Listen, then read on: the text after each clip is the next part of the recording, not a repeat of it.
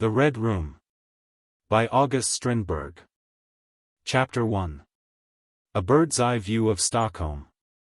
It was an evening in the beginning of May. The little garden on Moses Height, on the south side of the town, had not yet been thrown open to the public, and the flower beds were still unturned. The snowdrops had worked through the accumulations of last year's dead leaves, and were on the point of closing their short career and making room for the crocuses which had found shelter under a barren pear tree. The elder was waiting for a southerly wind before bursting into bloom, but the tightly closed buds of the lime still offered cover for lovemaking to the chaffinches, busily employed in building their lichen-covered nests between trunk and branch. No human foot had trod the gravel paths since last winter's snow had melted, and the free and easy life of beasts and flowers was left undisturbed. The sparrows industriously collected all manner of rubbish, and stowed it away under the tiles of the navigation school. They burdened themselves with scraps of the rocket cases of last autumn's fireworks, and picked the straw covers off the young trees. Transplanted from the nursery in the Deer Park only a year ago, nothing escaped them. They discovered shreds of muslin in the summer arbors. The splintered leg of a seat supplied them with tufts of hair left on the battlefield by dogs which had not been fighting there since Josephine's day. What a life it was! The sun was standing over the Liljeholm, throwing sheaves of rays towards the east. They pierced the columns of smoke of Bergsund, flashed across the Ridderfjord, climbed to the cross of the Ridderholms church, flung themselves on to the steep roof of the German church opposite, toyed with the bunting displayed by the boats on the pontoon bridge, sparkled in the windows of the chief custom house, illuminated the woods of the lighting island, and died away in a rosy cloud far away in the distance where the sea was. And from thence the wind came and travelled back by the same way, over Vaxholm, past the fortress, past the custom house and along the Sickla island, forcing its way in behind the Hasterholm, glancing at the summer resorts. Then out again and on to the hospital Daniken. There it took fright and dashed away in a headlong career along the southern shore, noticed the smell of coal, tar and fish oil, came dead against the city quay, rushed up to Moses Height, swept into the garden and buffeted against a wall. The wall was opened by a maidservant, who, at the very moment, was engaged in peeling off the paper pasted over the chinks of the double windows. A terrible smell of dripping, beer dregs, pine needles, and sawdust poured out and was carried away by the wind, while the maid stood breathing the fresh air through her nostrils. It plucked the cotton wool, strewn with barberry berries, tinsel and rose leaves, from the space between the windows and danced it along the paths, joined by sparrows and chaffinches who saw here the solution of the greater part of their housing problem. Meanwhile, the maid continued her work at the double windows. In a few minutes the door leading from the restaurant stood open, and a man, well but plainly dressed, stepped out into the garden. There was nothing striking about his face beyond a slight expression of care and worry which disappeared as soon as he had emerged from the stuffy room and caught sight of the wide horizon. He turned to the side from whence the wind came, opened his overcoat, and repeatedly drew a deep breath which seemed to relieve his heart and lungs. Then he began to stroll up and down the barrier which separated the garden from the cliffs in the direction of the sea. Far below him lay the noisy, reawakening town. The steam cranes whirred in the harbor, the iron bars rattled in the iron weighing machine, the whistles of the lock-keepers shrilled, the steamers at the pontoon bridge smoked. The omnibuses rumbled over the uneven paving stones. Noise and uproar in the fish market, sails and flags on the water outside. The screams of the seagulls, bugle calls from the dockyard, the turning out of the guard, the clattering of the wooden shoes of the workingmen, all this produced an impression of life and bustle, which seemed to rouse the young man's energy. His face assumed an expression of defiance, cheerfulness and resolution, and as he leaned over the barrier and looked at the town below, he seemed to be watching an enemy. His nostrils expanded, his eyes flashed, and he raised his clenched fist as if he were challenging or threatening the poor town. The bells of St. Catherine's chimed 7. The splenetic treble of St. Mary's seconded, the basses of the great church, and the German church joined in, and soon the air was vibrating with the sound made by the 7 bells of the town. Then one after the other relapsed into silence, until far away in the distance only the last one of them could be heard singing its peaceful evensong. It had a higher note, a purer tone and a quicker tempo than the others, yes, it had. He listened and wondered whence the sound came, for it seemed to stir up vague memories in him.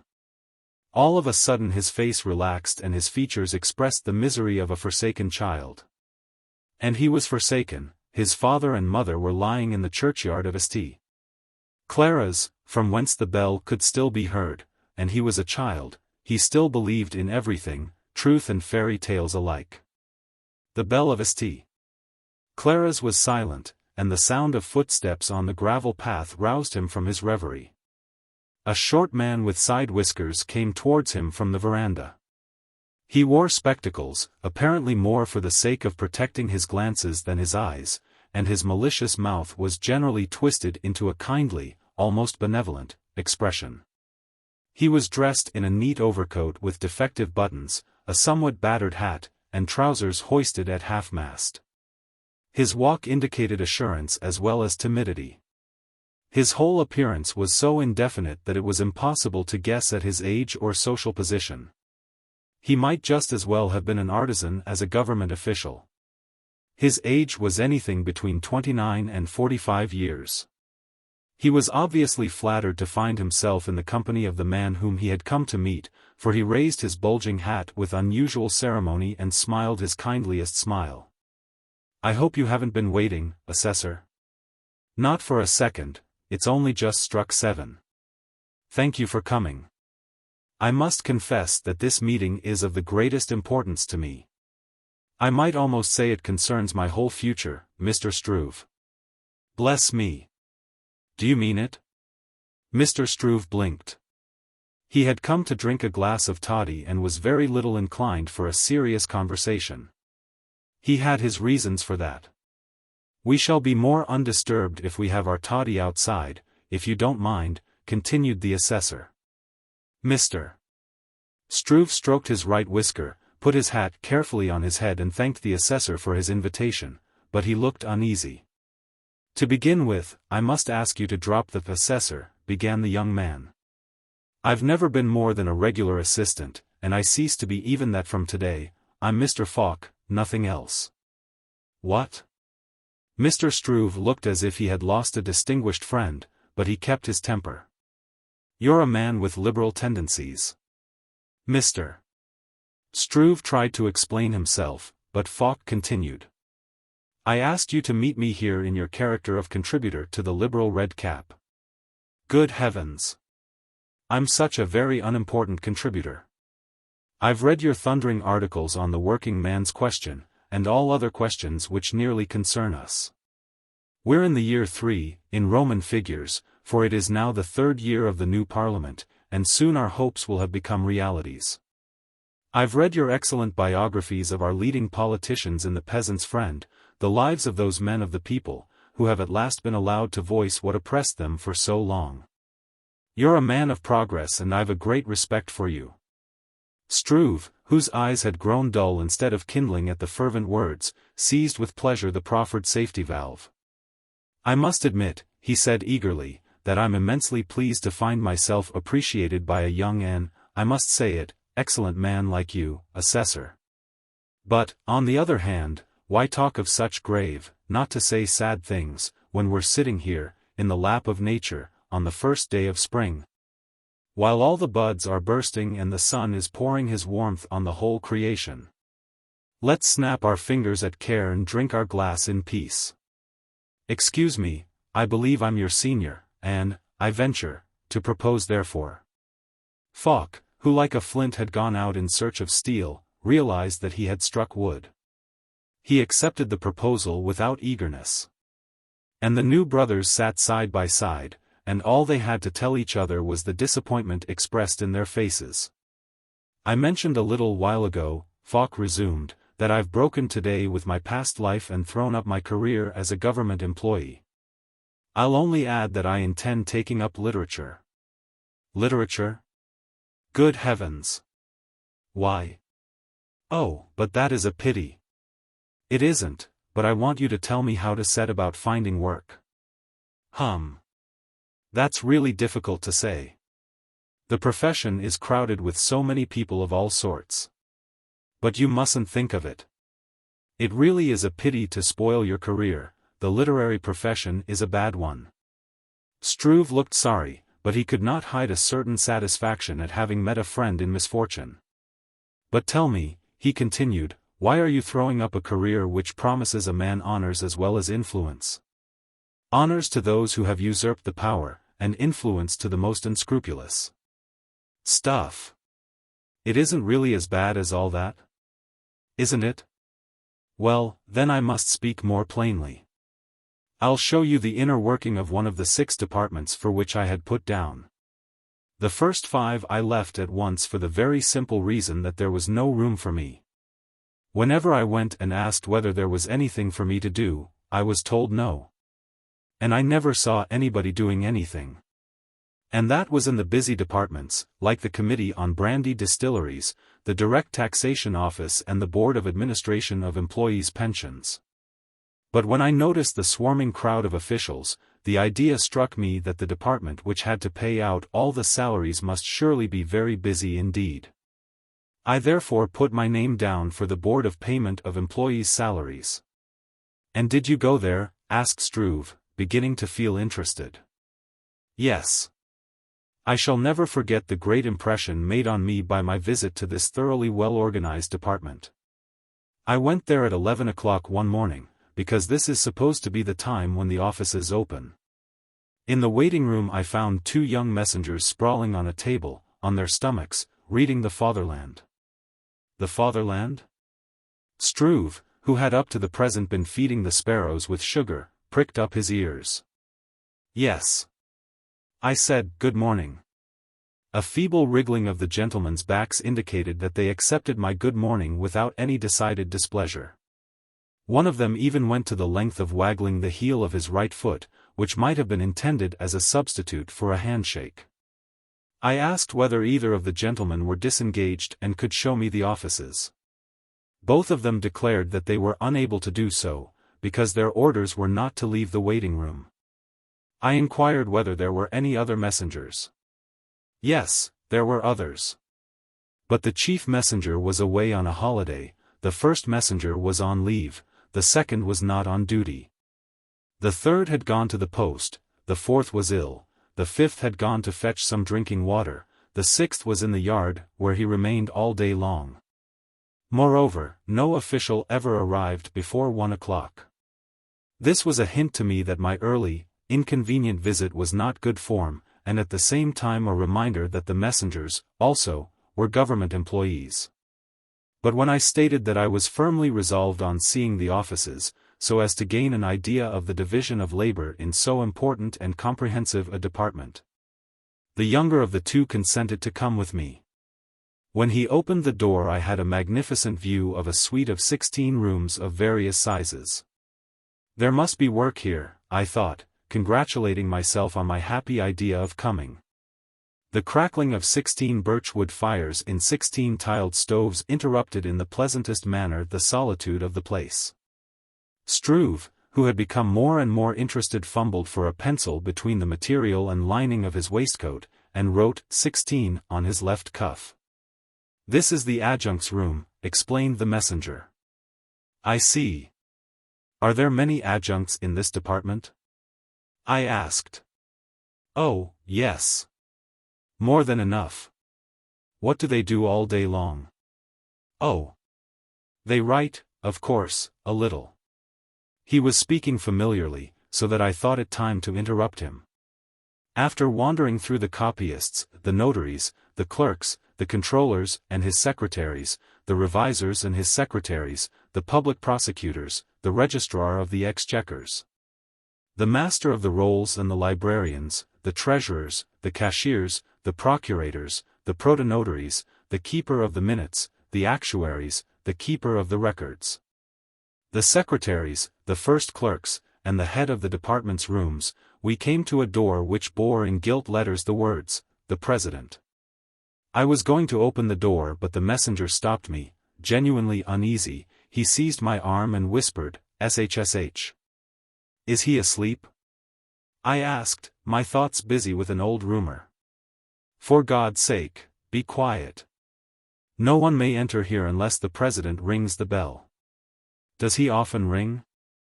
"No, I've never heard him ringing in my time, and I've been here 12 months. He was again inclined to be familiar, so I said no more. About noon the adjuncts began to arrive, and to my amazement I found in them nothing but old friends from the Committee on Brandy Distilleries and the Board of Administration of Employees' Pensions. My amazement grew when the registrar from the Inland Revenue Office strolled into the actuary's room, and made himself as comfortable in his easy chair as he used to do in the Inland Revenue Office. I took one of the young men aside and asked him whether it would not be advisable for me to call on the president. "SHSH," was his mysterious reply, while he took me into room number 8. Again this mysterious SHSH. The room which we had just entered was quite as dark as the rest of them, but it was much dirtier. The horsehair stuffing was bursting through the leather covering of the furniture, thick dust lay on the writing table. By the side of an inkstand, in which the ink had dried long ago, lay an unused stick of sealing wax with the former owner's name marked on it in Anglo-Saxon letters. In addition there was a pair of paper shears whose blades were held together by rust, a date rack which had not been turned since midsummer 5 years ago, a state directory 5 years old. A sheet of blotting paper with Julius Caesar, Julius Caesar, Julius Caesar written all over it, 100 times at least, alternating with as many Father Noahs. "This is the office of the Master of the Rolls, we shall be undisturbed here," said my friend. "Doesn't the Master of the Rolls come here, then?" I asked. "He hasn't been here these 5 years, and now he's ashamed to turn up." "But who does his work?" "The librarian." "But what is his work in a department like the Board of Payment of Employees' Salaries?" "The messengers sort the receipts, chronologically and alphabetically, and send them to the bookbinders. The librarian supervises their being placed on shelves specially adapted for the purpose." The conversation now seemed to amuse Struve. He scribbled a word every now and then on his cuff, and as Falk paused he thought it incumbent on him to ask an important question. "But how did the Master of the Rolls get his salary?" "It was sent to his private address." "Wasn't that simple enough?" "However, my young friend advised me to present myself to the actuary and ask him to introduce me to the other employees who were now dropping in to poke the fires in their tiled stoves and enjoy the last glimmer of the glowing wood. My friend told me that the actuary was an influential and good-natured individual, very susceptible to little courtesies. I, who had come across him in his character as Registrar of the Exchequer, had formed a different opinion of him, but believing that my friend knew better, I went to see him. The redoubtable actuary sat in a capacious easy-chair with his feet on a reindeer skin. He was engaged in seasoning a real meerschaum pipe, sewn up in soft leather. So as not to appear idle, he was glancing at yesterday's Post, acquainting himself in this way with the wishes of the government. My entrance seemed to annoy him. He pushed his spectacles onto his bald head, hiding his right eye behind the edge of the newspaper. He shot a conical bullet at me with the left. I proffered my request. He took the mouthpiece of his meerschaum into his right hand and examined it to find out how far he had colored it. The dreadful silence which followed confirmed my apprehensions. He cleared his throat, there was a loud, hissing noise in the heap of glowing coal. Then he remembered the newspaper and continued his perusal of it. I judged it wise to repeat my request in a different form. He lost his temper. "What the devil do you want? What are you doing in my room? Can't I have peace in my own quarters?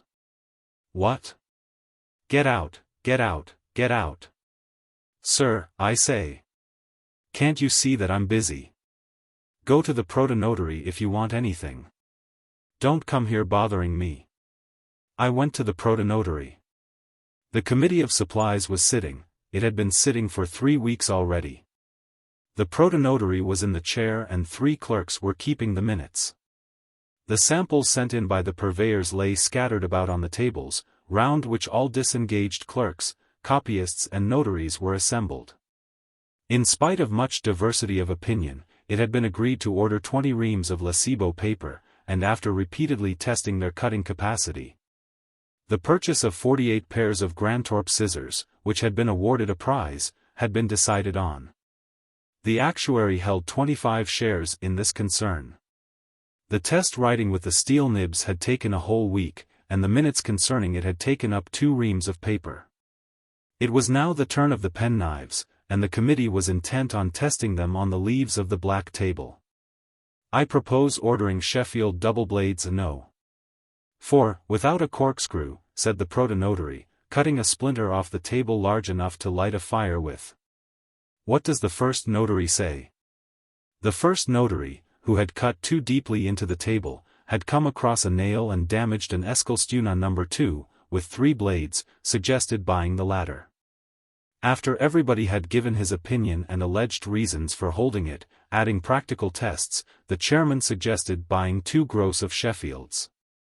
But the first notary protested, and delivered a long speech, which was taken down on record, copied out twice, registered, sorted, alphabetically and chronologically, bound and placed by the messenger, under the librarian's supervision, on a specially adapted shelf. This protest displayed a warm, patriotic feeling. Its principal object was the demonstration of the necessity of encouraging home industries. But this being equivalent to a charge brought against the government, seeing that it was brought against one of its employees, the protonotary felt it his duty to meet it. He started with a historical digression on the origin of the discount on manufactured goods. At the word discount all the adjuncts pricked up their ears, touched on the economic developments of the country during the last 20 years. And went into such minute details that the clock on the Ritterholms church struck 2 before he had arrived at his subject. At the fatal stroke of the clock the whole assembly rushed from their places as if a fire had broken out. When I asked a colleague what it all meant, the old notary, who had heard my question, replied, "The primary duty of a government employee is punctuality, sir." At 2 minutes past 2 not a soul was left in one of the rooms. "We shall have a hot day tomorrow," whispered a colleague, as we went downstairs. "What in the name of fortune is going to happen?" I asked uneasily. "Lead pencils," he replied. There were hot days in store for us. Sealing wax, envelopes, paper knives, blotting paper, string. Still, it might all be allowed to pass, for everyone was occupied. But a day came when there was nothing to do. I took my courage in my hands and asked for work. I was given 7 reams of paper for making fair copies at home, a feat by which I should deserve well of my country. I did my work in a very short time, but instead of receiving appreciation and encouragement, I was treated with suspicion. Industrious people were not in favor. Since then I've had no work. I'll spare you the tedious recital of a year's humiliations, the countless taunts, the endless bitterness. Everything which appeared small and ridiculous to me was treated with grave solemnity, and everything which I considered great and praiseworthy was scoffed at. The people were called the mob, and their only use was to be shot at by the army if occasion should arise. The new form of government was openly reviled and the peasants were called traitors. 1. I had to listen to this sort of thing for 7 months. They began to suspect me because I didn't join in their laughter, and challenged me. Next time the opposition dogs were attacked, I exploded and made a speech, the result of which was that they knew where I stood, and that I was henceforth impossible. And now I shall do what so many other shipwrecks have done, I shall throw myself into the arms of literature. Struve, who seemed dissatisfied with the truncated ending, put the pencil back, sipped his toddy and looked absent-minded. Nevertheless, he thought he ought to say something. "My dear fellow," he remarked at last, "you haven't yet learned the art of living. You will find out how difficult it is to earn bread and butter, and how it gradually becomes the main interest. One works to eat and eats to be able to work. Believe me, who have wife and child, that I know what I'm talking about. You must cut your coat according to your cloth, you see, according to your cloth. And you've no idea what the position of a writer is. He stands outside society. His punishment for aspiring to stand above it.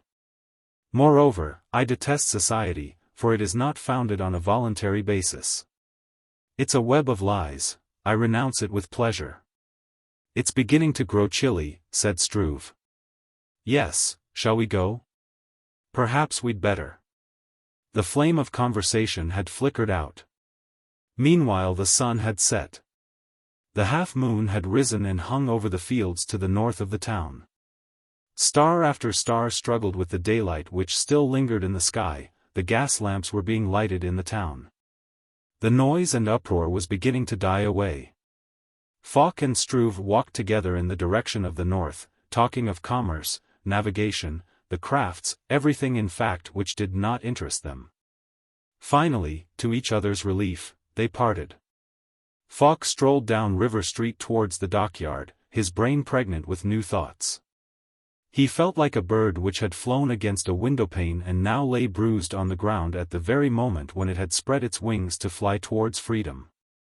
He sat down on a seat, listening to the splashing of the waves. A light breeze had sprung up and rustled through the flowering maple trees, and the faint light of the half-moon shone on the black water. 20-30 boats lay moored on the quay. They tore at their chains for a moment, raised their heads, one after the other, and dived down again. Underneath the water, wind and wave seemed to drive them onward. They made little runs towards the bridge like a pack of hounds, but the chain held them in leash and left them kicking and stamping, as if they were eager to break loose. He remained in his seat till midnight. The wind fell asleep, the waves went to rest, the fettered boats ceased tugging at their chains. The maples stopped rustling, and the dew was beginning to fall. Then he rose and strolled home, dreaming, to his lonely attic in the northeastern part of the town. That is what young Falk did. But old Struve, who on the same day had become a member of the staff of the Grey Bonnet, because the Red Cap had sacked him, went home and wrote an article for the notorious People's Flag. On the Board of Payment of Employees' Salaries, for columns at 5 crowns a column. How do you find this book? Any thoughts about the book or the author? Any suggestion for improvement? Please take a moment to share your thoughts in a comment. If you like it, share it with your friends who might enjoy it as well. Subscribe to keep in touch. Visit CompleteAudiobooks.com for more quality content. Chapter 2. Between Brothers.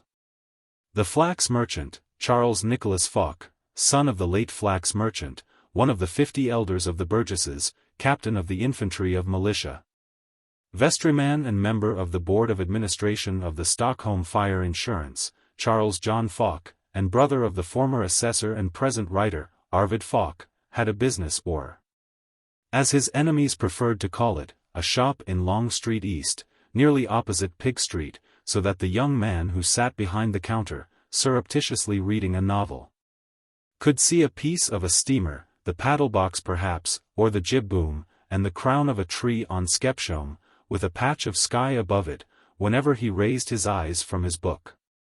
The shop assistant, who answered to the not unusual name of Anderson, and he had learnt to answer to it, had just, it was early in the morning, opened the shop. Hung up outside the door a flax tress, a fish and an eel basket, a bundle of fishing rods, and a crawl of unstripped quills. This done, he had swept the shop, strewn the floor with sawdust, and sat down behind the counter. He had converted an empty candlebox into a kind of mousetrap, which he set with a hooked stick. Immediately on the appearance of his principal, or any of the latter's friends, the novel on which Anderson was intent dropped into the box. He did not seem afraid of customers. For one thing it was early in the morning, and for another he was not used to very many customers. The business had been established in the days of the late King Frederick. Charles Nicholas Falk had inherited this statement from his father, to whom it had descended from his grandfather. It had flourished and earned a good deal of money until a few years ago.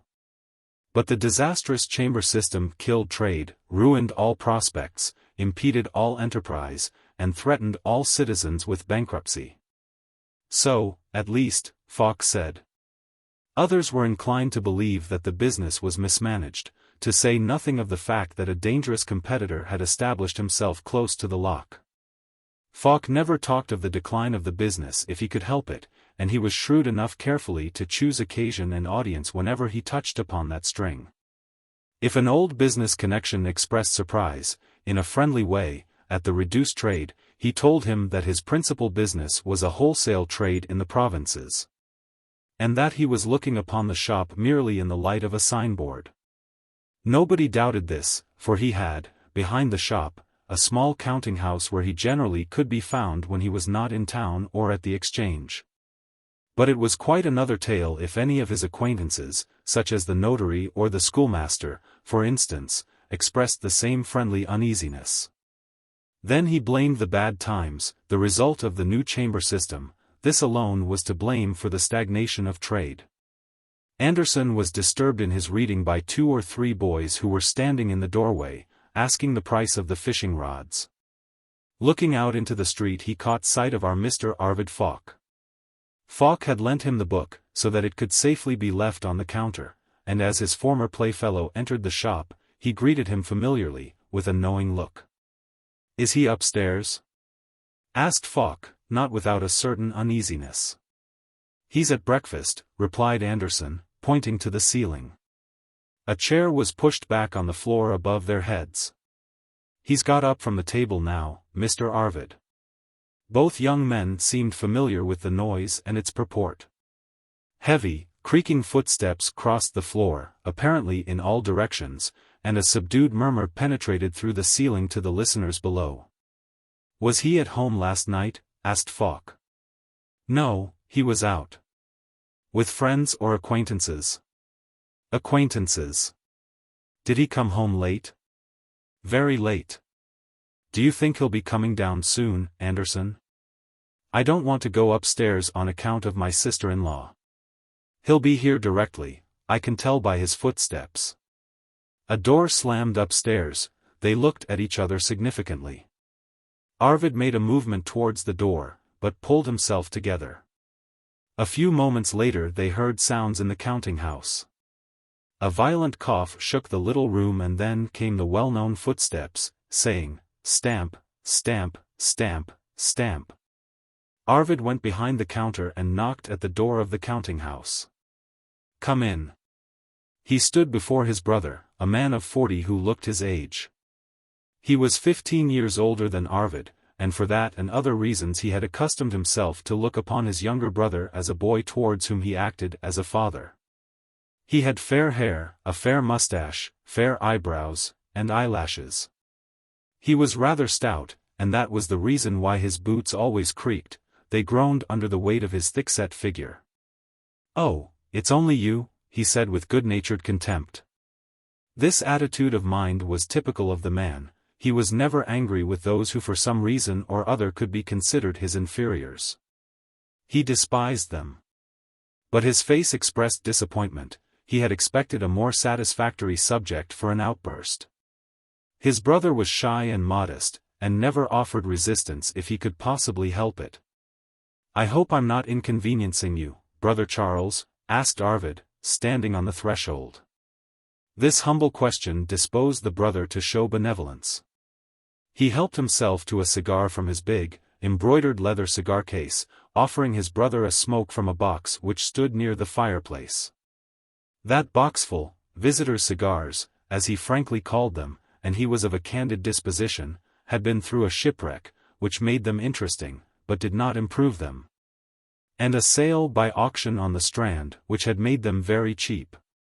"Well, what is it you want?"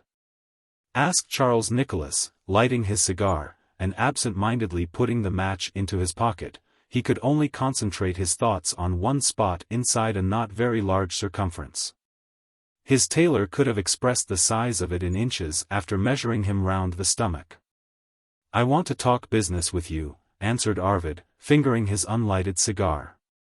"Sit down," commanded the brother. It was customary with him to ask people to sit down whenever he intended to take them to task. He had them under him, then, and it was more easy to crush them, if necessary. "Business? Are we doing business together?" he began. "I don't know anything about it." Are you doing business? Are you? I only meant to say that I should like to know whether there's anything more coming to me. What, may I ask? Do you mean money? Said Charles Nicholas, jestingly, allowing his brother to enjoy the scent of his good cigar. As the reply, which he did not want, was not forthcoming, he went on. Coming to you? Haven't you received everything due to you? Haven't you yourself receipted the account for the Court of Wards? Haven't I kept and clothed you since, to be strictly correct, haven't I made you a loan, according to your own wish, to be paid back when you are able to do so? I've put it all down, in readiness for the day when you will be earning your livelihood, a thing which you've not done yet. I'm going to do it now, and that's why I'm here.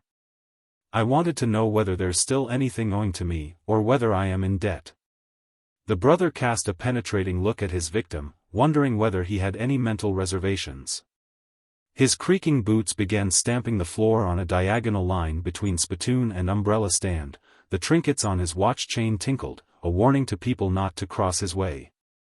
The smoke of his cigar rose and lay in long, ominous clouds, portentous of a thunderstorm, between tiled stove and door. He paced up and down the room furiously, his head bowed, his shoulders rounded, as if he were rehearsing a part.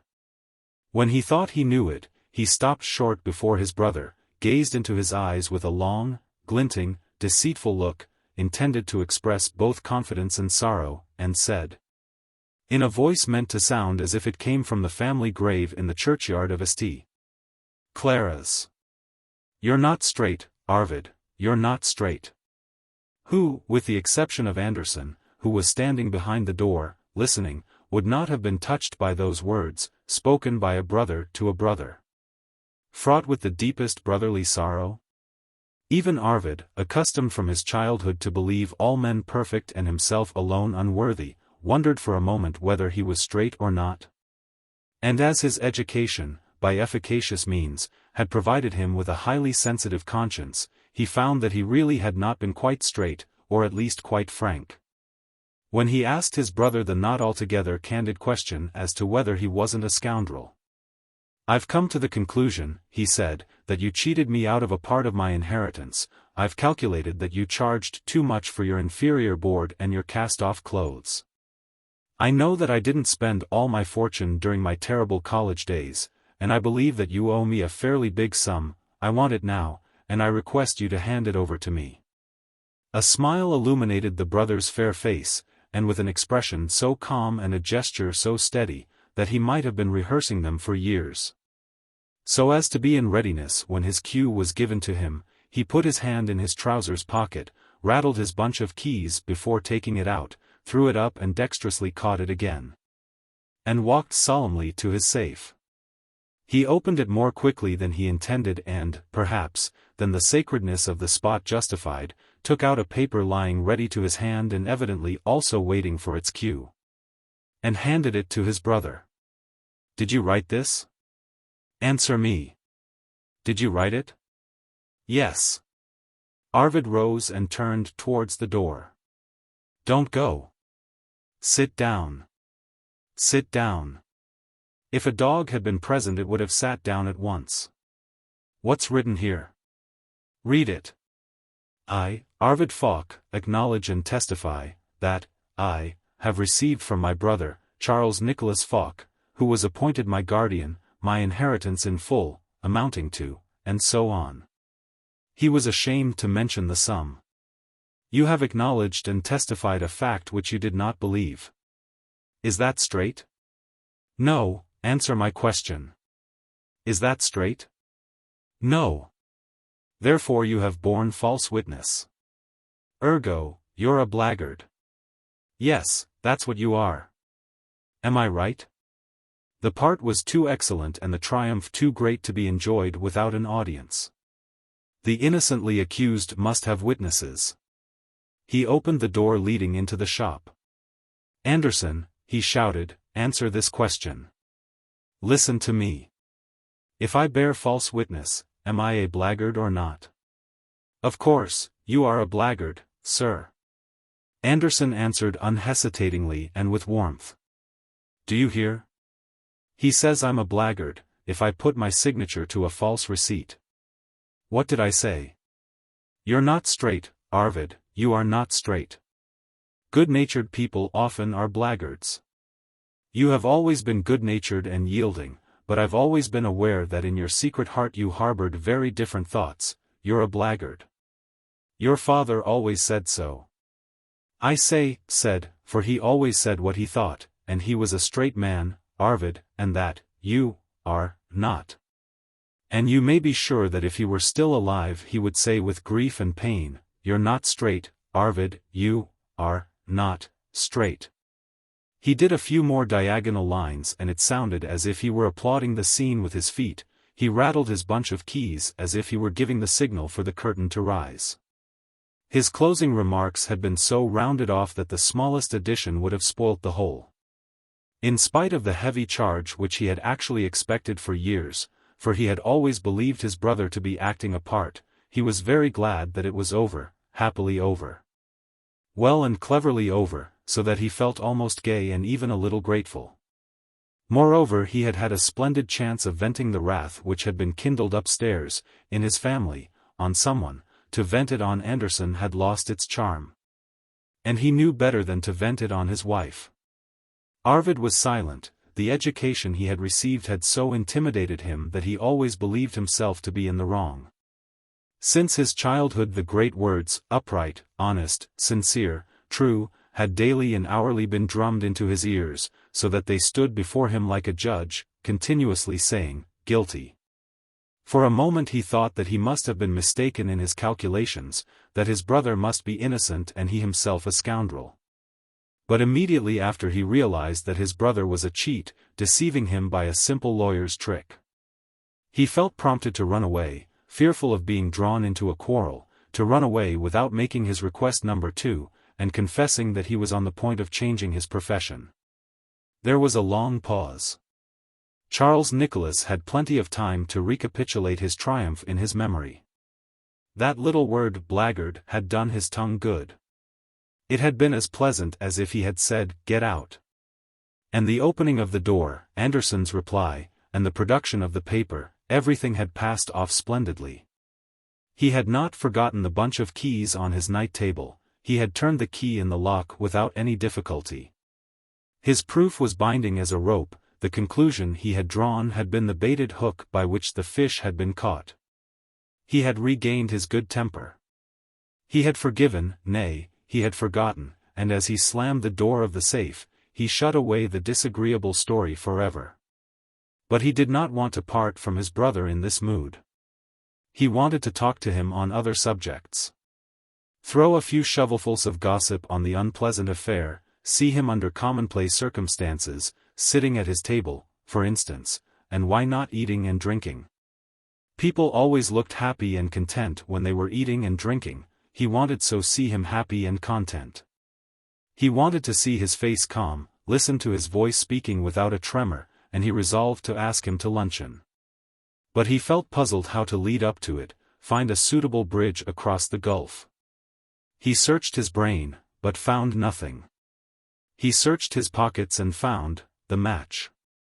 Hang it all, you've never lit your cigar, old boy, he exclaimed with genuine, not feigned, warmth.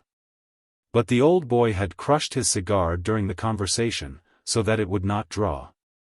Look here. Take another, and he pulled out his big leather case. Here. Take one of these. They are good ones. Arvid, who, unfortunately, could not bear to hurt anybody's feelings, accepted it gratefully, like a hand offered in reconciliation. Now, old boy, continued Charles Nicholas, talking lightly and pleasantly, an accomplishment at which he was an expert. Let's go to the nearest restaurant and have lunch. Come along. Arvid, unused to friendliness, was so touched by these advances that he hastily pressed his brother's hand and hurried away through the shop without taking any notice of Anderson. And out into the street. The brother felt embarrassed, he could not understand it. To run away when he had been asked to lunch. To run away when he was not in the least angry with him. To run away. No dog would have run away if a piece of meat had been thrown to him. "He's a queer chap," he muttered, stamping the floor. Then he went to his desk, screwed up the seat of his chair as high as it would go and climbed up. From this raised position he was in the habit of contemplating men and circumstances as from a higher point of view, and he found them small. Yet not so small that he could not use them for his purposes. Chapter 3. The Artists' Colony. It was between 8 and 9 o'clock on the same beautiful May morning. Arvid Falk, after the scene with his brother, was strolling through the streets, dissatisfied with himself, his brother, and the whole world. He would have preferred to see the sky overcast, to be in bad company. He did not believe that he was a blackguard, but he was disappointed with the part he had played. He was accustomed to be severe on himself, and it had always been drummed into him that his brother was a kind of stepfather to whom he owed great respect, not to say reverence. But he was worried and depressed by other thoughts as well. He had neither money nor prospect of work. The last contingency was, perhaps, the worse of the two, for to him, with his exuberant imagination, idleness was a dangerous enemy. Brooding over these disagreeable facts, he had reached Little Garden Street. He sauntered along, on the left pavement, past the Dramatic Theatre, and soon reached High Street North. He walked on aimlessly, the pavement became uneven, wooden cottages took the place of the stone houses. Badly dressed men and women were throwing suspicious glances at the well-dressed stranger who was visiting their quarter at such an early hour. Famished dogs growled threateningly at him. He hastened past groups of gunners, laborers, brewers' men, laundresses, and apprentices, and finally came to Great Hop Garden Street. He entered the hop garden. The cows belonging to the Inspector General of Ordnance were grazing in the fields, the old, bare apple trees were making the first efforts to put forth buds. But the lime trees were already in leaf and squirrels were playing up and down the branches. He passed the merry-go-round and came to the avenue leading to the theatre. Here he met some truant schoolboys engaged in a game of buttons. A little further a painter's apprentice was lying in the grass on his back staring at the clouds through the dome of foliage. He was whistling carelessly, indifferent to the fact that master and men were waiting for him, while flies and other insects drowned themselves in his paint-pots. Falk had walked to the top of the hill and had come to the duck pond. He stood still for a while, studying the metamorphoses of the frogs, watching the leeches, catching a water spider. Then he began to throw stones. The exercise brought his blood into circulation, he felt rejuvenated, a schoolboy playing truant, free, defiantly free. It was freedom bought by great self-sacrifice. The thought of being able to commune with nature freely and at will, made him glad. He understood nature better than men who had only ill-treated and slandered him. His unrest disappeared. He rose and continued his way further into the country. Walking through the cross, he came into Hop Garden Street North. Some of the boards were missing in the fence facing him, and there was a very plainly marked footpath on the other side. He crept through the hole, disturbing an old woman who was gathering nettles, crossed the large tobacco field where a colony of villas has now sprung up, and found himself at the gate of Lillians. There was no doubt of its being spring in the little settlement, consisting of 3 cottages snugly nestling among elders and apple trees, and sheltered from the north wind by the pine wood on the other side of the high road. The visitor was regaled with a perfect little idyll. A cock, perched on the shafts of a water-cart, was basking in the sun and catching flies. The bees hung in a cloud round the beehives, the gardener was kneeling by the hotbeds, sorting radishes. The warblers and brantails were singing in the gooseberry bushes, while lightly clad children chased the fowls bent on examining the germinative capacity of various newly sown seeds. A brilliant blue sky spanned the scene and the dark forest framed the background. 2 men were sitting close to the hotbeds, in the shelter of the fence. One of them, wearing a tall, black hat and a threadbare, black suit, had a long, narrow, pale face, and looked like a clergyman. With his stout but deformed body, drooping eyelids, and Mongolian mustache, the other one belonged to the type of civilized peasant. He was very badly dressed and might have been many things, a vagabond, an artisan, or an artist. He looked seedy, but seedy in an original way. The lean man, who obviously felt chilly, although he sat right in the sun, was reading to his friend from a book. The latter looked as though he had tried all the climates of the earth and was able to stand them all equally well. As Falk entered the garden gate from the high road, he could distinctly hear the reader's words through the fence, and he thought it no breach of confidence to stand still for a while and listen. The lean man was reading in a dry, monotonous voice, a voice without resonance. And his stout friend every now and then acknowledged his appreciation by a snort which changed occasionally into a grunt and became a splutter whenever the words of wisdom to which he was listening surpassed ordinary human understanding. The highest principles are, as already stated, 3, 1, absolutely unconditioned, and 2, relatively unconditioned ones. Pro primo, the absolutely first, purely unconditioned principle, would express the action underlying all consciousness and without which consciousness cannot exist. This principle is the identity A. It endures and cannot be disposed of by thought when all empirical definitions of consciousness are prescinded. It is the original fact of consciousness and must therefore, of necessity, be acknowledged. Moreover, it is not conditioned like every other empirical fact, but as consequence and substance of a voluntary act entirely unconditioned. Do you follow, all? Asked the reader, interrupting himself. It's amazing. It is not conditioned like every other empirical fact. Oh! What a man! Go on. Go on. If it is maintained, continued the reader, that this proposition without any further proof be true. Oh! I say. What a rascal. Without any further proof be true, repeated the grateful listener, bent on dissipating all suspicion that he had not grasped what had been read, without any further reason. How subtle. How subtle of him to say that instead of simply saying, without any reason. Am I to continue? Or do you intend to go on interrupting me? Asked the offended reader. I won't interrupt again. Go on. Go on. Well, now he draws the conclusion, really excellent, if one ascribes to oneself the ability to state a proposition. All snorted.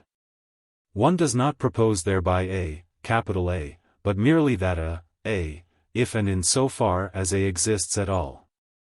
It is not a question of the essence of an assertion but only of its form. The proposition A is therefore conditioned, hypothetically, as far as its essence is concerned, and unconditioned only as far as its form goes. Have you noticed the capital A? Falk had heard enough. This was the terribly profound philosophy of UPS, which had strayed to Stockholm to conquer and subdue the coarse instincts of the capital. He looked at the fowls to see whether they had not tumbled off their roosts. At the parsley whether it had not stopped growing while made to listen to the profoundest wisdom ever proclaimed by human voice at Lilliance. He was surprised to find that the sky had not fallen after witnessing such a feat of mental strength. At the same time his base human nature clamored for attention, his throat was parched, and he decided to ask for a glass of water at one of the cottages. Turning back he strolled towards the hut on the right-hand side of the road, coming from town. The door leading into a large room, once a bakery, from an entrance hall the size of a traveling trunk, stood open. The room contained a bed sofa, a broken chair, an easel, and 2 men. One of them, wearing only a shirt and a pair of trousers kept up by a leather belt, was standing before the easel. He looked like a journeyman, but he was an artist making a sketch for an altarpiece. The other man was a youth with clear-cut features and, considering his environment, well-made clothes. He had taken off his coat, turned back his shirt and was serving as the artist's model. His handsome, noble face showed traces of a night of dissipation, and every now and then he dozed, each time reprimanded by the master who seemed to have taken him under his protection. As Falk was entering the room he heard the burden of one of these reprimands. That you should make such a hog of yourself and spend the night drinking with that loafer Sellen. And now be standing here wasting your time instead of being at the commercial school. The right shoulder a little higher, please, that's better. Is it true that you've spent all the money for your rent and daren't go home? Have you nothing left? Not 1 farthing? I still have some, but it won't go far. The young man pulled a scrap of paper out of his trousers pocket, and straightening it out, produced 2 notes for a crown each. Give them to me, I'll take care of them for you, exclaimed the master, seizing them with fatherly solicitude.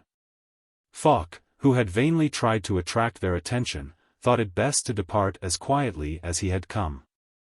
Once more passing the manure heap and the 2 philosophers, he turned to the left. He had not gone far when he caught sight of a young man who had put up his easel at the edge of a little bog planted with alder trees, close to the wood. He had a graceful, slight, almost elegant figure, and a thin, dark face. He seemed to scintillate life as he stood before his easel, working at a fine picture. He had taken off his coat and hat and appeared to be in excellent health and spirits, alternately talking to himself and whistling or humming snatches of song. When Falk was near enough to have him in profile, he turned round. Sellen. Good morning, old chap. Falk. Fancy meeting you out here in the wood. What the deuce does it mean? Oughtn't you to be at your office at this time of day? No. But are you living out here? Yes, I came here on the 1st of April with some pals. Found life in town too expensive, and, moreover, landlords are so particular. A sly smile played about one of the corners of his mouth and his brown eyes flashed. I see, Falk began again.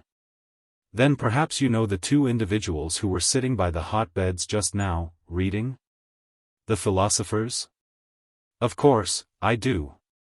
The tall one is an assistant at the public sales office at a salary of 80 crowns per annum, and the short one, Olle Montanus, ought to be at home at his sculpture, but since he and Ygberg have taken up philosophy, he has left off working and is fast going downhill.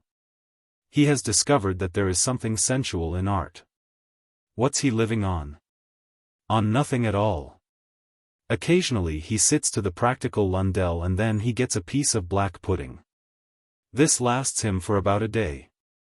In the winter Lundell lets him lie on his floor, he helps to warm the room, he says, and wood is very dear, it was very cold here in April. How can he be a model? He looks such a God-help-me sort of chap. He poses for one of the thieves in Lundell's Descent from the Cross, the one whose bones are already broken, the poor devil suffering from hip disease.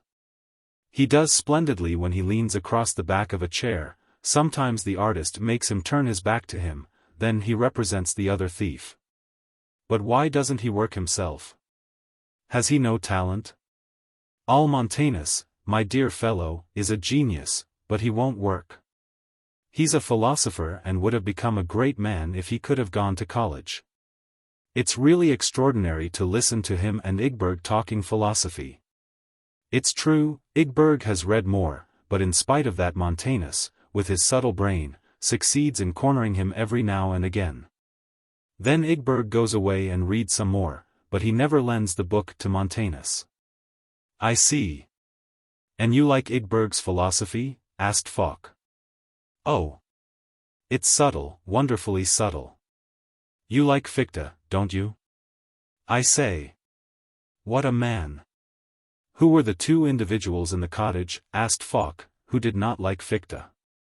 Oh. You saw them too? One of them was the practical Lundell, a painter of figures, or rather, sacred subjects, the other one was my friend Rehnhjelm. He pronounced the last few words with the utmost indifference, so as to heighten their effect as much as possible. Rehnhjelm? Yes, a very nice fellow. He was acting as Lundell's model. Was he? That's like Lundell. He knows how to make use of people, he is extraordinarily practical. But come along, let's worry him, it's the only fun I have out here. Then, perhaps, you'll hear Montanus speaking, and that's really worthwhile. Less for the sake of hearing Montanus speaking than for the sake of obtaining a glass of water, Falk followed Sellen, helping him to carry easel and paintbox. The scene in the cottage was slightly changed, the model was now sitting on the broken chair, and Montanus and Ygberg on the bed sofa. Lundell was standing at his easel, smoking. His seedy friends watched him and his old, snoring cherry-wood pipe. The very presence of a pipe and tobacco raised their spirits. Falk was introduced and immediately Lundell monopolized him, asking him for his opinion of the picture he was painting. It was a Rubens, at least as far as the subject went, though anything but a Rubens in color and drawing.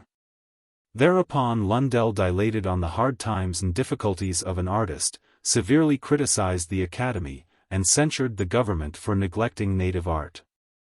He was engaged in sketching an altarpiece, although he was convinced that it would be refused, for nobody could succeed without intrigues and connections. And he scrutinized Falk's clothes, wondering whether he might be a useful connection. Falk's appearance had produced a different effect on the two philosophers. They scented a man of letters in him, and hated him because he might rob them of the reputation they enjoyed in the small circle. They exchanged significant glances, immediately understood by Sellen, who found it impossible to resist the temptation of showing off his friends in their glory, and, if possible, bring about an encounter. He soon found an apple of discord, aimed, threw, and hit. "What do you say to Lundell's picture, Ygberg?" Ygberg, not expecting to be called upon to speak so soon, had to consider his answer for a few seconds. Then he made his reply, raising his voice, while all rubbed his back to make him hold himself straight. A work of art may, in my opinion, be divided into two categories, subject and form. With regard to the subject in this work of art there is no denying that it is profound and universally human. The motive, properly speaking, is in itself fertile, and contains all the potentialities of artistic work.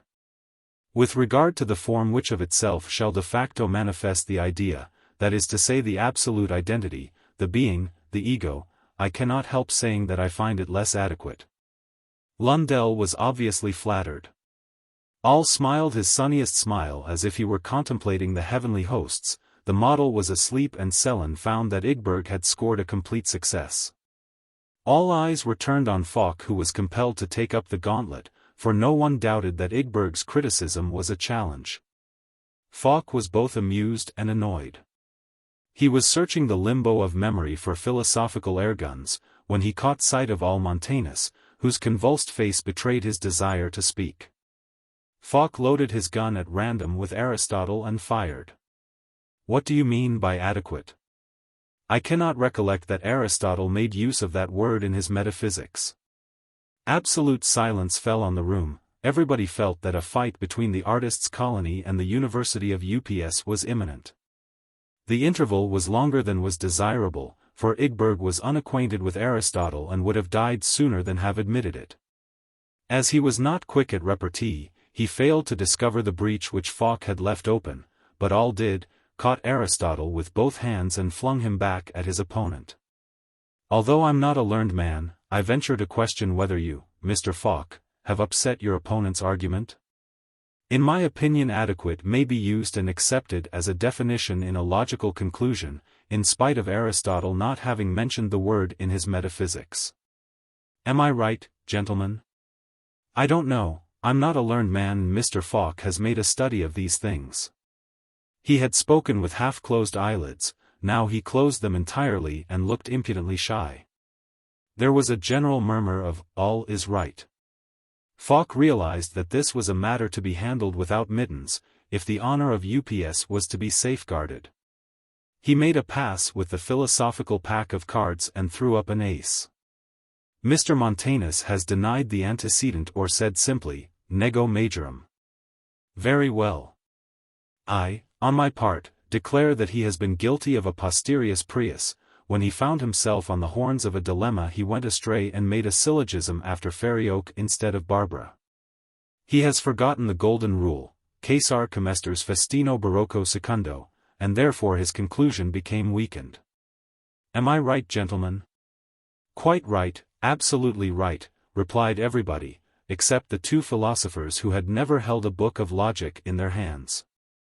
Ygberg looked as if he had bitten on a nail, and all grinned as if a handful of snuff had been thrown into his eyes, but his native shrewdness had discovered the tactical method of his opponent. He resolved not to stick to the point, but to talk of something else.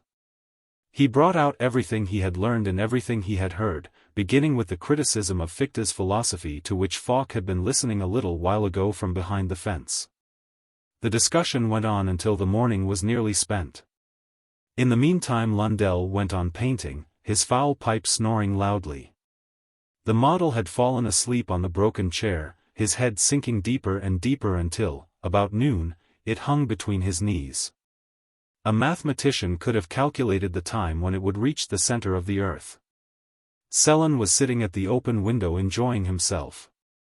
But poor Falk, who had been under the impression that this terrible philosophy was a thing of the past, was compelled to continue throwing fistfuls of philosophic snuff into the eyes of his antagonists. The torture would never have come to an end if the model center of gravity had not gradually shifted to one of the most delicate parts of the chair. It gave way and the Baron fell on the floor. Lundell seized the opportunity to inveigh against the vice of drunkenness and its miserable consequences for the victim as well as for others. By others he meant, of course, himself. Falk, anxious to come to the assistance of the embarrassed youth, eagerly asked a question bound to be of general interest. "Where are the gentlemen going to dine?" The room grew silent, so silent that the buzzing of the flies was plainly audible. Falk was quite unconscious of the fact that he had stepped on 5 corns at one and the same moment. It was Lundell who broke the silence. He and Rehnhjelm were going to dine at the Saucepan, their usual restaurant, for they had credit there.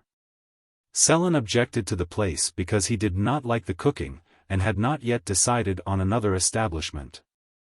He looked at the model with an anxious, inquiring glance. Ygberg and Montanus were too busy and not going to cut up their working day by dressing and going up to town. They were going to get something out here, but they did not say what. A general dressing began, principally consisting of a wash at the old garden pump. Sellen, who was a dandy, had hidden a parcel wrapped in a newspaper underneath the bed sofa, from which he produced collar, cuffs and shirt front, made of paper. He knelt for a long time before the pump, gazing into the trough, while he put on a brownish-green tie, a present from a lady, and arranged his hair in a particular style. When he had rubbed his shoes with a bur leaf, brushed his hat with his coat sleeve, put a grape hyacinth in his buttonhole and seized his cinnamon cane, he was ready to go. To his question whether Rehnhjelm would be ready soon, Lundell replied that he would be hours yet, as he required his assistance in drawing. Lundell always devoted the time from 12 to 2 to drawing. Rehnhjelm submitted and obeyed, although he found it hard to part with Sellen, of whom he was fond, and stay with Lundell whom he disliked. "We shall meet tonight at the Red Room," said Sellen, comforting him, and all agreed, even the philosophers and the moral Lundell. On their way to town Sellen initiated his friend Falk into some of the secrets of the colonists. As for himself, he had broken with the academy, because his views on art differed from theirs.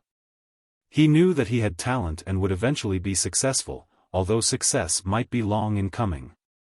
It was, of course, frightfully difficult to make a name without the royal medal. There were also natural obstacles in his way. He was a native of the barren coast of Halland and loved grandeur and simplicity, but critics and public demanded detail and trifles. Therefore his pictures did not sell. He could have painted what everybody else painted, but he scorned to do so. Lundell, on the other hand, was a practical man. Sellen always pronounced the word practical with a certain contempt. He painted to please the public. He never suffered from indisposition.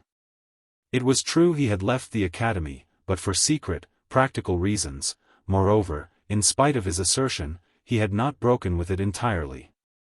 He made a good income out of his illustrations for magazines and, although he had little talent, he was bound to make his fortune some day, not only because of the number of his connections, but also because of his intrigues. It was Montanus who had put him up to those. He was the originator of more than one plan which Lundell had successfully carried out. Montanus was a genius, although he was terribly unpractical. Rehnhjelm was a native of Norrland. His father had been a wealthy man. He had owned a large estate which was now the property of his former inspector. The old aristocrat was comparatively poor. He hoped that his son would learn a lesson from the past, take an inspector's post and eventually restore the family to its former position by the acquisition of a new estate. Buoyed up with this hope, he had sent him to the commercial school to study agricultural bookkeeping, an accomplishment which the youth detested. He was a good fellow but a little weak, and allowing himself to be influenced by Lundell, who did not scorn to take the fee for his preaching and patronage in Natura. In the meantime Lundell and the Baron had started work. The Baron was drawing, while the master lay on the sofa, supervising the work, in other words, smoking. "If you'll put your back into your work, you shall come to dinner with me at the Brass Button," promised Lundell, feeling rich with the 2 crowns which he had saved from destruction. Ygberg and Montanus had sauntered up the wooded eminence, intending to sleep away the dinner hour. All beamed after his victories, but Ygberg was depressed. His pupil had surpassed him. Moreover, his feet were cold and he was unusually hungry, for the eager discussion of dinner had awakened in him slumbering feelings successfully suppressed for the last 12 months. They threw themselves under a pine tree. Ygberg hid the precious, carefully wrapped-up book, which he always refused to lend to Olle, under his head, and stretched himself full length on the ground. He looked deadly pale, cold and calm like a corpse which has abandoned all hope of resurrection. He watched some little birds above his head picking at the pine seed and letting the husks fall down on him. He watched a cow, the picture of robust health, grazing among the alders. He saw the smoke rising from the gardener's kitchen chimney. "Are you hungry, Olle?" he asked in a feeble voice. "No," replied Olle, casting covetous looks at the wonderful book. "Oh. To be a cow," sighed Ygberg, crossing his hands on his chest and giving himself up to all merciful sleep.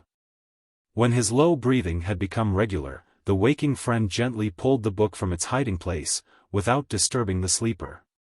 Then he turned over and lying on his stomach he began to devour the precious contents, forgetting all about the saucepan and the brass button. Chapter 4. Master and Dogs. 2 or 3 days had passed. Mrs.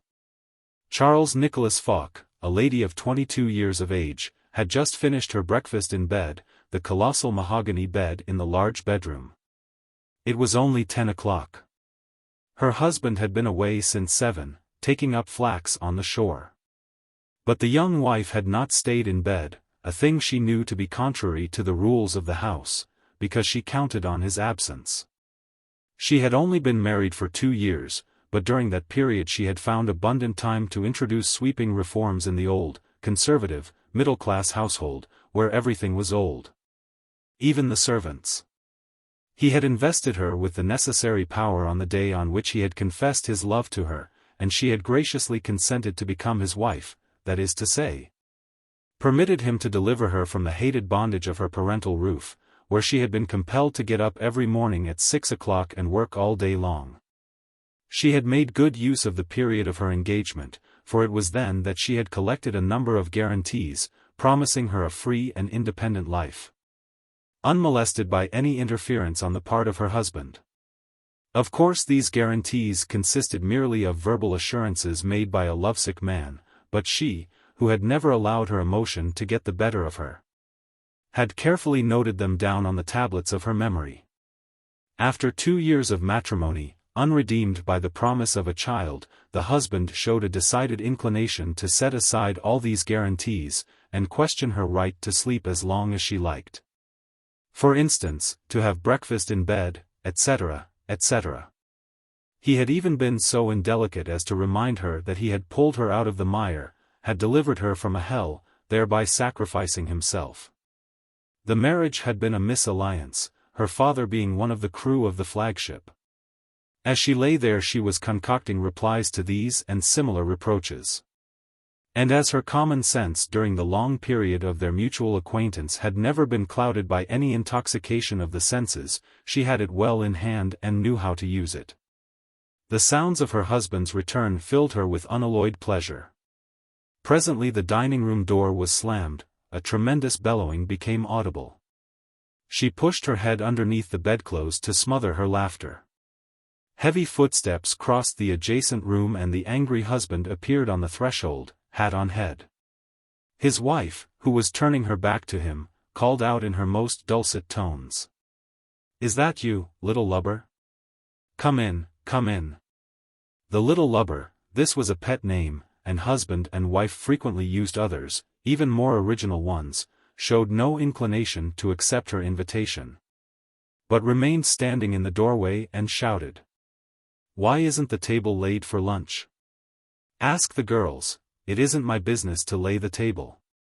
But it's customary to take off one's hat on coming into a room, sir. What have you done with my cap? Burnt it. It was so greasy, you ought to have been ashamed to wear it. You burnt it? We'll talk about that later on.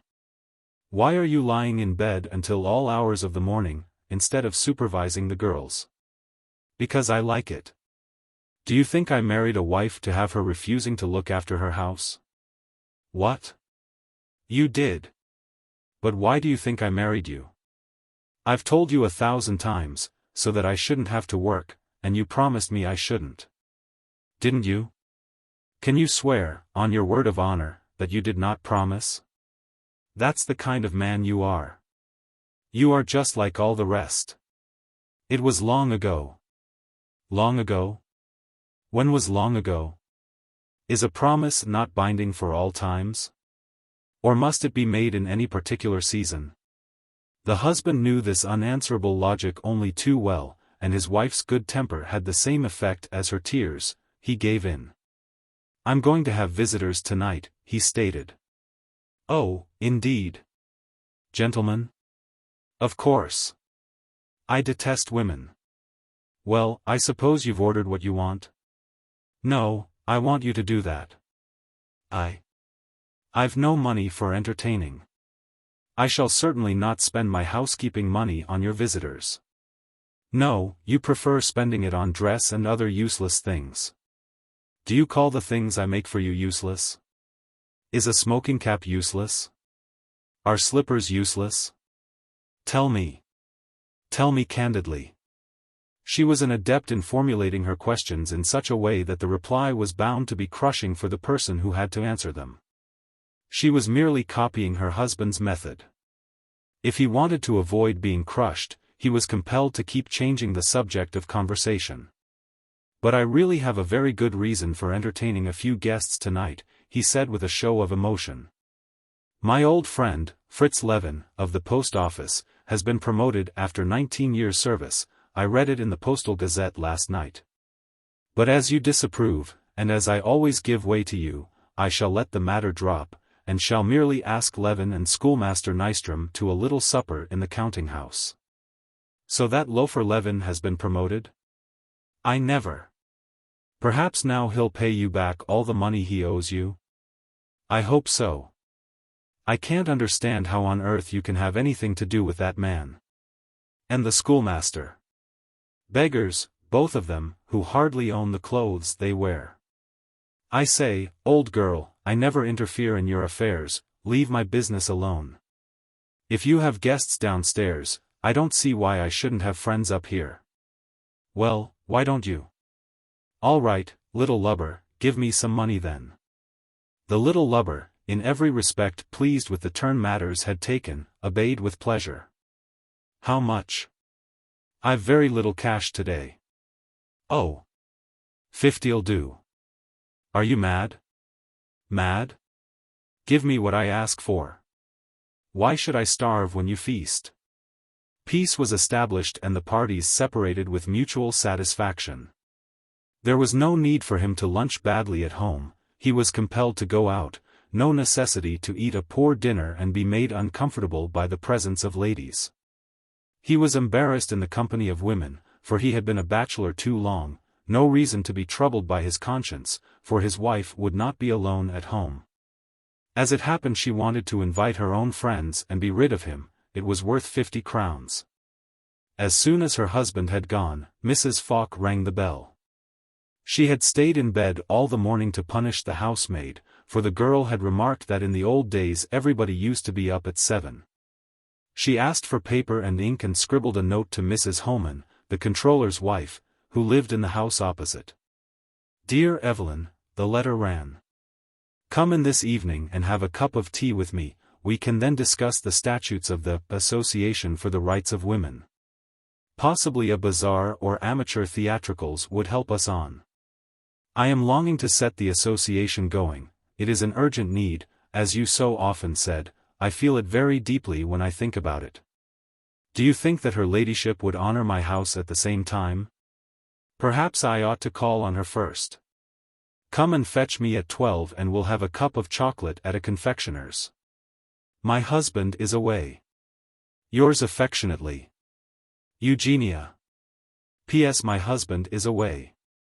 When she had dispatched the letter, she got up and dressed, so as to be ready at 12. It was evening. The eastern end of Long Street was already plunged in twilight, when the clock of the German church struck 7. Only a faint ray of light from Pig Street fell into Falk's flax shop, as Anderson made ready to close it for the night. The shutters in the counting-house had already been fastened and the gas was lighted. The place had been swept and straightened. 2 hampers with protruding necks of bottles, sealed red and yellow, some covered with tinfoil and others wrapped in pink tissue paper, were standing close to the door. The center of the room was taken up by a table covered with a white cloth, on it stood an Indian bowl and a heavy silver candelabrum. Nicholas Falk paced up and down. He was wearing a black frock coat, and had a respectable as well as a festive air. He had a right to look forward to a pleasant evening, he had arranged it, he had paid for it.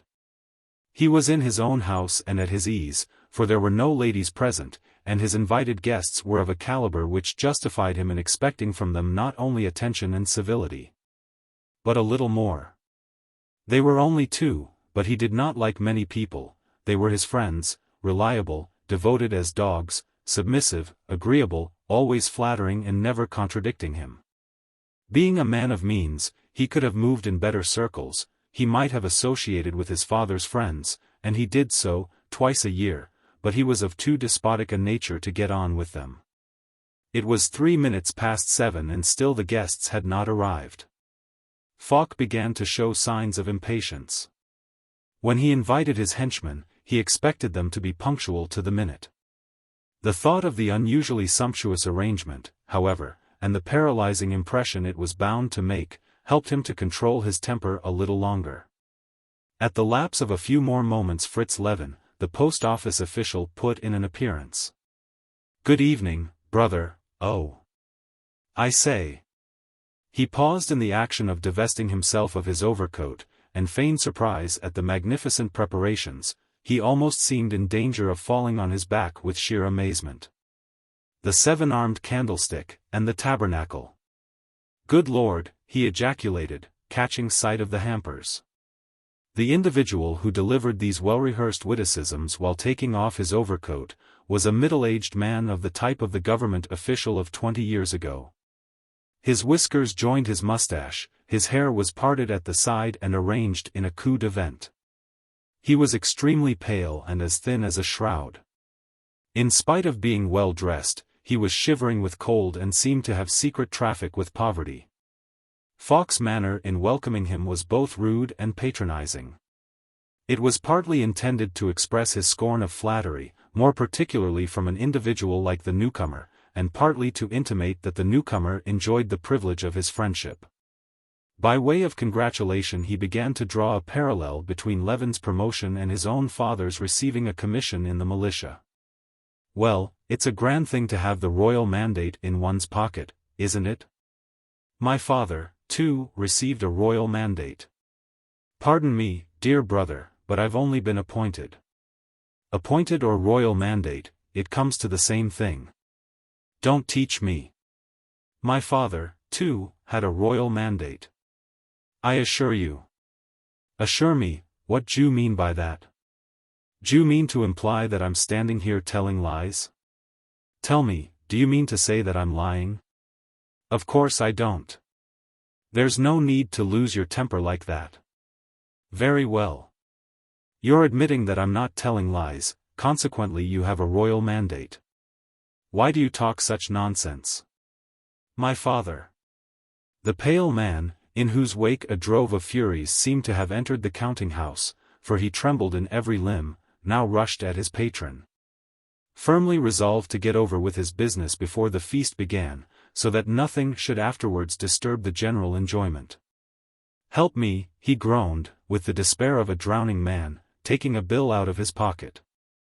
Falk sat down on the sofa, shouted for Anderson, ordered him to open the bottles and began to mix the bowl. "Help you? Haven't I helped you before?" he replied. "Haven't you borrowed from me again and again without paying me back? Answer me. What have you got to say?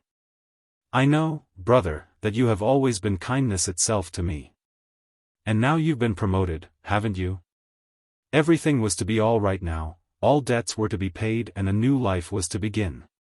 I've listened to this kind of talk for 18 years. What salary do you draw now? 1,200 crowns instead of 800 as before. But now, think of this, the cost of the mandate was 125. The pension fund deducts 50, that makes 175. Where I am to take it from? But the worst of it all is this, my creditors have seized half my salary. Consequently I have now only 600 crowns to live on instead of 800, and I've waited 19 years for that. Promotion is a splendid thing. Why did you get into debt? One ought never to get into debt. Never get into debt. With a salary of 800 crowns all these years. How was it possible to keep out of it? In that case you had no business to be in the employ of the government. But this is a matter which doesn't concern me, doesn't concern me. Won't you sign once more? For the last time? You know my principles, I never sign bills. Please let the matter drop. Levin, who was evidently used to these refusals, calmed down. At the same moment schoolmaster Nyström entered, and, to the relief of both parties, interrupted the conversation. He was a dried-up individual of mysterious appearance and age. His occupation, too, was mysterious. He was supposed to be a master at a school in one of the southern suburbs. Nobody ever asked which school and he did not care to talk about it. His mission, so far as Falk was concerned, was first to be addressed as schoolmaster when there were other people present, secondly, to be polite and submissive. Thirdly, to borrow a little every now and then, never exceeding a fiver. It was one of Falk's fundamental needs that people should borrow money from him occasionally, only a little, of course. And, fourthly, to write verses on festive occasions, and the latter was not the least of the component parts of his mission. Charles Nicholas Falk sat enthroned on his leather sofa, very conscious of the fact that it was his leather sofa, surrounded by his staff, or his dogs, as one might have said. Levin found everything splendid. The bowl, the glasses, the ladle, the cigars, the whole box had been taken from the mantelpiece, the matches, the ashtrays, the bottles, the corks, the wire, everything. The schoolmaster looked content. He was not called upon to talk, the other two did that, he was merely required to be present as a witness in case of need. Falk was the first to raise his glass and drink, nobody knew to whom, but the schoolmaster, believing it to be to the hero of the day, produced his verses and began to read to Fritz Levin on the day of his promotion. Falk was attacked by a violent cough which disturbed the reading and spoiled the effect of the wittiest points. But Nyström, who was a shrewd man and had foreseen this, had introduced into his poem the finely felt and finely expressed reflection, what would have become of Fritz Levin if Charles Nicholas hadn't befriended him? This subtle hint at the numerous loans made by Falk to his friend, soothed the cough. It subsided and ensured a better reception to the last verse which was quite impudently dedicated to Levin, a tactlessness which again threatened to disturb the harmony. Falk emptied his glass as if he were draining a cup filled to the brim with ingratitude. "You're not up to the mark, Nyström," he said. "No, he was far wittier on your 38th birthday," agreed Levin, guessing what Falk was driving at. Falk's glance penetrated into the most hidden recesses of Levin's soul, trying to discover whether any lie or fraud lay hidden there, and as his eyes were blinded by pride, he saw nothing. "Quite true," he acquiesced, "I never heard anything more witty in all my life. It was good enough to be printed. You really ought to get your things printed." I say, Nystrom, surely you know it by heart, don't you? Nystrom had a shocking memory, or, to tell the truth, he had not yet had enough wine to commit the suggested outrage against decency and good form. He asked for time. But Falk, irritated by his quiet resistance, had gone too far to turn back, and insisted on his request. He was almost sure that he had a copy of the verses with him. He searched his pocketbook and behold, there they lay. Modesty did not forbid him to read them aloud himself, it would not have been for the first time. But it sounded better for another to read them. The poor dog bit his chain, but it held.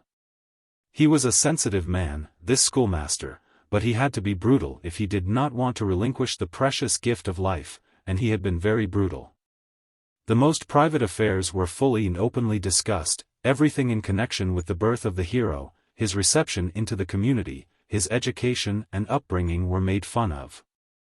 The verses would have disgusted even Falk himself if they had treated of any other person, but the fact of their celebrating him and his doings made them excellent. When the recitation was over, his health was drunk uproariously, in many glasses, for each member of the little party felt that he was too sober to keep his real feelings under control. The table was now cleared and an excellent supper consisting of oysters, birds, and other good things, was served. Falk went sniffing from dish to dish, sent one or two of them back, took care that the chill was taken off the stout, and that the wines were the right temperature. Now his dogs were called upon to do their work and offer him a pleasant spectacle. When everybody was ready, he pulled out his gold watch and held it in his hand while he jestingly asked a question which his convives had heard many times, so very many times. What is the time by the silver watches of the gentlemen? The anticipated reply came as in duty bound, accompanied by gay laughter. The watches were at the watchmaker's. This put Falk into the best of tempers, which found expression in the not at all unexpected joke. The animals will be fed at 8. He sat down, poured out 3 liqueurs, took one and invited his friends to follow his example. I must make a beginning myself, as you both seem to be holding back. Don't let's stand on ceremony. Tuck in, boys. The feeding began. Charles Nicholas, who was not particularly hungry, had plenty of time to enjoy the appetite of his guests, and he continually urged them to eat. An unspeakably benevolent smile radiated from his bright, sunny countenance as he watched their zeal, and it was difficult to say what he enjoyed more, the fact of their having a good meal, or the fact of their being so hungry. He sat there like a coachman on his box, clicking his tongue and cracking his whip at them. Eat, Nystrom. You don't know when you'll get a meal next. Help yourself, Levin. You look as if you could do with a little flesh on your bones. Are you grinning at the oysters? Aren't they good enough for a fellow like you? What do you say? Take another. Don't be shy. What do you say? You've had enough? Nonsense. Have a drink now. Take some stout, boys. Now a little more salmon. You shall take another piece, by the Lord Harry, you shall. Go on eating. Why the devil don't you? It costs you nothing. When the birds had been carved, Charles Nicholas poured out the claret with a certain solemnity. The guests paused, anticipating a speech. The host raised his glass, smelt the bouquet of the wine and said with profound gravity, "Your health, you hogs." Nystrom responded by raising his glass and drinking. But Levin left his untouched, looking as if he were secretly sharpening a knife. When supper was over, Levin, strengthened by food and drink, his senses befogged by the fumes of the wine, began to nurse a feeling of independence. A strong yearning for freedom stirred in his heart. His voice grew more resonant, he pronounced his words with increasing assurance, and his movements betrayed greater ease. "Give me a cigar," he said in a commanding tone. "No, not a weed like these, a good one." Charles Nicholas, regarding his words as a good joke, obeyed.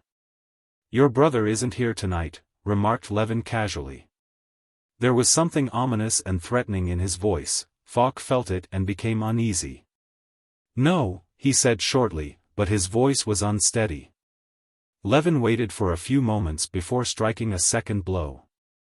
One of his most lucrative occupations was his interference in other people's business. He carried gossip from family to family. Sowed a grain of discord here and another there, merely to play the grateful part of the mediator afterwards.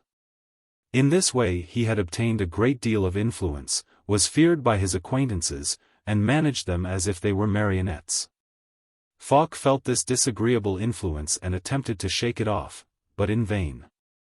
Levin knew how to whet his curiosity. And by hinting at more than he knew, he succeeded in bluffing people into betraying their secrets. At the present moment Levin held the whip and he promised himself to make his oppressor feel it. He was still merely playing with it, but Falk was waiting for the blow. He tried to change the subject of conversation. He urged his friends to drink and they drank. Levin grew whiter and colder as his intoxication increased, and went on playing with his victim. "Your wife has visitors this evening," he suddenly remarked. "How do you know?" asked Falk, taken aback. "I know everything," answered Levin, showing his teeth. It was almost true. His widely extending business connections compelled him to visit as many public places as possible, and there he heard much.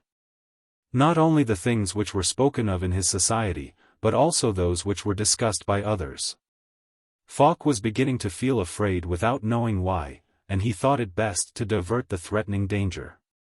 He became civil, humble even, but Levin's boldness still increased. There was no alternative, he must make a speech, remind his companions of the cause of the gathering, acknowledge the hero of the day. There was no other escape. He was a poor speaker, but the thing had to be done. He tapped against the bowl, filled the glasses, and recollecting an old speech, made by his father when Falk became his own master, he rose and began, very slowly. "Gentlemen, I have been my own master these 8 years, I was only 30 years old. The change from a sitting position to a standing one caused a rush of blood to his head, he became confused." Levin's mocking glances added to his embarrassment. His confusion grew, the figure 30 seemed something so colossal that it completely disconcerted him. "Did I say 30? I didn't mean it. I was in my father's employ, for many years. It would take too long to recount everything I suffered during those years. It's the common lot. Perhaps you think me selfish." "Here. Here," groaned Nystrom, who was resting his heavy head on the table. Levin puffed the smoke of his cigar in the direction of the speaker, as if he were spitting in his face. Falk, really intoxicated now, continued his speech. His eyes seemed to seek a distant goal without being able to find it. "Everybody is selfish, we all know that. Yes. My father, who made a speech when I became my own master, as I was just saying." He pulled out his gold watch and took it off the chain. The two listeners opened their eyes wide. Was he going to make a present of it to Levin? Handed me on that occasion this gold watch which he, in his turn, had received from his father in the year. Again those dreadful figures, he must refer back. "This gold watch, gentlemen, was presented to me, and I cannot think without emotion of the moment, when I received it. Perhaps you think I'm selfish, gentlemen? I'm not. I know it's not good form to speak of oneself, but on such an occasion as this it seems very natural to glance at the past. I only want to mention one little incident." He had forgotten Levin and the significance of the day and was under the impression that he was celebrating the close of his bachelor life. All of a sudden he remembered the scene between himself and his brother, and his triumph. He felt a pressing need to talk of this triumph, but he could not remember the details. He merely remembered having proved that his brother was a blackguard. He had forgotten the chain of evidence with the exception of only 2 facts, his brother and a blackguard. He tried to link them together, but they always fell apart. His brain worked incessantly and picture followed on picture. He must tell them of a generous action he had done. He recollected that he had given his wife some money in the morning, and had allowed her to sleep as long as she liked and have breakfast in bed, but that wasn't a suitable subject. He was in an unpleasant position, but fear of a silence and the two pairs of sharp eyes which followed his every movement, helped him to pull himself together. He realized that he was still standing, watch in hand. The watch? How had it got into his hand? Why were his friends sitting down, almost blotted out by the smoke, while he was on his legs? Oh! Of course! He had been telling them about the watch, and they were waiting for the continuation of the story. This watch, gentlemen, is nothing special at all. It's only French gold. The two whilom owners of silver watches opened their eyes wide. This information was new to them. And I believe it has only 7 rubies.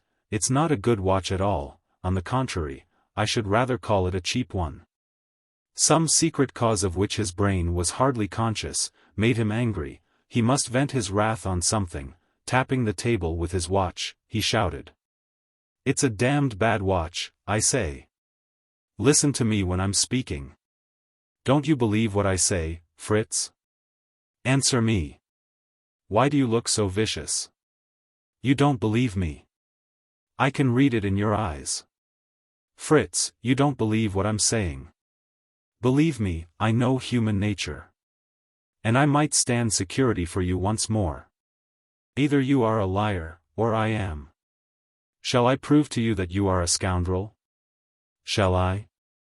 Listen, Nystrom, if I forge a bill, am I a scoundrel? Of course you are a scoundrel, the devil take you, answered Nystrom, without a moment's hesitation. Yes, yes. His efforts to remember whether Levin had forged a bill, or was in any way connected with a bill, were in vain.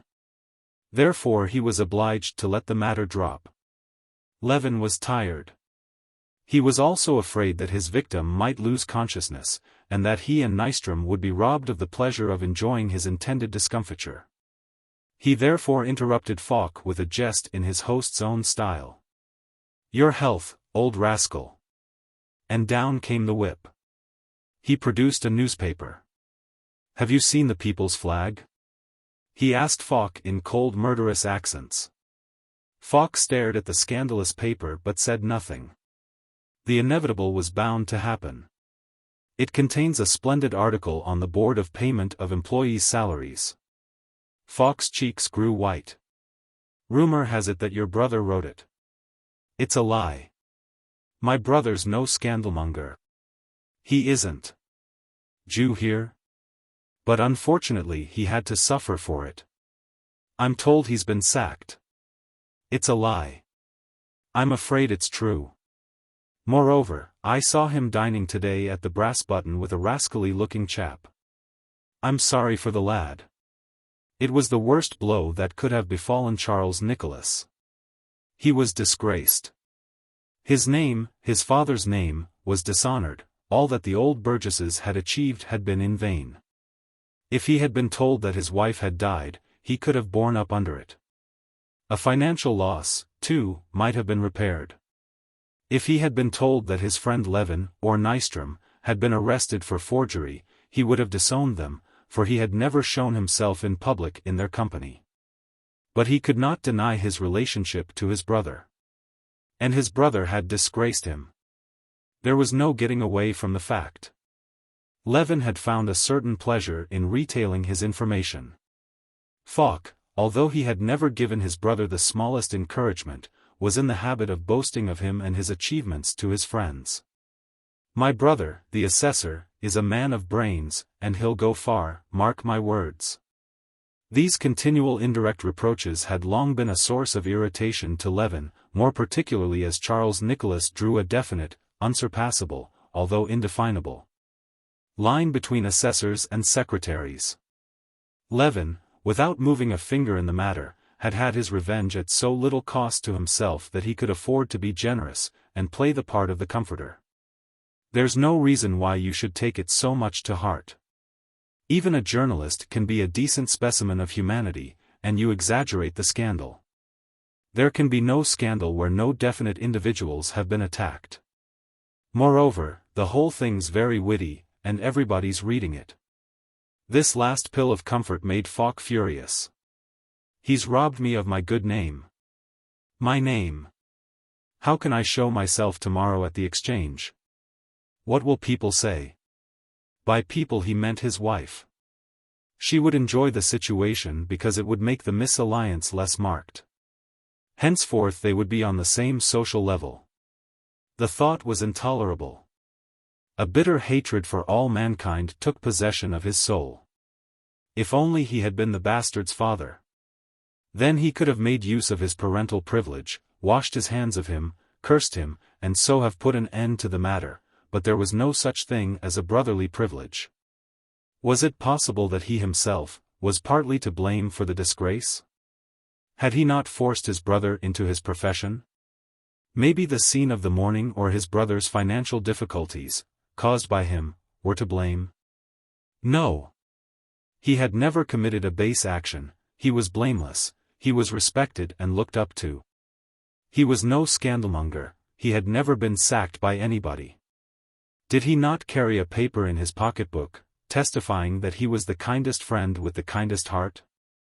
Had not the schoolmaster read it aloud a little while ago? Yes, certainly, and he sat down to drink immoderately, not to stupefy his conscience, there was no necessity for that, he had done no wrong, but merely to drown his anger. But it was no use. It boiled over, and scalded those who sat nearest to him. Drink, you rascals! That brute there's asleep. And you call yourselves friends. Waken him up, Levin. Whom are you shouting at? Asked the offended Levin peevishly. At you, of course. Two glances were exchanged across the table which promised no good.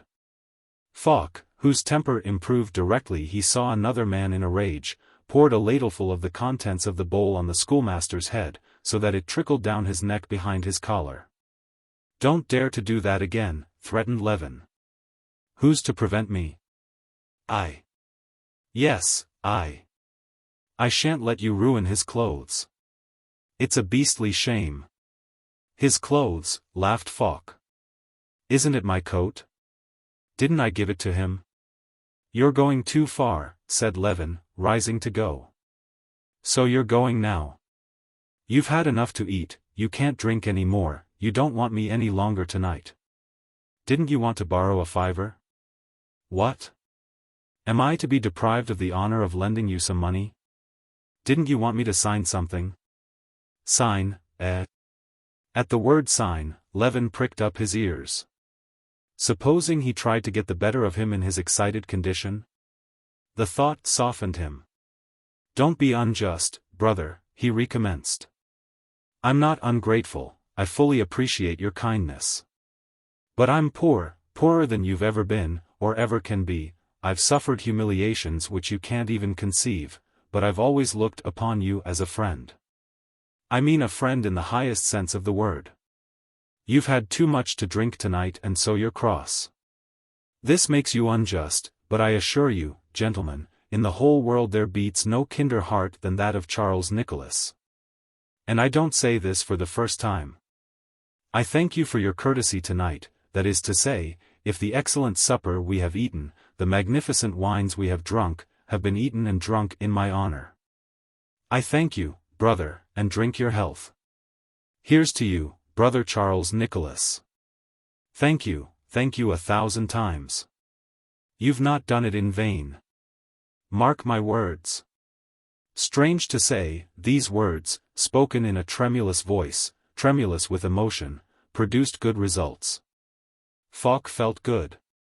Hadn't he again been assured that he had a kind heart? He firmly believed it. The intoxication had reached the sentimental stage, they moved nearer together. They talked of their good qualities, of the wickedness of the world, the warmth of their feelings, the strength of their good intentions, they grasped each other's hands. Falk spoke of his wife. Of his kindness to her, he regretted the lack of spirituality in his calling, he mentioned how painfully aware he was of his want of culture, he said that his life was a failure.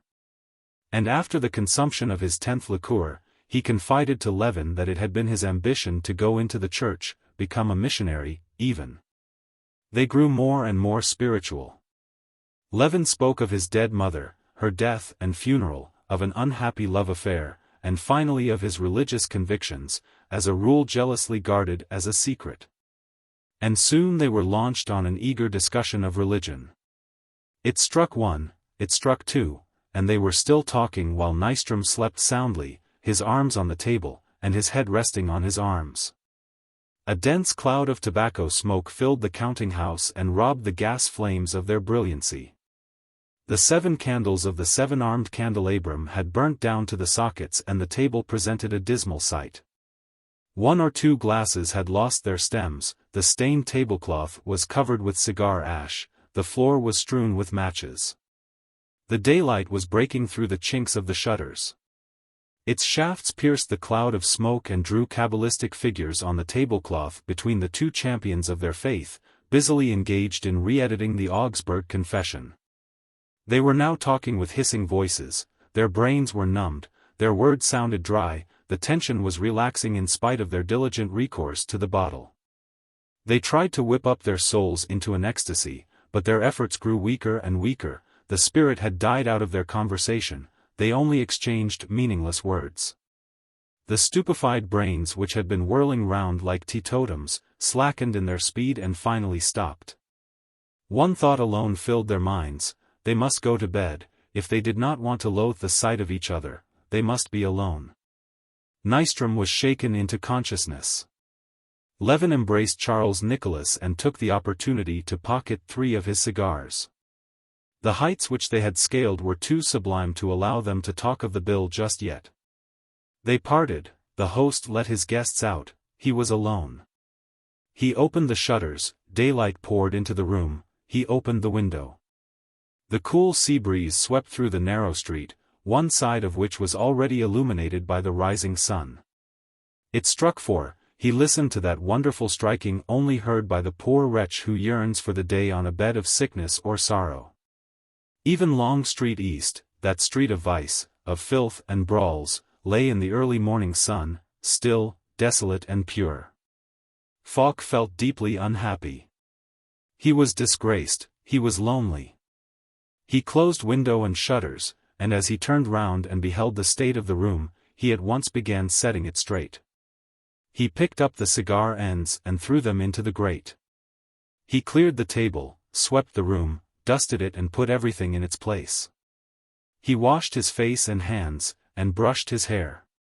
A policeman might have thought him a murderer, intent on effacing all traces of his crime. But all the while he thought, clearly, firmly and logically. When he had straightened the room and himself, he formed a resolution, long brooded over, but now to be carried into effect. He would wipe away the disgrace which had fallen on his family. He would rise in the world and become a well-known and influential man, he would begin a new life, he would keep his reputation unstained and he would make his name respected. He felt that only a great ambition could help him to keep his head erect after the blow he had received tonight. Ambition had been latent in his heart. It had been awakened and henceforth it should rule his life. Quite sober now, he lighted a cigar, drank a brandy, and went upstairs, quietly, gently, so as not to disturb his sleeping wife. Chapter 5. At the publishers. Arvid Falk decided to try Smith first, the Almighty Smith, a name adopted by the publisher in his youth during a short trip to the great continent. From exaggerated admiration of everything American, the redoubtable Smith with his 1,000 arms who could make a writer in 12 months, however bad the original material. His method was well known, though none but he dared to make use of it, for it required an unparalleled amount of impudence.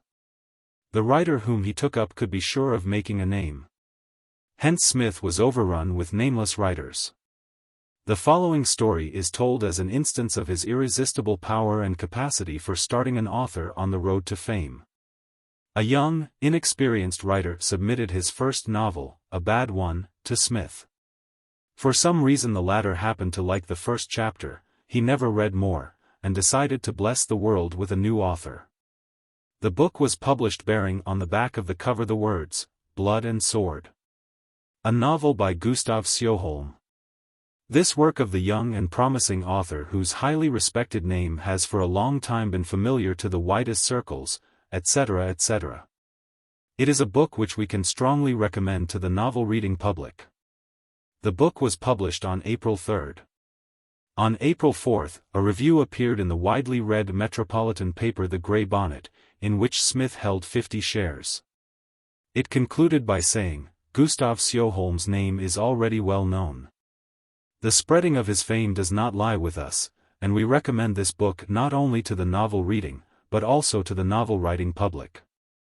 On April 5 an advertisement appeared in every paper of the capital with the following quotation, "Gustav Sjöholm's name is already well known, the spreading of his fame does not lie with us." Grey Bonnet. On the same evening a notice appeared in the Incorruptible, a paper read by nobody. It represented the book as a model of bad literature, and the reviewer swore that Gustav Sjöblom, reviewer's intentional slip, had no name at all. But as nobody read the Incorruptible, the opposition remained unheard. The other papers, unwilling to disagree with the venerable leading Grey Bonnet, and afraid of offending Smith, were mild in their criticisms, but no more. They held the view that with hard work Gustav Sjöholm might make a name for himself in the future. A few days of silence followed, but in every paper, in the Incorruptible in bold type, appeared the advertisement, shouting, "Gustav Sjöholm's name is already well known." Then a correspondence was started in the XVIII Miscellaneous, reproaching the metropolitan papers with being hard on young authors. "Gustav Sjöholm is simply a genius," affirmed the hot-headed correspondent, in spite of all that dogmatic blockheads might say to the contrary. On the next day the advertisement again appeared in all the papers, bawling, "Gustav Sjöholm's name is already well known, etc., Grey Bonnet. Gustav Sjöholm is a genius, etc." XVIII Miscellaneous. The cover of the next number of the magazine Our Land, one of Smith's publications, bore the notice, "We are pleased to be in a position to inform our numerous subscribers that the brilliant young author Gustav Sjöholm has promised us an original novel for our next number, etc." And then again the advertisement in the papers. Finally, when at Christmas the almanac Our People appeared, the authors mentioned on the title page were, Orvar Odd, Talus Qualis, Gustav Sjöholm, and others. It was a fact. In the 8th month Gustav Sjöholm was made. And the public was powerless. It had to swallow him. It was impossible to go into a bookseller's and look at a book without reading his name. Impossible to take up a newspaper without coming across it. In all circumstances and conditions of life that name obtruded itself, printed on a slip of paper. It was put into the housewives' market baskets on Saturdays, the servants carried it home from the tradespeople. The crossing sweeper swept it off the street, and the man of leisure went about with it in the pockets of his dressing gown. Being well aware of Smith's great power, the young man climbed the dark stairs of the publisher's house close to the great church, not without misgivings. He had to wait for a long time in an outer office, a prey to the most unpleasant meditations, until suddenly the door was burst open and a young man rushed out of an inner office. Despair on his face and a roll of paper under his arm. Shaking in every limb, Falk entered the sanctum, where the despot received his visitors, seated on a low sofa, calm and serene as a god. He kindly nodded his grey head, covered by a blue cap, and went on smoking, peacefully, as if he had never shattered a man's hopes or turned an unhappy wretch from his door. "Good morning, sir, good morning." His divinely flashing eyes glanced at the newcomer's clothes and approved, nevertheless he did not ask him to sit down. "My name is Falk. Unknown to me." "What is your father?"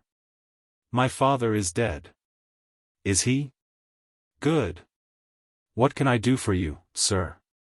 Falk produced a manuscript from his breast pocket and handed it to Smith. The latter sat on it without looking at it. "You want me to publish it? Verse? I might have guessed it.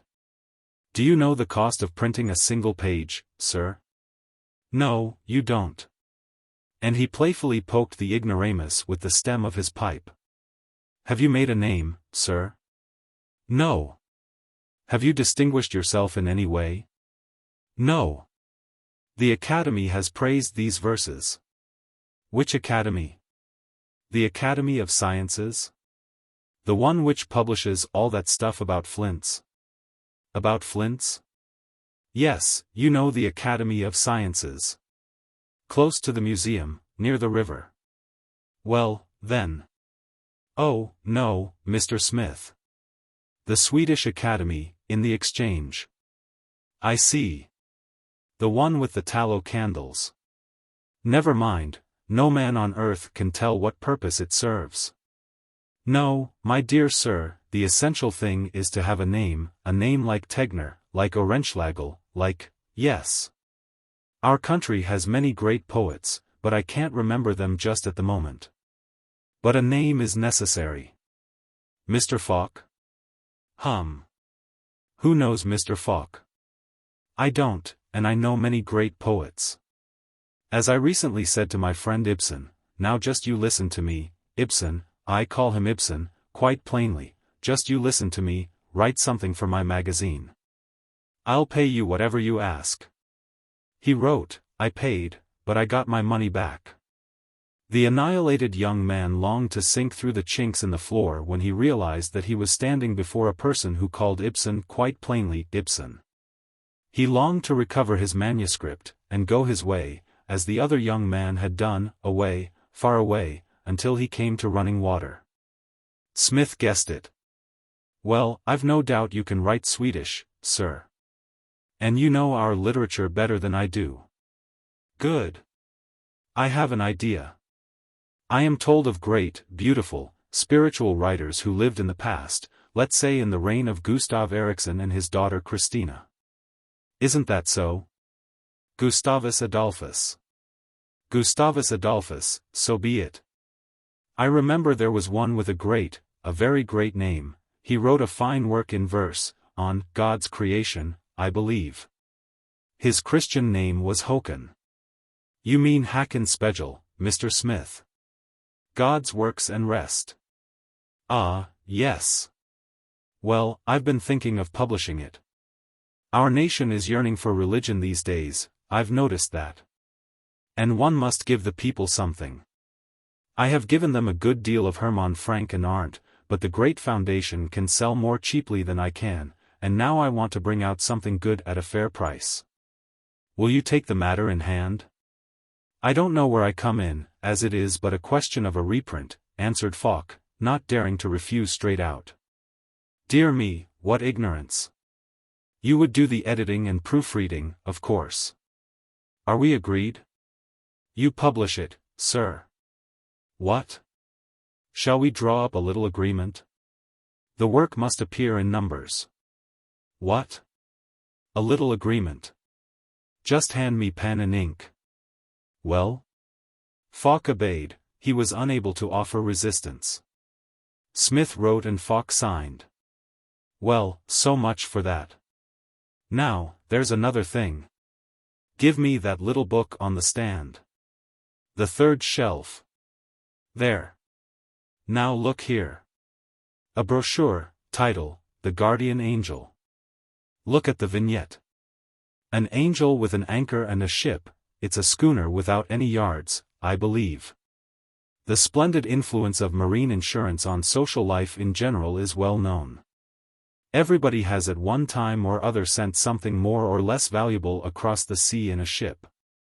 What? Well. Everybody doesn't realize this. No. Consequently it is our duty to enlighten those who are ignorant, isn't that so?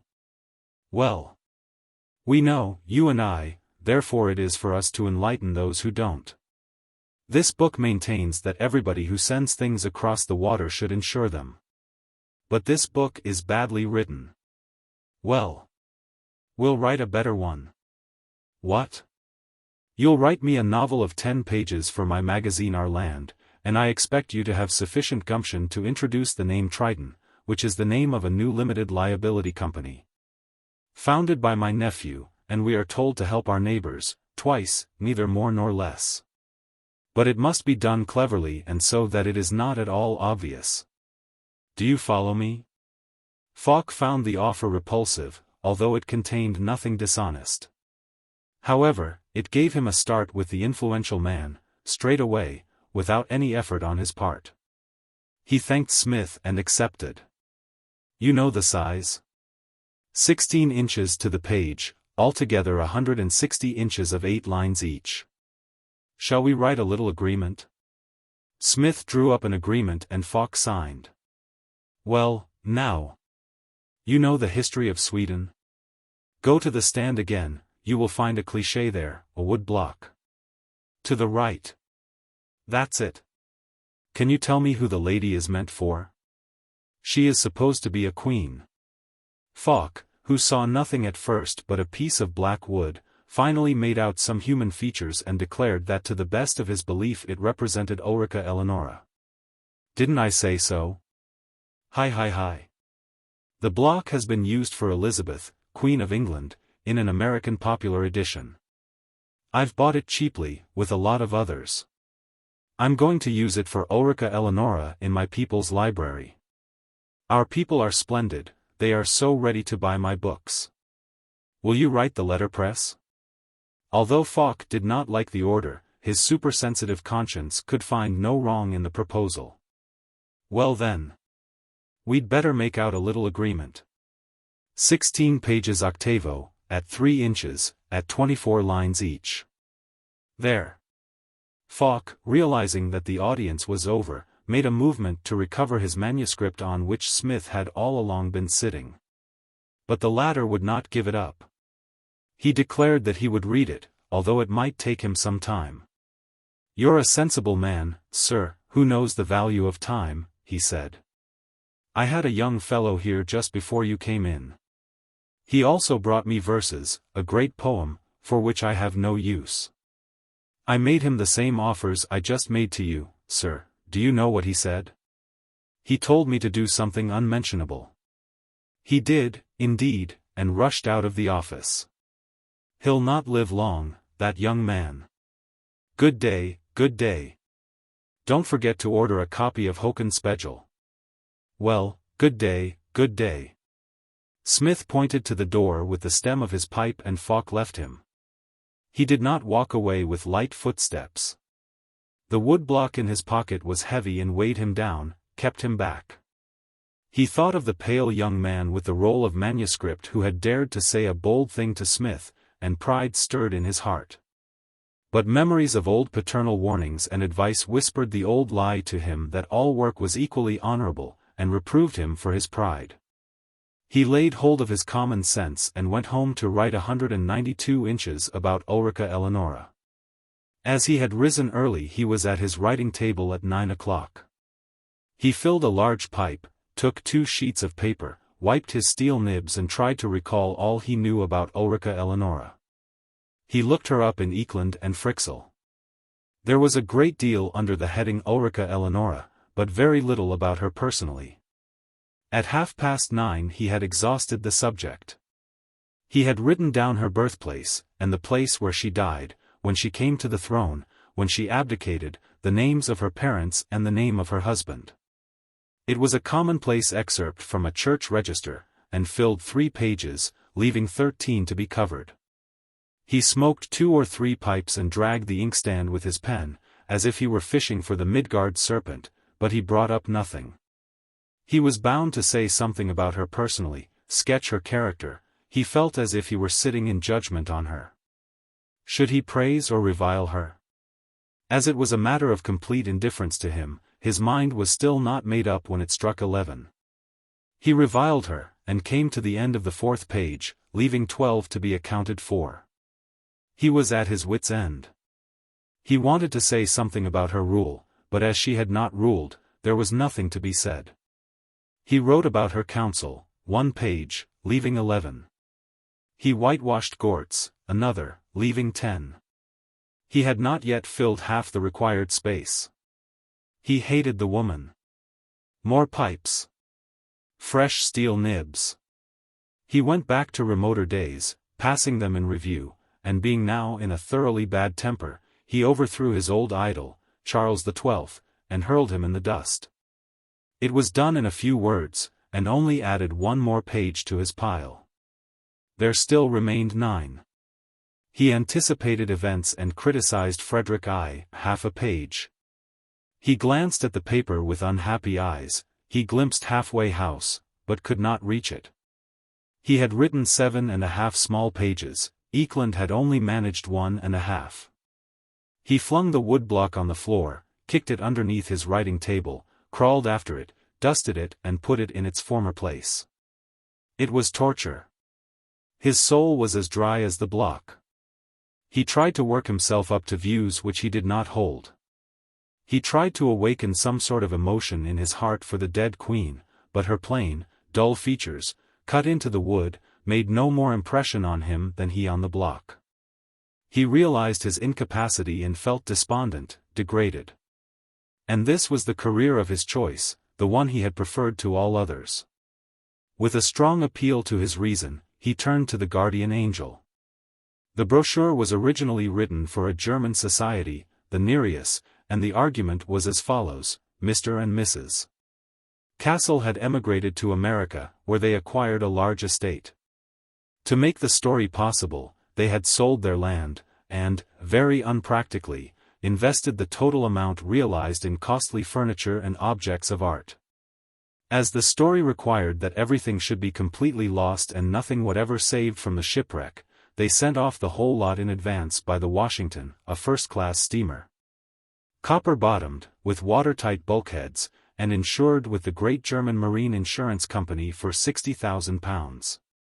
Mr. and Mrs.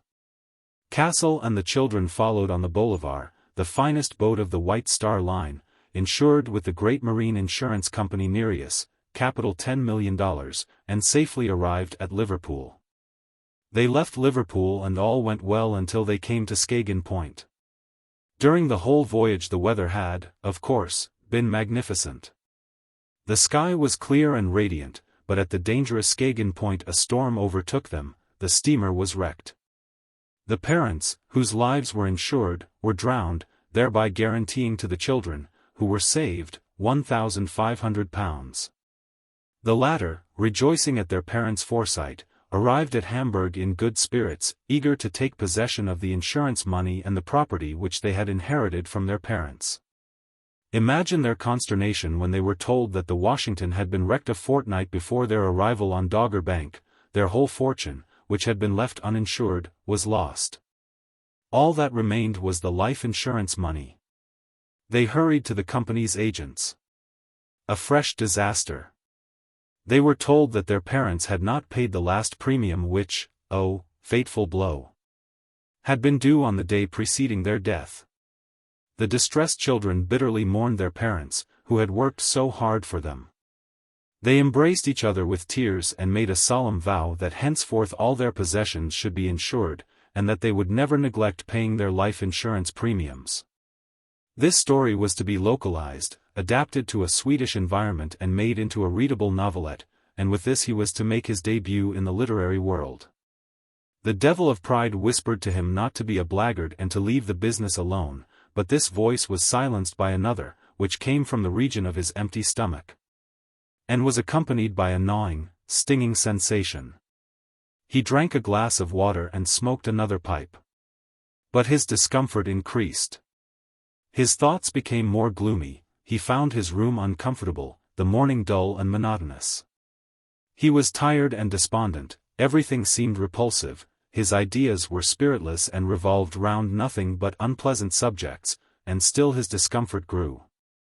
He wondered whether he was hungry. It was 1 o'clock. He never dined before 3. He anxiously examined his purse. 3 halfpenny. For the first time in his life he would have to go without dinner. This was a trouble hitherto unknown to him. But with 3 halfpenny there was no necessity to starve. He could send for bread and beer. No. That would not do, it was infra-dig. Go to a dairy? No. Borrow? Impossible. He knew nobody who would lend. No sooner had he realized this than hunger began to rage in him like a wild beast let loose, biting him, tearing him and chasing him round the room. He smoked pipe after pipe to stupefy the monster. In vain. A rolling of drums from the barracks yard told him that the guardsmen were lining up with their copper vessels to receive their dinner. Every chimney was smoking. The dinner bell went in the dockyard, a hissing sound came from his neighbors, the policeman's kitchen, the smell of roast meat penetrated through the chinks of the door. He heard the rattling of knives and plates in the adjacent room, and the children saying grace. The paviours in the street below were taking their after-dinner nap with their heads on their empty food baskets. The whole town was dining, everybody, except he. He raged against God. But all at once a clear thought shot through his brain. He seized Ulrica Eleonora and the guardian angel, wrapped them in paper, wrote Smith's name and address on the parcel, and handed the messenger his threepence halfpenny. And with a sigh of relief he threw himself on his sofa and starved, with a heart bursting with pride. Chapter 6. The Red Room. The same afternoon sun which had witnessed Arvid Falk's defeat in his first battle with hunger shone serenely into the cottage of the artists' colony, where Sellen, in shirt-sleeves, was standing before his easel working at his picture which had to be in the exhibition on the following morning before 10, finished, framed, and varnished. Olle Montanus sat on the bed sofa reading the wonderful book lent to him by Ygberg for a day in exchange for his muffler. Between whiles he cast a look of admiration at Sellen's picture. He had great faith in Sellen's talent. Lundell was calmly working at his descent from the cross. He had already sent 3 pictures to the exhibition and, like many others, he was awaiting their sale with a certain amount of excitement. "It's fine, Sellen," said Olle, "you paint divinely." "May I look at your spinach?" asked Lundell, who never admired anything, on principle. The subject was simple and grand. The picture represented a stretch of drifting sand on the coast of Halland with the sea in the background. It was full of the feeling of autumn. Sunbeams were breaking through riven clouds. The foreground was partly drift sand and newly washed-up seaweed, dripping wet and lit by the sun. In the middle distance lay the sea, with huge crested waves, the greater part in deep shadow. But in the background, on the horizon, the sun was shining, opening up a perspective into infinity. The only figures were a flock of birds. No unperverted mind who had the courage to face the mysterious wealth of solitude, had seen promising harvests choked by the drifting sand, could fail to understand the picture. It was painted with inspiration and talent. The coloring was the result of the prevailing mood, the mood was not engendered by the coloring. "You must have something in the foreground," persisted Lundell. "Take my advice." "Rubbish," replied Sellen. "Do what I tell you, and don't be a fool, otherwise you won't sell. Paint in a figure. A girl by preference. I'll help you if you don't know how to do it. Look here. None of your tricks. What's the good of petticoats in a high wind? You're mad on petticoats." "Very well, do as you like," replied Lundell, a little hurt by the reference to one of his weakest points. "But instead of those grey gulls you should have painted storks. Nobody can tell what sort of birds these are. Picture the red stork's legs against the dark cloud. What a contrast. You don't understand." Sellen was not clever in stating his motives, but he was sure of his points and his sound instincts led him safely past all errors. "You won't sell," Lundell began again. His friend's financial position worried him. "Well, I shall live somehow in spite of it. Have I ever sold anything? Am I the worse for it? Do you think I don't know that I should sell if I painted like everybody else? Do you think I can't paint as badly as everybody else? I just don't want to. But you ought to think of paying your debts. You owe Mr. Lund of the saucepan several hundred crowns. Well, that won't ruin him. Moreover, I gave him a picture worth twice that amount. You are the most selfish man I ever met. The picture wasn't worth 20 crowns. I value it at 500, as prices go. But unfortunately inclinations and tastes differ here below. I find your crucifixion an execrable performance, you find it beautiful. Nobody can blame you for it.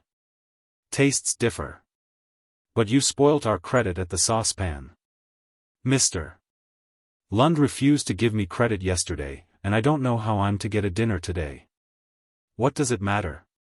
Do without it. I haven't had a dinner these last 2 years. You plundered Mr. Falk the other day, when he fell into your clutches.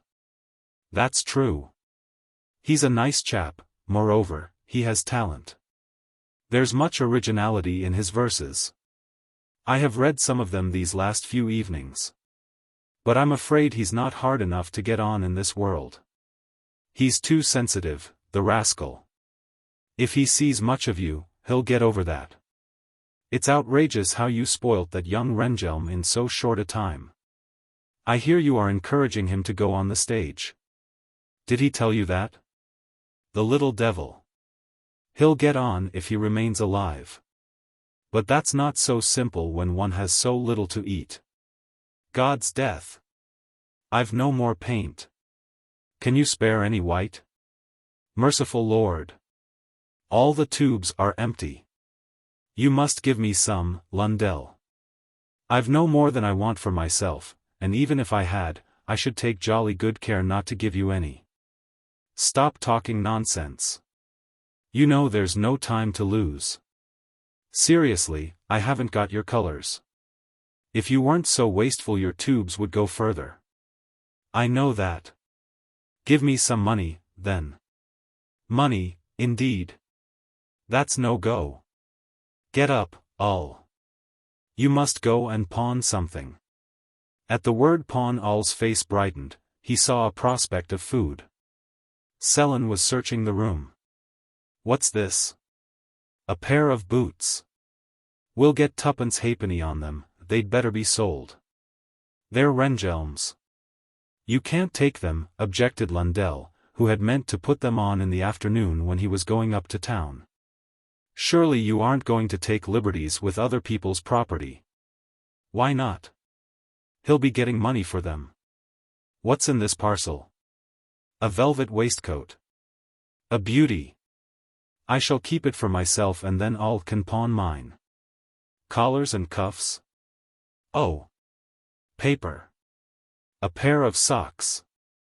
Here, Ull, tuppence halfpenny. Wrap them in the waistcoat. You can sell the empty bottles, I think the best thing would be to sell everything. Do you mean to say you are going to sell other people's belongings? Have you no sense of right and wrong? Interrupted Lundell again, hoping to gain possession of the parcel which had long tempted him, by means of persuasion. He'll get paid for it later on. But it isn't enough yet. We must take the sheets off the bed. Why not? We don't want any sheets. Here, Ull, cram them in. Ull very skillfully made a bag of one of the sheets and stuffed everything into it, while Lundell went on eagerly protesting. When the parcel was made, Ull took it under his arm, buttoned his ragged coat so as to hide the absence of a waistcoat, and set out on his way to the town. He looks like a thief, said Sellen, watching him from the window with a sly smile. I hope the police won't interfere with him. Hurry up, Ull, he shouted after the retreating figure. Buy 6 French rolls and 2 half-pints of beer if there's anything over after you've bought the paint. Ull turned round and waved his hat with as much assurance as if he had the feast already safely in his pockets. Lundell and Sellen were alone. Sellen was admiring his new velvet waistcoat for which Lundell had nursed a secret passion for a long time. He scraped his palate and cast envious glances at the lost glory. But it was something else he was trying to speak of, something else, which was very difficult to mention. I wish you'd look at my picture, he said at last. What do you think of it, seriously? Don't draw and slave at it so much. Paint. Where does the light come from? From the clothes, from the flesh. It's crazy. What do these people breathe? Color. Turpentine. I see no air. Well, said Lundell, tastes differ, as you said just now. What do you think of the composition? Too many people. You're awful. I want more, not fewer. Let me see. There's one great mistake in it. Sellen shot a long glance at the picture, a glance peculiar to the inhabitants of seacoasts and plains. Yes, you're right, agreed Lundell. You can see it then? There are only men in your picture. It's somewhat monotonous. That's it. But fancy, that you should see that. You want a woman then?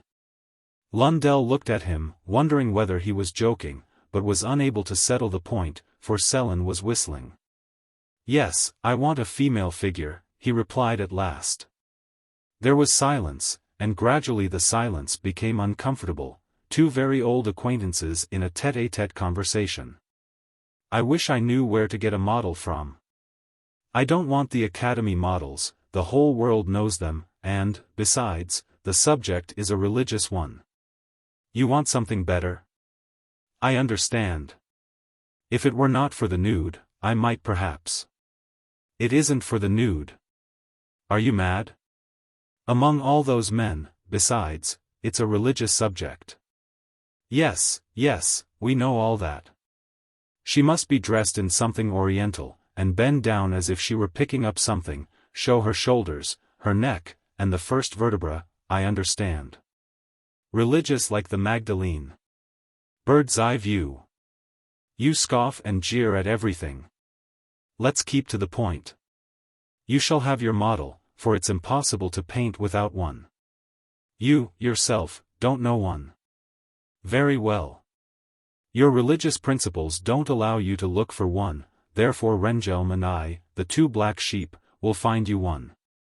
But it must be a respectable girl, don't forget that. Of course. We will see what we can do, the day after tomorrow, when we shall be in funds. And they went on painting, quietly, diligently, until 4, until 5. Every now and then their anxious glances swept the road. Sellen was the first to break the uneasy silence. All is a long time. Something must have happened to him, he said. Yes, something must be up. But why do you always send the poor devil? Why can't you run your own errands? He's nothing else to do, and he likes going. How'd you know? And besides, let me tell you, nobody can say how all's going to turn out. He has great schemes, and he may be on his feet any day, then it will be a good thing to have him for a friend. You don't say so. What great work is he going to accomplish? I can quite believe that All will become a great man, although not a great sculptor. But where the devil is he? Do you think he's spending the money? Possibly. He's had nothing for a long time and perhaps the temptation was too strong, answered Lundell, tightening his belt by 2 holes, and wondering what he would do in All's place. Well, he's only human, and charity begins at home, said Sellen, who knew perfectly well what he would have done under the circumstances. But I can't wait any longer. I must have paint, even if I have to steal it. I'll go and see Falk. Are you going to squeeze more out of that poor chap? You robbed him yesterday for your frame. And it wasn't a small sum you borrowed. My dear fellow. I am compelled to cast all feelings of shame to the winds, there's no help for it. One has to put up with a good deal. However, Falk is a great-hearted fellow who understands that a man may suddenly find himself in Queer Street. Anyhow, I'm going. If All returns in the meantime, tell him he's a blockhead. So long. Come to the Red Room and we'll see whether our master will be graciously pleased to give us something to eat before the sun sets. Lock the door, when you leave, and push the key underneath the mat. Bye-bye. He went, and before long he stood before Falk's door in Count Magny Street. He knocked, but received no reply. He opened the door and went in. Falk, who had probably had uneasy dreams, awakened from his sleep, jumped up and stared at Sellen without recognizing him. Good evening, old chap, said Sellen. Oh. It's you. I must have had a strange dream. Good evening. Sit down and smoke a pipe. Is it evening already? Sellen thought he knew the symptoms, but he pretended to notice nothing. "You didn't go to the Brass Button today?" he remarked. "No," replied Falk, confused, "I wasn't there, I was at Iduna." He really did not know whether he had dreamt it or whether he had actually been there, but he was glad that he had said it, for he was ashamed of his position. "Perfectly right, old chap," commented Sellen, "the cooking at the Brass Button is beneath criticism." "It is, indeed," agreed Falk, "the soup's damned bad. And the old head waiter is always on the spot, counting the rolls and butter, the rascal." The words rolls and butter awakened Falk to consciousness. He did not feel hungry, only a little shaky and faint. But he did not like the subject of conversation and changed it. "Well, will your picture be ready for tomorrow?" he asked. "No, unfortunately, it won't." "What's the matter now?" "I can't possibly finish it." "You can't? Why aren't you at home working?" "The old story, my dear fellow. I have no paint." "No paint? But there's a remedy for that. Or haven't you any money?" "If I had I should be all right. And I haven't any either." "What's to be done?" Sellen dropped his eyes until his glance reached the height of Falk's waistcoat pocket, into which a heavy gold chain was creeping, not that Sellen believed it to be gold, good, stamped gold. He could not have understood the recklessness of carrying so much money outside one's waistcoat. But his thoughts were following a definite course, and he continued. "If at least I had something to pawn. But we carelessly pledged our winter overcoats on the first sunny day in April." Falk blushed. He had never done such a thing. "Do you pawn your winter overcoats?" he asked. "Do you get anything on them?" "One gets something on everything," said Sellen, laying stress on everything. "The only thing needful is to have something." To Falk the room seemed to be turning round.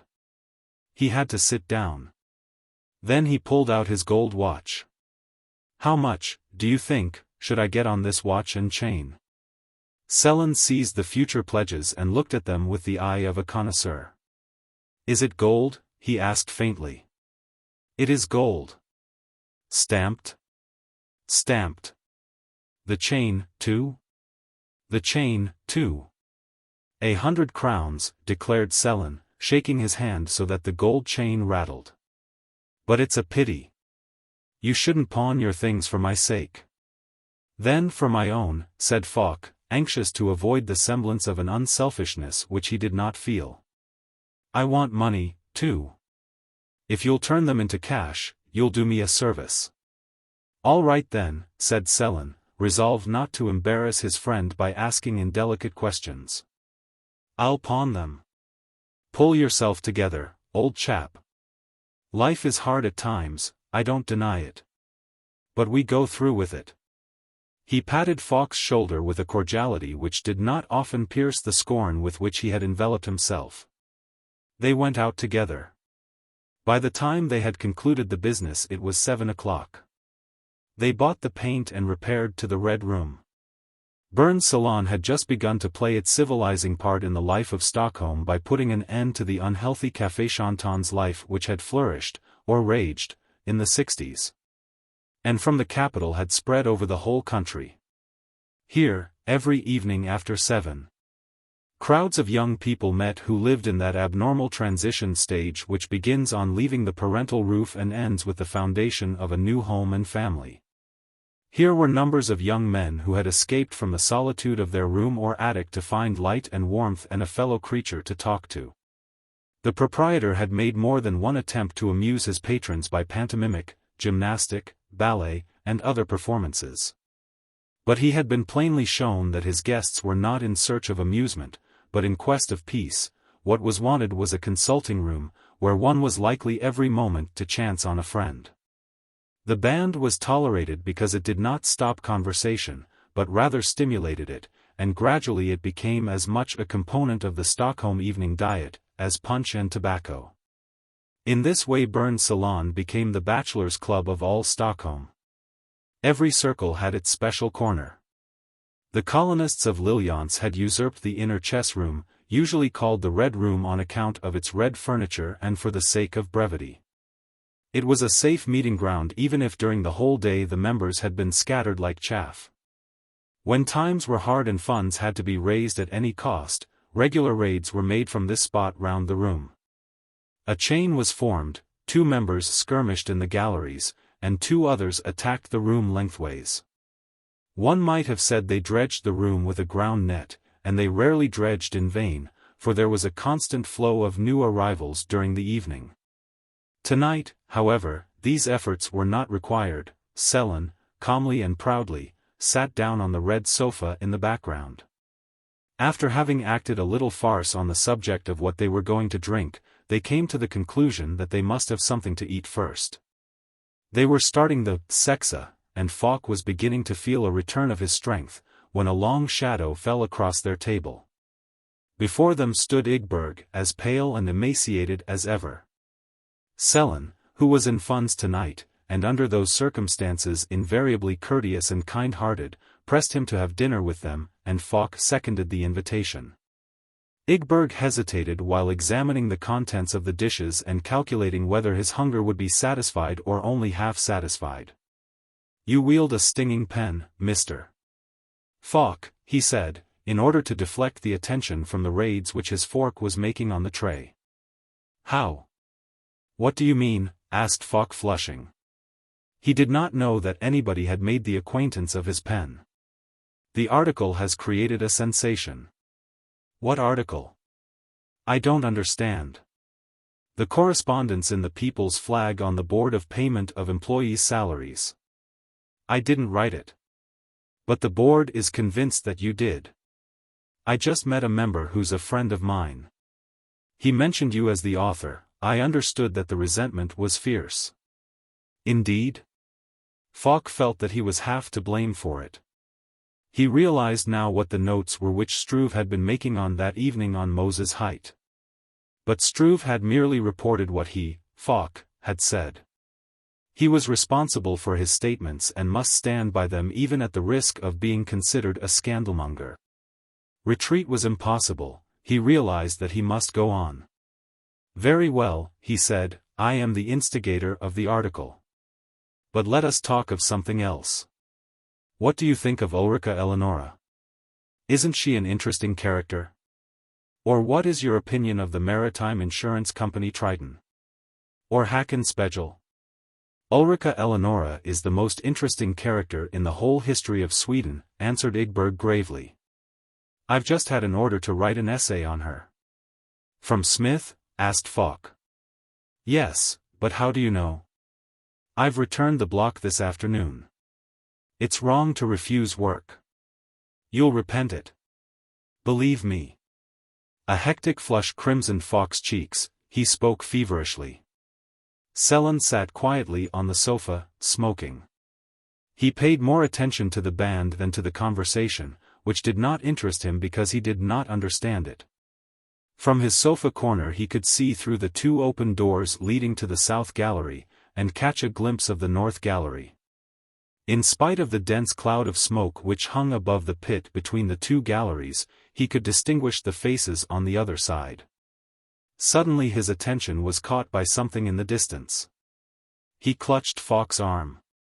"The sly boots. Look behind the left curtain. Lundell. Just so. He's looking for a Magdalene. See.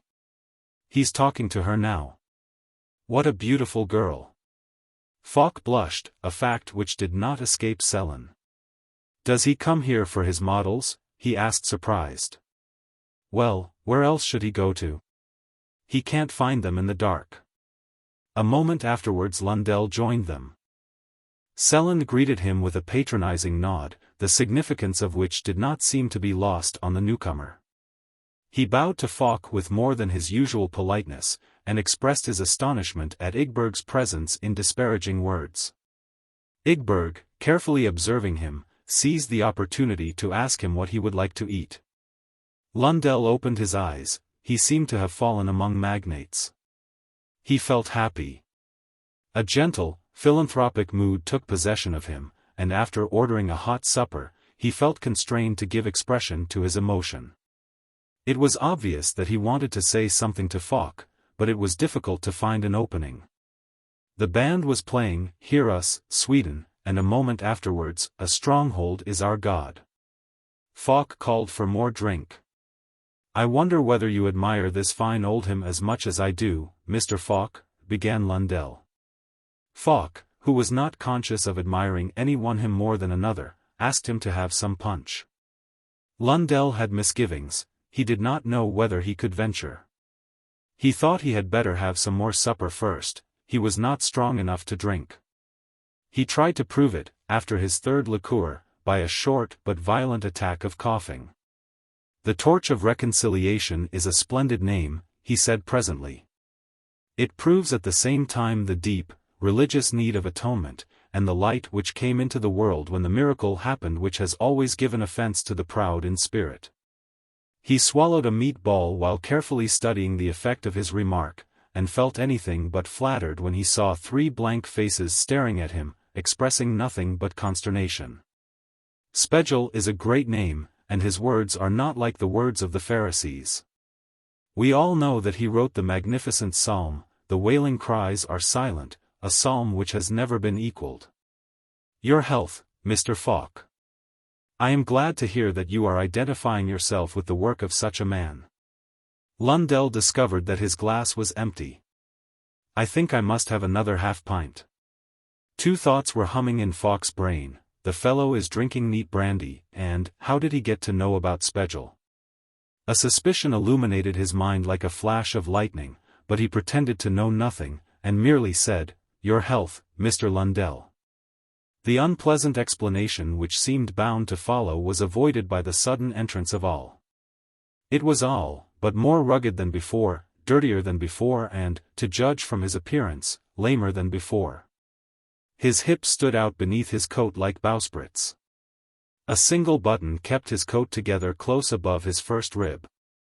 But he was in good spirits and laughed on seeing so much food and drink on the table.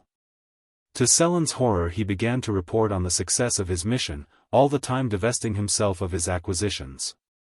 He had really been arrested by the police. "Here are the tickets." He handed Sellen 2 green pawn tickets across the table, which Sellen instantly converted into a paper pellet. He had been taken to the police station. He pointed to his coat, the collar of which was missing. There he was asked for his name. His name was, of course, assumed. There existed no such name as Montanus. His native place? Vastmanland. Again a false statement. The inspector was a native of that province and knew his countrymen. His age? 28 years. That was a lie, he must be at least 40. His domicile? Lille-Yance. Another lie, nobody but a gardener lived there. His profession? Artist.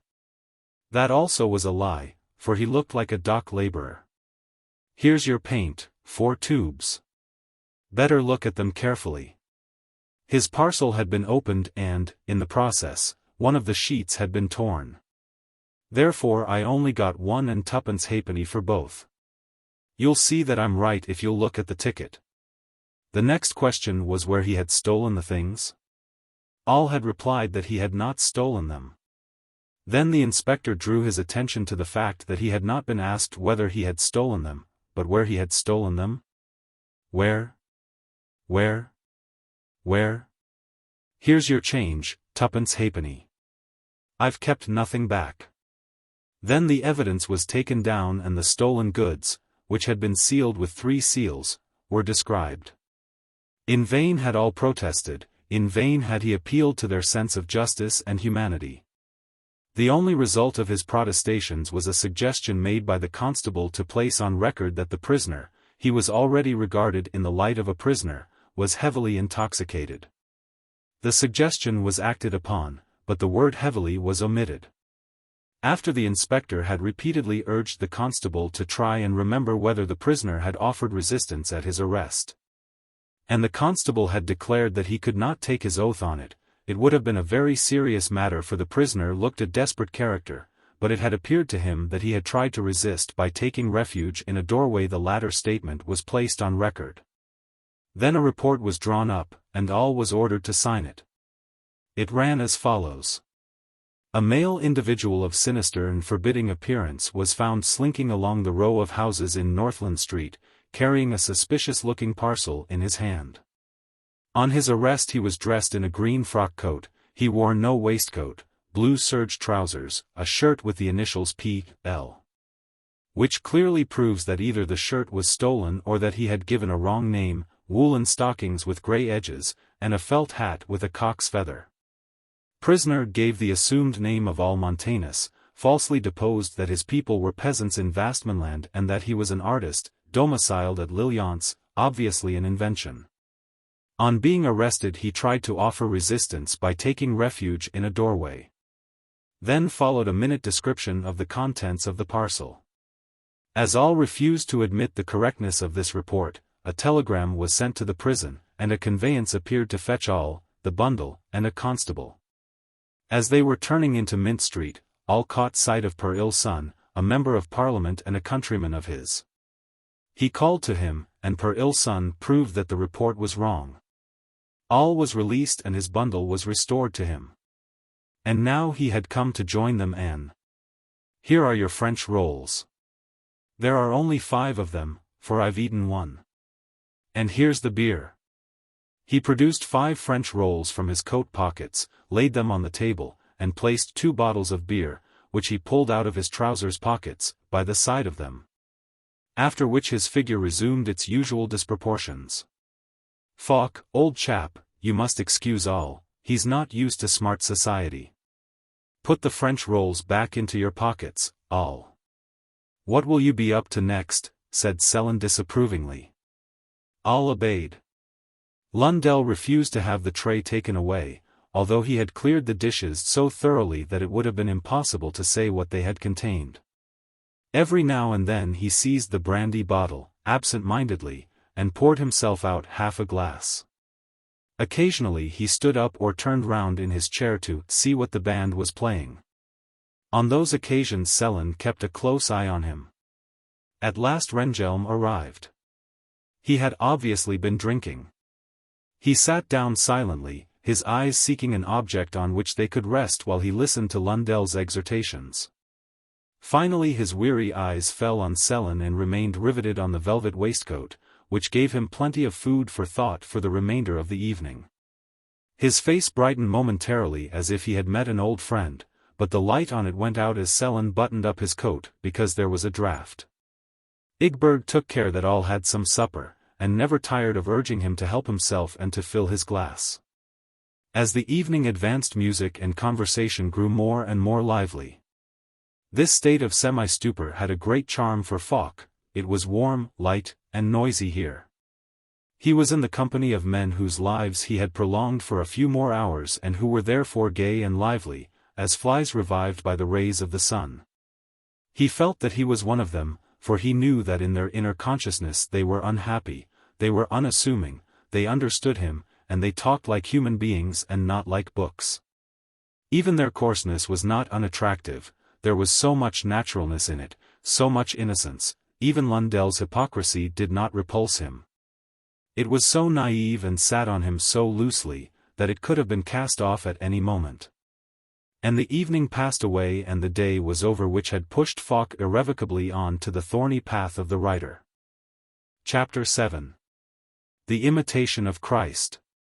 On the following morning Falk was awakened by a maid-servant who brought him a letter. He opened it and read. Timothy 10:27, 28, 29. 1 Corinth 6:3, 4, 5. Dear brother. The grace and peace of our Lord J.C., the love of the Father and the fellowship of the H.G., etc., Amen. I read last night in the Grey Bonnet that you are going to edit the Torch of Reconciliation. Meet me in my office tomorrow morning. Your saved brother. Nathaniel Score. Now he partially understood Lundell's riddle. He did not know Score, the great champion of the Lord, personally. He knew nothing of the Torch of Reconciliation, but he was curious and decided to obey the insolent request. At 9 o'clock he was in Government Street, looking at the imposing four-storied house, the front of which, from cellar to roof, was covered by signboards: Christian Printing Office, Peace, Ltd. Second floor. Editorial Office, The Inheritance of the Children of God, half-landing floor. Publishing Office, The Last Judgment, first floor. Publishing Office, The Trump of Peace, second floor. Editorial Office of the children's paper, Feed My Lambs, first floor. Offices of the Christian Prayer House Society, Limited, The Seat of Mercy. Loans granted against First Securities, third floor. Come to Jesus, third floor. Employment found for respectable salesmen who can offer security. Foreign Missions Society, Ltd. Eagle, distribution of the profits of the year 1867 in coupons, second floor. Offices of the Christian Mission Steamer Zululu, second floor. The steamer will leave, DV, on the 28th. Goods received against bill of lading and certificate at the shipping offices close to the landing bridge where the steamer is loading. Needlework Society Ant Heap receives gifts, first floor. Clergymen's bands washed and ironed by the porter. Wafers at ones. 6d, a pound obtainable from the porter. Black dress coats for confirmation candidates let out. Unfermented wine, Matt. 19.32, at 9 1/2 d. Per quart, apply to the porter. Bring your own jug. On the ground floor, to the left of the archway, was a Christian bookshop. Falk stopped for a few moments and read the titles of the books exhibited in the window. It was the usual thing. Indiscreet questions, impudent charges, offensive familiarities. But his attention was mainly attracted to a number of illustrated magazines with large English woodcuts, displayed in the window in order to attract the passers-by. More especially the children's papers had an interesting table of contents. And the young man in the shop could have told anyone who cared to know that old men and women would pass hours before this window, lost in contemplation of the illustrations, which appeared to move their pious hearts and awaken memories of their vanished, and perhaps wasted, youth. He climbed the broad staircase between Pompeian frescoes reminiscent of the path which does not lead to salvation, and came to a large room furnished with desks like a bank, but so far unoccupied by cashiers and bookkeepers. In the center of the room stood a writing table, of the size of an altar, resembling an organ with many stops. There was a complete keyboard with buttons and semaphores with trumpet-like speaking tubes, connected with all parts of the building. A big man in riding boots was standing at the writing desk. He wore a cassock fastened with one button at the neck which gave it a military appearance. The coat was surmounted by a white band and the mask of a sea captain, for the real face had long ago been mislaid in one of the desks or boxes. The big man was slapping the tops of his boots with his horsewhip, the handle of which was in the form of a symbolical hoof, and sedulously smoking and chewing a strong regalia, probably to keep his jaws in trim. Falk looked at the big man in astonishment. This, then, was the last fashion in clergymen, for in men, too, there is a fashion.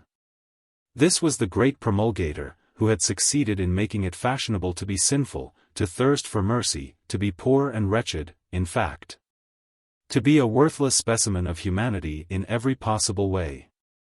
This was the man who had brought salvation in vogue.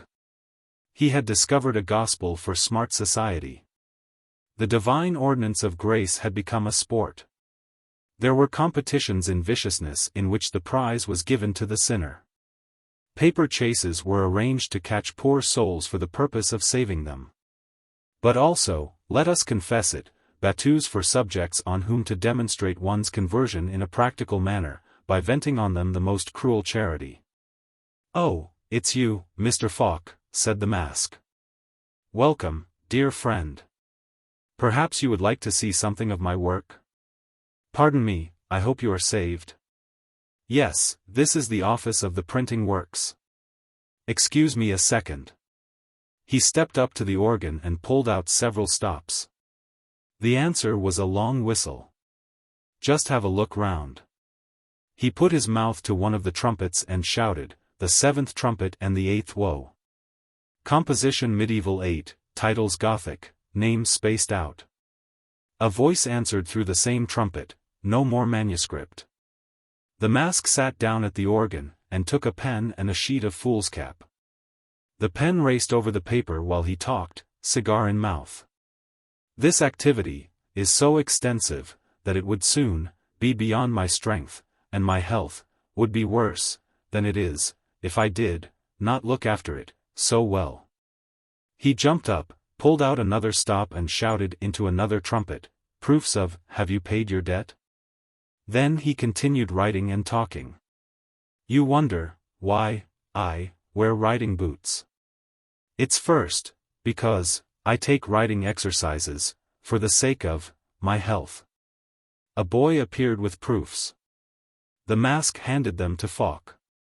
"Please read that," he said, speaking through his nose, because his mouth was busy, while his eyes shouted to the boy, "Wait." Secondly, a movement of the ears plainly conveyed to Falk that he had not lost the thread. "Because I am of opinion that a spiritually minded man should not be conspicuous by his appearance, for this would be spiritual pride, and a challenge to the scoffers." A bookkeeper entered. The mask acknowledged his salutation by a wrinkling of his forehead, the only part of his face which was unoccupied. For want of something else to do, Falk took the proofs and began to read them. The cigar continued talking. "Everybody wears riding boots. I won't be conspicuous by my appearance. I wear riding boots because I'm no humbug." He handed the manuscript to the boy and shouted, with his lips, "For Styx, seventh trumpet for Nystrom." And then to Falk, "I shall be disengaged in 5 minutes. Will you come with me to the warehouse?" And to the bookkeeper, "Zululu is charging?" "Brandy," answered the bookkeeper in a rusty voice. "Everything all right?" "Everything all right." "In God's name, then. Come along, Mr. Falk." They entered a room the walls of which were lined with shelves, filled with piles of books. The mask touched them with his horsewhip and said proudly, "I've written those. What do you think of that? Isn't it a lot? You, too, write a little. If you stick to it, you might write as much." He bit and tore at his cigar and spat out the tiny flakes which filled the air like flies and settled on the backs of the books. His face wore a look of contempt. "The Torch of Reconciliation. XVIII. I think it's a stupid name. Don't you rather agree with me? What made you think of it?" For the first time Falk had a chance of getting in a word, for like all great men, the mask answered his own questions. His reply was in the negative, but he got no further. The mask again usurped the conversation. "I think it's a very stupid name. And do you really believe that it will draw? I know nothing whatever about the matter. I don't know what you are talking about." "You don't know?" He took up a paper and pointed to a paragraph. Falk, very much taken aback, read the following advertisement. "Notice to subscribers, The Torch of Reconciliation. Magazine for Christian readers, about to appear under the editorship of Arvid Falk, whose work has been awarded a prize by the Academy of Sciences. The first number will contain God's Creation, by Håkan Spegel, a poem of an admittedly religious and profoundly Christian spirit." Falk had forgotten Spegel and his agreement. He stood speechless. "How large is the edition going to be?" "What? 2,000, I suppose. Too small. No good. My last judgment was 10,000, and yet I didn't make more than, what shall I say, 15 net." 15,000, young man. The mask seemed to have forgotten his part and reverted to old habits. "You know," he continued, "that I'm a popular preacher. I may say that without boasting, for all the world knows it. You know, that I'm very popular. I can't help that, it is so. I should be a hypocrite if I pretended not to know what all the world knows. Well, I'll give you a helping hand to begin with. Look at this bag here. If I say that it contains letters from persons, ladies, don't upset yourself, I'm a married man, begging for my portrait, I have not said too much. As a matter of fact, it was nothing but an ordinary bag which he touched with his whip. To save them and me a great deal of trouble, and at the same time for the sake of doing a fellow man a kindness, I have decided to permit you to write my biography. Then you can safely issue 10,000 copies of your first number and pocket a clear 1,000. But, my dear pastor, he had it on the tip of his tongue to say, Captain, I know nothing at all about this matter. Never mind. Never mind. The publisher has himself written to me and asked me for my portrait. And you are to write my biography. To facilitate your work, I asked a friend to write down the principal points. You have only to write an introduction, brief and eloquent, a few sticks at the most. That's all. So much foresight depressed Falk. He was surprised to find the portrait so unlike the original, and the friend's handwriting so much like that of the mask. The latter, who had given him portrait and manuscript, now held out his hand expecting to be thanked. My regards to the publisher. He had so nearly said Smith, that a slight blush appeared between his whiskers. But you don't know my views yet, protested Falk. Views? Have I asked what your views are? I never ask anybody about his views. God forbid. I never. Once more he touched the backs of his publications with his whip, opened the door, let the biographer out and returned to his service at the altar. Falk, as usual, could not think of a suitable answer until it was too late. When he thought of one, he was already in the street. A cellar window which happened to stand wide open, and was not covered with advertisements, received biography and portrait into safe keeping. Then Falk went to the nearest newspaper office, handed in a protest against the torch of reconciliation, and resigned himself to starve. Chapter 8. Poor Mother Country. The clock on the Ritterholms church struck 10 as Falk arrived, a few days later, at the parliamentary buildings to assist the representative of the Red Cap in reporting the proceedings of the second chamber. He hastened his footsteps, convinced that here, where the pay was good, strict punctuality would be looked upon as a matter of course. He climbed the committee stairs and was shown to the reporters' gallery on the left.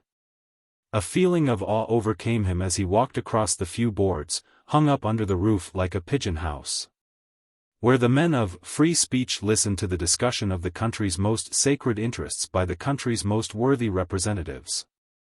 It was a new sensation to Falk, but he was far from being impressed as he looked down from his scaffolding into the empty hall which resembled a Lancastrian school. It was 5 minutes past 10, but with the exception of himself, not a soul was present. All of a sudden the silence was broken by a scraping noise. A rat, he thought, but almost immediately he discovered, on the opposite gallery, across the huge, empty hall, a short, abject figure sharpening a pencil on the rail. He watched the chips fluttering down and settling on the tables below. His eyes scanned the empty walls without finding a resting place, until finally they fell on the old clock, dating from the time of Napoleon I, with its imperial newly lit emblems. Symbolical of the old story, and its hands, now pointing to 10 minutes past 10, symbolical in the spirit of irony, of something else. At the same moment the doors in the background opened and a man entered. He was old, his shoulders stooped under the burden of public offices. His back had shrunk under the weight of communal commissions, the long continuance in damp offices, committee rooms and safe deposits had warped his neck. There was a suggestion of the pensioner in his calm footsteps, as he walked up the coconut matting towards the chair. When he had reached the middle of the long passage and had come into line with the imperial clock, he stopped. He seemed accustomed to stopping halfway and looking round and backwards. But now he stopped to compare his watch with the clock. He shook his old, worn-out head with a look of discontent. Fast. Fast, he murmured. His features expressed a supernatural calm and the assurance that his watch could not be slow. He continued his way with the same deliberate footsteps. He might be walking towards the goal of his life, and it was very much a question whether he had not attained it when he arrived at the venerable chair on the platform. When he was standing close by it he pulled out his handkerchief and blew his nose. His eyes roamed over the brilliant audience of chairs and tables, announcing an important event. "Gentlemen, I have blown my nose." Then he sat down and sank into a presidential calm which might have been sleep, if it had not been waking. And, alone in the large room, as he imagined, alone with his God, he prepared to summon strength for the business of the day, when a loud scraping on the left, high up, underneath the roof, pierced the stillness. He started and turned his head to kill with a three-quarter look the rat which dared to gnaw in his presence. Falk, who had omitted to take into account the resonant capacity of the pigeon house, received the deadly thrust of the murderous glance. But the glance softened as it slid down from the eaves moldings, whispering, "Only a reporter, I was afraid it might be a rat." And deep regret stole over the murderer, contrition at the sin committed by his eye. He buried his face in his hands and wept? Oh, no! He rubbed off the spot which the appearance of a repulsive object had thrown on his retina. Presently the doors were flung wide open. The delegates were beginning to arrive, while the hands on the clock crept forward. The president rewarded the good with friendly nods and pressures of the hand, and punished the evildoers by turning away his head. He was bound to be just as the Most High. The reporter of the red cap arrived, an unprepossessing individual, not quite sober and only half awake. In spite of this he seemed to find pleasure in answering truthfully the questions put by the newcomer. Once more the doors were flung open and in stalked a man with as much self-assurance as if he were in his own home. He was the treasurer of the Inland Revenue Office and actuary of the Board of Payment of Employees' Salaries. He approached the chair, greeted the president like an old acquaintance and began to rummage in the papers as if they were his own. "Who's this?" asked Falk. "The chief clerk," answered his friend from the red cap. "What? Do they write here, too, then?" "Too? You'll soon see. They keep a story full of clerks. The attics are full of clerks and they'll soon have clerks in the cellars." The room below was now presenting the aspect of an ant heap. A rap of the hammer and there was silence. The head clerk read the minutes of the last meeting, and they were signed without comment. Then the same man read a petition for a fortnight's leave, sent in by John Johnson from Lurbach. It was granted. "Do they have holidays here?" asked the novice, surprised. "Certainly, John Johnson wants to go home and plant his potatoes." The platform down below was now beginning to fill with young men armed with pen and paper. All of them were old acquaintances from the time when Falk was a government official. They took their seats at little tables as if they were going to play preference. "Those are the clerks," explained the red cap, "they appear to recognize you." And they really did. They put on their eyeglasses and stared at the pigeon house with the condescension vouchsafed in a theater by the occupants of the stalls to the occupants of the galleries. They whispered among themselves, evidently discussing an absent acquaintance who, from unmistakable evidence, must have been sitting on the chair occupied by Falk. The latter was so deeply touched by the general interest that he looked with anything but a friendly eye on Struve, who was entering the pigeon house, reserved, unembarrassed, dirty and a conservative. The chief clerk read a petition, or a resolution, to grant the necessary money for the provision of new door mats and new brass numbers on the lockers destined for the reception of overshows. "Granted." "Where is the opposition?" asked the tyro. "The devil knows. But they say yes to everything. Wait a little and you'll see. Haven't they come yet? Here everyone comes and goes as he pleases. But this is the government offices all over again." The conservative Struve, who had heard the frivolous words, thought it incumbent on him to take up the cudgels for the government. "What is this, little Falk is saying?" he asked. "He mustn't growl here. It took Falk so long to find a suitable reply that the discussions down below had started in the meantime. "Don't mind him," said the red cap, soothingly. "He's invariably a conservative when he has the price of a dinner in his pocket, and he's just borrowed a fiver from me." The chief clerk was reading, 54. Report of the Committee on Olle Hipson's motion to remove the fences. Timber merchant Larsson from Norrland demanded acceptance as it stood. "What is to become of our forests?" he burst out. "I ask you, what is to become of our forests?" And he threw himself on his bench, puffing. This racy eloquence had gone out of fashion during the last few years, and the words were received with hisses, after which the puffing on the Norrland bench ceased. The representative for Erland suggested sandstone walls, Scania's delegate preferred box. Norrbottens opined that fences were unnecessary where there were no fields. And a member on the Stockholm bench proposed that the matter should be referred to a committee of experts. He laid stress on experts. A violent scene followed. Death rather than a committee. The question was put to the vote.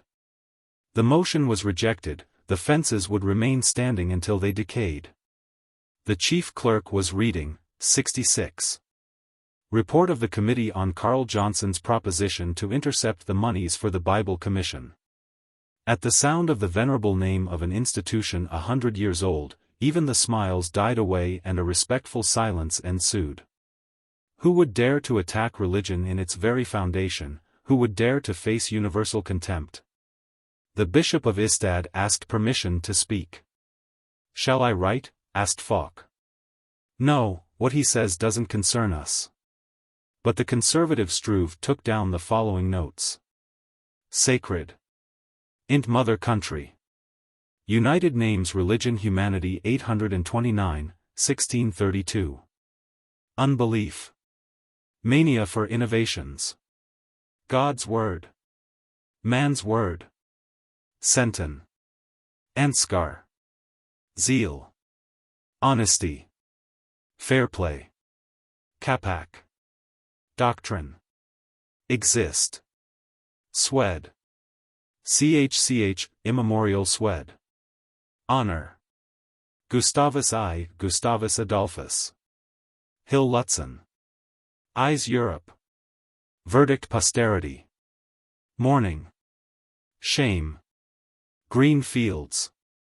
Wash my hands. They would not hear. Carl Johnson held the floor. "Now it's our turn," said the red cap. And they wrote while Struve embroidered the bishop's velvet. Twaddle. Big words. Commission sat for 100 years. Costs 100,000 crowns. 9 archbishops. 30 professor UPS. Together 500 years. Dietaries. Secretaries. Amanuenses. Done nothing. Proof sheet. Bad work. Money, money, money. Everything by its right name. Humbug. Official sucking system. No one else spoke, but when the question was put to the vote, the motion was accepted. While the red cap with practiced hand smoothed Johnson's stumbling speech, and provided it with a strong title, Falk took a rest. Accidentally scanning the stranger's gallery, his gaze fell on a well-known head, resting on the rail and belonging to Olle Montanus. At the moment he had the appearance of a dog, carefully watching a bone, and he was not there without a very definite reason, but Falk was in the dark. Olle was very secretive. From the end of the bench, just below the right gallery, on the very spot where the abject individual's pencil chips had fluttered down, a man now arose. He wore a blue uniform, had a 3-cornered hat tucked under his arm and held a roll of paper in his hand. The hammer fell and an ironical, malicious silence followed. "Right," said the red cap. "Take down the figures, I'll do the rest." "Who is it?" "These are royal propositions." The man in blue was reading from the paper roll, "HM Most Gracious Proposition. To increase the funds of the department assisting young men of birth in the study of foreign languages, under the heading of stationery and sundry expenses, from 50,000 crowns to 56. 000 crowns 37 or. What are sundry expenses? Asked Falk. Water bottles, umbrella stands, spittoons, Venetian blinds, dinners, tips and so on. Be quiet, there's more to come. The paper roll went on, H.M. Most gracious proposition to create 60 new commissions in the West Gothic Cavalry. Did he say 60? Asked Falk, who was unfamiliar with public affairs. 60, yes, write it down. The paper roll opened out and grew bigger and bigger. H.M. Most gracious proposition to create 5 new regular clerkships in the Board of Payment of Employees' Salaries. Great excitement at the preference tables, great excitement on Falk's chair. Now the paper roll rolled itself up. The chairman rose and thanked the reader with a bow which plainly said, "Is there nothing else we can do?" The owner of the paper roll sat down on the bench and blew away the chips the man above him had allowed to fall down. His stiff, embroidered collar prevented him from committing the same offense which the president had perpetrated earlier in the morning. The proceedings continued. The peasant Sven Svensson asked for permission to say a few words on the poor law. With one accord all the reporters arose, yawned and stretched themselves. "We'll go to lunch now," explained the red cap, "we have an hour and 10 minutes. But Sven Svensson was speaking. The delegates began to get up from their places, 2 or 3 of them went out. The president spoke to some of the good members and by doing so expressed in the name of the government his disapproval of all Sven Svensson might be going to say. 2 older members pointed him out to a newcomer as if he were a strange beast. They watched him for a few moments, found him ridiculous and turned their backs on him. The red cap was under the impression that politeness required him to explain that the speaker was the scourge of the chamber. He was neither hot nor cold, could be used by no party, be won for no interests, but he spoke. What he spoke about no one could tell, for no paper reported him, and nobody took the trouble to look up the records. But the clerks at the tables had sworn that if they ever came into power, they would amend the laws for his sake. Falk, however, who had a certain weakness for all those who were overlooked, remained behind and heard what he had not heard for many a day, a man of honor, who lived an irreproachable life, espousing the cause of the oppressed and the downtrodden while nobody listened to him. Struve, at the sight of the peasant, had taken his own departure, and had gone to a restaurant. He was quickly followed by all the reporters and half the deputies. After luncheon they returned and sat down on the narrow stairs. For a little longer they heard Sven Svensson speaking, or rather, saw him speaking, for now the conversation had become so lively that not a single word of the speech could be understood. But the speaker was bound to come to an end, nobody had any objections to make, his speech had no result whatever, it was exactly as if it had never been made. The chief clerk, who during this interval had had time to go to his offices, look at the official papers, and poke his fires, was again in his place, reading, 72. Memorial of the Royal Commission on Per Ilsson's motion to grant 10,000 crowns for the restoration of the old sculptures in the Church of Traskala. The dog's head on the rail of the stranger's gallery assumed a threatening aspect. He looked as if he were going to fight for his bone. "Do you know the freak up there in the gallery?" asked the red cap. "Olle Montanus, yes, I know him." "Do you know that he and the Church of Traskala are countrymen?" "He's a shrewd fellow. Look at the expression on his face now that Traskala's turn has come." Per Ilsson was speaking. Struve contemptuously turned his back on the speaker and cut himself a piece of tobacco. But Falk and the red cap trimmed their pencils for action. "You take the flourishes, I'll take the facts," said the red cap. After the lapse of a quarter of an hour Falk's paper was covered with the following notes. Native culture. Social interests. Charge of materialism. Accord. Ficta material, native culture not mater. Ergo charge rejected. Venerable temple. In the radiance morning sun pointing heavenwards. From Heath. Times Philos, never dreamt. Sacred rites. Nation. Sacred int native cult. Literature. Academy. History. Antiquity. The speech, which had repeatedly called forth universal amusement especially at the exhumation of the deceased Fichte, provoked replies from the Metropolitan Bench and the Bench of UPS. The delegate on the Metropolitan Bench said that although he knew neither the Church of Trascala nor Fichte and doubted whether the old plasterboys were worth 10,000 crowns, yet he thought himself justified in urging the Chamber to encourage this beautiful undertaking, as it was the first time the majority had asked for money for a purpose other than the building of bridges, fences, national schools, etc. The delegate on the Bench of UPS held, according to Struve's notes, that the mover of the proposition was a priori right, that his premise, that native culture should be encouraged, was correct. That the conclusion that 10,000 crowns should be voted was binding, that the purpose, the aim, the tendency, was beautiful, praiseworthy, patriotic, but an error had certainly been committed. By whom? By the mother country? The state? The church? No. By the proponent? The proponent was right according to common sense, and therefore the speaker, he begged the Chamber to pardon the repetition, could only praise the purpose, the aim, the tendency. The proposition had its warmest sympathies. He was calling on the Chamber in the name of the mother country, in the name of art and civilization, to vote for it. But he himself felt bound to vote against it, because he was of the opinion that, conformable to the idea, it was erroneous, motiveless and figurative, as it subsumed the conception of the place under that of the state. The head in the stranger's gallery rolled its eyes and moved its lips convulsively while the motion was put to the vote. But when the proceeding was over and the proposition had been accepted, the head disappeared in the discontented and jostling audience. Falk did not fail to understand the connection between Per Ilsson's proposition and All's presence and disappearance. Struve, who had become even more loud and conservative after lunch, talked unreservedly of many things. The red cap was calm and indifferent, he had ceased to be astonished at anything.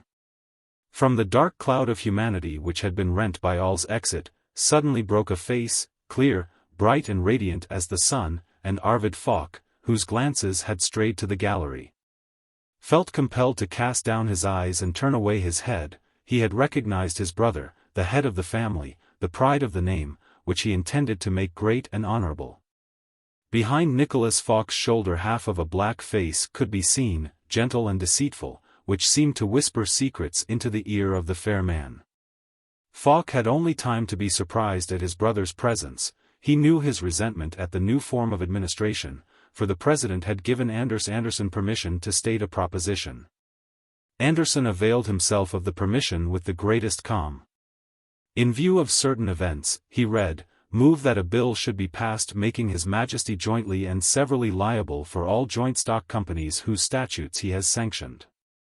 The sun on the stranger's gallery lost its brilliancy and a storm burst out in the chamber. Like a flash Count Splint was on his legs. Applause from the stranger's gallery. Indignation in the chamber. Quosque tandem, Catalina. It has come to that.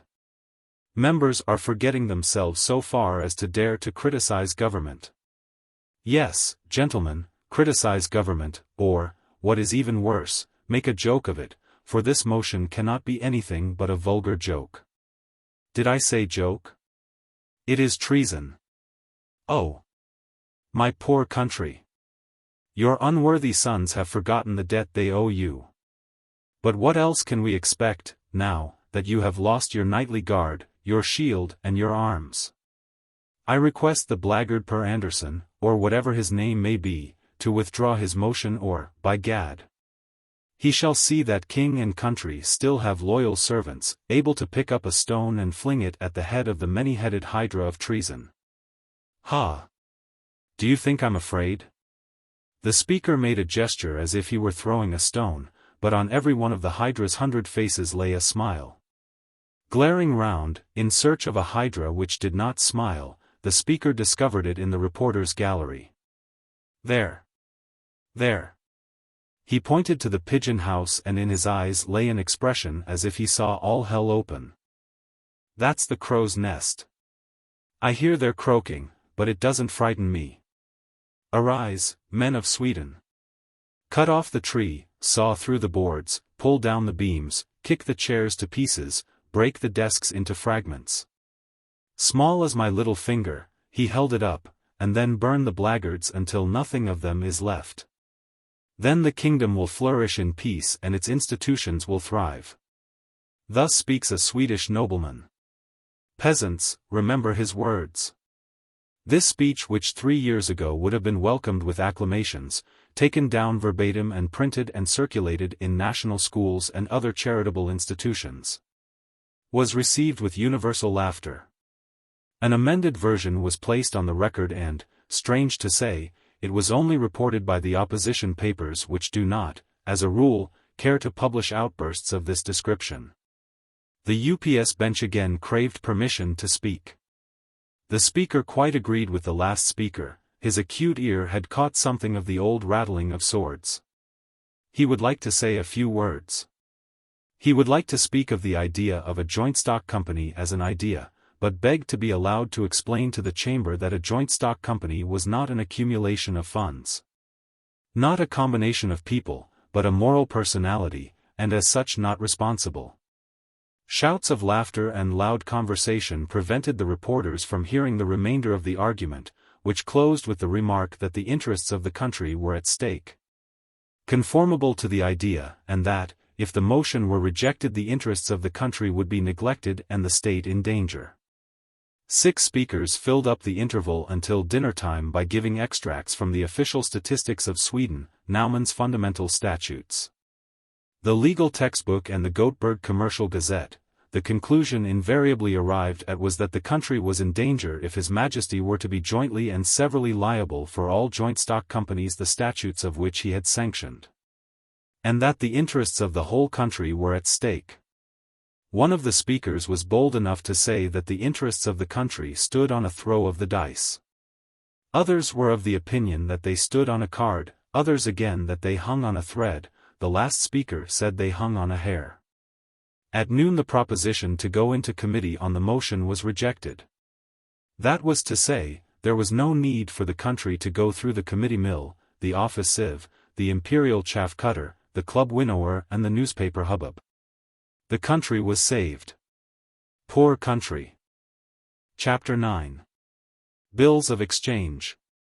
Some time after Arvid Falk's first experience as a reporter, Charles Nicholas Falk and his beloved wife were sitting at the breakfast table. He was, contrary to his custom, not in dressing gown and slippers, and his wife was wearing an expensive morning gown. "Yes, they were all here yesterday," said Mrs. Falk, laughing gaily, "all 5 of them, and they were extremely sorry about the matter. I wish the deuce. Nicholas, remember you are no longer standing behind the counter. What am I to say then if I lose my temper? One doesn't lose one's temper, one gets annoyed. And it's permissible to say, it's very extraordinary. Very well, then, it's very extraordinary that you have always something unpleasant up your sleeve. Why can't you refrain from telling me things you know will irritate me? Vex you, old man. You expect me to keep my vexations to myself, but you lie. Lay, old girl. I say, lie your burdens on my shoulders too. Was that what you promised me when we got married? Don't make a scene, and don't let's have any of your logic. Go on. They were all here, Mama and your 5 sisters?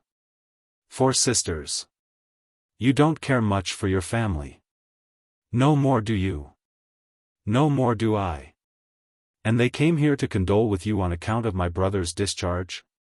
Is that so? Yes.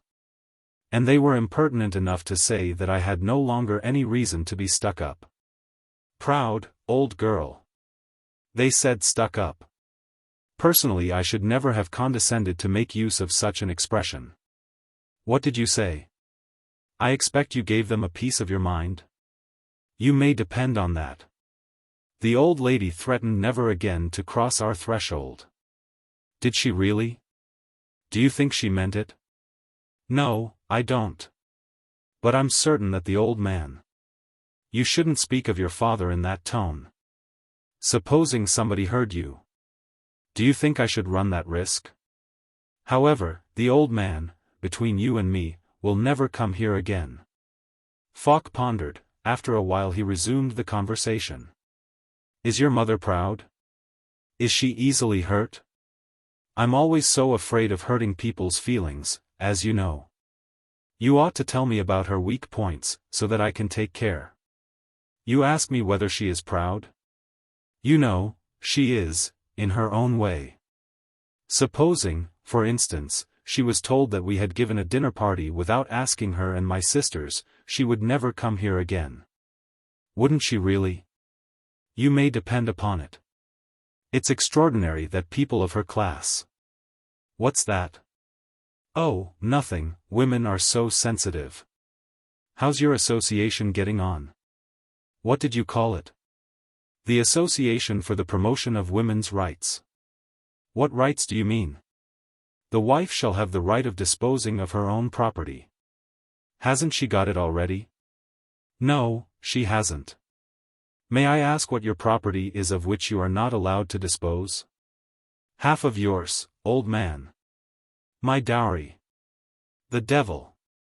Who taught you such rubbish? It's not rubbish. It's the spirit of the age, my dear.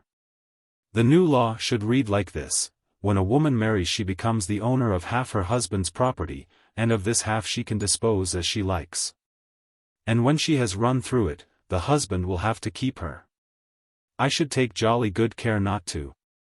Under the new law you would be forced to do so, or go to the poorhouse. This would be the penalty for a man who doesn't keep his wife. Take care. You are going too far. But, have you any meetings? Who were the women present? Tell me. We are still busy with the statutes, with the preliminaries. But who are the women? At present only Mrs. Homan, the controller's wife, and Lady Rehnhjelm. Rehnhjelm? A very good name.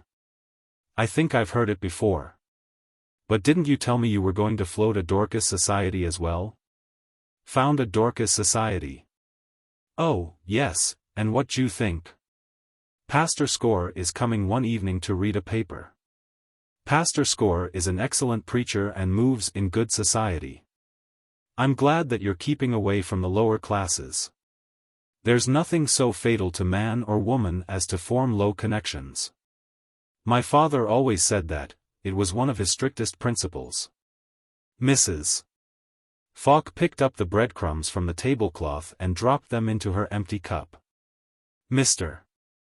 Falk put his fingers into his waistcoat pocket and brought out a toothpick with which he removed some tiny atoms of coffee grounds lodged between his teeth.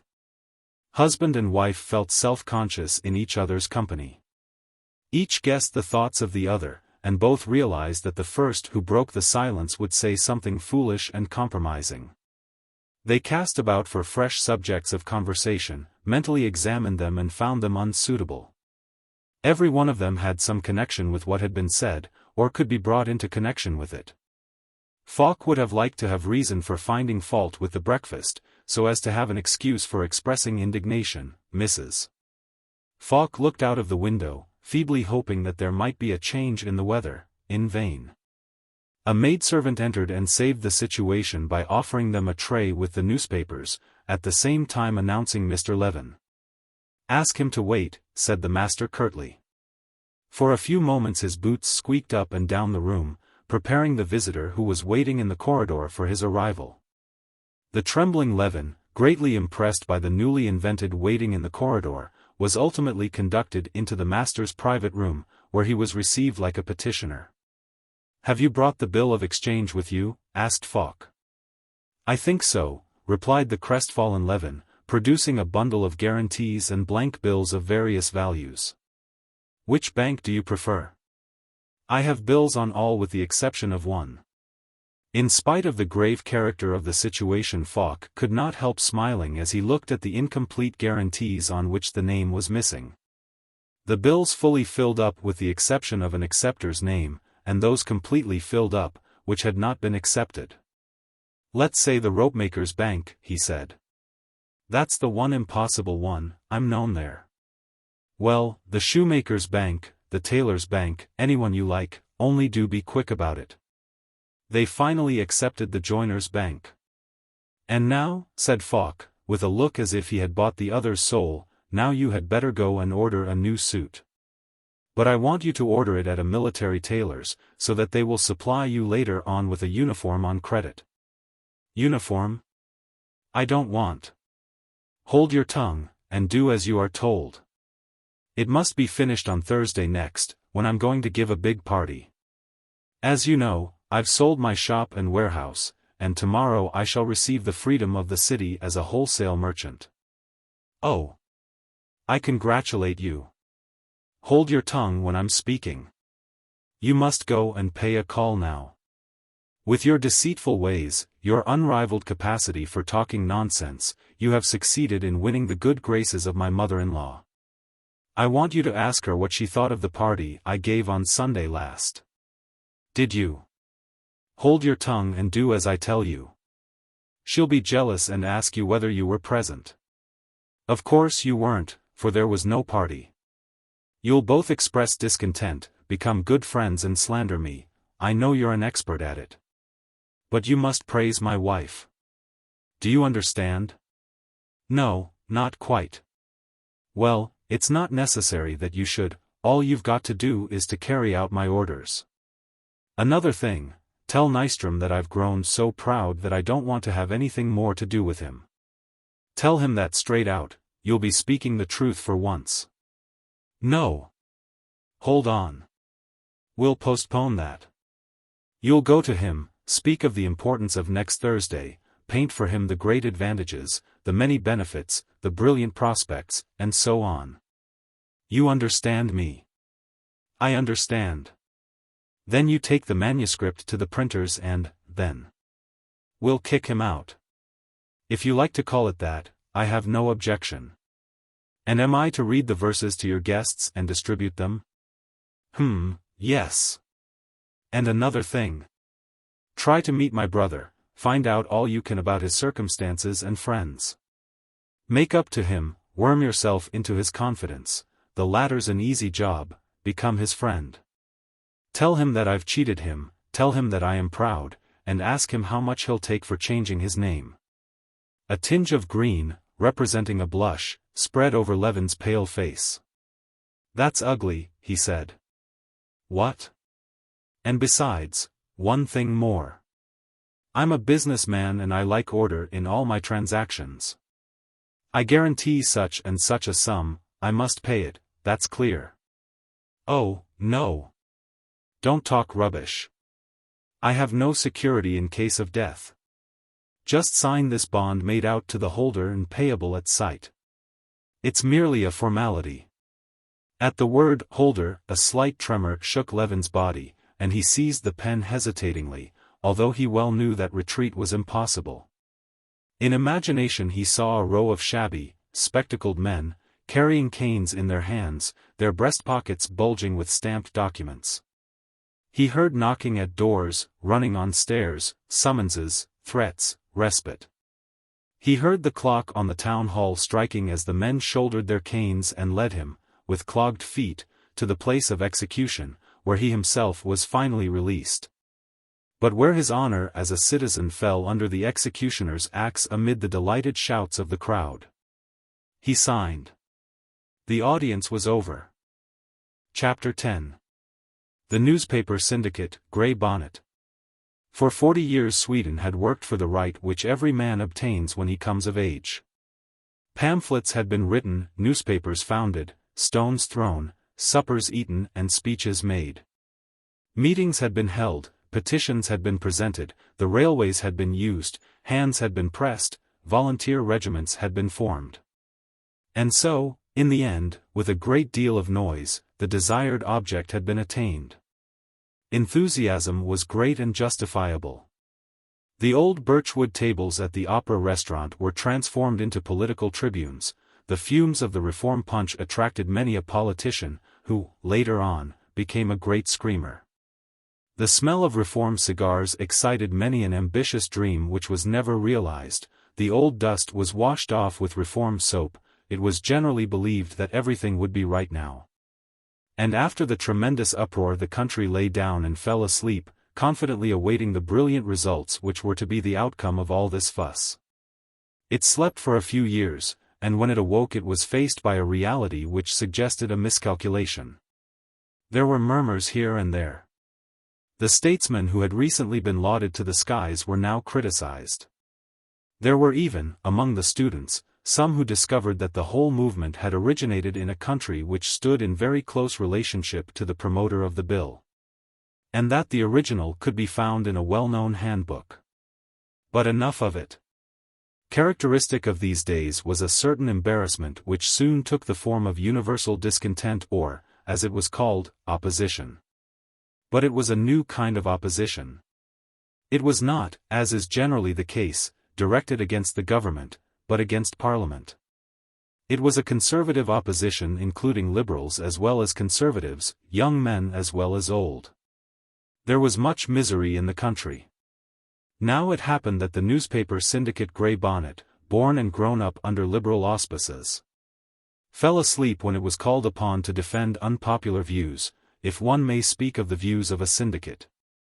The directors proposed at the general meeting that certain opinions should be changed, as they had the effect of decreasing the number of subscribers, necessary to the continuance of the enterprise. The general meeting agreed to the proposition, and the Grey Bonnet became a conservative paper. But there was a but, although it must be confessed that it did not greatly embarrass the syndicate. It was necessary to have a new chief editor to save the syndicate from ridicule, that no change need be made so far as the invisible editorial staff was concerned, went without saying. The chief editor, a man of honor, tendered his resignation. The editorial management, which had long been abused on account of its red color, accepted it with pleasure, hoping thereby, without further trouble, to take rank as a better class paper. There only remained the necessity of finding a new chief editor. In accordance with the new program of the syndicate, he would have to possess the following qualifications: he must be known as a perfectly trustworthy citizen, must belong to the official class, must possess a title, usurped or one, which could be elaborated if necessity arose. In addition to this he must be of good appearance, so that one could show him off at festivals and on other public occasions. He must be dependent. A little stupid, because true stupidity always goes hand in hand with conservative leanings. He must be endowed with a certain amount of shrewdness, which would enable him to know intuitively the wishes of his chiefs and never let him forget that public and private welfare are, rightly understood, one and the same thing. At the same time he must not be too young, because an older man is more easily managed. And finally, he must be married, for the syndicate, which consisted of business men, knew perfectly well that married slaves are more amenable than unmarried ones. The individual was discovered, and he was to a high degree endowed with all the characteristics enumerated. He was a strikingly handsome man with a fairly fine figure and a long, wavy beard, hiding all the weak points of his face, which otherwise would have given him away. His large, full, deceitful eyes caught the casual observer and inspired his confidence, which was then unscrupulously abused. His somewhat veiled voice, always speaking words of love, of peace, of honor and above all of patriotism, beguiled many a misguided listener, and brought him to the punch table where the excellent man spent his evenings, preaching straightforwardness and love of the mother country. The influence which this man of honor exerted on his evil environment was marvelous. It could not be seen, but it could be heard.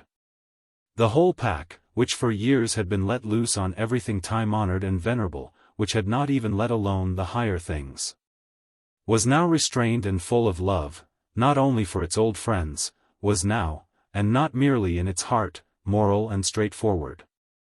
They carried out in every detail the program drawn up by the new editor on his accession, the cardinal points of which, expressed in a few words, were, to persecute all good ideas if they were new, to fight for and uphold all bad ones if they were old, to grovel before those in power, to extol all those on whom fortune was smiling, to push down all those who strove to rise, to adore success and abuse misfortune.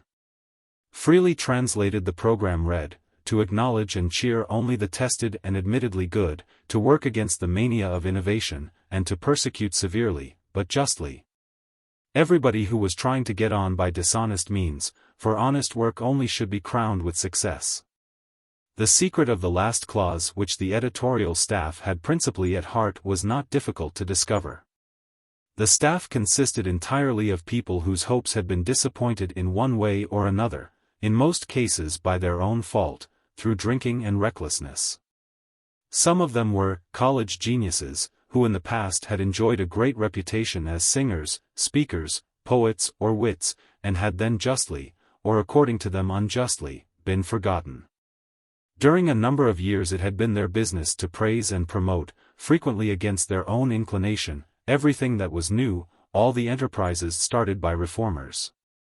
It was, therefore, not strange that now they seized the opportunity to attack, under the most honorable pretexts, everything new, good or bad. The chief editor in particular was great in tracking humbug and dishonesty. Whenever a delegate opposed a bill which tended to injure the interests of the country for the sake of the party, he was immediately taken to task and called a humbug, trying to be original, longing for a ministerial dress coat. He did not say portfolio, for he always thought of clothes first. Politics, however, was not his strong, or rather his weak point, but literature. In days long past, on the occasion of the Old Norse festival at UPS, he had proposed a toast in verse on woman, and thereby furnished an important contribution to the literature of the world. It was printed in as many provincial papers as the author considered necessary for his immortality. This had made him a poet, and when he had taken his degrees, he bought a second-class ticket to Stockholm, in order to make his debut in the world and receive his due. Unfortunately the Stockholmers do not read provincial papers. The young man was unknown and his talent was not appreciated. As he was a shrewd man, his small brain had never been exuberantly imaginative, he concealed his wound and allowed it to become the secret of his life. The bitterness engendered by the fact that his honest work, as he called it, remained unrewarded specially qualified him for the post of a literary censor. But he did not write himself, his position did not allow him to indulge in efforts of his own. And he preferred leaving it to the reviewer who criticized everybody's work justly and with inflexible severity. The reviewer had written poetry for the last 16 years under a pseudonym. Nobody had ever read his verses and nobody had taken the trouble to discover the author's real name. But every Christmas his verses were exhumed and praised in the Grey Bonnet, by a third party, of course, who signed his article so that the public should not suspect that the author had written it himself. It was taken for granted that the author was known to the public. In the 17th year, the author considered it advisable to put his name to a new book, a new edition of an old one. As misfortune would have it, the Red Cap, the whole staff of which was composed of young people who had never heard the real name, treated the author as a beginner, and expressed astonishment. Not only that a young writer should put his name to his first book, but also that a young man's book could be so monotonous and old-fashioned. This was a hard blow. The old pseudonymous fell ill with fever, but recovered after having been brilliantly rehabilitated by the Grey Bonnet. The latter went for the whole reading public in a lump, charging it with being immoral and dishonest, unable to appreciate an honest, sound, and moral book which could safely be put into the hands of a child. A comic paper made fun of the last point, so that the pseudonymous had a relapse, and, on his second recovery, vowed annihilation to all native literature which might appear in future. It did, however, not apply to quite all native literature, for a shrewd observer would have noticed that the Grey Bonnet frequently praised bad books. True, it was often done lamely and in terms which could be read in two ways. The same shrewd observer could have noticed that the miserable stuff in question was always published by the same firm. But this did not necessarily imply that the reviewer was influenced by extraneous circumstances, such as little lunches, for instance. He and the whole editorial staff were upright men who would surely not have dared to judge others with so much severity if they themselves had not been men of irreproachable character. Another important member of the staff was the dramatic critic. He had received his education and qualified at a recruiting bureau in XVIII. Had fallen in love with a star who was only a star in XVIII. As he was not sufficiently enlightened to differentiate between a private opinion and a universal verdict. It happened to him when he was for the first time let loose in the columns of the Grey Bonnet that he slated the greatest actress in Sweden, and maintained that she copied Miss whatever her name was. That it was done very clumsily goes without saying, and also that it happened before the Grey Bonnet had veered round. All this made his name detested and despised. But still, he had a name, and that compensated him for the indignation he excited. One of his cardinal points, although not at once appreciated, was his deafness. Several years went by before it was discovered, and even then nobody could tell whether or no it had any connection with a certain encounter, caused by one of his notices. In the foyer of the opera house, one evening after the lights had been turned down. After this encounter he tested the strength of his arm only on quite young people. And anybody familiar with the circumstances could tell by his critique when he had had an accident in the wings. For the conceited provincial had read somewhere the unreliable statement that Stockholm was another Paris, and had believed it. The art critic was an old academician who had never held a brush in his hand, but was a member of the brilliant artists' club Minerva. A fact which enabled him to describe works of art in the columns of his paper before they were finished, thereby saving the reader the trouble of forming an opinion of his own. He was invariably kind to his acquaintances, and in criticizing an exhibition never forgot to mention every single one of them. His practice, of many years' standing, of saying something pretty about everybody, and how would he have dared to do otherwise, made it child's play to him to mention 20 names in half a column. In reading his reviews one could not help thinking of the popular game, Pictures and Devices. But the young artists he always conscientiously forgot, so that the public, which, for 10 years had heard none but the old names, began to despair of the future of art. One exception, however, he had made, and made quite recently, in an unpropitious hour. And in consequence of this exception there was great excitement one morning in the editorial office of the Grey Bonnet. What had occurred was this: Sellen, the reader may remember this insignificant name mentioned on a former, and not a particularly important occasion, had arrived with his picture at the exhibition at the very last moment. When it had been hung, in the worst possible place, for the artist was neither a member of the Academy nor did he possess the royal medal, the professor of Charles IX, arrived. He had been given this nickname because he never painted anything but scenes from the life of Charles IX. The reason again for this was that a long time ago he had bought at an auction a wine glass, a tablecloth, a chair, and a parchment from the period of Charles IX. These objects he had painted for 20 years, sometimes with, sometimes without, the king. But he was a professor now and a knight of many orders, and so there was no help for it. He was with the academician when his eye fell on the silent man of the opposition and his picture. Here again, sir. He put up his pince-nez. And this, then, is the new style. XVIII. Let me tell you, sir. Believe the word of an old man, take that picture away. Take it away. It makes me sick to look at it. You do yourself the greatest service if you take it away. What do you say, old fellow? The old fellow said that the exhibition of such a picture was an impertinence, and that if the gentleman would take his kindly meant advice, he would change his profession and become a signboard painter. Sellen replied mildly, but shrewdly, that there were so many able people in that profession, that he had chosen an artistic career where success could be obtained far more easily, as had been proved. The professor was furious at this insolence. He turned his back on the contrite Sellen with a threat which the academician translated into a promise. The enlightened committee of purchases had met, behind closed doors. When the doors were opened again, 6 pictures had been bought for the money subscribed by the public for the purpose of encouraging native artists. The excerpt from the minutes which found its way into the columns of the newspapers, was worded as follows. The Art Union yesterday bought the following pictures: 1. Water with Oxen. Landscape by the wholesale merchant K. 2. Gustavus Adolphus at the fire of Magdeburg, historical painting by the linen draper L. 3. A child blowing its nose, genre picture by Lieutenant M. 4. SS. Boar in the harbor, marine picture by the shipbroker N. 5. Sylvan scene with women, landscape by the royal secretary O. 6. Chicken with mushrooms, still life by the actor P. These works of art, which cost £1,000 each on an average, were afterwards praised in the Grey Bonnet in 2 3/4 columns at 15 crowns each. That was nothing extraordinary, but the critic, partly in order to fill up the space, and partly in order to seize the right moment for suppressing a growing evil, attacked a bad custom which was beginning to creep in.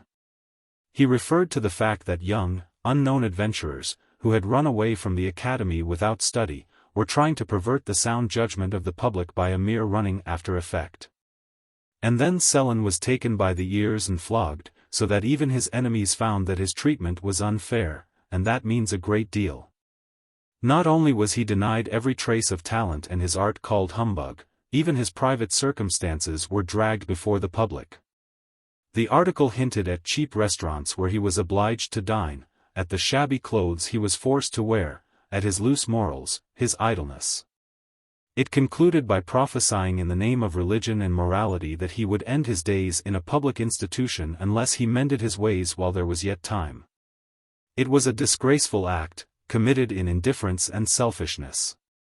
And it was little less than a miracle that a soul was not lost on the night of the publication of that particular number of the Grey Bonnet. 24 hours later the Incorruptible appeared. It reflected on the way in which public moneys were administered by a certain clique, and mentioned the fact that at the last purchase of pictures, not a single one had been bought which had been painted by an artist, but that the perpetrators had been officials and tradesmen, impudent enough to compete with the artists, although the latter had no other market. It went on to say that these pirates lowered the standard and demoralized the artists, whose sole endeavor would have to be to paint as badly as they did if they did not want to starve. Then Sellen's name was mentioned. His picture was the first soulfully conceived work within the last 10 years.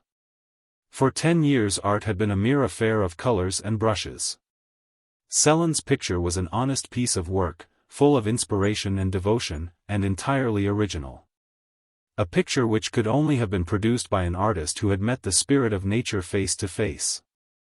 The critic enjoined the young artist to fight against the ancients, whom he had already left a long way behind, and exhorted him to have faith and hope, because he had a mission to fulfill, etc. The Grey Bonnet foamed with rage. "You'll see that that fellow will have success," exclaimed the chief editor. "Why the devil did we slate him quite so much? Supposing he became a success now? We should cover ourselves with ridicule." The academician vowed that he should not have any success, went home with a troubled heart, referred to his books and wrote an essay in which he proved that Sellen's art was humbug, and that the Incorruptible had been corrupted. The Grey Bonnet drew a breath of relief, but immediately afterwards it received a fresh blow. On the following day the morning papers announced the fact that His Majesty had bought Sellen's masterly landscape which, for days, had drawn a large public to the exhibition. The Grey Bonnet received the full fury of the gale, it was tossed hither and thither, and fluttered like a rag on a pole. Should they veer round or steer ahead? Both paper and critic were involved. The chief editor decided, by order of the managing director, to sacrifice the critic and save the paper. But how was it to be done? In their extremity they remembered Struve. He was a man completely at home in the maze of publicity. He was sent for. The situation was clear to him in a moment, and he promised that in a very few days the barge should be able to tack. To understand Struve's scheme, it is necessary to know the most important data of his biography. He was a born student, driven to journalism by sheer poverty. He started his career as editor of the Socialist People's Flag. Next he belonged to the conservative Peasant Scourge, but when the latter removed to the provinces with inventory, printing plant and editor, the name was changed into Peasant's Friend. And its politics changed accordingly. Struve was sold to the Red Cap, where his knowledge of all the conservative tricks stood him in good stead. In the same way his greatest merit in the eyes of the Grey Bonnet was his knowledge of all the secrets of their deadly foe, the Red Cap, and his readiness to abuse his knowledge of them. Struve began the work of whitewashing by starting a correspondence in the People's Flag. A few lines of this, mentioning the rush of visitors to the exhibition, were reprinted in the Grey Bonnet. Next there appeared in the Grey Bonnet an attack on the academician. This attack was followed by a few reassuring words signed "The Ed."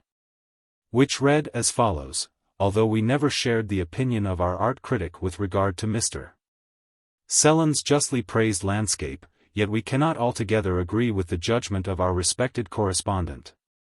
But as, on principle, we open our columns to all opinions, we unhesitatingly printed the above article. The ice was broken. Struve, who had the reputation of having written on every subject, except cufic coins, now wrote a brilliant critique of Sellen's picture and signed it very characteristically Dixie. The Grey Bonnet was saved, and so, of course, was Sellen, but the latter was of minor importance. Chapter 11. Happy People. It was 7 o'clock in the evening. The band at Burns was playing the Wedding March from A Midsummer Night's Dream, when to the accompaniment of its inspiriting strains Olle Montanus made his entry into the Red Room. None of the members had yet arrived. All looked imposing. For the first time since his confirmation he was wearing a high hat. He was dressed in a new suit, and his boots were without holes. He had had a bath, had been newly shaved, and his hair was waved as if he were going to a wedding. A heavy brass chain ornamented his waistcoat, and his left waistcoat pocket bulged visibly. A sunny smile lit up his features, he radiated kindness. One might have thought that he wanted to help all the world with little loans.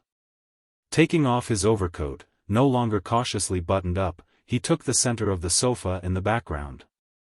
Opened his coat and tugged at his white shirt front so that it rose with a crackle and stood out like an arch. At every movement the lining of his waistcoat and trousers creaked. This seemed to give him as much pleasure as the knocking of his boot against the leg of the sofa.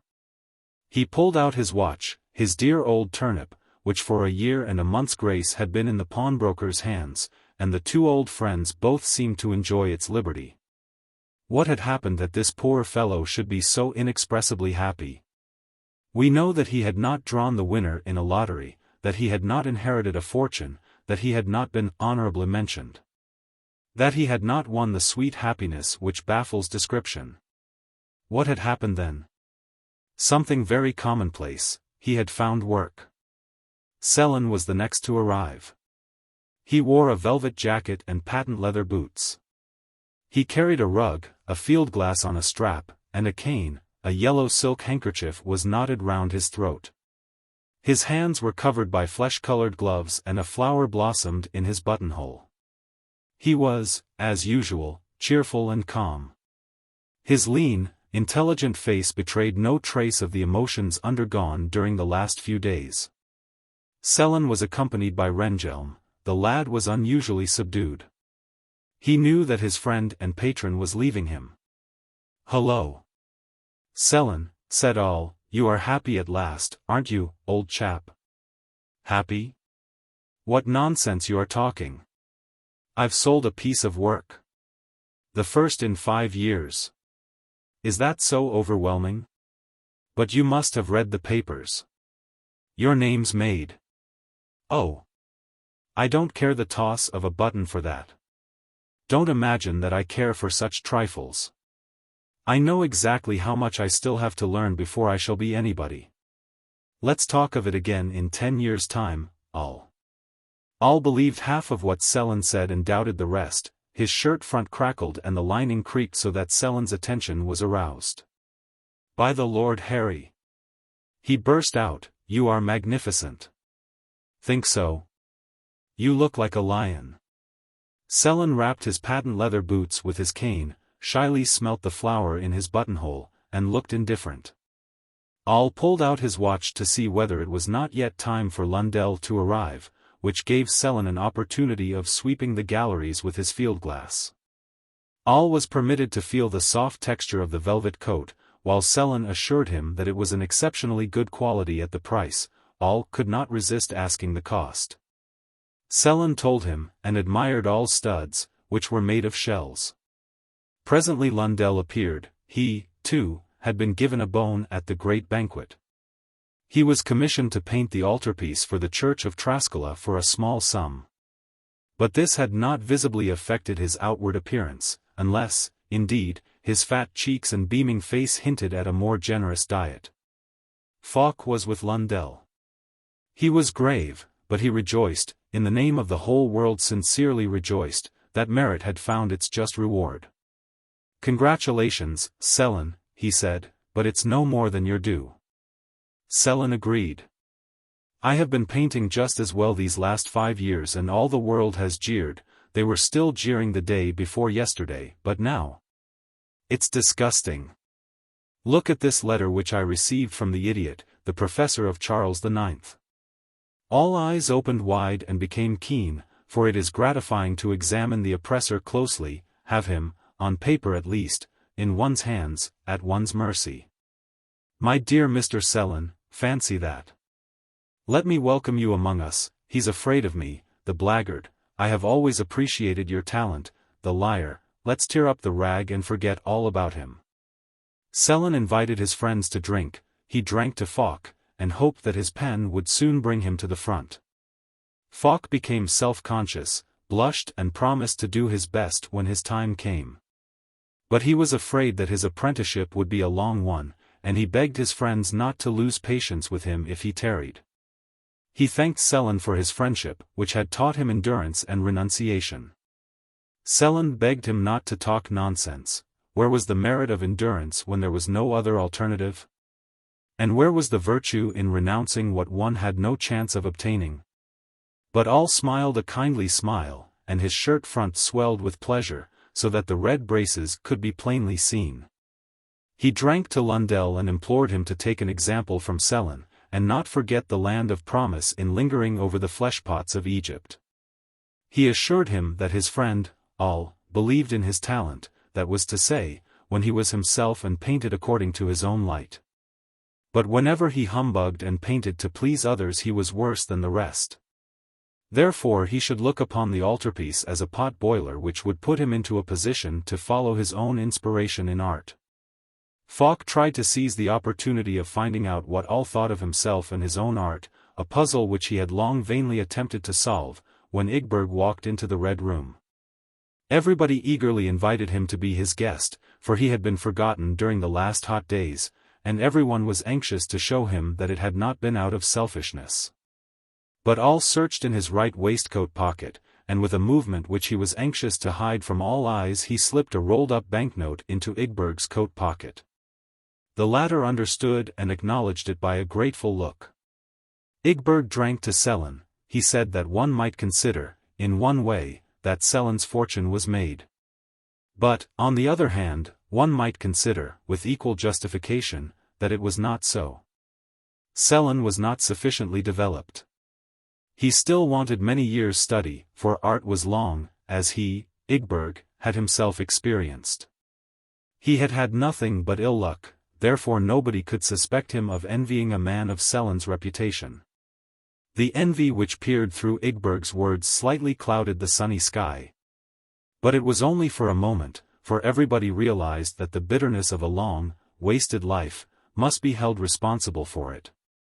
All the more gladly Ygberg handed Falk a small newly printed essay, on the cover of which he beheld with consternation the black portrait of Ulrica Eleonora. Ygberg stated that he had delivered the manuscript on the day stipulated. Smith had taken Falk's refusal with the greatest calm, and was now printing Falk's poems. To Falk's eyes the gas jets lost their brilliancy. He sat plunged in deep thought, his heart was too full to find vent in words. His poems were to be printed at Smith's expense. This was proof that they were not without merit. The thought was sufficient food for the whole evening. The evening passed quickly for the happy circle. The band ceased playing and the light was turned out. They were obliged to leave, but, finding the night far too young for breaking up, they strolled along the quays, amid endless conversation and philosophical discussions. Until they were tired and thirsty. Lundell offered to take his friends to see Marie, where they could have some beer. They turned towards the north and came to a street which gave on a fence. The fence enclosed a tobacco field, bordering on the open country. They stopped before a two-storied brick house with a gable facing the street. From above the door grinned two sandstone faces whose ears and shins were lost in fantastic scrolls. Between the heads hung a sword and an axe. It was formerly the house of the executioner. Lundell, apparently quite familiar with the neighborhood, gave a signal before one of the windows on the ground floor. The blind was drawn up, the window opened, and a woman's head looked out. A voice asked whether the caller was Albert. No sooner had Lundell owned to this, his nom de guerre, than a girl opened the door and, on the promise of silence, admitted the party. As the promise was readily given, the Red Room was soon in her apartment, and introduced to her under fictitious names. The room was not a large one. It had once been the kitchen, and the range was still standing in its place. The furniture consisted of a chest of drawers, of a pattern usually found in servants' rooms. On the drawers stood a looking-glass, swathed in a piece of white muslin. Above the glass hung a colored lithograph, representing the Savior on the cross. The chest was littered with small china figures, scent bottles, a prayer book, and an ash tray, and with its looking-glass and two lighted tallow candles seemed to form a little house altar. Charles XV, surrounded by newspaper cuttings, mostly representing police constables, those enemies of the Magdalenes, was riding on horseback on the wall above the folding sofa, which had not yet been converted into a bed. On the windowsill stood a stunted fuchsia, a geranium and a myrtle, the proud tree of Aphrodite in the poor dwelling. A photograph album lay on the worktable. On the first leaf was a picture of the king, on the second and third Papa and Mama, poor country folk, on the fourth a student, the seducer, on the fifth, a baby. And on the sixth the fiancé, a journeyman. This was her history, so like the history of most of them. On a nail, close to the range, hung an elegant dress, a velvet cloak, and a hat with feathers, the fairy disguise in which she went out to catch young men. The fairy herself was a tall, ordinary-looking young woman of 24. Recklessness and vigils had given her face that white transparency which as a rule distinguishes the untoiling rich, but her hands still showed traces of hard work. In her pretty dressing gown, with her flowing hair down her back, she was the picture of a Magdalene. Her manner was comparatively shy, but she was merry and courteous and on her best behavior. The party split up into groups, continued the interrupted discussions and started fresh ones.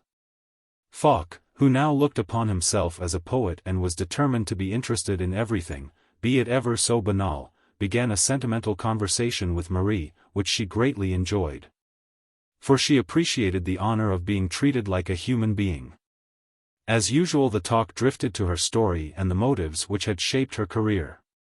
She did not lay stress on her first slip, that was hardly worth speaking about.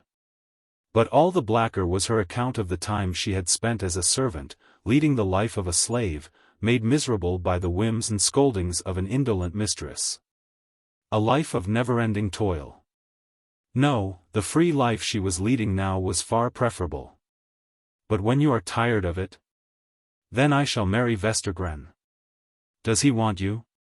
He's looking forward to the day. Moreover, I am going to open a little shop with the money I have saved. But so many have asked me that question, have you got any cigars? Oh, yes, here you are. But do you mind my talking about it? He took the album and pointed out the student. It is always a student, with a white handkerchief round his neck, a white student's hat on his knees, and a gauche manner, who plays Mephisto. Who is this? He was a nice fellow. The seducer? What? Oh. Let it alone. I was every bit as much to blame, and it is always so, my dear, both are to blame. Look, this is my baby. The Lord took it, and I dare say it was for the best. But now let's talk about something else. Who is that gay dog whom Albert has brought here tonight? The one closest to the stove, by the side of the tall one, whose head reaches up to the chimney? All, very much flattered by her attention, patted his wavy hair which, after the many libations, was beginning to stand up again. That is Assistant Preacher Monson, said Lundell. Ugh! A clergyman. I might have known it from the cunning look in his eyes. Do you know that a clergyman came here last week? Come here, Monson, and let me look at you. All descended from his seat where he and Ygberg had been criticizing Kant's categorical imperative. He was so accustomed to exciting the curiosity of the sex that he immediately felt younger. He lurched towards the lady whom he had already ogled and found charming. Twirling his mustache, he asked in an affected voice, with a bow which he had not learned at a dancing class. Do you really think, miss, that I look like a clergyman? No, I see now that you have a mustache. Your clothes are too clean for an artisan. May I see your hand? Oh. You are a smith. All was deeply hurt.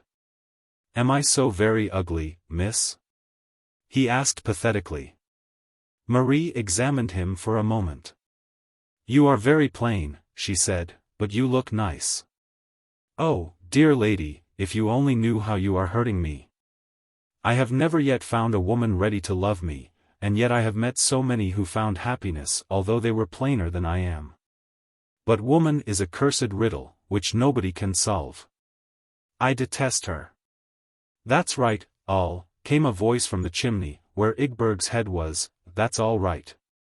All was going back to the stove, but he had touched on a topic which interested Marie too much to allow it to drop.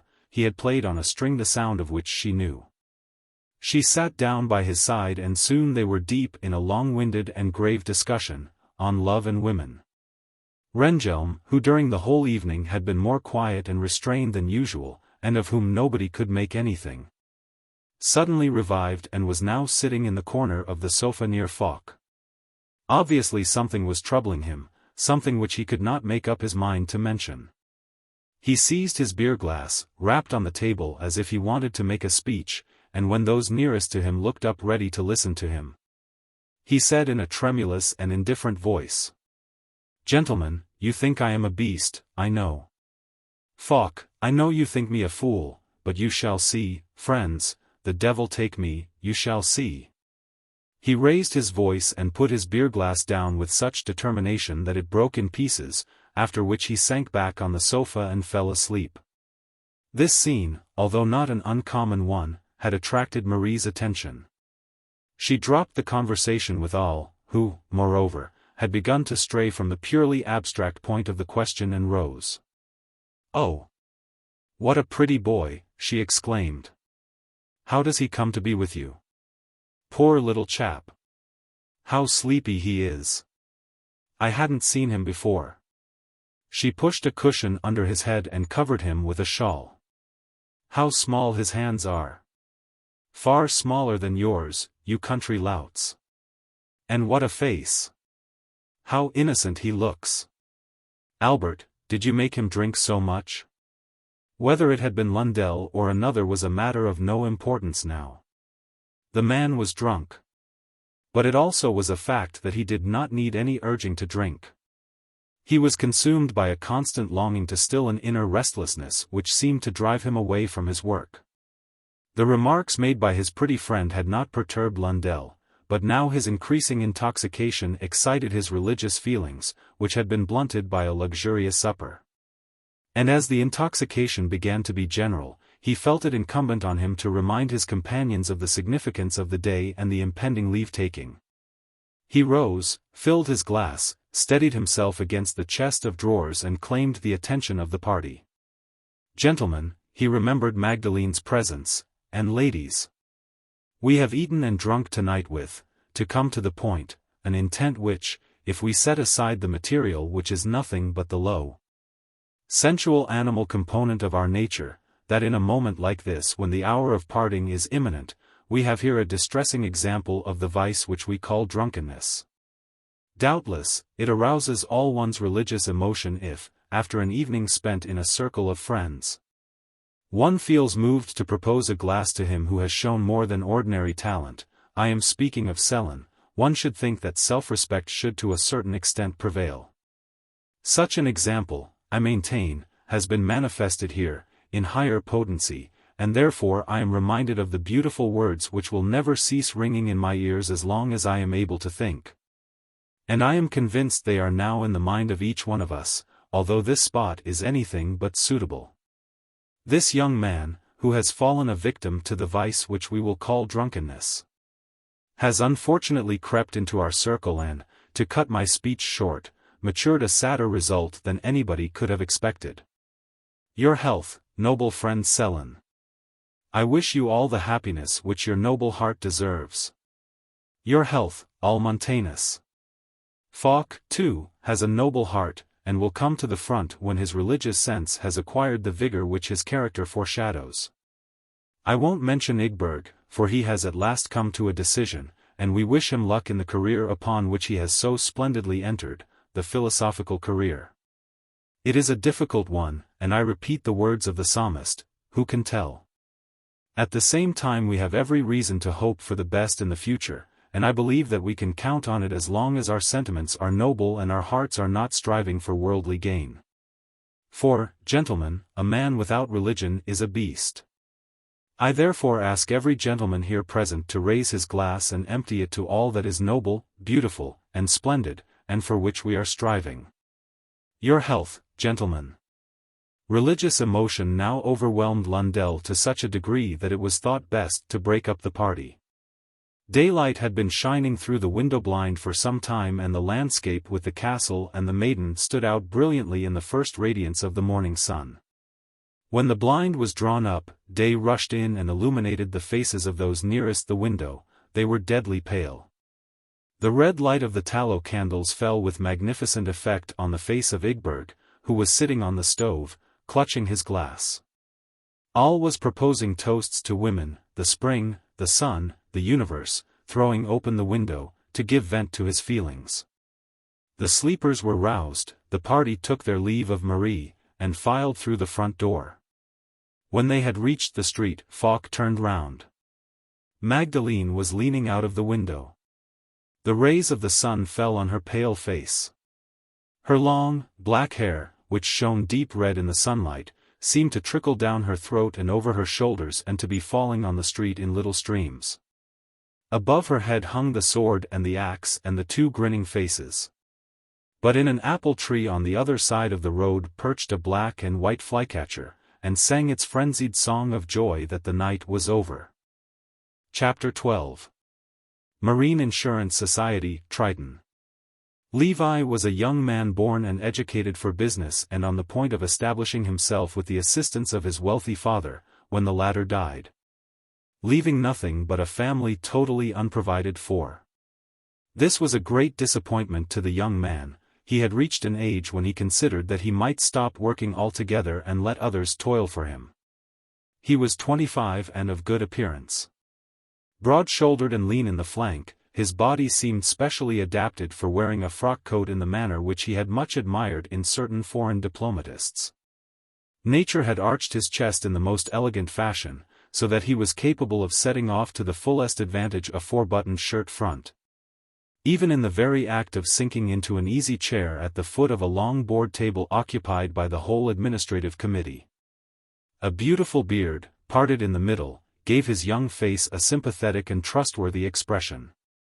His small feet were made for walking on the Brussels carpet of a boardroom, and his carefully manicured hands were particularly suitable for very light work, such as the signing of his name, preferably on a printed circular. In the days which are now called the good days, although in reality they were very bad ones for a good many people, the greatest discovery of a great century was made, namely, that one could live more cheaply and better on other people's money than on the results of one's own efforts. Many, a great many, people had taken advantage of the discovery, and as no patent law protected it, it was not surprising that Levi should be anxious to profit by it, too.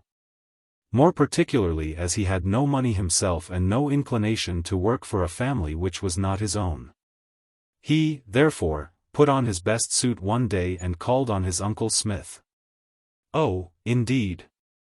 You have an idea, said Smith, let's hear it. It's a good thing to have ideas. I have been thinking of floating a joint stock company. Very good. Aaron will be treasurer, Simon secretary, Isaac cashier, and the other boys bookkeepers. It's a good idea. Go on. What sort of a company is it going to be? I'm thinking of a marine insurance society. Indeed. So far so good, everybody has to insure his property when he goes on a voyage. But your idea? This is my idea. I don't think much of it. We have the big society, Neptune. It's a good society. Yours would have to be better if you intend to compete with it. What would be the novelty in your society? Oh. I understand. I should reduce the premiums and all the patrons of the Neptune would come to me. That's better. Very well, then, the prospectus which I would print would begin in this way, as the crying need of reducing the marine insurance premiums has long been felt. And it is only owing to the want of competition that it has not yet been done. We, the undersigned, beg to invite the public to take up shares in the new society. What name? Triton. Triton? What sort of a chap was he? He was a sea god. All right, Triton. It will make a good poster. You can order it from Ranch in Berlin, and we will reproduce it in my almanac Our Country. Now for the undersigned. First, of course, my name. We must have big, well-sounding names. Give me the official almanac. Smith turned over the leaves for some time. A marine insurance company must have a naval officer of high rank. Let me see. An admiral. Oh. Those sort of people have no money. Bless me. You don't know much about business, my boy. They are only wanted to subscribe, not to pay up. And they receive their dividends for attending the meetings and being present at the directors' dinners. Here we have two admirals. One of them has the commander's ribbon of the Polar Star, and the other one has the Russian Order of Anna. What shall we do? I think we had better take the Russian, for there is splendid marine insurance ground in Russia. There. But is it such a simple matter to get hold of these people? Tut, tut. Next we want a retired minister of state. Yes. Well. They are called Your Excellency. Yes. Good. An count. That's more difficult. Counts have lots of money. And we must have a professor. They have no money. Is there such a thing as a professor of navigation? That would be a capital thing for our venture. Isn't there a school of navigation somewhere near the South Theatre? Yes? Very well. Everything is as clear as possible to me. Oh. I nearly forgot the most important point. We must have a legal man. A counselor of a high court. Here he is. But we have no money yet. Money? What's the use of money in company promoting? Doesn't the man who insures his goods pay us money? What? Or do we pay him? No. Well then, he pays with his premiums. But the original capital? One issues debentures. True, but there must be some cash. One pays cash in debentures. Isn't that paying? Supposing I gave you a check for a sum, any bank would cash it for you. Therefore, a check is money. Very well. And is there a law which ordains that cash shall mean banknotes? If there were, what about private banknotes? How large should the capital be? Very small. It's bad business to tie up large sums. 1,000,000. 300,000 in cash and the remainder in debentures. But. The 300,000 crowns surely must be in banknotes. Good Lord in heaven. Banknotes? Notes are money. If you have notes, well and good, if you haven't, it comes to the same thing. Therefore, we must interest the small capitalists, who have nothing but banknotes. And the big ones? How do they pay? In shares, debenture guarantees, of course. But that will be a matter for later on. Get them to subscribe, and we'll see to the rest. And only 300,000? One single great steamer costs as much. Supposing we insured 1,000 steamers? 1,000? Last year the Neptune issued 48,000 insurance policies, and did well out of it. All the worse, I say. But if matters should go wrong. One goes into liquidation. Liquidation? Declares oneself insolvent. That's the proper term. And what does it matter if the society becomes insolvent? It isn't you, or I, or he. But one can also increase the number of shares, or issue debentures which the government may buy up in hard times at a good price. There's no risk then? Not the slightest. Besides, what have you got to lose? Do you possess 1 farthing? No. Very well then. What do I risk? 500 crowns. I shall only take 5 shares, you see. And 500 is as much as this to me. He took a pinch of snuff and the matter was settled. The society was floated, and during the first 10 years of its activity it paid 6, 10, 10, 11, 20, 11, 5, 10, 36, and 20%. The shares were eagerly bought up, and, in order to enlarge the business, more shares were issued. The new issue of shares was followed by a general meeting of shareholders. Falk was sent to report it for the Red Cap, whose assistant reporter he was. When, on a sunny afternoon in June, he entered the exchange, the hall was already crowded with people. It was a brilliant assembly. Statesmen, geniuses, men of letters, officers, and civil service men of high rank, uniforms, dress coats, orders, and ribbons. All those here assembled had one big general interest: the advancement of the philanthropic institution called marine insurance. It required a great love to risk one's money for the benefit of the suffering neighbor whom misfortune had befallen, but here was love. Falk had never seen such an accumulation of it in one spot. Although not yet an entirely disillusioned man, he could not suppress a feeling of amazement. But he was even more amazed when he noticed the little blackguard Struve, the former socialist, creeping through the crowd like a reptile, greeted, and sometimes addressed by distinguished people with a familiar nod, a pressure of the hand or a friendly slap on the shoulder. He saw a middle-aged man, wearing a ribbon belonging to a high order, nodding to him, and he noticed that Struve blushed and concealed himself behind an embroidered coat. This brought him into Falk's vicinity, and the latter immediately accosted him and asked him who the man was. Struve's embarrassment increased, but summoning up all his impudence, he replied, "You ought to know that. He's the president of the Board of Payment of Employees' Salaries." No sooner had the words left his lips than he pretended to be called to the other side of the room, but he was in so great a hurry that Falk wondered whether he felt uncomfortable in his society. A blackguard in the company of an honorable man. The brilliant assembly began to be seated. But the president's chair was still vacant. Falk was looking for the reporter's table. And when he discovered Struve and the reporter for the Conservatives sitting at a table on the right-hand side of the secretary, he took his courage into his hands and marched through the distinguished crowd.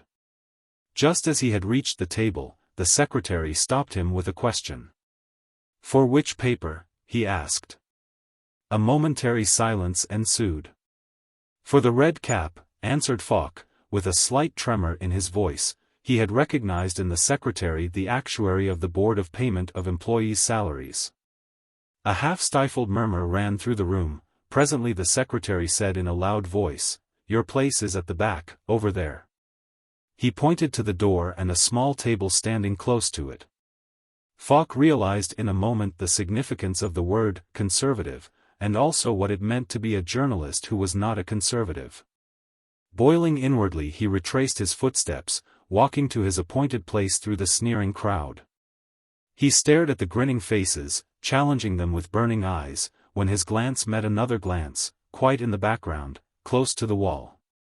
The eyes, bearing a strong resemblance to a pair of eyes now closed in death, which used to rest on his face full of love, were green with malice and pierced him like a needle. He could have shed tears of sorrow at the thought that a brother could thus look at a brother. He took his modest place near the door, for he was determined not to beat a retreat. Very soon he was roused from his apparent calm by a newcomer who prodded him in the back as he took off his coat and shoved a pair of rubber overshoes underneath his chair. The newcomer was greeted by the whole assembly, which rose from their seats as one man. He was the chairman of the Marine Insurance Society Limited, Triton, but he was something else beside this. He was a retired district marshal, a baron, one of the 18 of the Swedish Academy, an excellency, a knight of many orders, etc., etc.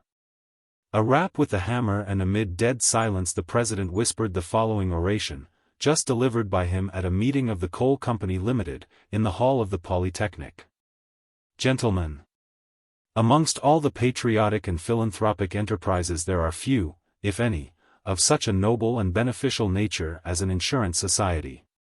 This statement was received with a unanimous "Hear, hear," which, however, made no impression on the district marshal.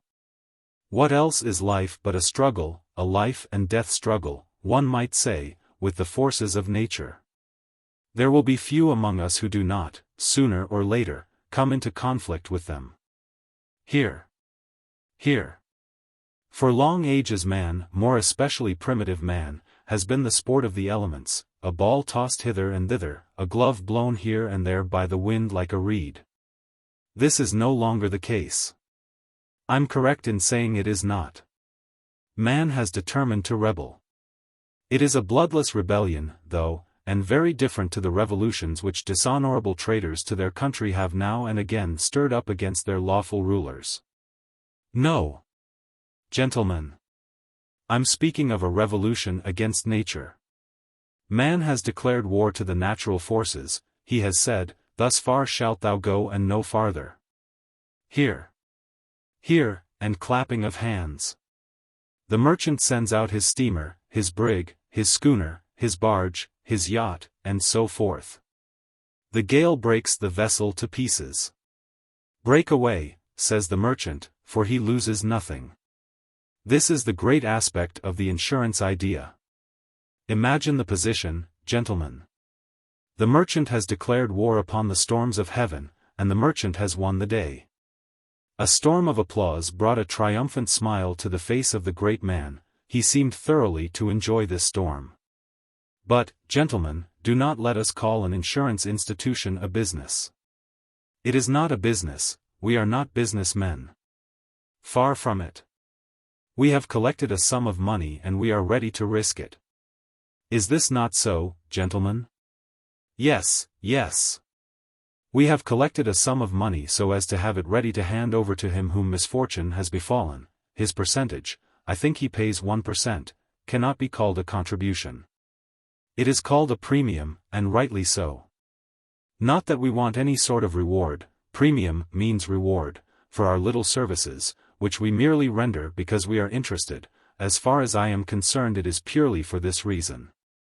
I repeat, I don't think there can be any question that anyone in our midst would hesitate. I don't think that one of us would mind seeing his contribution. If I may be allowed to call the shares by that name, used for the furtherance of the idea. No. No. I will now ask the managing director to read the annual report. The director rose. He looked as pale as if he had been through a storm. His big cuffs with the onyx studs could hardly hide the slight trembling of his hand. His cunning eyes sought comfort and strength in Smith's bearded face. He opened his coat and his expansive shirt front swelled as if it were ready to receive a shower of arrows, and read. Truly, strange and unexpected are the ways of Providence. At the word Providence a considerable number of faces blanched, but the district marshal raised his eyes towards the ceiling as if he were prepared for the worst, a loss of 200 crowns. The year which we have just completed will long stand in our annals like a cross on the grave of the accidents which have brought to scorn the foresight of the wisest and the calculations of the most cautious. The district marshal buried his face in his hands as if he were praying. Struve, believing that the white wall dazzled his eyes, jumped up to pull down the blind, but the secretary had already forestalled him. The reader drank a glass of water. This caused an outburst of impatience. To business. Figures. The district marshal removed his hand from his eyes and was taken aback when he found that it was so much darker than it had been before. There was a momentary embarrassment and the storm gathered. All respect was forgotten. To business. Go on. The director skipped the preliminary banalities, and plunged right into the heart of the matter. Very well, gentlemen, I will cut my speech short. Go on. Go on. Why the devil don't you? The hammer fell. Gentlemen. There was so much dignity in this brief gentleman that the assembly immediately remembered their self-respect. The society has been responsible during the year for 169 millions. Here. Here. And has received 1.5 million in premiums. Here. Here. Falk made a hasty calculation and found that if the full receipts in premiums, namely, 1.5 million, and the total original capital, 1 million, were deducted, there remained about 166 millions for which the society was responsible. He realized what the ways of Providence meant. Unfortunately, the amount paid on policies was 1,728,670 crowns and 8 or. Shame. As you see, gentlemen, Providence. Leave Providence alone. Figures. Figures. Dividends. Under the circumstances I can only propose, in my capacity as managing director, a dividend of 5% on the paid-up capital. Now a storm burst out which no merchant in the world could have weathered. Shame. Impudence. Swindler. 5%. Disgusting. It's throwing one's money away. But there were also a few more philanthropic utterances, such as, what about the poor, small capitalists who have nothing but their dividends to live on? How'll they manage? Mercy on us, what a misfortune. The state ought to help, and without delay. Oh dear. Oh dear. When the storm had subsided a little and the director could make his voice heard, he read out the high praise given by the supervisory committee to the managing director and all the employees who, without sparing themselves, and with indefatigable zeal, had done the thankless work. The statement was received with open scorn. The report of the accountants was then read. They stated, after again censuring Providence, that they had found all the books in good, not to say excellent, order.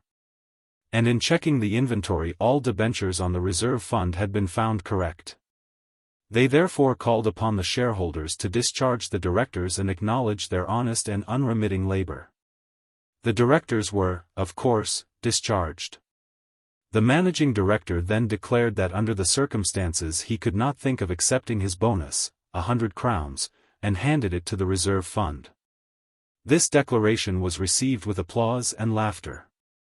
After a short evening prayer, that is to say a humble petition to Providence that next year's dividend might be 20%, the district marshal closed the proceedings.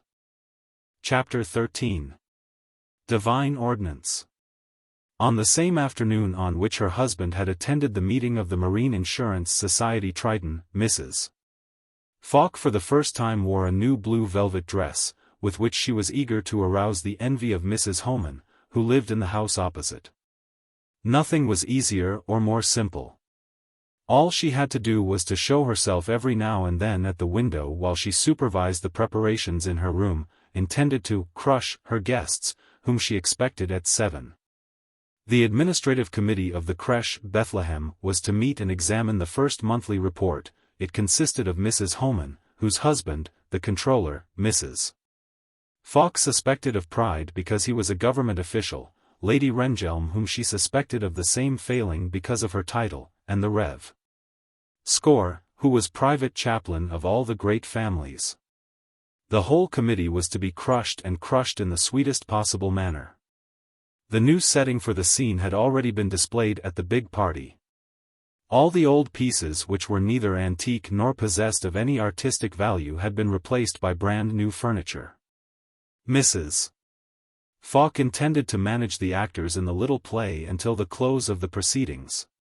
When her husband would arrive upon the scene with an admiral, he had promised his wife at least an admiral in full dress uniform. Both were to crave admission to the society. Falk was to enlarge the funds of the society on the spot by handing over to it a part of the sum which he had been earning so easily as shareholder of the Triton. Mrs. Falk had finished with the window and was now arranging the rosewood table, inlaid with mother-of-pearl, on which the proofs of the monthly report were to be laid. She dusted the agate inkstand, placed the silver penholder on the tortoiseshell rack, turned up the seal of the chrysoprase handle so as to hide her commoner's name, cautiously shook the cashbox made of the finest steel wire, so that the value of the few banknotes it contained could be plainly read. Finally, having given her last orders to the footman dressed up for the parade, she sat down in her drawing-room in the careless attitude in which she desired that the announcement of her friend, the controller's wife, should discover her. Mrs. Homan would be sure to be the first to arrive. She did arrive first. Mrs. Falk embraced Evelyn and kissed her on the cheek, and Mrs. Homan embraced Eugenia, who received her in the dining room and retained her there for a few moments in order to ask her opinion of the new furniture. Mrs. Homan wasted no time on the solid oak sideboard dating from the time of Charles XII, with the tall Japanese vases, because she felt small by the side of it. She looked at the chandelier which she found too modern, and the dining table, which, she said, was not in keeping with the prevailing style. In addition to this, she considered that the oleographs were out of place among the old family portraits, and took quite a long time to explain the difference between an oil painting and an oleograph. Mrs. Falk's new silk-lined velvet dress swished against every corner within reach without succeeding in attracting her friend's attention. She asked her whether she liked the new Brussels carpet in the drawing-room. Mrs. Homan thought it contrasted too crudely with the curtains. At last Mrs. Falk felt annoyed with her and dropped her questions. They sat down at the drawing-room table, clutching at life buoys in the guise of photographs, unreadable volumes of verse, and so on. A little pamphlet fell into Mrs. Homan's hands. It was printed on gold-edged pink paper and bore the title, "To the Wholesale Merchant Nicholas Falk, on his 40th birthday." "Ah! These are the verses which were read at your party. Who wrote them?" "A very clever man, a friend of my husband's. His name's Nystrom." "Hm. How queer that his name should be quite unknown. Such a clever man. But why wasn't he at your party?" "Unfortunately he was ill, my dear, so he couldn't come." "I see.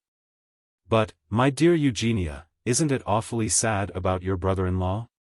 I hear he's so very badly off." "Don't mention him. He's a disgrace and a grief to the whole family. It's terrible." "Yes, it was quite unpleasant when everybody asked about him at your party. I was so sorry for you, dear." This is for the oak sideboard, dating from the time of Charles XII, and the Japanese vases, thought the controller's wife. "For me." "Oh, please don't." "You mean for my husband," interrupted Mrs. Falk. "Surely, that's the same thing." "Not at all. I can't be held responsible for all the black sheep in his family. What a pity it was that your parents, also, were ill and couldn't come. How's your dear father?" "Thanks. He's quite well again." "How kind of you to think of everybody." "Well, one shouldn't think of oneself only." "Is he delicate, the old, what is his title?" "Captain, if you like." "Captain. I was under the impression that my husband said he was one of the crew of the flagship, but very likely it's the same thing. But where were the girls?" "That's for the Brussels carpet," mentally reflected the controller's wife. "They are so full of whims, they can never be depended on." Mrs. Falk turned over the leaves in her photograph album. The binding cracked, she was in a towering rage. "I say, dear, who was the disagreeable individual who read the verses on the night of your party?" "You mean Mr. Levin, the royal secretary. He's my husband's most intimate friend." "Is he really? How strange. My husband's a controller in the same office where he's a secretary. I don't want to vex you, or say anything unpleasant. I never do, but my husband says that Levin's in such bad circumstances that it's not wise for your husband to associate with him." "Does he?" "That's a matter of which I know nothing, and in which I don't interfere, and let me tell you, my dear Evelyn, I never interfere in my husband's affairs, though I've heard of people who do." "I beg your pardon, dear, I thought I was doing you a service by telling you. That's for the chandelier and the dining table. There only remains the velvet dress." "Well," the controller's wife took up the thread again, "I hear that your brother-in-law—" "Spare my feelings and don't talk of the creature. Is he really such a bad lot? I've been told that he associates with the worst characters in town." At this juncture Mrs. Falk was reprieved. The footman announced Lady Rehnhjelm. Oh! How welcome she was! How kind of her it was to come! And Mrs. Falk really was pleased to see the old lady with the kindly expression in her eyes. An expression only found in the eyes of those who have weathered the storms of life with true courage. "My dear Mrs. Falk," said her ladyship taking a seat, "I have all sorts of kind messages for you from your brother-in-law." Mrs. Falk wondered what she had done to the old woman that she, too, evidently wanted to annoy her. "Indeed?" she said, a little stiffly. "He's a charming young man. He came to see my nephew today, at my house. They are great friends. He really is an excellent young man." "Isn't he?" joined in Mrs. Homan, always ready for a change of front. "We were just talking about him." "Indeed? What I most admire in him is his courage in venturing on a course where one easily runs aground. But we need have no apprehensions so far as he is concerned. He's a man of character and principle. Don't you agree with me, Mrs. Falk?" "I've always said so, but my husband thinks differently." "Oh! Your husband has always had peculiar views," interposed Mrs. Homan. "Is he a friend of your nephew's, Lady Rehnhjelm?" asked Mrs. Falk eagerly. "Yes, they both belong to a small circle, some of the members of which are artists. You must have heard about young Sellen, whose picture was bought by His Majesty?" "Of course, I have.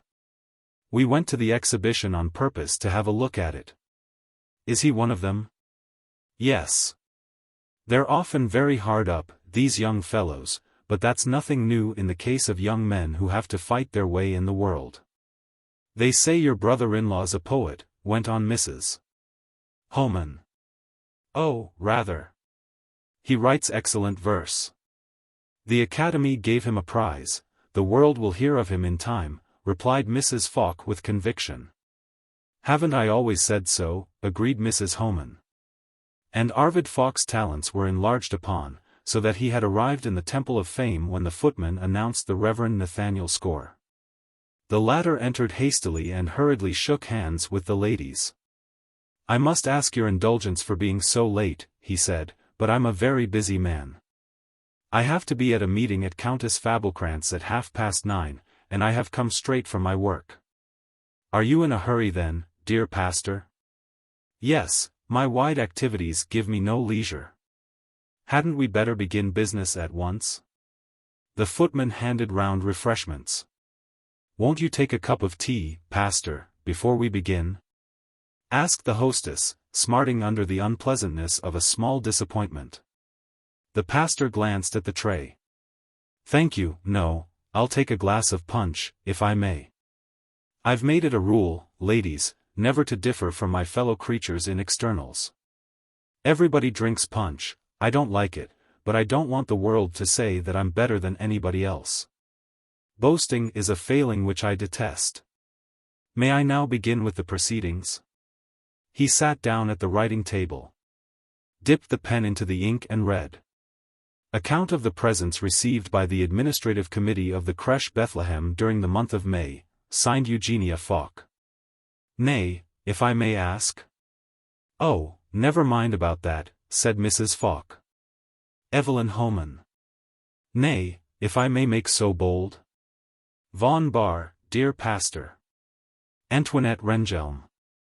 Nay, Madam. Rehnhjelm, Pastor. Ah. True. You married your cousin, husband dead, no children. But to continue, presents. There was a general, almost general, consternation. But won't you sign, too, Pastor? Asked Mrs. Homan. I dislike boasting, ladies, but if it's your wish. Here goes. Nathaniel Score. Your health, Pastor. Won't you drink a glass of punch before we begin? Asked the hostess with a charming smile, which died on her lips when she looked at the pastor's glass. It was empty, she quickly filled it. Thank you, Mrs. Falk, but we mustn't be immoderate.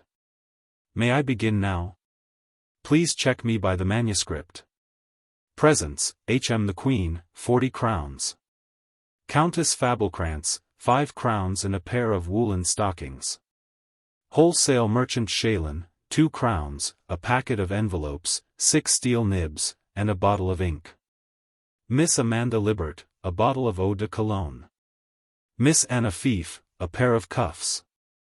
Charlie, 2 halfpenny from his money box. Johanna Pettersson, half-dozen towels. Miss Emily Bjorn, a New Testament. Grocer Person, a bag of oatmeal, a quart of potatoes, and a bottle of pickled onions. Draper's Cheek, 2 pairs of woolen under. May I ask the meeting whether all this is to be printed? Interrupted her ladyship. Well, of course, answered the pastor. Then I must resign my post on the administrative committee. But do you imagine, Lady Rehnhjelm, that the society could exist on voluntary contributions if the names of the donors did not appear in print? Impossible. Is charity to shed its radiance on petty vanity? No, no. Don't say that. Vanity is an evil, certainly, we turn the evil into good by transforming it into charity. Isn't that praiseworthy? Oh, yes. But we mustn't call petty things by high-sounding names. If we do, we are boastful. You are very severe, Lady Rehnhjelm. Scripture exhorts us to pardon others. You should pardon their vanity. I'm ready to pardon it in others but not in myself. It's pardonable and good that ladies who have nothing else to do should find pleasure in charity. But it's disgraceful if they call it a good action, seeing that it is only their pleasure and a greater pleasure than most others on account of the wide publicity given to it by printing. Oh! Began Mrs. Falk, with the full force of her terrible logic, do you mean to say that doing good is disgraceful, Lady Rehnhjelm? No, my dear. But in my opinion it is disgraceful to print the fact that one has given a pair of woolen stockings. But to give a pair of woolen stockings is doing good. Therefore it must be disgraceful to do good. No, but to have it printed, my child. You aren't listening to what I'm saying, replied her ladyship, reproving her stubborn hostess who would not give in, but went on. I see. It's the printing which is disgraceful. But the Bible is printed, consequently it is disgraceful to print the Bible. Please go on, Pastor, interrupted her ladyship, a little annoyed by the tactless manner in which her hostess defended her inanities, but the latter did not yet count the battle as lost. Do you think it beneath your dignity, Lady Rehnhjelm, to exchange views with so unimportant a person as I am? No, my child, but keep your views to yourself, I don't want to exchange. Do you call this discussing a question, may I ask? Won't you enlighten us on the point, Pastor? Can it be called discussing a question if one party refuses to reply to the argument of the other? Of course it can't, my dear Mrs. Falk, replied the pastor, with an ambiguous smile, which nearly reduced Mrs. Falk to tears. But don't let us spoil a splendid enterprise by quarreling over trifles, ladies. We'll postpone the printing until the funds are larger. We have seen the young enterprise shooting up like a seed, and we have seen that powerful hands are willing to tend the young plant, but we must think of the future. The society has a fund. The fund must be administered. In other words, we must look round for an administrator, a practical man, able to transform these presents into hard cash. We must elect a treasurer. I'm afraid we shall not find one without a sacrifice of money. Does one ever get anything without such a sacrifice? Have the ladies anybody in view? No, the ladies had not thought of it. Then may I propose a young man of steady character, who in my opinion is just the right person for the work? Has the administrative committee any objection to appointing Secretary Eklund to the post of treasurer at a suitable salary? The ladies had no objection to make, especially as the young man was recommended by the Reverend Nathaniel Score. And the pastor felt the more qualified to recommend him because he was a near relative of his. And so the crèche had a treasurer with a salary of 600 crowns. Ladies, began the pastor again, have we worked long enough in the vineyard for one day? There was silence. Mrs. Falk stared at the door wondering where her husband was. My time's short and I'm prevented from staying any longer. Has anybody any further suggestion to make? No. In calling down the blessing of the Lord on our enterprise, which has begun so auspiciously, I commend all of us to his loving mercy. I cannot do it in a better way than by repeating the words which he himself has taught us when he prayed, Abba, Father, our Father. He was silent as if he were afraid of the sound of his own voice, and the committee covered their faces with their hands as if they were ashamed of looking each other in the eyes. The ensuing pause grew long, unbearably long, yet no one dared to break it. Everyone looked through the fingers hoping that someone else would make the first move, when a violent pull at the front door bell brought the party down to earth. The pastor took his hat and emptied his glass. There was something about him of a man who is trying to steal away. Mrs. Falk beamed, for here was the crushing, the vengeance, the rehabilitation. Revenge was there and the crushing too, for the footman handed her a letter from her husband which contained, the guests were not enlightened as to its contents. But they saw enough to make them declare at once that they had pressing engagements. Lady Rehnhjelm would have liked to stay and comfort her young hostess, whose appearance betrayed a high degree of consternation and unhappiness. The latter, however, did not encourage her.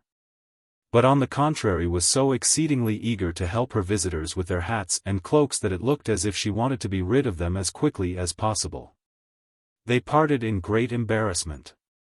The footsteps died away on the staircase and the departing guests could tell from the nervous haste with which the hostess shut the door behind them that she longed for solitude in order to be able to give vent to her feelings. It was quite true. Left by herself in the large rooms, Mrs. Falk burst into violent sobs, but her tears were not the tears which fall like a May shower on a wizened old heart. They were the tears of wrath and rage which darken the mirror of the soul and fall like an acid on the roses of health and youth and wither them. Chapter 14. Absinthe. A hot afternoon sun was scorching the pavements of the provincial town XVIII. The large vaults of the town hall were still deserted. Fir branches were scattered all over the floor, and it smelt of a funeral. The graduated liqueur bottles stood on the shelves, having an afternoon nap, opposite the brandy bottles which wore the collars of their orders round their necks and were on leave until the evening.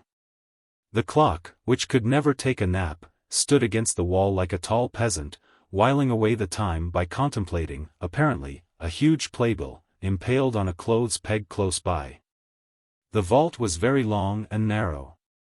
Both of the long walls were furnished with birchwood tables, jutting out from the wall, giving it the appearance of a stable, in which the four-legged tables represented the horses tied with their heads to the wall and turning their hind quarters towards the room. At the present moment all of them were asleep. One of them lifted its hind leg a little off the ground, for the floor was very uneven. One could see that they were fast asleep, for the flies were calmly walking up and down their backs. The 16-year-old waiter who was leaning against the tall clock close to the poster was not asleep. He was incessantly waving his white apron at the flies which had just finished their dinner in the kitchen and were now playing about the vaults.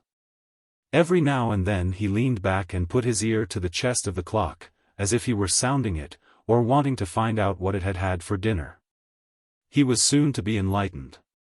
The tall creature gave a sob, and exactly 4 minutes later it sobbed again. A groaning and rumbling in its inside made the lad jump. Rattling terribly it struck 6 times, after which it continued its silent work. The boy, too, began to work. He walked round his stable, grooming his horses with his apron and putting everything in order as if he were expecting visitors.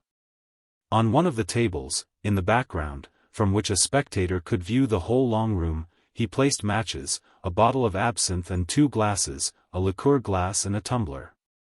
Then he fetched a bottle of water from the pump and put it on the table by the side of the inflammables. When everything was ready, he paced up and down the room, occasionally striking quite unexpected attitudes, as if he were imitating somebody. Now he stood with arms folded across his chest, his head bowed, staring fiercely at the faded paper on the old walls. Now he stood with legs crossed, the knuckles of his right hand touching the edge of the table, holding in his left a lorgnette, made of a piece of wire from a beer bottle, through which he sarcastically scanned the moldings on the ceiling. The door flew open, and a man of 35 entered with assurance, as if he were coming into his own house. His beardless face had the sharply cut features which are the result of much exercise of the facial muscles, characteristic of actors and one other class. Every muscle and ligament was plainly visible under the skin with its bluish shadows on upper lip and chin, but the miserable wirework which set these fine tangents in motion was invisible. For he was not like a common piano which requires a pedal. A high, rather narrow forehead with hollow temples, rose like a true Corinthian capital. Black, untidy locks of hair climbed round it like wild creepers, from which small straight snakes darted, trying to reach the sockets of his eyes, but ever failing to do so. In calm moments his large, dark eyes looked gentle and sad, but there were times when they blazed and then the pupils looked like the muzzles of a revolver. He took his seat at the table which the boy had prepared and looked sadly at the water bottle. "Why do you always give me a bottle of water, Gustav?" "So that you won't be burned to death, sir." "What does it matter to you whether I am or not? Can't I burn if I like?" "Don't be a nihilist today, sir." "Nihilist? Who talked to you of nihilists? When did you hear that word? Are you mad, boy? Speak." He rose to his feet and fired a few shots from his dark revolvers. Fear and consternation at the expression in the actor's face kept Gustav tongue-tied. "Answer, boy, when did you hear this word?" "Mr. Montanus said it a few days ago, when he came here from his church," answered the boy timidly. "Montanus, indeed," said the melancholy man, sitting down again. "Montanus is my man, he has a large understanding. I say, Gustav, what's the name, I mean the nickname, by which these theatrical blackguards call me? Tell me. You needn't be afraid." "I'd rather not, sir, it's very ugly." "Why not, if you can please me by doing so? Don't you think I could do with a little cheering up? Do I look so frightfully gay? Out with it. What do they say when they ask you whether I have been here? Don't they say, 'Has the devil?' Ah, the devil. They hate me, don't they?" "Yes, they do." "Good. But why? Have I done them any harm?" "No, they can't say that, sir." "No, I don't think they can. But they say that you ruin people, sir." "Ruin?" "Yes, they say that you ruined me, sir, because I find that there's nothing new in the world." XVIII. XVIII. "I suppose you tell them that their jokes are stale?" "Yes, everything they say is stale. They are so stale themselves that they make me sick." "Indeed. And don't you think that being a waiter is stale?" "Yes, I do. Life and death and everything is an old story. No, to be an actor would be something new." "No, my friend. That is the stalest of all stale stories. But shut up, now. I want to forget myself. He drank his absinthe and rested his head against the wall with its long, brown streak, the track on which the smoke of his cigar had ascended during the 6 long years he had been sitting there, smoking. The rays of the sun fell through the window, passing through the sieve of the great aspens outside, whose light foliage, dancing in the evening breeze, threw a tremulous net on the long wall. The shadow of the melancholy man's head, with its untidy locks of hair, fell on the lowest corner of the net and looked very much like a huge spider. Gustave had returned to the clock, where he sat plunged in nihilistic silence, watching the flies dancing round the hanging lamp. "Gustave," came a voice from the spider's web. "Yes, sir," was the prompt response from the clock. "Are your parents still alive?" "No, sir, you know they aren't." "Good for you." A long pause. "Gustave." "Yes, sir." "Can you sleep at night?" "What do you mean, sir?" answered Gustave blushing. "What I say." "Of course I can. Why shouldn't I? Why do you want to be an actor?" "I don't know. I believe I should be happy." "Aren't you happy now?" "I don't know. I don't think so." "Has Mr. Rehnhjelm been here again?" "No, sir, but he said he would come here to meet you about this time." A long pause. The door opened and a shadow fell into the spider's net. It trembled, and the spider in the corner made a quick movement. "Mr. Rehnhjelm," said the melancholy head. "Mr. Fallender? Glad to meet you. You came here before?" "Yes, I arrived this afternoon and called at once." "You'll guess my purpose. I want to go on the stage." "Do you really? You amaze me." "Amaze you?" "Yes. But why do you come to me first?" "Because I know that you are one of our finest actors and because a mutual friend, Mr. Montanus, the sculptor, told me that you were in every way to be trusted." "Did he? Well, what can I do for you?" "I want advice." "Won't you sit down?" "If I may act as host." "I couldn't think of such a thing." "Then as my own guest, if you don't mind." "As you like." "You want advice, H.M. Shall I give you my candid opinion?" "Yes, of course." "Then listen to me, take what I'm going to say seriously, and never forget that I said such and such a thing on such and such an evening. I'll be responsible for my words. Give me your candid opinion. I'm prepared for anything." "Have you ordered your horses?" "No." "Then do so and go home." "Do you think me incapable of becoming an actor?" "By no means. I don't think anybody in all the world incapable of that. On the contrary. Everybody has more or less talent for acting." "Very well then." "Oh. The reality is so different from your dream. You're young, your blood flows quickly through your veins, 1,000 pictures, bright and beautiful like the pictures in a fairy tale throng your brain. You want to bring them to the light, show them to the world and in doing so experience a great joy, isn't that so?" "Yes, yes, you're expressing my very thoughts." "I only supposed quite a common case. I don't suspect bad motives behind everything, although I have a bad opinion of most things." "Well, then, this desire of yours is so strong, that you would rather suffer want, humiliate yourself, allow yourself to be sucked dry by vampires, lose your social reputation, become bankrupt. Go to the dogs, then turn back. Am I right?" "Yes." "How well you know me." "I once knew a young man, I know him no longer, he is so changed. He was 15 years old when he left the penitentiary which every community keeps for the children who commit the outrageous crime of being born. And where the innocent little ones are made to atone for their parents' fall from grace, for what should otherwise become of society? Please remind me to keep to the subject." On leaving it he went for 5 years to UPS and read a terrible number of books. His brain was divided into 6 pigeonholes in which 6 kinds of information, dates, names, a whole warehouseful of ready-made opinions, conclusions, theories. Ideas and nonsense of every description, were stored like a general cargo. This might have been allowed to pass, for there's plenty of room in a brain. But he was also supposed to accept foreign thoughts, rotten, old thoughts, which others had chewed for a lifetime, and which they now vomited.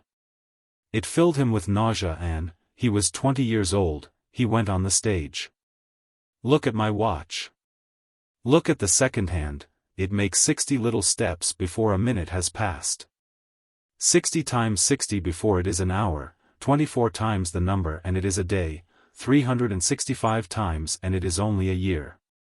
Now imagine 10 years. Did you ever wait for a friend outside his house? The first quarter of an hour passes like a flash. The second quarter, oh. One doesn't mind waiting for a person one's fond of. The third quarter, he's not coming. The fourth, hope and fear. The fifth, one goes away but hurries back. The sixth, damn it all. I've wasted my time for nothing. The seventh, having waited so long, I might just as well wait a little longer. The eighth, raging and cursing. The ninth, one goes home, lies down on one's sofa and feels as calm as if one were walking arm in arm with death. He waited for 10 years. 10 years. Isn't my hair standing on end when I say 10 years? Look at it. 10 years had passed before he was allowed to play a part. When he did, he had a tremendous success, at once. But his 10 wasted years had brought him to the verge of insanity. He was mad that it hadn't happened 10 years before. And he was amazed to find that happiness when at last he held it within his grasp didn't make him happy. And so he was unhappy. But don't you think he required the 10 years for the study of his art? How could he study it when he was never allowed to play? He was a laughingstock, the scum of the playbill. The management said he was no good, and whenever he tried to find an engagement at another theater, he was told that he had no repertoire. But why couldn't he be happy when his luck had turned? Do you think an immortal soul is content with happiness? But why speak about it? Your resolution is irrevocable. My advice is superfluous. There is but one teacher, experience, and experience is as capricious, or as calculating, as a schoolmaster. Some of the pupils are always praised, others are always beaten. You are born to be praised. Don't think I'm saying this because you belong to a good family. I'm sufficiently enlightened not to make that fact responsible for good or evil. In this case it is a particularly negligible quantity, for on the stage a man stands or falls by his own merit. I hope you'll have an early success so that you won't be enlightened too soon. I believe you deserve it. But have you no respect for your art, the greatest and most sublime of all arts? It's overrated like everything about which men write books. It's full of danger and can do much harm. A beautifully told lie can impress like a truth. It's like a mass meeting where the uncultured majority turns the scale. The more superficial the better, the worse, the better. I don't mean to say that it is superfluous. That can't be your opinion. That is my opinion, but all the same, I may be mistaken. But have you really no respect for your art? For mine? Why should I have more respect for my art than for anybody else's? And yet you've played the greatest parts. You've played Shakespeare. You've played Hamlet. Have you never been touched in your inmost soul when speaking that tremendous monologue, to be or not to be? What do you mean by tremendous? Full of profound thought. Do explain yourself. Is it so full of profound thought to say, shall I take my life or not? I should do so if I knew what comes hereafter, and everybody else would do the same thing, but as we don't know, we don't take our lives. Is that so very profound? Not if expressed in those words. There you are. You've surely contemplated suicide at one time or another. Haven't you? Yes, I suppose most people have. And why didn't you do it? Because, like Hamlet, you hadn't the courage, not knowing what comes after. Were you very profound then? Of course I wasn't. Therefore it's nothing but a banality. Or, expressed in one word it is, what is it, Gustav? Stale, came a voice from the clock, a voice which seemed to have waited for its cue. It's stale. But, supposing the poet had given us an acceptable supposition of a future life, that would have been something new. Is everything new excellent? Asked Rehnhjelm. Under the pressure of all the new ideas to which he had been listening, his courage was fast ebbing away. New ideas have one great merit, they are new. Try to think your own thoughts and you will always find them new. Will you believe me when I say that I knew what you wanted before you walked in at that door? And that I know what you are going to say next, seeing that we are discussing Shakespeare? You are a strange man. I can't help confessing that you're right in what you're saying, although I don't agree with you. What do you say to Antony's speech over the body of Caesar? Isn't it remarkable? That's exactly what I was going to speak about. You seem to be able to read my thoughts. Exactly what I was telling you just now. And is it so wonderful considering that all men think the same, or at any rate say the same thing? Well, what do you find in it of any great depth? I can't explain in words. Don't you think it a very commonplace piece of sarcastic oratory? One expresses exactly the reverse of one's meaning, and if the points are sharpened, they are bound to sting. But have you ever come across anything more beautiful than the dialogue between Juliet and Romeo after their wedding night? Ah! You mean where he says, "It is the nightingale and not the lark." What other passage could I mean? Doesn't everyone quote that? It is a wonderful poetical conception on which the effect depends. Do you think Shakespeare's greatness depends on poetical conceptions?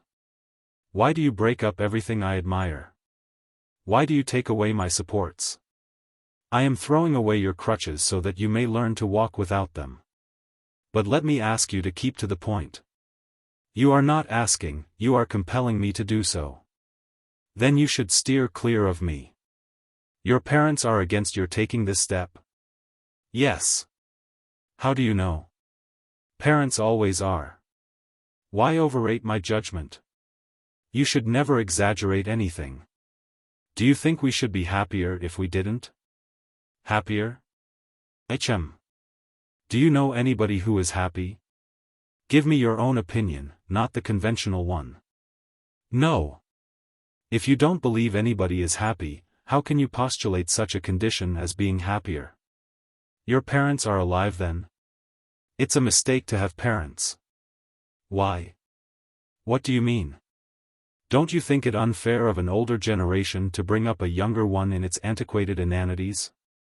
Your parents expect gratitude from you, I suppose? And doesn't one owe it to one's parents? For what? For the fact that with the connivance of the law they have brought us into this world of misery, have half-starved us, beaten us, oppressed us, humiliated us, opposed all our wishes? Believe me, a revolution is needed, 2 revolutions. Why don't you take some absinthe? Are you afraid of it? Look at the bottle. It's marked with the Geneva Cross. It heals those who have been wounded on the battlefield, friends and foes alike. It lulls all pain, blunts the keen edge of thought, blots out memories, stifles all the nobler emotions which beguile humanity into folly, and finally extinguishes the light of reason. Do you know what the light of reason is? First, it is a phrase, secondly, it is a will-o'-the-wisp. One of those flames, you know, which play about spots where decaying fish have engendered phosphoretted hydrogen. The light of reason is phosphoretted hydrogen engendered by the grey brain substance. It is a strange thing. Everything good on this earth perishes and is forgotten. During my 10 years touring, and my apparent idleness, I have read through all the libraries one finds in small towns. And I find that all the twaddle and nonsense contained in the books is popular and constantly quoted. But the wisdom is neglected and pushed aside. Do remind me to keep to the point. The clock went through its diabolical tricks and thundered 7. The door was flung open and a man lurched noisily into the room. He was a man of about 50, with a huge, heavy head, fixed between a pair of lumpy shoulders like a mortar on a gun carriage, with a permanent elevation of 45 degrees. Looking as if it were going to throw bombs at the stars. To judge from the face, the owner was capable of all possible crimes and impossible vices, but too great a coward to commit any. He immediately threw a bombshell at the melancholy man, and harshly ordered a glass of grog made of rum, in grammatical, uncouth language and in the voice of a corporal. "This is the man who holds your fate in his hands," whispered the melancholy man to Rehnhjelm. "This is the tragedian, actor-manager, and my deadly foe." Rehnhjelm could not suppress a shudder of disgust as he looked at the terrible individual who, after having exchanged a look of hatred with Fallender, now closed the passage of arms by repeated expectorations. The door opened again, and in glided the almost elegant figure of a middle-aged man with oily hair and a waxed mustache. He familiarly took his place by the side of the actor-manager, who gave him his middle finger on which shone a ring with a large cornelian. "This is the editor of the conservative paper, the defender of throne and altar. He has the run of the theater and tries to seduce all the girls on whom the actor-manager hasn't cast his eye. He started his career as a government official, but had to resign his post. I'm ashamed to tell you why," explained Fallender. "But I am also ashamed to remain in the same room with these gentlemen, and, moreover, I have asked a few friends here, tonight, to a little supper in celebration of my recent benefit. If you care to spend the evening in bad company, among the most unimportant actors, 2 notorious ladies and an old blackguard, you are welcome at 8. Rehnhjelm hesitated a moment before he accepted the invitation. The spider on the wall climbed through his net as if to examine it and disappeared. The fly remained in its place a little longer. The sun sank behind the cathedral, the meshes of the net were undone as if they had never existed, and the aspens outside the window shivered. The great man and stage director raised his voice and shouted. He had forgotten how to speak. "Did you see the attack on me in the weekly? Don't take any notice of such piffle." "Take no notice of it? What the devil do you mean? Doesn't everybody read it?" "Of course the whole town does. I should like to give him a horsewhipping. The impertinent rascal calls me affected and exaggerated. Bribe him. Don't make a fuss. Bribe him? Haven't I tried it? But these liberal journalists are damned queer. If you are on friendly terms with them, they'll give you a nice enough notice, but they won't be bribed however poor they may be." "Oh. You don't go about it in the right way. You shouldn't do it openly. You could send them presents which they can turn into cash, or cash, if you like, but anonymously, and never refer to it. As I do in your case." "No, old chap, the trick doesn't work in their case. I've tried it. It's hell to reckon with people with opinions. Who do you think was the victim in the devil's clutches, to change the subject?" "That's nothing to do with me." "Oh, but I think it has. Gustav. Who was the gentleman with Mr. Fallender?" "His name's Rehnhjelm. He wants to go on the stage." "What do you say? He wants to go on the stage?" Shouted the actor-manager. "Yes, that's it," replied Gustav. "And, of course, act tragedy parts? And be Fallender's protégé? And not come to me? And take away my parts? And honor us by playing here? And I know nothing about the whole matter? I'm sorry for him. It's a pity. Bad prospects for him. Of course, I shall patronize him. I'll take him under my wing. The strength of my wings may be felt even when I don't fly. They have a way of pinching now and then.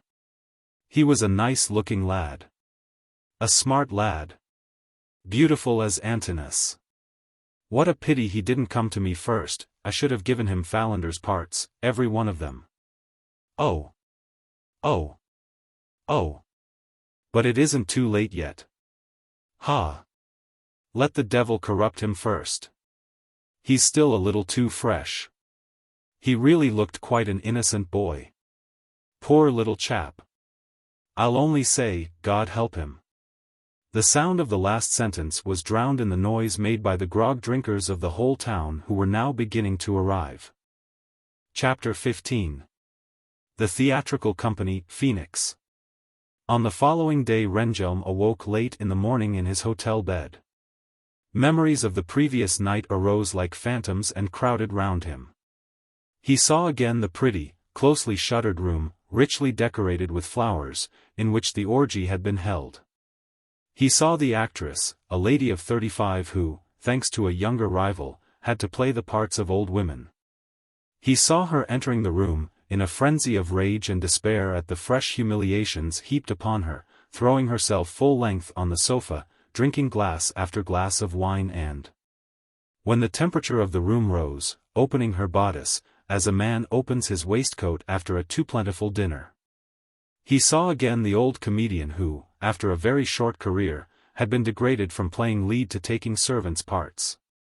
He now entertained the tradespeople of the town with his songs, and, above all, with the stories of his short glory. But, in the very heart of the clouds of smoke and his drunken visions Rehnhjelm saw the picture of a young girl of 16, who had arrived with tears in her eyes, and told the melancholy Fallender that the great actor-manager had again been persecuting her with insulting proposals, vowing that in future, unless she would accede to them, she should play only the very smallest parts. And he saw Fallender, listening to everybody's troubles and complaints, breathing on them until they vanished. He watched him, reducing insults, humiliations, kicks, accidents, want, misery, and grief to nothing. Watched him teaching his friends and warning them never to exaggerate anything, least of all their troubles.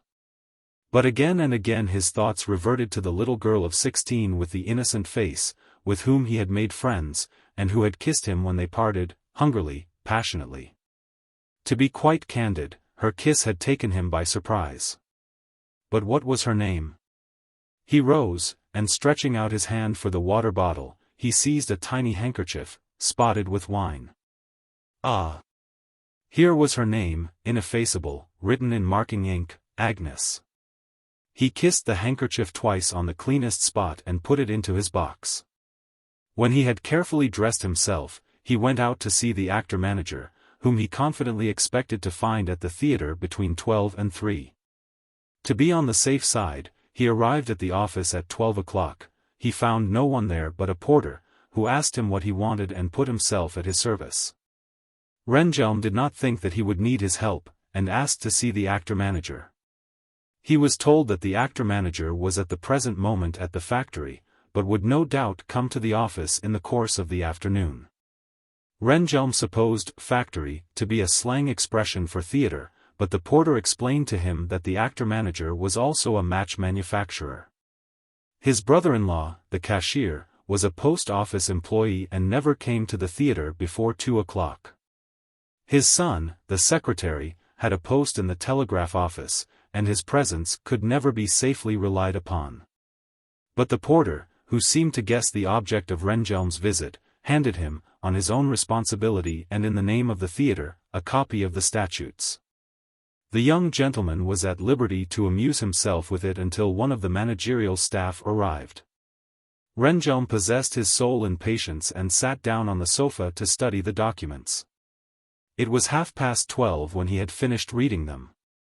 He talked to the porter until 1:45, and then set himself to fathom the meaning of paragraph 1 of the statutes.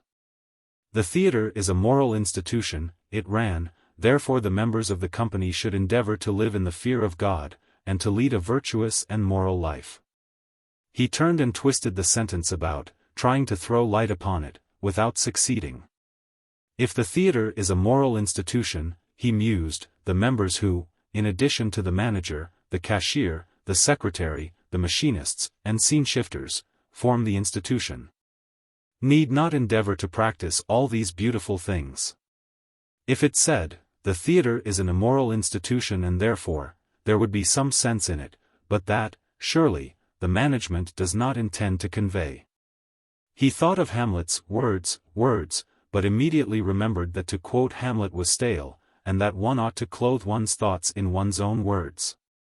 He chose his own term, and called the regulations nonsense, but discarded the expression again, because it was not original, but then the original was not original either. Paragraph 2 helped him to while away a quarter of an hour in meditation on the text: the theatre is not a place for amusement, it does not merely exist to give pleasure. In one place it said the theatre is not a place for amusement, and in another the theatre does not merely exist to give pleasure, therefore it did exist to give pleasure, to a certain extent. He reflected under what circumstances the theatre ministered to one's pleasure. It was amusing to see children, especially sons, defrauding their parents, more particularly when the parents were thrifty, good-hearted, and sensible. It was amusing to see wives deceiving their husbands, especially when the husband was old and required his wife's care. Besides this, he remembered having laughed very heartily at 2 old men who nearly died of starvation because their business was on the decline. And that to this day all the world laughed at it in a piece written by a classical author. He also recollected having been much amused by the misfortune of an elderly man who had become deaf. And that, together with 600 other men and women, he had shouted with laughter at a priest, who tried, by natural means, to cure his insanity, the result of self-restraint.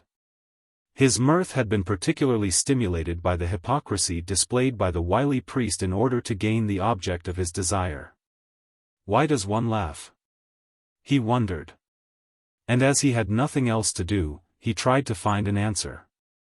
One laughed at misfortune, want, misery, vice, virtue, the defeat of good, the victory of evil.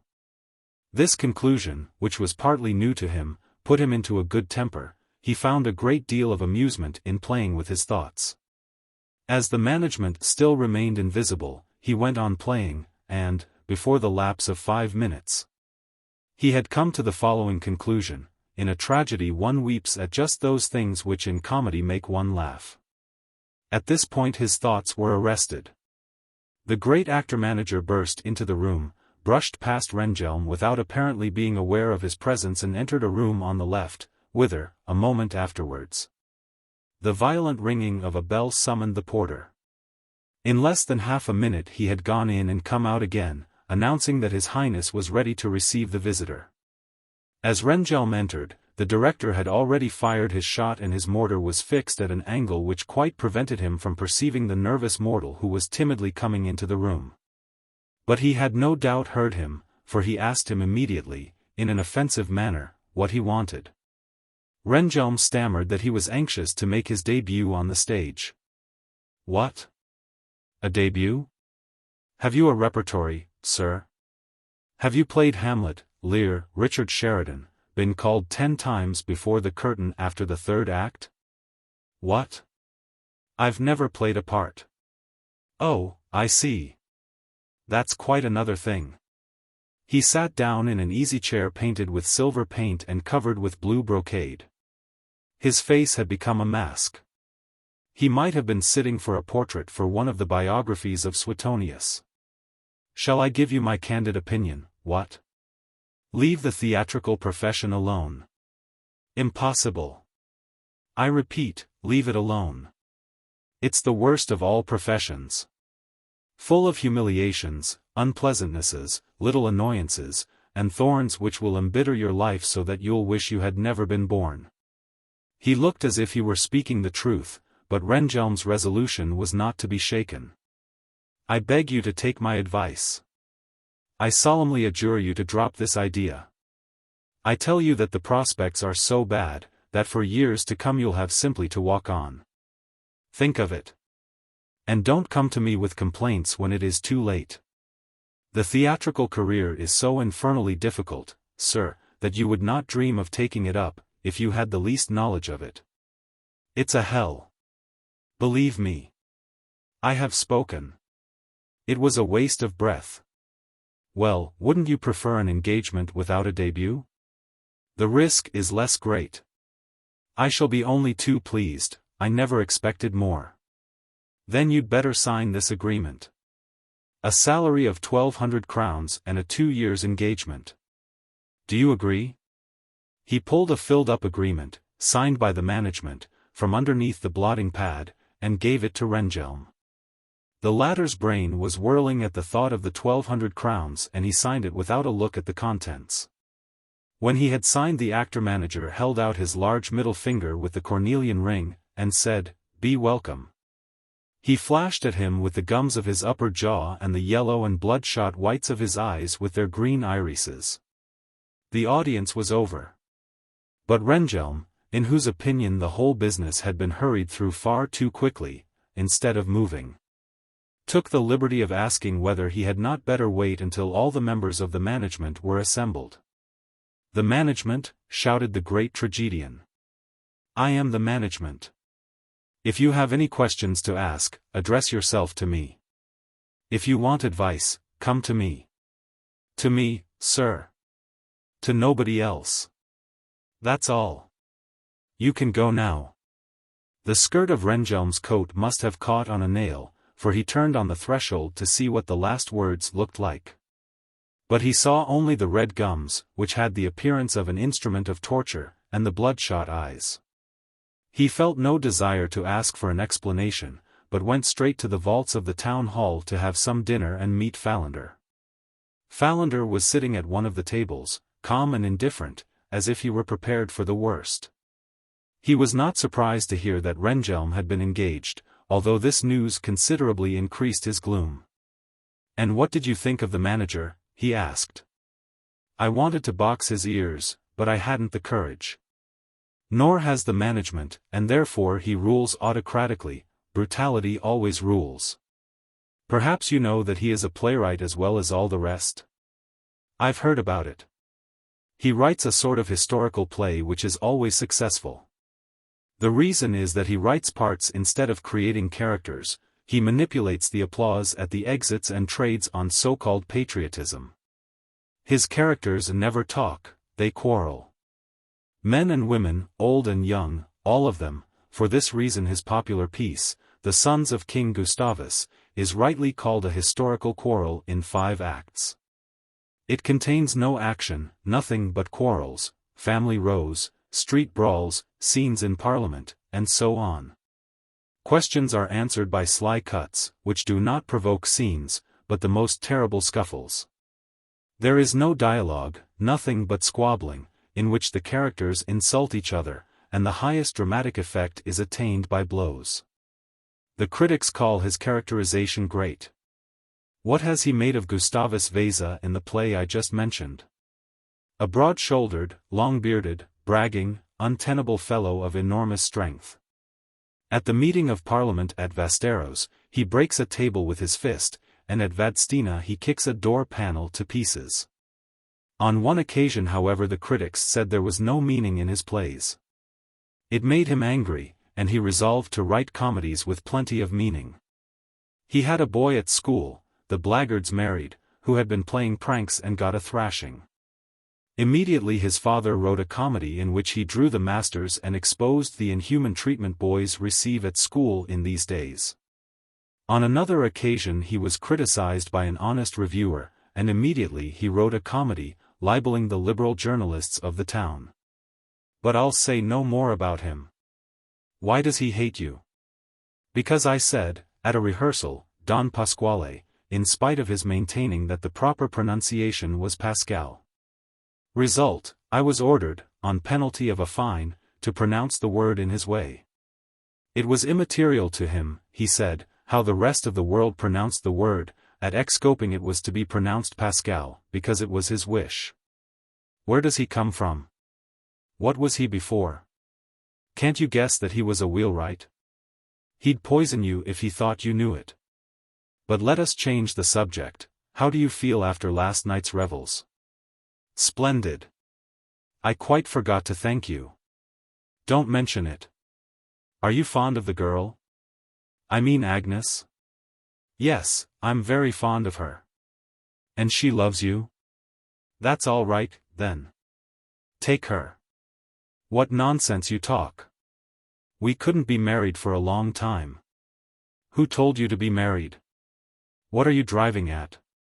You're 18, she's 16. You're in love with each other. If you're agreed, only the most private detail is wanting. I don't understand what you mean. Are you trying to encourage me to behave like a scoundrel towards her? I am trying to encourage you to obey the great voice of nature and snap your fingers at the petty commands of men. It's only envy if men condemn your conduct. Their much talked of morality is nothing but malice, in a suitable, presentable guise. Hasn't nature called you for some time to her great banquet, the delight of the gods and the horror of society afraid of having to pay alimony? Why don't you advise me to marry her? Because that's quite another thing. One doesn't bind oneself for life after having spent one evening together. It doesn't follow that he who has enjoyed the rapture must also undergo the pain. Matrimony is an affair of souls, there can be no question of this in your case. However, there's no need for me to spur you on, the inevitable is bound to happen. Love each other while you're young, before it's too late, love each other as birds love, without worrying about how to furnish a home, love as the flowers of the species Dioecia. You've no right to talk disrespectfully of the girl. She is good, innocent, and to be pitied, and whoever denies it is a liar. Have you ever seen more innocent eyes than hers? Doesn't truth proclaim itself in the sound of her voice? She is worthy of a great and pure love, not merely of the passion you speak of. Don't ever talk to me about her in this way again. You can tell her that I shall look upon it as the greatest happiness, the highest honor, to ask her to marry me when I'm worthy of her. Fallender shook his head so violently that the snakes on his forehead wriggled. Worthy of her? Marriage?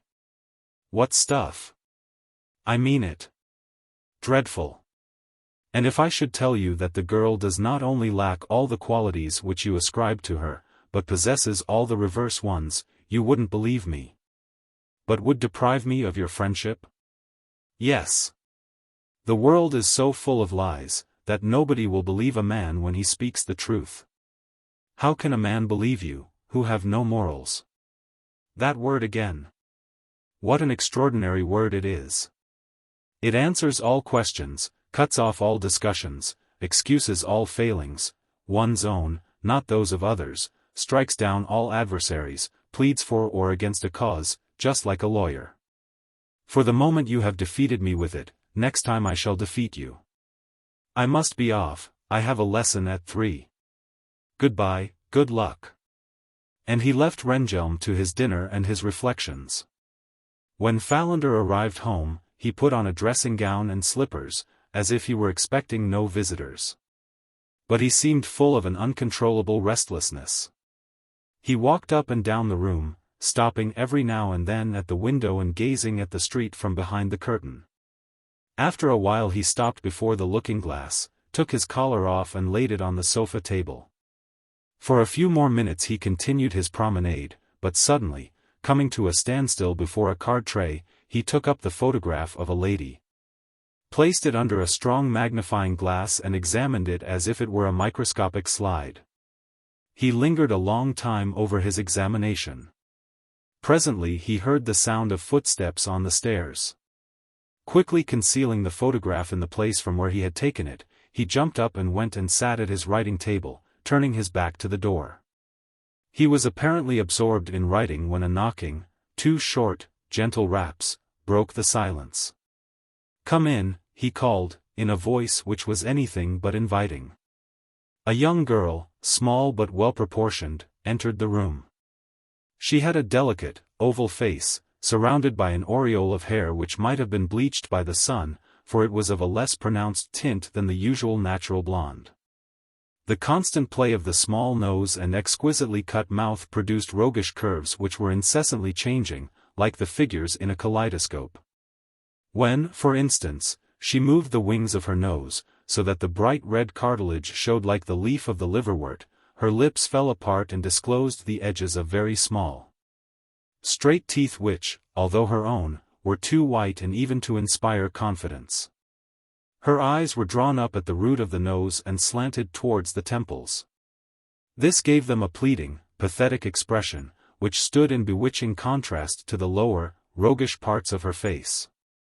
She had restless pupils, small like the point of a needle at one moment, and distended at the next, like the objective of a night telescope. On entering the room, she removed the key from the lock and shot the bolt. Fallender remained sitting at his table, writing. "You are late today, Agnes," he said. "Yes, I know," she replied, defiantly, taking off her hat. "We were up late last night. Why don't you get up and say how do you do to me? You can't be as tired as all that." "I beg your pardon, I forgot all about it." "You forgot? I have noticed for some time that you've been forgetting yourself in many ways." "Indeed? Since when have you noticed it?" "Since when? What do you mean?" "Please change your dressing gown and slippers.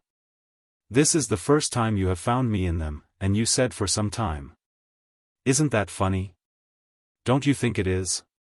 You are laughing at me. What's the matter with you? You've been strange for some time." "For some time? There you are at it again. Why do you say for some time? Is it because lies have got to be told? Why should it be necessary to tell lies? Are you accusing me of telling lies?" "Oh. No, I'm only teasing you. Do you think I can't see that you are tired of me? Do you think I didn't see last night how attentive you were to that stupid Jenny? You hadn't a word for me. Do you mean to say you're jealous?" "Jealous? No, my dear, not in the least. If you prefer her to me, well and good. I don't care a toss." "Really? You're not jealous?" "Under ordinary circumstances this would be an unpleasant fact." "Under ordinary circumstances? What do you mean by that?" "I mean, quite plainly, that I'm tired of you, as you just suggested." "It's a lie. You're not." The wings of her nose trembled, she showed her teeth and stabbed him with the needles. "Let's talk of something else," he said. "What do you think of Rehnhjelm?" "I like him very much. He's a dear boy." "He's fallen in love with you." "Nonsense. And the worst of it is he wants to marry you." "Please spare me these inanities." "But as he's not 20, he's going to wait until he's worthy of you," so he said. The little idiot. By worthy he means when he's made a name as an actor. And he can't succeed in that until he's allowed to play parts. Can't you manage it for him?" Agnes blushed, threw herself back on the sofa cushions and exhibited a pair of elegant little boots with gold tassels. I can't manage it for myself." "You're making fun of me." "Yes, I am. You're a friend, Gustav, you really are." "Perhaps I am, perhaps I'm not. It's difficult to say. But as a sensible girl." "Oh. Shut up." She took up a keen-edged paper knife and threatened him in fun, but it looked very much as if she were in earnest. "You are very beautiful today, Agnes," said Fallender. "Today? Why today? Has it never struck you before?" "Of course it has. Why are you sighing?" "Too much drink last night." "Let me look at you. What's the matter with your eyes?" "No sleep last night, my dear." "I'll go, then you can take a nap." "Don't go. I can't sleep anyhow. I must be off. I really only came to tell you that." Her voice softened. Her eyelids dropped slowly, like the curtain after a death scene. "It was kind of you to come and tell me that it's all over," said Fallender. She rose and pinned on her hat before the glass. "Have you any scent?" she asked. "Not here, at the theater. You should stop smoking a pipe, the smell hangs about one's clothes." "I will." She stooped and fastened her garter. "I beg your pardon," she said, looking at Fallender, pleadingly. "What for?" he asked, absent-mindedly. As she made no reply, he took courage and drew a deep breath. "Where are you going?" he said. "To be fitted for a dress. You needn't be afraid," she replied, innocently, as she thought. Fallender could easily tell that it was an excuse. "Goodbye, then," he said. She went to him to be kissed. He took her in his arms and pressed her against him as if he wanted to crush her. Then he kissed her on the forehead, led her to the door, pushed her outside, and said briefly, "Goodbye." Chapter 16. In the White Mountains. One afternoon in August, Falk was again sitting in the garden on Moses Height, but he was alone, and he had been alone during the whole summer.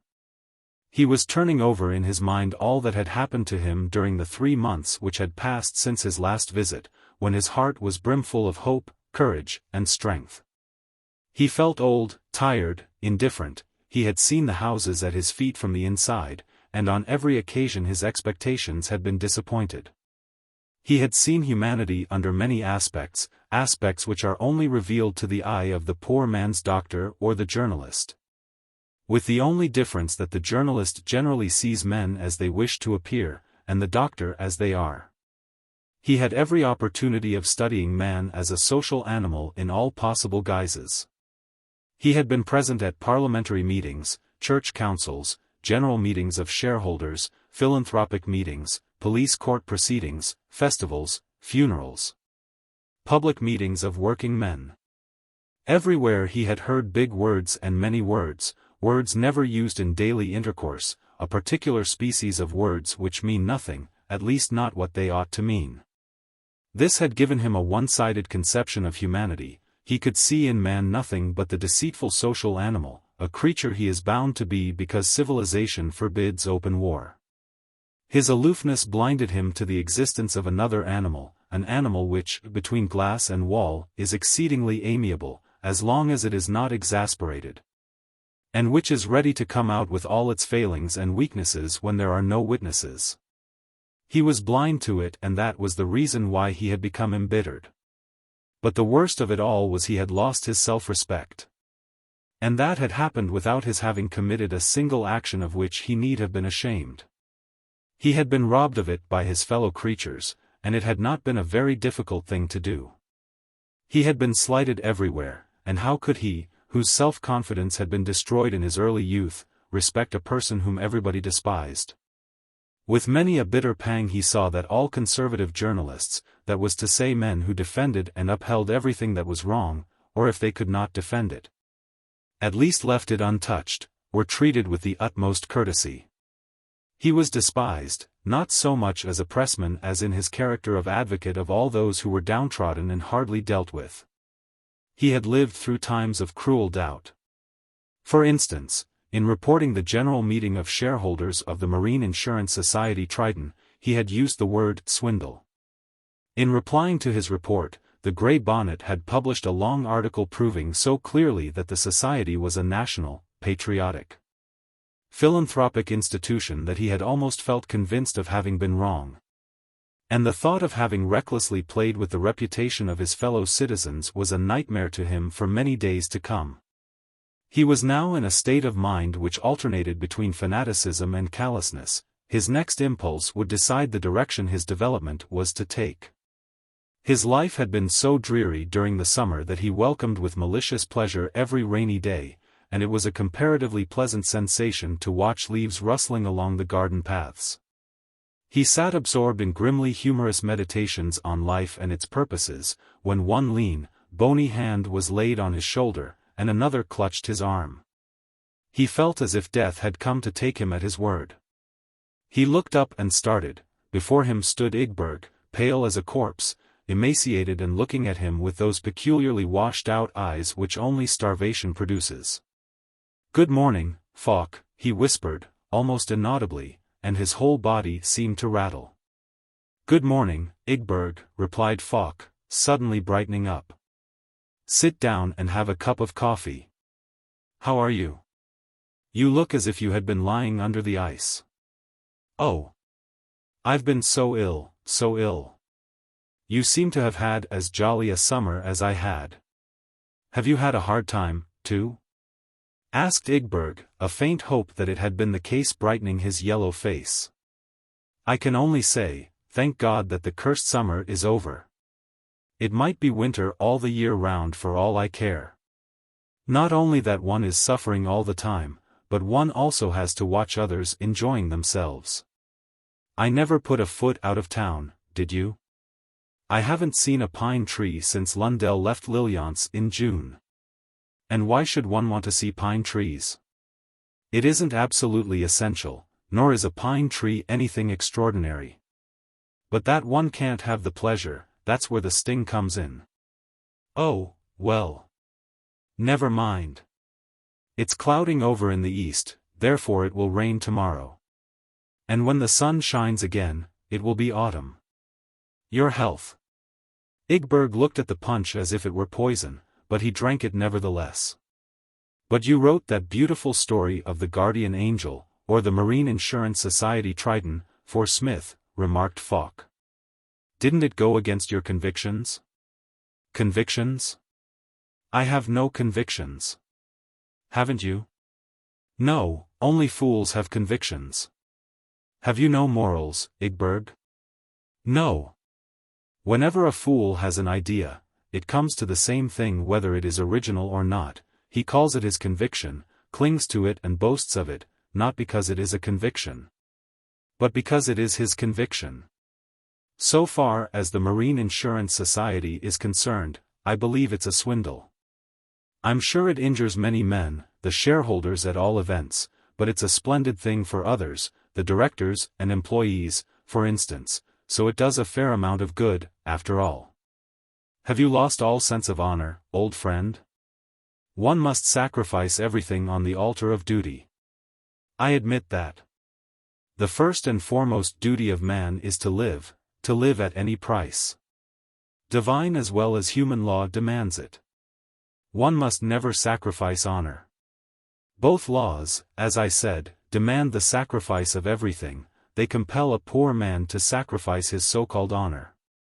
It's cruel, but you can't blame the poor man for it. Your theory of life is anything but cheerful. How could it be otherwise? That's true. But to talk of something else, I've had a letter from Rehnhjelm. I'll read it to you, if you like. I heard he had gone on the stage. Yes, and he doesn't seem to be having a good time of it. Ygberg took a letter from his breast pocket, put a piece of sugar into his mouth and began to read. If there is a hell and a life after this, which is very doubtful. The lad's become a freethinker. It cannot be a worse place than this. I've been engaged for 2 months, but it seems to me like 2 years. A devil, formerly a wheelwright, now theatrical manager, holds my fate in his hand, and treats me in such a way that 3 times a day I feel tempted to run away. But he has so carefully drafted the penal clauses in the agreement, that my flight would dishonor my parents' name. I have walked on every single night, but I've never been allowed to open my lips yet. For 20 consecutive evenings I have had to smear my face with umber and wear a gypsy's costume, not a single piece of which fits me.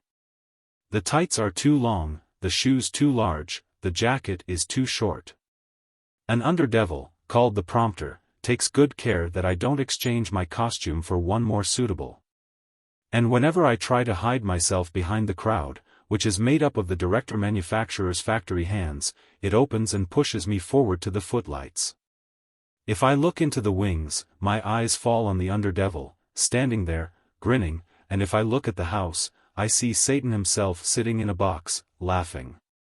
I seem to have been engaged for his amusement, not for the purpose of playing any parts.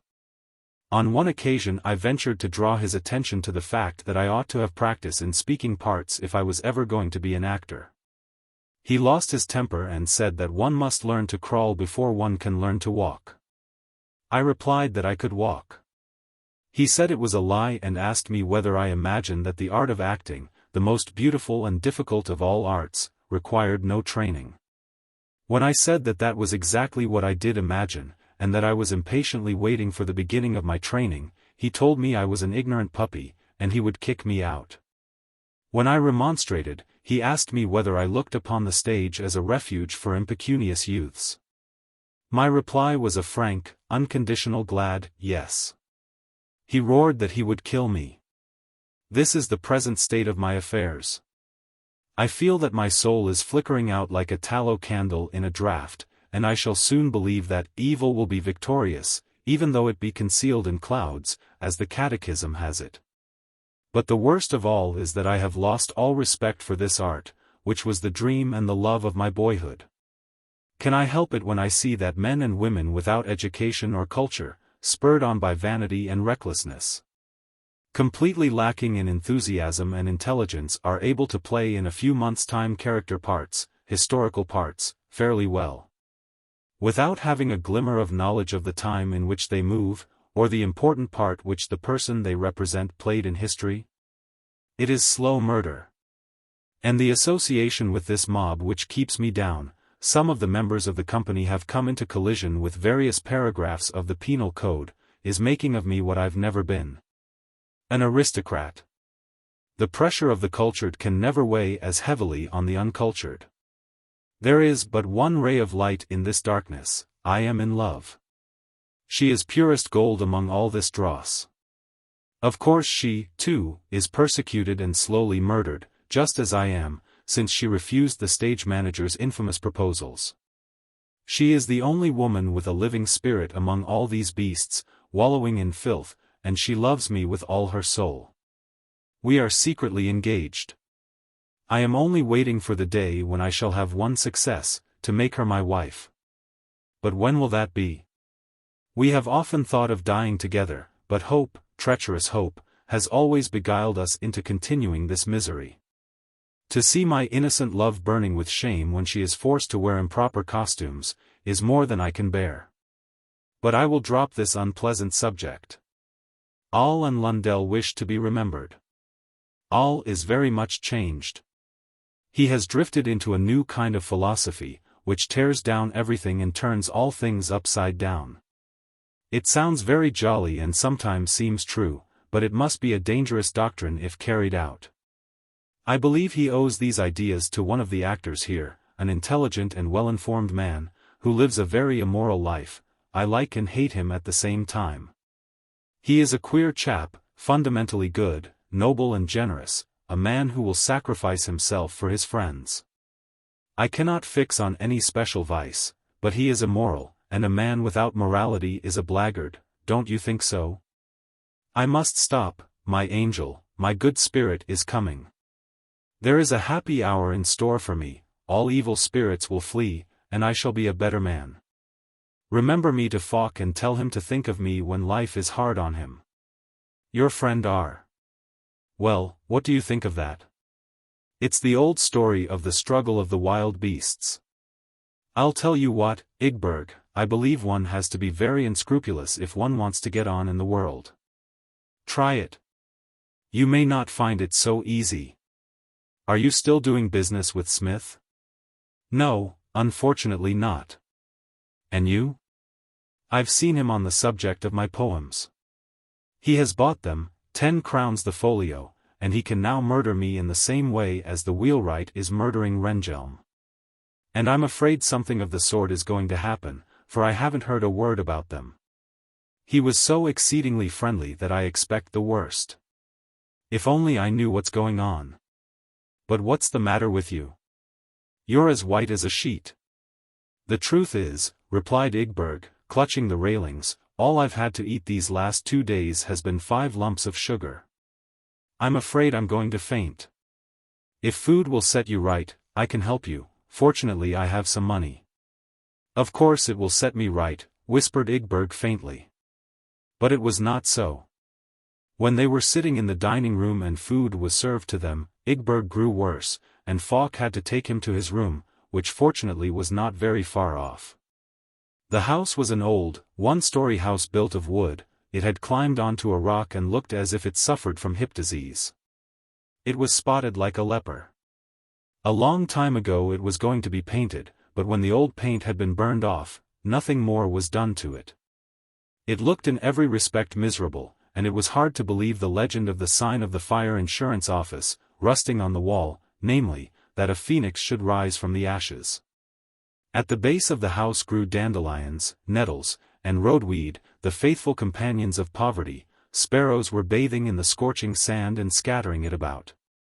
Pale-faced children with big stomachs, looking as if they were being brought up on 90% of water, were making dandelion chains and trying to embitter their sad lives by annoying and insulting each other.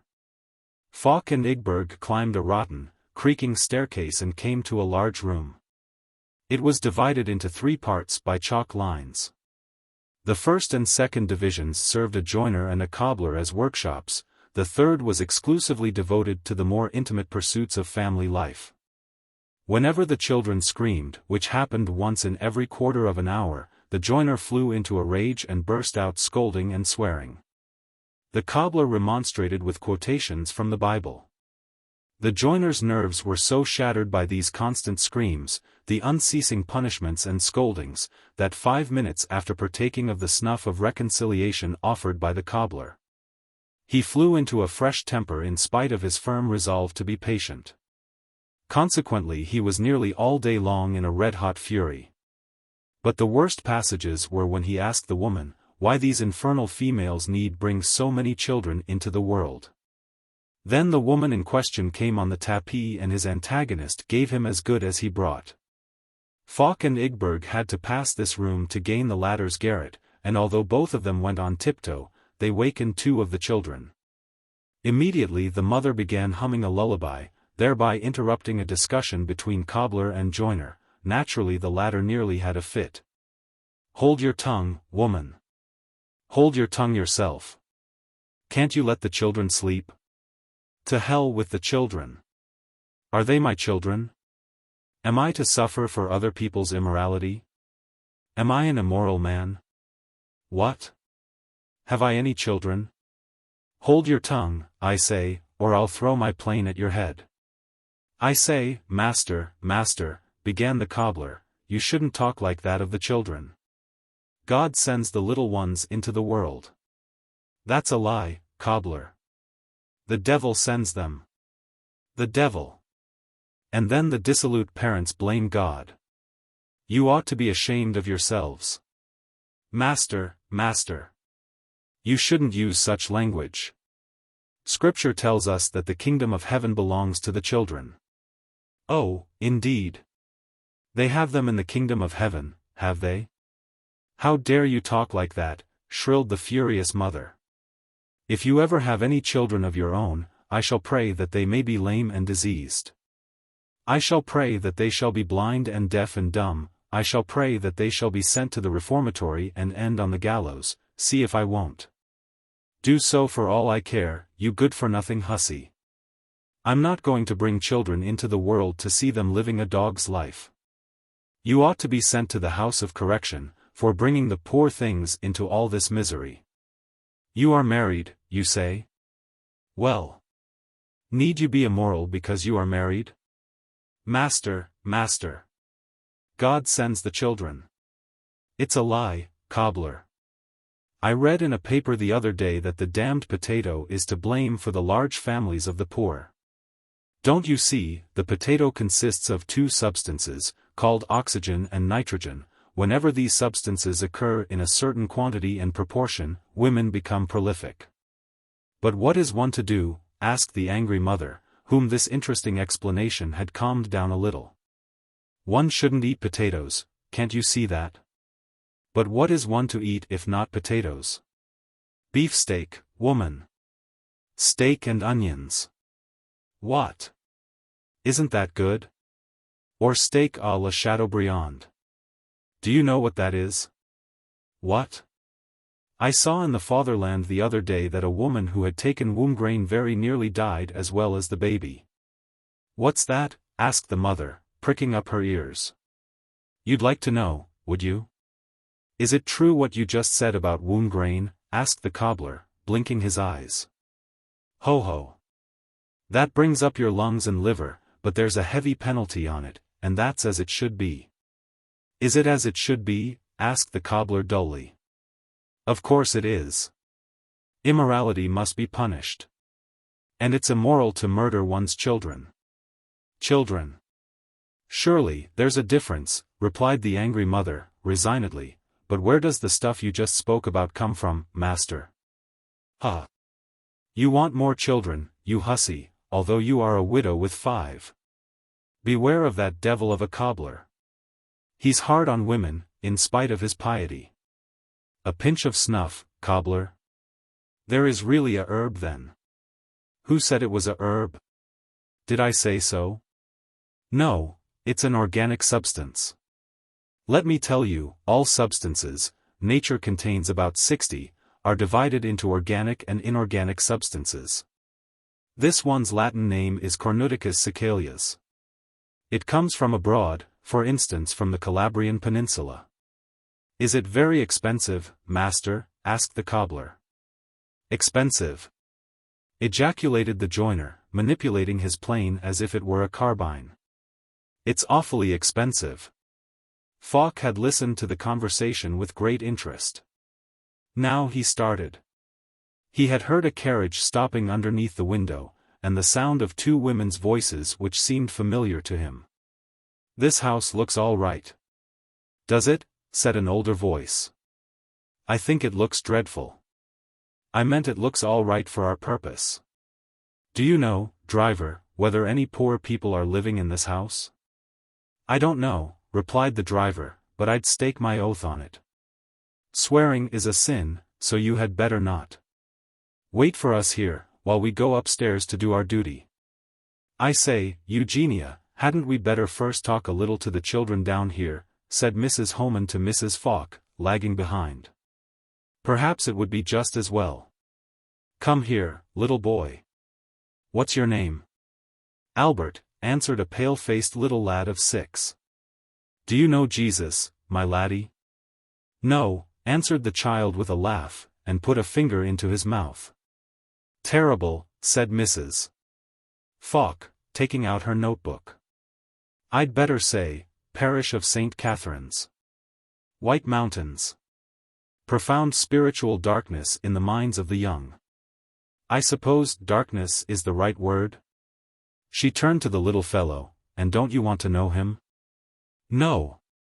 Would you like a penny? Yes. You should say please. Indescribably neglected, but I succeeded, by gentleness, in awakening their better feelings. What a horrible smell. Let's go, Eugenia, implored Mrs. Homan. They went upstairs and entered the large room without knocking. The joiner seized his plane and began planing a knotty board, so that the ladies had to shout to make themselves heard. Is anybody here thirsting for salvation? Shouted Mrs. Homan, while Mrs. Falk worked her scent spray so vigorously that the children began to cry with the smarting of their eyes. Are you offering us salvation, lady? Asked the joiner, interrupting his work. Where did you get it from? Perhaps there's charity to be had, too, and humiliation and pride? You are a ruffian. You will be damned, answered Mrs. Homan. Mrs. Falk made notes in her notebook. He's all right, she remarked. Is there anything else you'd like to say? Asked Mrs. Homan. We know the sort you are. Perhaps you'd like to talk to me about religion, ladies? I can talk on any subject. Have you ever heard anything about the councils held at Nicaea, or the Smalcaldic Articles? We know nothing about that, my good man. Why do you call me good? Scripture says nobody is good but God alone. So you know nothing about the Nicene Council, ladies? How can you dare to teach others, when you know nothing yourselves? And if you want to dispense charity, do it while I turn my back to you, for true charity is given secretly. Practice on the children, if you like, they can't defend themselves, but leave us in peace. Give us work and pay us a just wage and then you needn't run about like this. A pinch of snuff, cobbler. Shall I write, great unbelief, quite hardened, Evelyn? Asked Mrs. Falk. I should put impenitent, dear. What are you writing down, ladies? Our sins? Surely your book's too small for that. The outcome of the so-called working men's unions. Very good, said Mrs. Homan. Beware of the working men's unions, said the joiner. For hundreds of years war has been made upon the kings, but now we've discovered that the kings are not to blame. The next campaign will be against all idlers who live on the work of others. Then we shall see something. That's enough, said the cobbler. The angry mother, whose eyes had been riveted on Mrs. Falk during the whole scene, took the opportunity of putting in a word. Excuse me, but aren't you Mrs. Falk? She asked. No, answered that lady with an assurance which took even Mrs. Homan's breath away. But you're as like her as it's possible to be. I knew her father, Ronak, who's now on the flagship. That's all very nice, but it doesn't concern us. Are there any other people in this house who need salvation?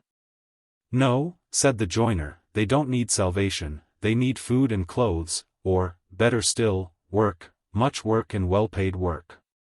But the ladies had better not go and see them, for one of them is down with smallpox. Smallpox, screamed Mrs. Homan, and nobody said a word about it. Come along, Eugenia, let's at once inform the police. What a disgusting set of people they are. But the children? Whose children are these? Answer, said Mrs. Falk, holding up her pencil, threateningly. They're mine, lady, answered the mother. But your husband? Where's your husband? Disappeared, said the joiner. We'll set the police on his track. He shall be sent to the penitentiary. Things must be changed here. I said it was a good house, Evelyn. Won't the ladies sit down? Asked the joiner. It's so much easier to keep up a conversation sitting down. We've no chairs, but that doesn't matter, we've no beds either. They went for taxes, for the lighting of the street, so that you need not go home from the theater in the dark. We've no gas, as you can see for yourselves. They went in payment of the water rate, so that your servants should be saved running up and down stairs, the water's not laid on here. They went towards the keeping up of the hospitals, so that your sons will not be laid up at home when. Come away, Eugenia, for God's sake. This is unbearable. I agree with you, ladies, it is unbearable, said the joiner. And the day will come when things will be worse. On that day we shall come down from the White Mountains with a great noise, like a waterfall, and ask for the return of our beds. Ask? We shall take them. And you shall lie on wooden benches, as I've had to do, and eat potatoes until your stomachs are as tight as a drum and you feel as if you had undergone the torture by water, as we. But the ladies had fled, leaving behind them a pile of pamphlets. Ugh! What a beastly smell of eau de cologne. It smells of prostitutes, said the joiner. A pinch of snuff, cobbler. He wiped his forehead with his blue apron and took up his plane while the others reflected silently. Ygberg, who had been asleep during the whole of the scene, now awoke and made ready to go out again with Falk. Once more Mrs. Homan's voice floated through the open window. What did she mean when she said your father was on the flagship? Your father is a captain, isn't he? That's what he's called. It's the same thing. Weren't they an insolent crowd? I'll never go there again. But it will make a fine report. To the restaurant Hasselbacken, driver. Chapter 17. Natura. Fallender was at home studying a part one afternoon, when he was disturbed by a gentle tapping, 2 double raps, at his door. He jumped up, hastily donned a coat and opened. Agnes. This is a rare visit. I had to come and see you, it's so damned slow. What dreadful language. Let me curse. It relieves my feelings. Give me a cigar, I haven't had a smoke these last 6 weeks. This education makes me frantic. Is he so severe? Curse him. For shame, Agnes. I've been forbidden to smoke, to curse, to drink punch, to go out in the evening. But wait until we are married. I'll let him see. Is he really serious about it? Absolutely. Look at this handkerchief. A.R. with a crown and 9 balls. Our initials are the same and he's making me use his design. Isn't it lovely? Yes, very nice. It's gone as far as that, has it? The angel, dressed in blue, threw herself on the sofa and puffed at her cigar. Fallender looked at her body as if he were making an estimate, and said, "Will you have a glass of punch?" "Rather." "Are you in love with your fiancé?"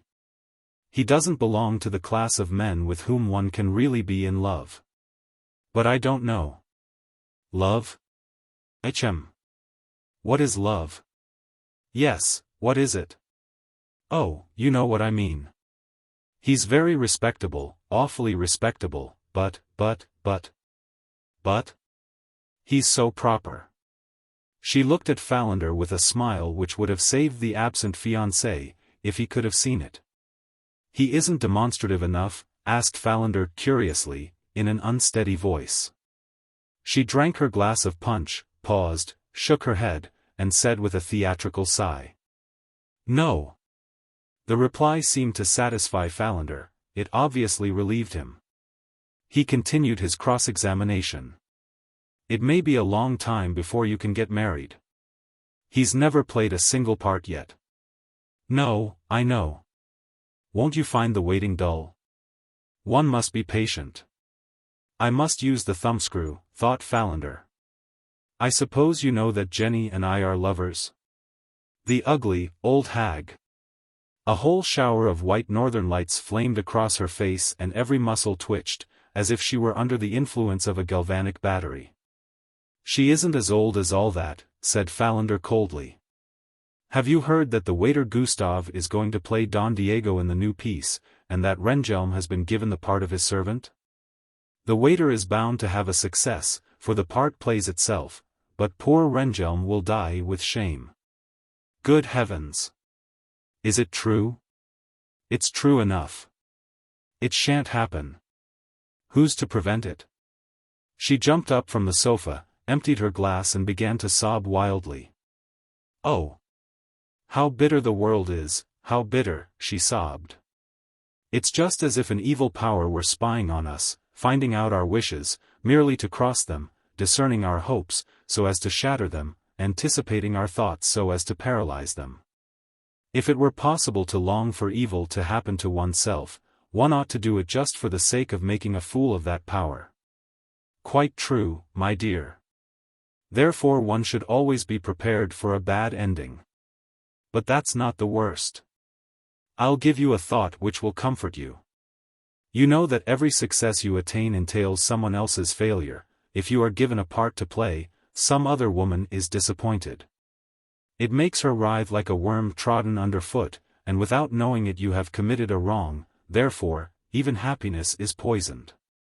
Be comforted in misfortune by the thought that every piece of ill luck which falls to your share is equivalent to a good action, even though it be a good action committed without your knowing it. And the thought of a good action is the only pure enjoyment which is given to us mortals. I don't want to do any good actions. I don't want any pure joys. I have the same right to success as everybody else. And I will be successful. At any price? I won't play your mistress's maid at any price. You're jealous. Learn to bear failure gracefully. That's greater, and much more interesting.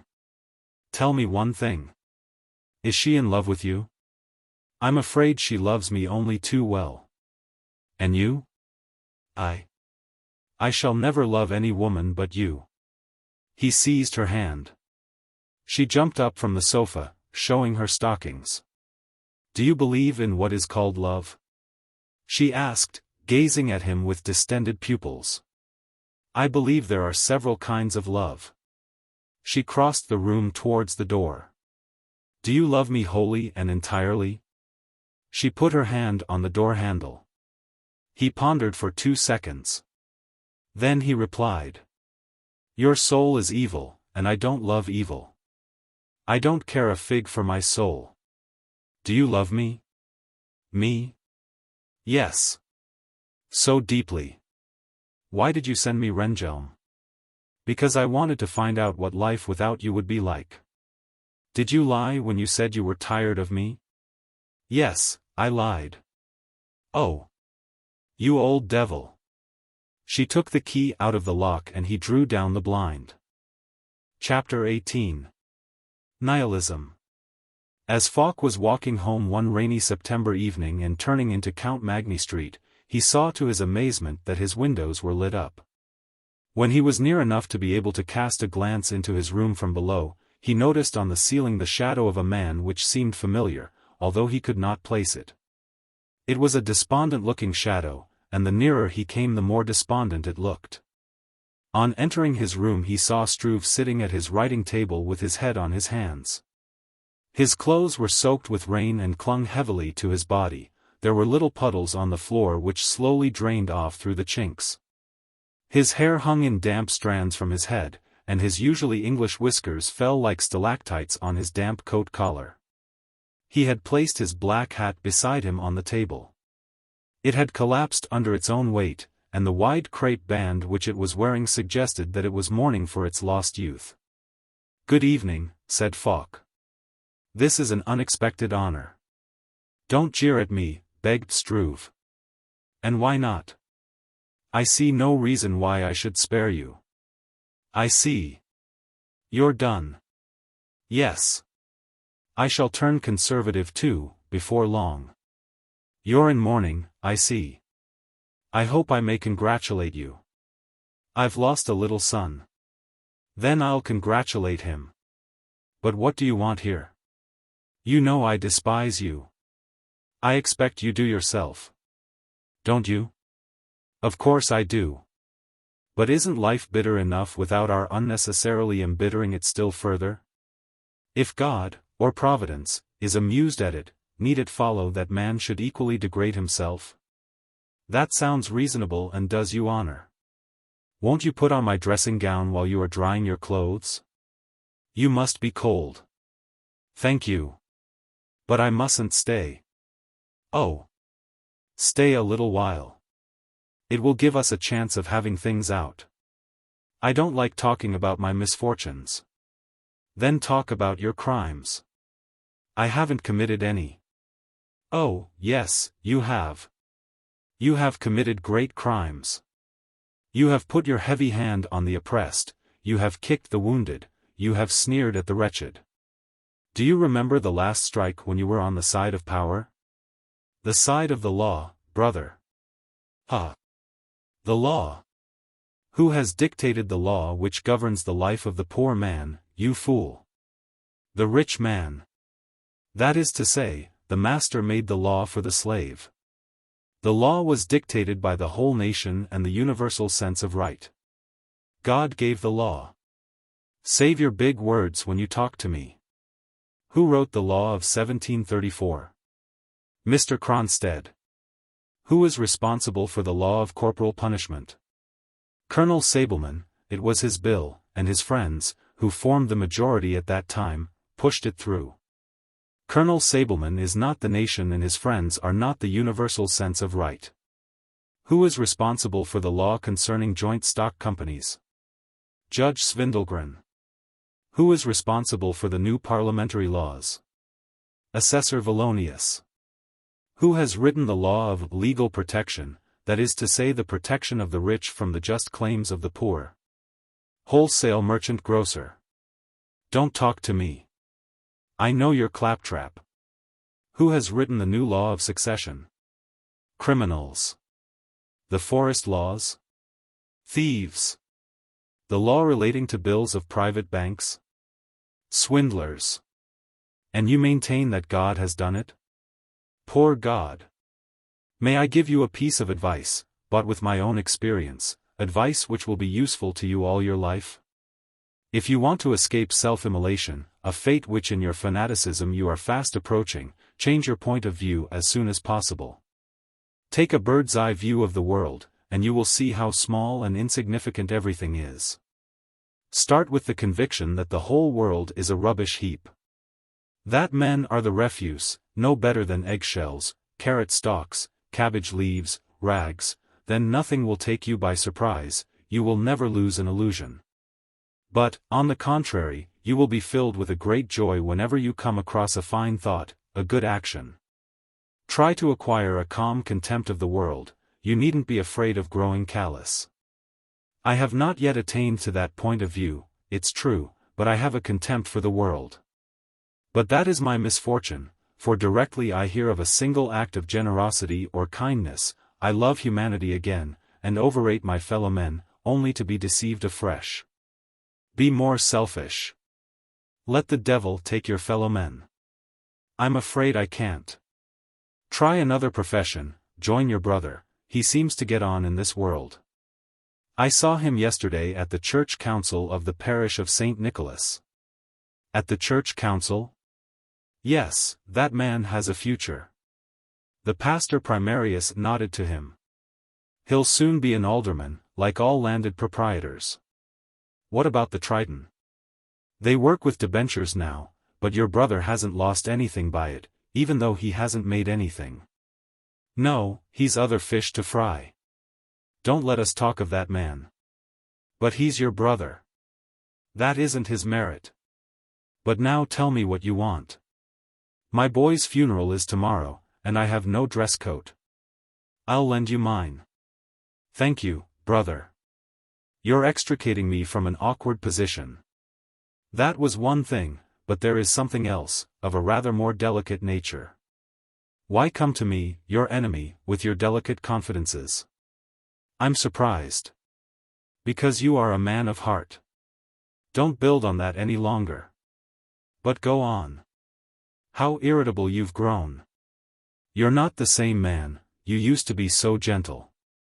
We discussed that before. Speak up. I want to ask you whether you would come with me to the churchyard. Why don't you ask one of your colleagues from the Grey Bonnet? There are reasons. I don't see why I shouldn't tell you. I'm not married. Not married. You, the defender of religion and morality, have broken the sacred bonds. Poverty, the force of circumstances. But I'm just as happy as if I were married. I love my wife and she loves me, and that's all. But there's another reason. The child has not been baptized. It was 3 weeks old when it died, and therefore no clergyman will bury it. I don't dare to tell this to my wife, because she would fret. I've told her the clergyman would meet us in the churchyard. I'm telling you this to prevent a possible scene. She, of course, will remain at home. You'll only meet 2 other fellows. One of them, Levi, is a younger brother of the director of the Triton, and one of the employees of that society. He's a decent sort, with an unusually good head and a still better heart. Don't laugh, I can see that you think I've borrowed money from him, and so I have. He's a man you'll like. The other one is my old friend, Dr. Borg, who treated the little one. He is very broad-minded, a man without any prejudices. You'll get on with him. I can count on you, can't I? There'll be 4 of us in the coach, and the little coffin, of course. Very well, I'll come. There's one more thing. My wife has religious scruples and is afraid that the little one won't go to heaven because he died without baptism. She asks everybody's opinion on the subject, so as to ease her mind. But what about the Augsburg Confession? It's not a question of confessions. But in writing to your paper, you always uphold the official faith. The paper is the affair of the Syndicate. If it likes to cling to Christianity, it may do so for all I care. My work for the Syndicate is a matter apart. Please agree with my wife if she tells you that she believes that her child will go to heaven. I don't mind denying the faith in order to make a human heart happy, particularly as I don't hold it. But you haven't told me yet where you live. Do you know where the White Mountains are? Yes. Are you living in the spotted house on the mountain rock? Do you know it? I've been there once. Then perhaps you know Ygberg, the socialist, who leads the people astray. I am the landlord's deputy. Smith owns the property. I live there rent-free on condition that I collect the rents. Whenever the rents are not forthcoming, the people talk nonsense which he has put into their heads about capital and labor, and other things which fill the columns of the socialistic press. Falk did not reply. Do you know Ygberg? Yes, I do. But won't you try on my dress coat now? Struve tried it on, put his own damp coat over it, buttoned it up to the chin, lit the chewed-up end of his cigar, impaled on a match, and went. Falk lighted him downstairs. You've a long way to go, he said, merely to say something. The Lord knows it. And I have no umbrella. And no overcoat. Would you like my winter coat? Many thanks. It's very kind of you. You can return it to me by and by. He went back to his room, fetched the overcoat and gave it to Struve, who was waiting in the entrance hall. After a brief good night they parted. Falk found the atmosphere in his room stifling. He opened the window. The rain was coming down in torrents, splashing on the tiles and running down into the dirty street. Tattoo sounded in the barracks opposite, vespers were being sung in the lodgment, fragments of the verses floated through the open window. Falk felt lonely and tired. He had been longing to fight a battle with a representative of all he regarded as inimical to progress, but the enemy, after having to some extent beaten him, had fled. He tried to understand clearly what the quarrel was about, but failed in his effort. He was unable to say who was right. He asked himself whether the cause he served, namely, the cause of the oppressed, had any existence.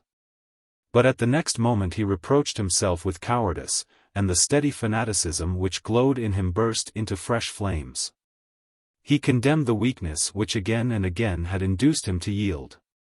Just now he had held the enemy in his hand, and not only had he not shown him his profound repugnance, but he had even treated him with kindness and sympathy. What would he think of him? There was no merit in this good nature, as it prevented him from coming to a firm decision. It was nothing but moral laxity, making him incapable of taking up a fight which seemed more and more beyond him. He realized that he must extinguish the fire under the boilers. They would not be able to stand the pressure, as no steam was being used. He pondered over Struve's advice, and brooded until his mind was chaos in which truth and lies, right and wrong, danced together in complete harmony. His brain in which, owing to his academic training, all conceptions had been so neatly pigeonholed, would soon resemble a pack of well-shuffled cards. He succeeded beyond expectation in working himself into a state of complete indifference. He looked for fine motives in the actions of his enemies, and gradually it appeared to him that he had all along been in the wrong. He felt reconciled to the existing order of things, and ultimately came to the fine conclusion that it was quite immaterial whether the whole was black or white. Whatever was, had to be. He was not entitled to criticize it.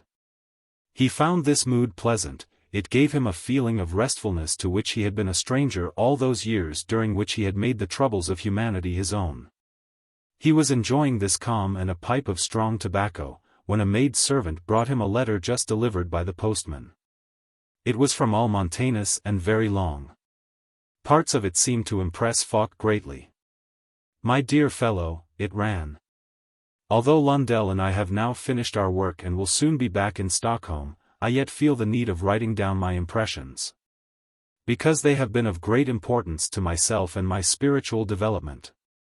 I have come to a conclusion, and I am as full of amazement as a chicken which has just been hatched, and stares at the world with its newly opened eyes, trampling on the eggshell which had shut out the light for so long.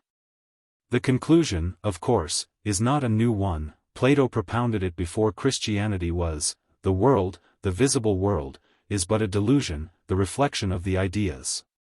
That is to say, reality is something low, insignificant, secondary and accidental. Yes. But I will proceed synthetically, begin with the particular and pass on from it to the general. I will speak of my work first, in which both government and parliament have been interested. On the altar of the church at Trascala 2 wooden figures used to stand.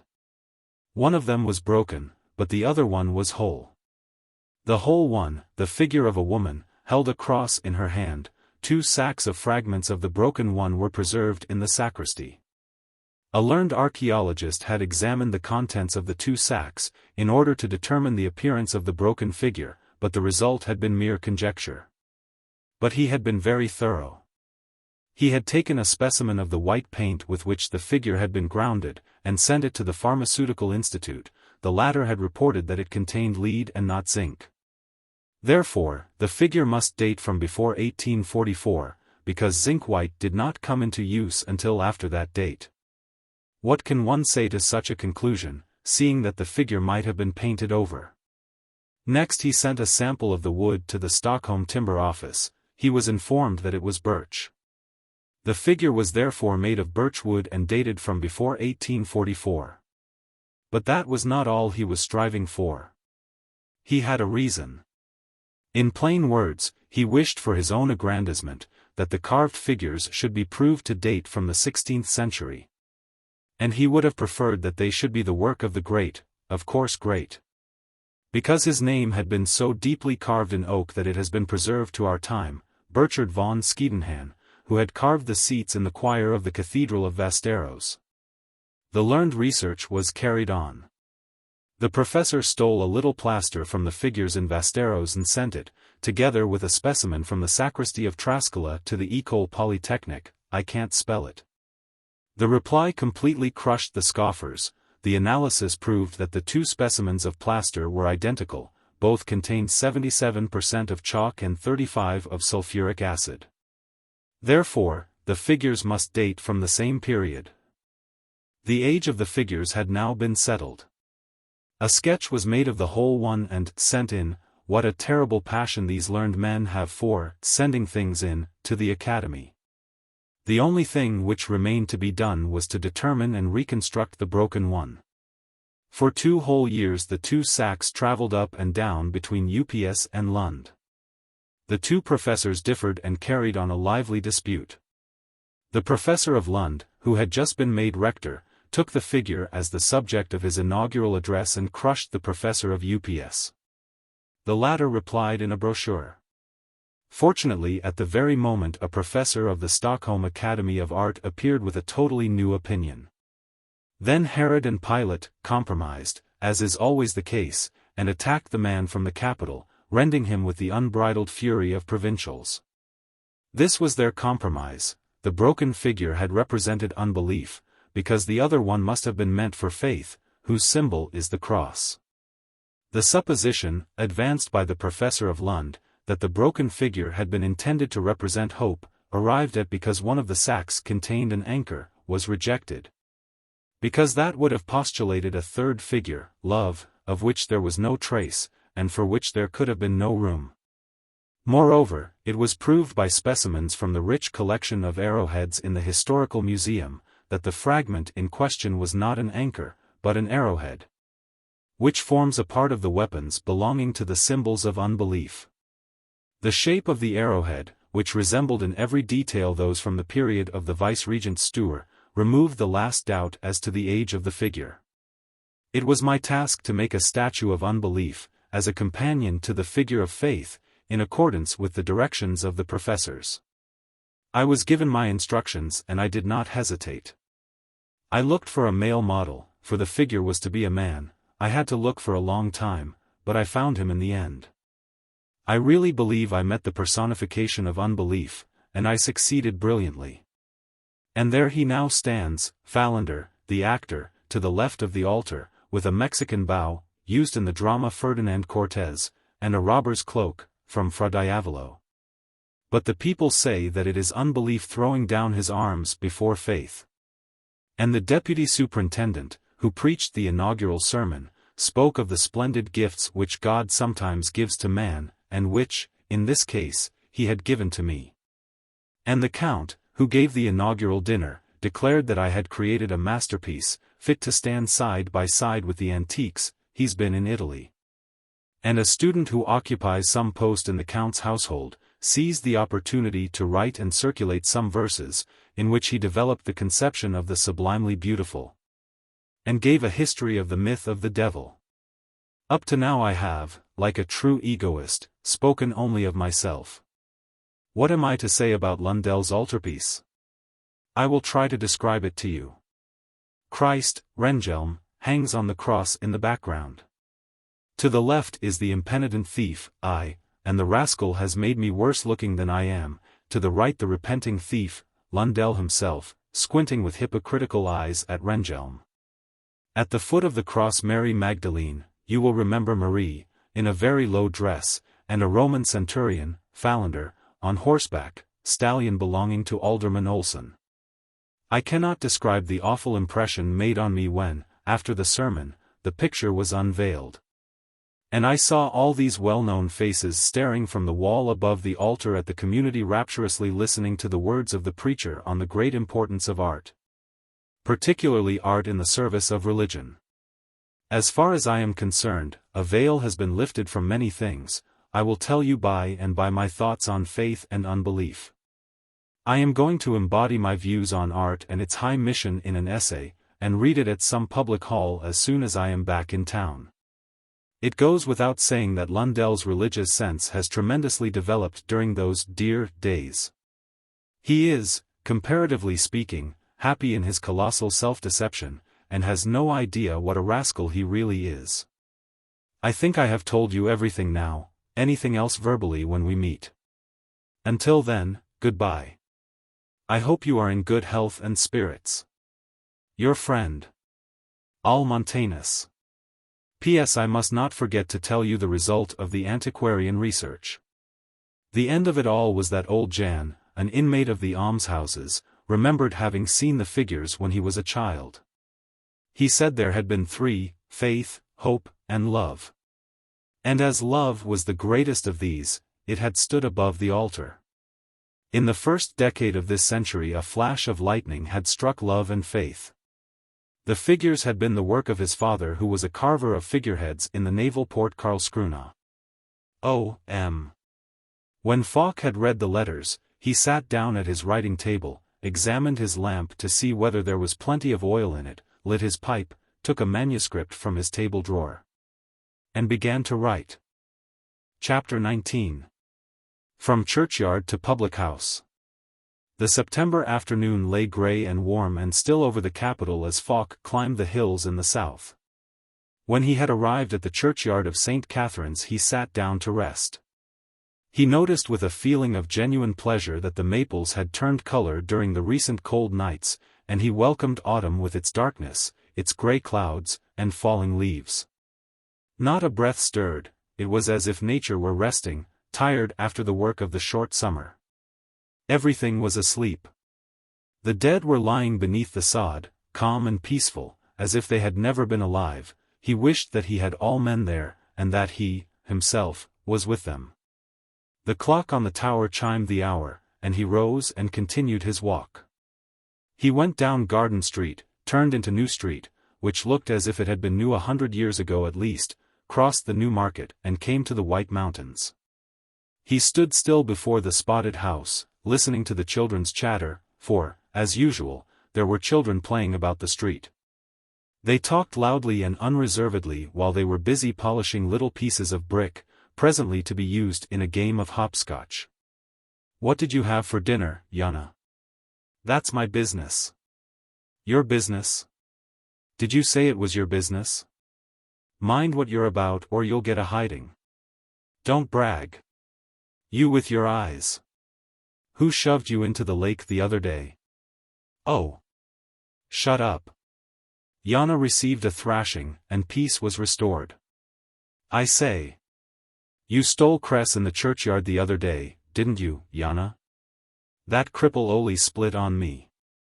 And you were nabbed by the police, weren't you? Who cares for the police? I don't. Don't you? Come along of us tonight then, we're going to pinch some pears. There's a savage dog behind the fence. Garn. Chimney sweeps Peter'll climb over and a kick'll do for the dog." The polishing was interrupted by a maidservant who came out of the house and began to scatter pine branches on the grass-grown street. "Who's going to be buried?" "The deputy's wife's baby.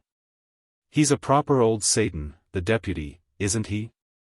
Instead of replying, the other began whistling an unknown and very peculiar tune. "Let's thrash his red-haired cubs when they come home from school. I say. Doesn't his old woman fancy herself? The old she-devil locked us out in the snow the other night because we couldn't pay the rent, and we had to spend the night in the barn." The conversation flickered out. The last item of conversation had not made the smallest impression on Jana's friend. After this introduction to the status of the tenants by the two urchins, Falk entered the house not with the pleasantest of sensations. He was received at the door by Struve, who looked distressed, and took Falk's arm as if he were going to confide a secret to him, or suppress a tear. He had to do something, so he embraced him. Falk found himself in a big room with a dining table, a sideboard, 6 chairs, and a coffin. White sheets were hanging before the windows through which the daylight filtered and broke at the red glow of the tallow candles. On the table stood a tray with green wine glasses, and a soup tureen filled with dahlias, stocks, and white asters. Struve seized Falk's hand and led him to the coffin where the baby lay bedded on shavings, covered with tulle, and strewn with fuchsias. "There," he said, "there." Falk felt nothing but the quite commonplace emotion the living always feel in the presence of the dead. He could think of nothing suitable to say, and therefore he confined himself to pressing the father's hand. thank you," stammered Struve, and disappeared in an adjoining room. Falk was left alone. He could hear excited whispering behind the door through which Struve had vanished, then it grew still for a while. But presently a murmur from the other end of the room penetrated the matchboard wall. A strident treble seemed to be reciting long verses with incredible volubility. "Babbo-bibbo-bibby-bobbo, babbo-bibbo-bibby-bobbo, babbo-bibbo-bibby-bobbo," it sounded. An angry man's voice answered to the accompaniment of a plane which said "Whicho, whicho, which, hitch, hitch." And a long-drawn, rumbling mum replied, seemingly anxious to calm the storm. But the plane spat and sneezed again its which, and immediately after a storm of babili, bebele, bibele, bobele, bubele, bibele, babili, bo, broke out with fresh fury. Falk guessed the subject under discussion, and a certain intonation gave him the idea that the dead baby was involved in the argument. The whispering, occasionally interrupted by loud sobs, began again behind the door through which Struve had disappeared. Finally it was pushed open and Struve appeared leading by the hand a woman who looked like a laundress. She was dressed in black, and her eyelids were red and swollen with weeping. Struve introduced her with all the dignity of a father of a family. "My wife, Mr. Falk, my old friend." Falk clasped a hand, hard as a beetle, and received a vinegary smile. He cast about for a few platitudes containing the words "wife" and "grief," and as he was fairly successful, he was rewarded by Struve with an embrace. "Mrs." Struve, anxious not to be left out in the cold, began brushing the back of her husband's coat. "It's dreadful how you seem to pick up every bit of dirt, Christian," she said. "Your back's always dusty. Don't you think that my husband always looks like a pig, Mr. Falk?" There was no need for poor Falk to reply to this tender remark. Behind the mother's back now appeared 2 heads, regarding the visitor with a grin. The mother patted them affectionately. "Have you ever seen plainer boys before, Mr. Falk?" she asked. "Don't they look exactly like young foxes?" This statement was so undeniably accurate that Falk felt compelled to deny it eagerly.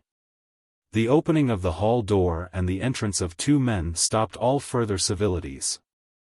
The first of the newcomers was a man of 30, broad-shouldered, with a square head, the front of which was supposed to represent the face. The skin looked like the half-rotten plank of a bridge in which worms have ploughed their labyrinths. The wide mouth, always slightly open, showed the 4 shining eye-teeth. Whenever he smiled his face seemed to split into 2 parts. His mouth opened as far back as the 4th back tooth, not a single hair grew in the barren soil. The nose was so badly put on that one could see through it far into the head. On the upper part of the skull grew something which looked like coconut matting. Struve, who possessed the faculty of ennobling his environment, introduced candidate Borg as Dr. Borg. The latter, without a sign of either pleasure or annoyance, held out his arm to his companion, who pulled off the coat and hung it on the hinge of the front door, an act which drew from Mrs. Struve the remark that the old house was in such bad repair that there was not even a hall stand. The man who had helped Borg off with his overcoat was introduced as Mr. Levi. He was a tall, overgrown youth.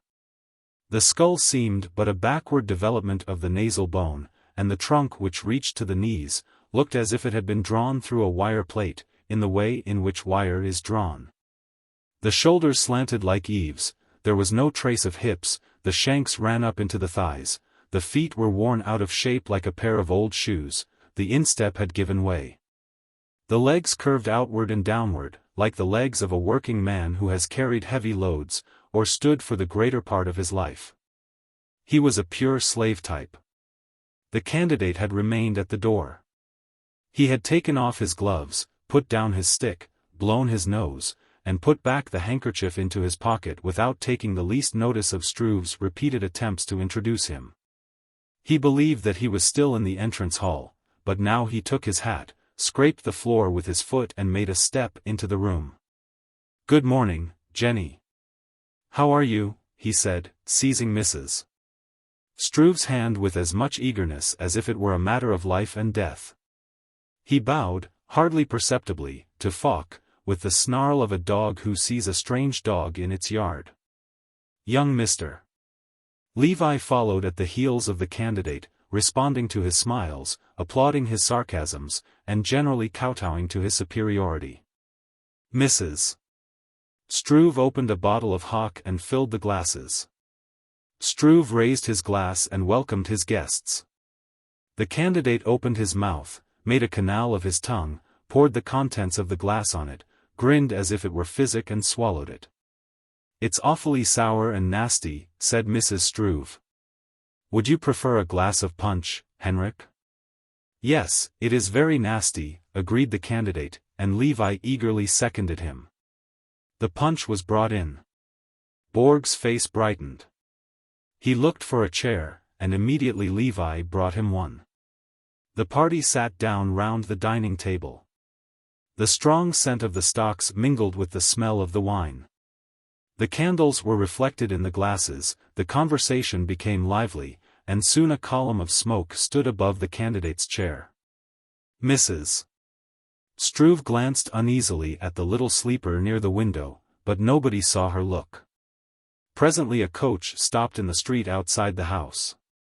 Everybody rose except the candidate. Struve coughed, and in a low voice, as if he had something unpleasant to say, he whispered, "Shall we get ready now?" Mrs. Struve went to the coffin and stooped over it, weeping bitterly. When, in drawing back, she saw her husband standing behind her with the coffin lid, she burst into loud sobs. There, compose yourself," said Struve, hastening to screw down the lid as if he wanted to hide something. Borg, looking like a yawning horse, gulped down another glass of punch. Mr. Levi helped Struve to screw down the lid, displaying quite extraordinary skill. He seemed to be packing a bale of goods. The men shook hands with Mrs. Struve, put on their overcoats and went. The woman warned them to be careful in going downstairs, the stairs were old and rotten. Struve marched in front, carrying the coffin. When he stepped into the street and became aware of the little crowd which had collected before the house, he felt flattered, and the devil of pride took possession of him. He scolded the driver who had omitted to open the door and let down the steps. To heighten the effect of his words, he spoke with contemptuous familiarity to the tall man in livery who, hat in hand, hastened to carry out his commands. From the center of the crowd, where the boy Yana was standing, came a short, scornful cough. But when the boy saw that he was attracting universal attention, he raised his eyes towards the chimneys, and seemed to be eagerly looking for the sweep. The door of the coach slammed behind the four men. A lively conversation broke out between some of the younger members of the mass meeting, who now felt more at their ease. "I say, what a swell coffin. Did you see it?" "Yes." "But did you see that there was no name on it?" "Wasn't there?" "No." "Didn't you see it?" "It was quite plain." "Why was that, then?" "Don't you know?" "Because he was a bastard." The whip cracked, and the coach rumbled off. Falk's eyes strayed to the window. He caught a glimpse of Mrs. Struve, who had already removed some of the sheets, blowing out the candles, and he saw the two cubs standing by the side of her, each with a glass of wine in his hand. The coach rattled along, through street after street. Nobody attempted to speak. Struve, sitting with the coffin on his knees, looked embarrassed. It was still daylight. He longed to make himself invisible. It was a long journey to the churchyard, but it finally came to an end. They arrived. A row of coaches stood before the gate. They bought wreaths and the gravedigger took possession of the coffin. After a lengthy walk, the small procession stopped quite at the back on the north side of the churchyard, close to a new sandfield. The gravedigger placed the coffin in position. Borg commanded. "Hold tight. Ease off. Let go." And the little nameless child was lowered 3 yards into the ground. There was a pause. All heads were bowed and all eyes looking into the grave, as if they were waiting for something. A leaden sky gloomed dismally over the large, deserted sandfield, the white poles of which looked like the shadows of little children who had lost their way. The dark wood might have been the background in a magic lantern show. The wind was hushed. All of a sudden a voice rose, tremulous at first, but growing in clearness and intensity, as if it were speaking from an inner conviction. Levi was standing on the pall, bareheaded. In the safe keeping of the Most High, resting in the shadow of his omnipotence, I say to the Eternal, O, thou my stronghold, my defense in all eternity. My God in whom I trust, Kaddish. Lord, Almighty God, let thy holy name be worshipped and sanctified in the whole world. Thou wilt, in thy own time, renew the world. Thou wilt awaken the dead and call them to a new life. Everlasting peace reigns in thy kingdom. Give us and all Israel thy peace.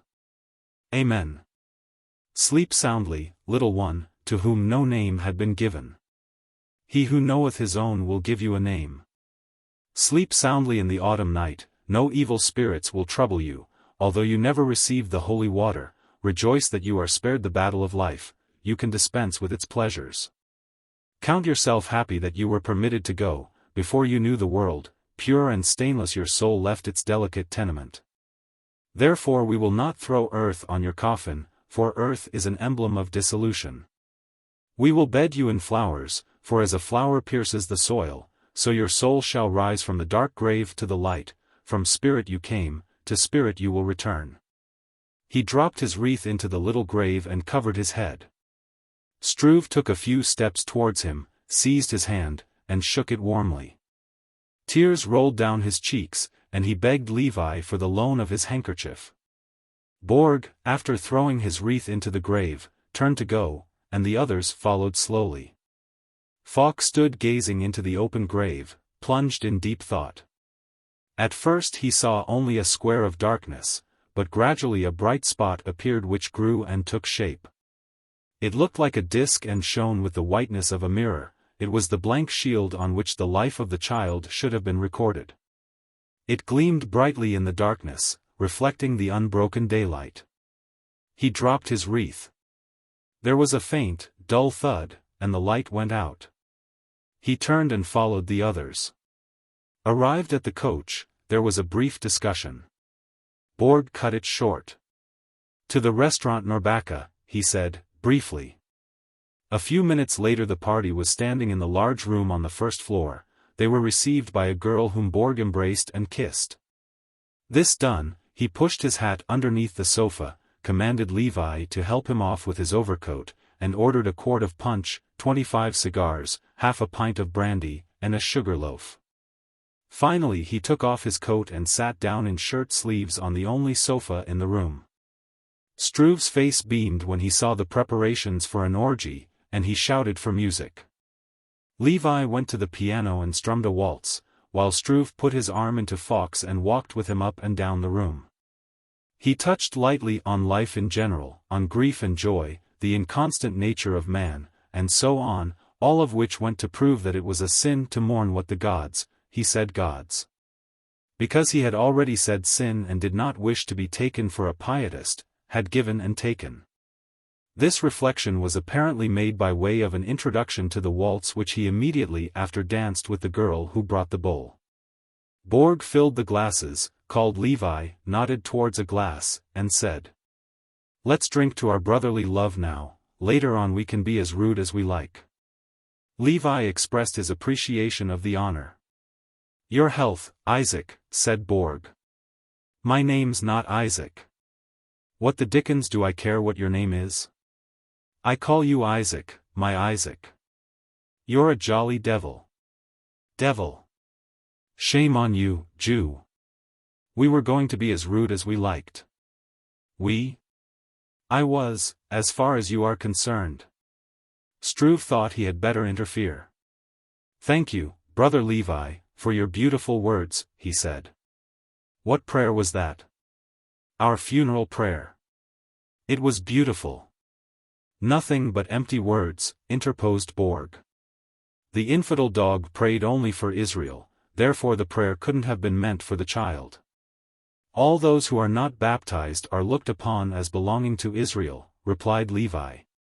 And then you attacked baptism, continued Borg.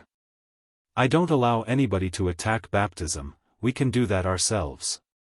And furthermore you attack the doctrine of justification by faith. Leave it alone in future, I don't permit any outsiders to attack our religion. Borg's right there, said Struve.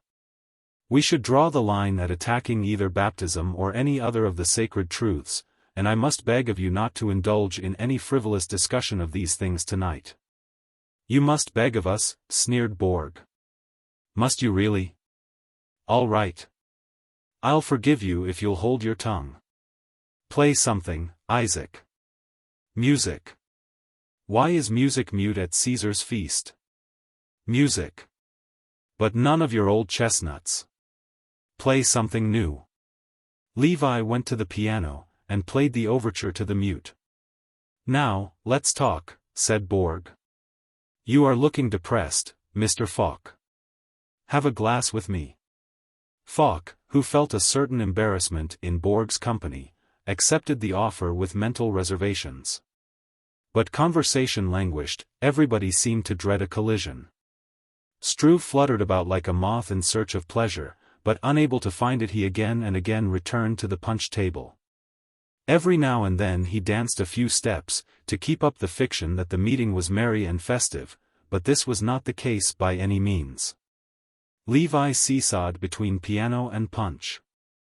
He attempted to sing a cheerful song, but it was so stale that nobody would listen to it. Borg talked at the top of his voice, in order to raise his spirits, as he said, but the party grew more and more silent, one might almost have said uneasy. Falk paced up and down the room, taciturn, portentous like a thundercloud. At Borg's order a tremendous supper, a sexa was served. The convives took their seats amidst ominous silence. Struve and Borg drank immoderate quantities of brandy, in the face of the latter red spots appeared here and there, and the white of the eyes looked yellow. But Struve resembled a varnished Edam cheese, he was uniformly red and greasy. Beside them Falk and Levi looked like children, eating their last supper in the society of giants. Borg looked at Levi.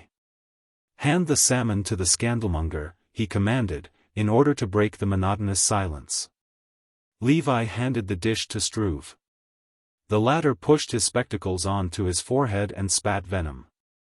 Shame on you, Jew, he foamed, throwing his dinner napkin in Levi's face. Borg laid a heavy hand on Struve's bald pate.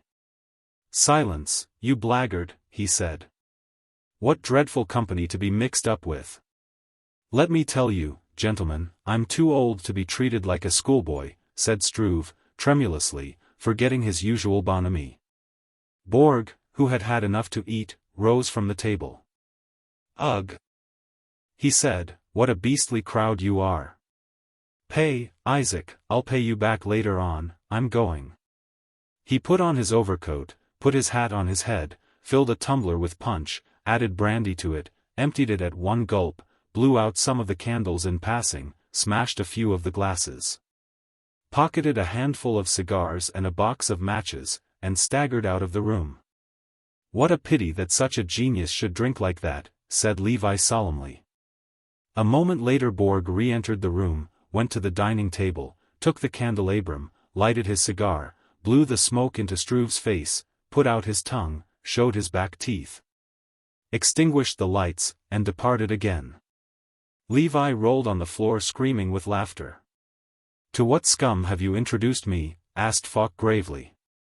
Oh, my dear fellow, he's intoxicated tonight, but he's the son of Professor Dr. I didn't ask who his father was, I asked who he was, said Falk, cutting him short. I understand now why you allow such a dog to bully you, but can you tell me why he associates with you? I reserve my reply to all these futilities, answered Struve stiffly. Do reserve it, but reserve it for yourself. What's the matter with you, brother Levi? Asked Struve officiously. You look so grave. It's a great pity that a genius like Borg should drink so much, replied Levi. How and when does he show his genius? Asked Falk. A man can be a genius without writing verse, said Struve pointedly. I dare say, writing verse does not presuppose genius, nor is a man a genius if he behaves like a brute, said Falk. Hadn't we better pay and go? Remarked Struve, hurrying towards the door. Falk and Levi paid. When they stepped into the street it rained and the sky was black. Only the reflection of the gas-lit town faintly illuminated the sky. The coach had driven away, there was nothing left for them but to turn up their collars and walk. They had gone as far as the skittle alley, when they were startled by terrible yells above their heads. Curse you! Screamed a voice, and looking up they saw Borg rocking himself on one of the highest branches of a lime tree. The branch nearly touched the ground, but at the next moment it described a tremendous curve upwards. Oh! Isn't it colossal? Screamed Levi.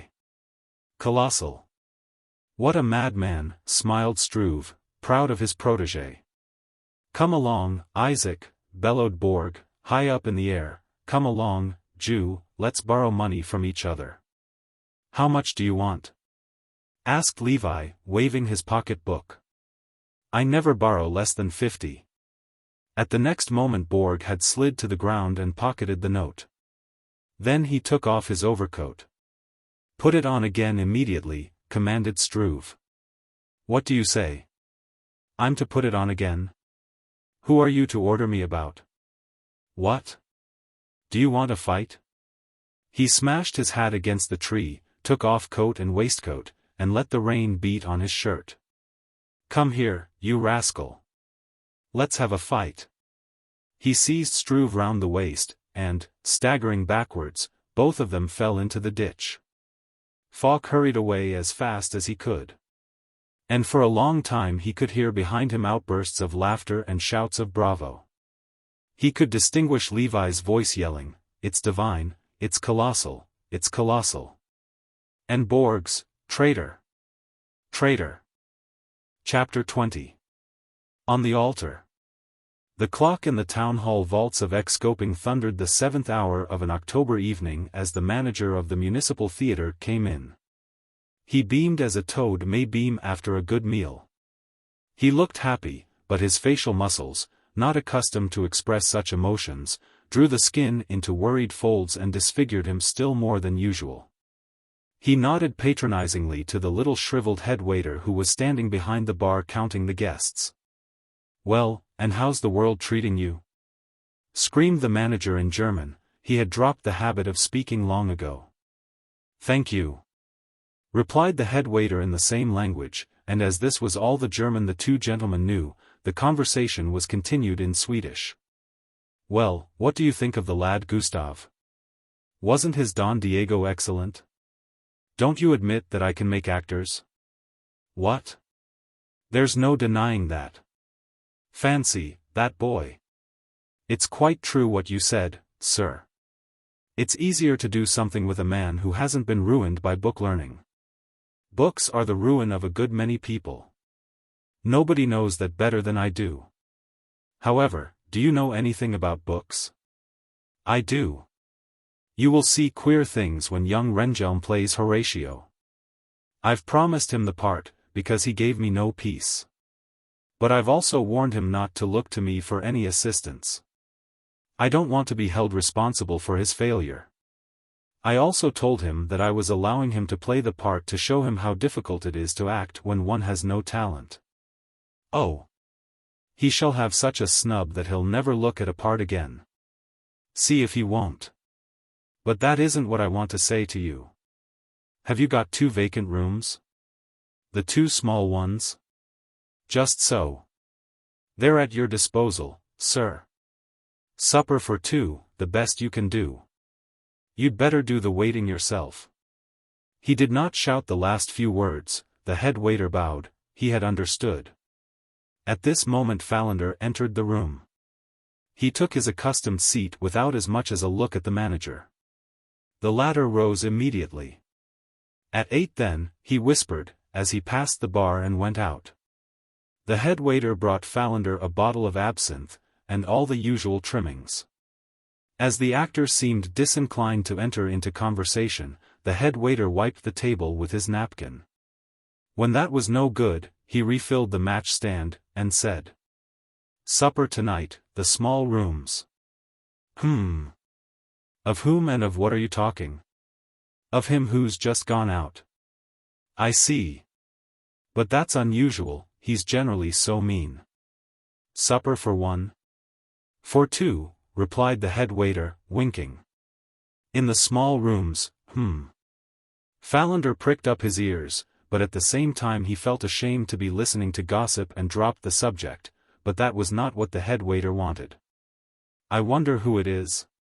His wife is ill, and what does it matter to us? Let the monster sup with whom he likes. Have you an evening paper? The head waiter was saved a reply. Rehnhjelm was approaching the table, radiant, like a man who sees a ray of light on his path. Leave the absinthe alone tonight, he said, and be my guest. I am happy, I could cry. What has happened? Asked Fallender uneasily. Surely, he hasn't given you a part? He has, you pessimist. I'm to play Horatio. Fallender's face clouded. And she'll play Ophelia. How do you know? I feel it.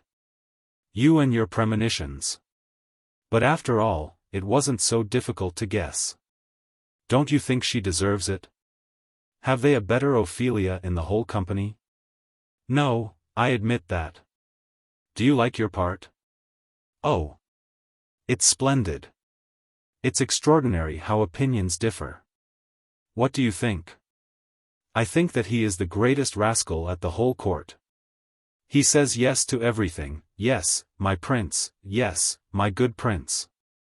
If he were really Hamlet's friend, he would sometimes say no, and not always agree with him like any other sycophant. Are you going to overthrow another of my ideals? I will overthrow all your false idols. How can you, as long as you look upon all paltry creations of man as great and splendid, strive after the eternal? If you see perfection and excellence in everything here below, how can you yearn for the really perfect? Believe me, pessimism is the truest idealism. It is a Christian doctrine too, if that will salve your conscience, for Christianity teaches us that the world is a vale of tears from which death will deliver us. Can't you let me believe that the world is beautiful? Can't you let me be grateful to Him who is the giver of all good things, and rejoice in the happiness life has to offer? Yes, yes, my boy, rejoice, rejoice and believe and hope. As all men strive for the same thing, happiness, you will have the 1,439,134,300th part of a chance of winning it. Seeing that the denominator of this fraction represents the number of people on this earth. Is the happiness which has come to you today worth the torture and humiliations of the last few months? And moreover, what is this great piece of luck? You have been given a part to play, a part in which you cannot make a success, by which I don't mean that you necessarily need be a failure. Are you sure that? He paused for breath. That Agnes will have a success in the part of Ophelia? She may make good use of the rare chance and get as much out of the part as most actresses do. I am sorry I made you feel sad. Don't believe what I said, after all, who knows whether I am right or wrong? If I didn't know you better, I might believe you that you're jealous. No, my boy. Nothing would please me more than to see yours and all men's wishes speedily fulfilled, then the thoughts of men might turn to higher things. Perhaps that is the meaning of life. You can afford to say that so calmly, you have had success long ago. Isn't this a state of mind much to be desired? We do not yearn for happiness so much, as for the faculty of being able to smile at our ardent efforts. I say ardent advisedly. 8 strokes thundered through the room. Fallender rose hastily as if he were going to leave, brushed his hand across his forehead and sat down again. Has Agnes gone to see Aunt Beata tonight? He asked casually. What makes you think so? I'm merely supposing it because you are sitting here so quietly. She told you she would read her part to her, as the time is so short, didn't she? Yes. Have you seen her tonight? No. On my word of honor, I haven't. Only I can't think of anything else which would prevent her from spending a free evening with you. You guessed correctly. She urged me to go out and spend the evening with friends. She thinks I'm too much at home. The dear girl. She has such a tender and loving little heart. Yes, very tender. I only once waited for her in vain. Her aunt had kept her till late and forgotten to send me word. I thought I was going mad and couldn't sleep all night. You are referring to the evening of the 6th of July, I suppose? You startle me. Are you watching us? Why should I? I know of your engagement and aid you in every way I can. And why shouldn't I know that it was Tuesday the 6th of July? You've told me about it more than once. That's true. Neither of them spoke for a while. It's extraordinary, said Rehnhjelm, suddenly breaking the silence, that happiness can make one feel melancholy. I feel uneasy tonight, and would much rather have spent the evening with Agnes. Let's go to the small rooms and send for her. She could say that friends had arrived from the country. She wouldn't do that, she couldn't tell a lie. Oh, nonsense. The woman who can't isn't born yet. Fallender stared at Rehnhjelm with so peculiar an expression, that the latter felt puzzled. I'll go and see whether the little rooms are vacant, he said after a short pause. We can send her a message, if they are. Come along then. Rehnhjelm made ready to follow him, but Fallender kept him back. I'll be back in 2 minutes. He returned with a very white face, but perfectly calm. They are engaged, he said quietly. What a nuisance. Let's keep each other company and be as jolly as we can. And they kept each other company, ate and drank and talked of life and love and human malice. And when they had eaten and drunk and talked enough, they went home and to bed. Chapter 21. A Soul Overboard. Rehnhjelm awoke on the following morning at 4 o'clock. Somebody had called his name. He sat up in bed and listened. There was not a sound. He drew up the blind and looked out on a grey autumn morning, windy and rainy. He went back to bed and tried to sleep, but in vain. There were strange voices in the wind. They moaned and warned and wept and whimpered. He tried to think of something pleasant, of his happiness. He took his part and began to learn it. It seemed to be nothing but yes, my prince. He thought of Fallender's words and could not help admitting that he was to some extent right. He tried to picture himself on the stage as Horatio. He tried to picture Agnes in the part of Ophelia, and could see in her nothing but a hypocritical schemer, spreading nets for Hamlet at Polonius's advice. He attempted to drive away the thought, and instead of Agnes he saw the coquettish Miss Checkmate, who had been the last to play the part at the municipal theatre. He tried in vain to drive away these disagreeable fancies, they followed him like gnats. At last, exhausted with the strain, he fell asleep, but only to suffer the same torment in his dream. He roused himself with an effort, but soon dropped off to sleep again, and immediately the same visions disturbed him. About 9 o'clock he awoke with a scream, and jumped out of bed as if he were fleeing from evil spirits. When he looked into the glass he saw that his eyes were red with weeping. He dressed hastily, and as he picked up his boot, a big spider ran across the floor. The sight pleased him, for he believed in the superstition that a spider is a harbinger of happiness. His good humor was restored, and he came to the conclusion that if a man wanted an undisturbed night's rest, he should avoid crabs for supper. He drank his coffee and smoked a pipe and smiled at the rain showers and the wind. A knock at the door aroused him from his reverie. He started, for he was afraid of news, he could not tell why.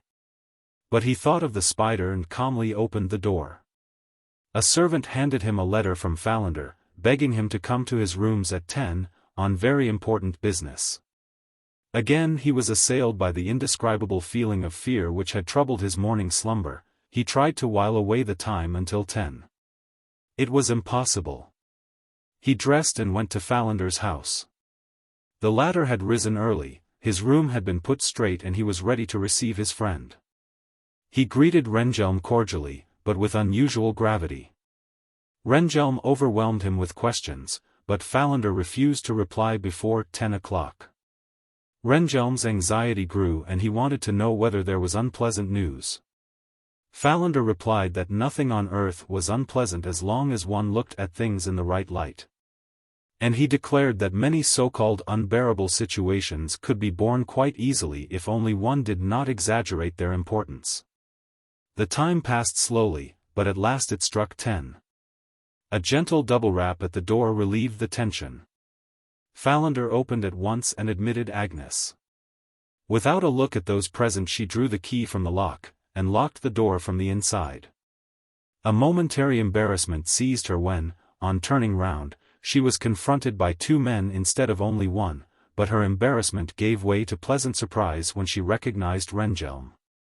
Throwing off her waterproof, she ran towards him. He took her in his arms and passionately pressed her to his heart, as if he had not seen her for a year. "You've been away a long time, Agnes." "A long time? What do you mean?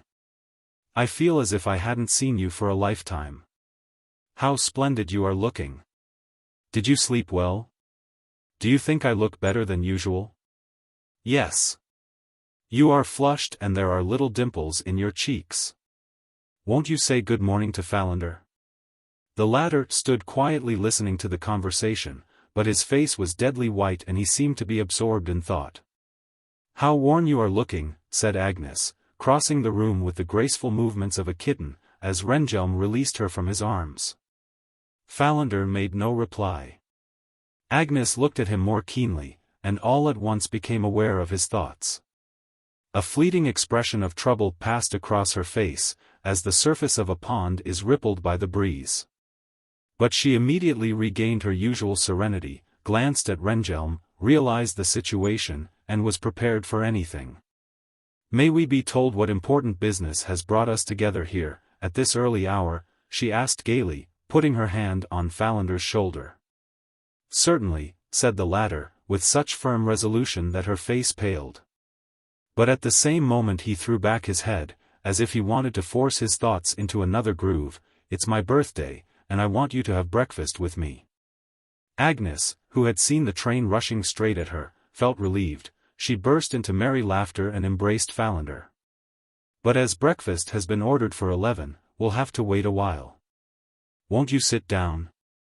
There was an ominous silence. "An angel is passing through the room," said Agnes. "You," said Rehnhjelm, respectfully and ardently kissing her hand. Fallender looked as if he had been thrown out of his saddle, and was making violent efforts to regain it. "I saw a spider this morning," said Rehnhjelm, "that predicts happiness." "A rainy matin, chagrin," said Fallender. "Have you never heard that?" "What does that mean?" asked Agnes. "A spider on the morrow, grief and sorrow." Again they grew silent. The only sound which disturbed the stillness was the sound of the rain beating in gusts against the windows. "I read an awfully tragic book last night," presently remarked Fallender. "I hardly slept a wink." "What book was that?" asked Rehnhjelm, without betraying very much interest. "Its title was Pierre Clement, and its subject the usual woman's game. But it was told so well that it made a great impression on me." "May I ask what the usual woman's game is?" said Agnes. "Faithlessness and treachery." "And this Pierre Clement?" "He was, of course, betrayed. He was a young artist, in love with another man's mistress. I remember the book, I liked it very much. Wasn't she later on engaged to a man whom she really loved? Yes, that was it, and during all the time she kept up her old liaison. The author wanted to show that a woman can love in two ways. A man only in one. That's true enough, isn't it? Certainly. But the day came when her fiancé was going to compete with a picture. To cut my tale short, she gave herself to the president, and Pierre Clement was happy and could be married.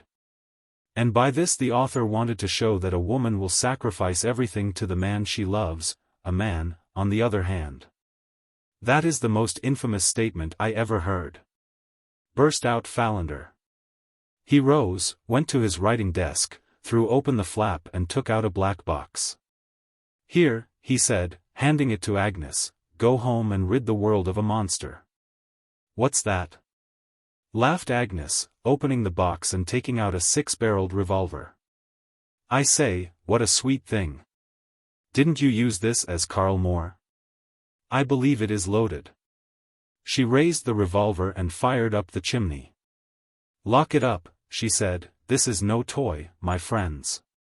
Rehnhjelm had watched the scene speechlessly. He understood the meaning well enough, but he was unable to say a word, and he was so much under the girl's spell, that he could not even feel angry with her. He realized that he had been stabbed, but he had as yet not had time to feel the pain. The girl's impudence disconcerted Fallender, he wanted time to recover. His moral execution had been a complete failure, and his coup de theatre had been disastrous to himself. Hadn't we better go now? Asked Agnes, straightening her hat before the glass. Fallender opened the door. Go and be damned to you, he said. You have ruined an honest man's peace of mind. What are you talking about? Shut the door. It's none too warm here. I see, I have to speak more plainly. Where were you last night? Hjalmar knows, and it's no business of yours. You were not at your aunt's. You had supper with the manager. It's a lie. I saw you at 9 in the vaults of the town hall. I say it's a lie. I was at home at that time. Go and ask Aunt's maid who saw me home. I should never have expected this from you. Hadn't we better stop talking nonsense now and be off? You shouldn't read stupid books all night, then you wouldn't be in a bad temper on the next day. Put on your hats and come. Rehnhjelm put his hand to his head to feel whether it was in its accustomed place, for everything seemed to him to be turned upside down. When he found that it was still there, he attempted to come to a clear understanding of the matter, but he was unable to do so. Where were you on the 6th of July? Asked Fallender, with the sternness of a judge. What an idiotic question to ask. How can I remember what happened 3 months ago? You were with me, but you told Hjalmar you were with your aunt. Don't listen to him, said Agnes, going up to Rehnhjelm and caressing him. He's talking nonsense. Rehnhjelm's hand shot out.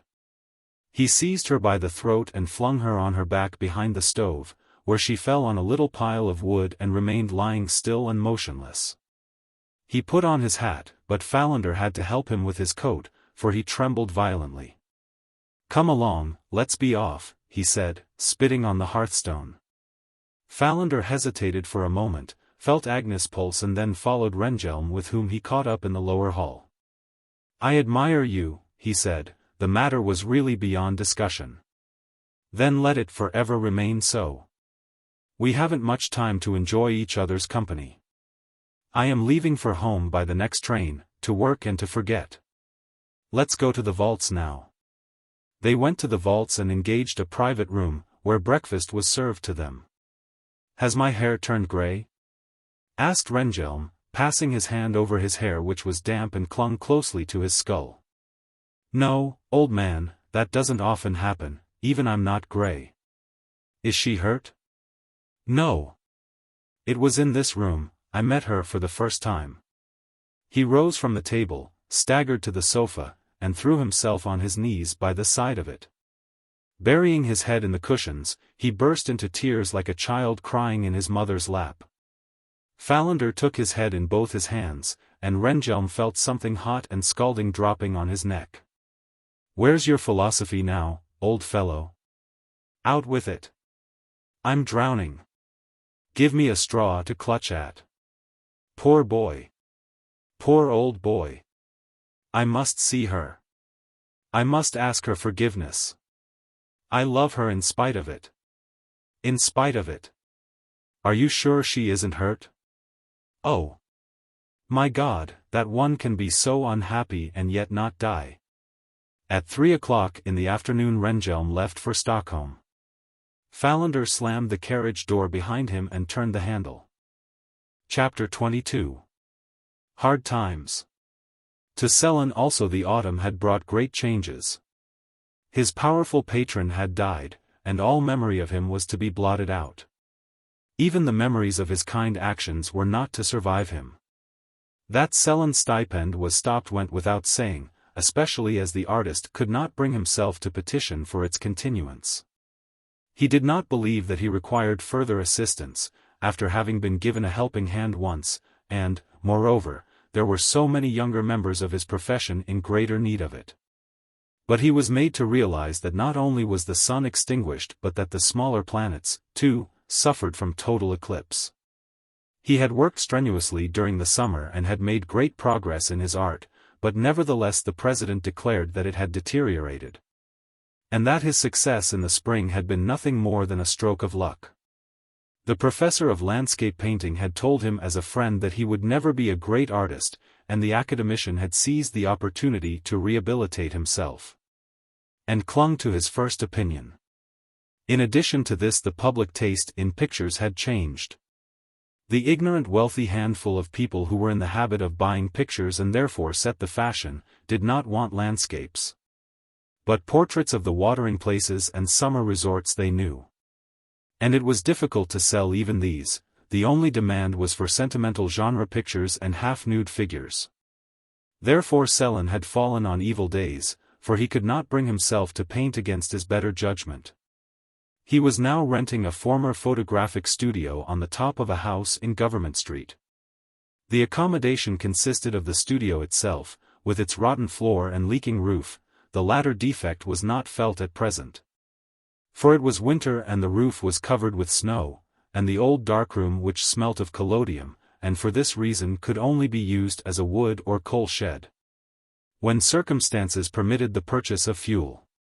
The only piece of furniture was a wooden garden seat, studded with protruding nails. It was so short that a man using it as a bed, and it was always used as a bed when the owner, or rather the borrower, spent the night at home, had either to draw his knees up to his chin, or allow his legs to dangle over the side. The bedding consisted of half a rug, the other half was at the pawnbroker's, and a leather case, stuffed to bursting point with studies and sketches. In the darkroom was a water tap and a basin with a waste pipe, the only substitute for a dressing table. On a cold afternoon, a short time before Christmas, Sellen was standing before his easel, painting for the third time a new picture on an old canvas. He had just risen from his hard bed. No servant had come in to light his fire, partly because he had no servant, and partly because he had nothing with which to make a fire. No servant had brushed his clothes or brought his coffee. And yet he was standing before his easel whistling merrily, engaged in painting a brilliant sunset, when there came 4 knocks at the door. Sellen opened without hesitation and admitted Olle Montanus, very plainly and very lightly clad, without an overcoat. "Good morning, Olle. How are you? Did you sleep well?" "Thanks. How's the cash box?" "Oh. Bad. And the notes? There are so few in circulation." "I see. They won't issue any more? And the valuables?" "There aren't any. Do you think it's going to be a hard winter?" "I saw a great many chatterers this morning, that means a hard winter." "You took a morning stroll?" "I've walked about all night, after leaving the Red Room at midnight." "You were at the Red Room last night?" "Yes, and I made 2 new acquaintances, Dr. Borg and a man called Levin." "Oh. Those rascals. I know them. Why didn't you spend the night with them?" They turned up their noses at me because I had no overcoat, and I felt ashamed. But I am worn out. I'll rest for a few moments on your sofa. I've walked through the whole town and round half of it. I must try and get work today at a stonemason's or I shall starve. Is it true that you are a member of the Workmen's Union, Star of the North? Quite true, I'm going to lecture there on Sunday next, on Sweden. A good subject. Plenty to say. If I should fall asleep on your sofa, don't waken me, I'm dead beat. All right, old chap. Go to sleep. A few moments later Olle was fast asleep and snoring loudly. His head was hanging over one of the side railings which supported his thick neck, and his legs over the other. Poor devil, muttered Sellen, covering him up with his rug. There was another knock, but as it was unfamiliar Sellen judged it wise to take no notice of it.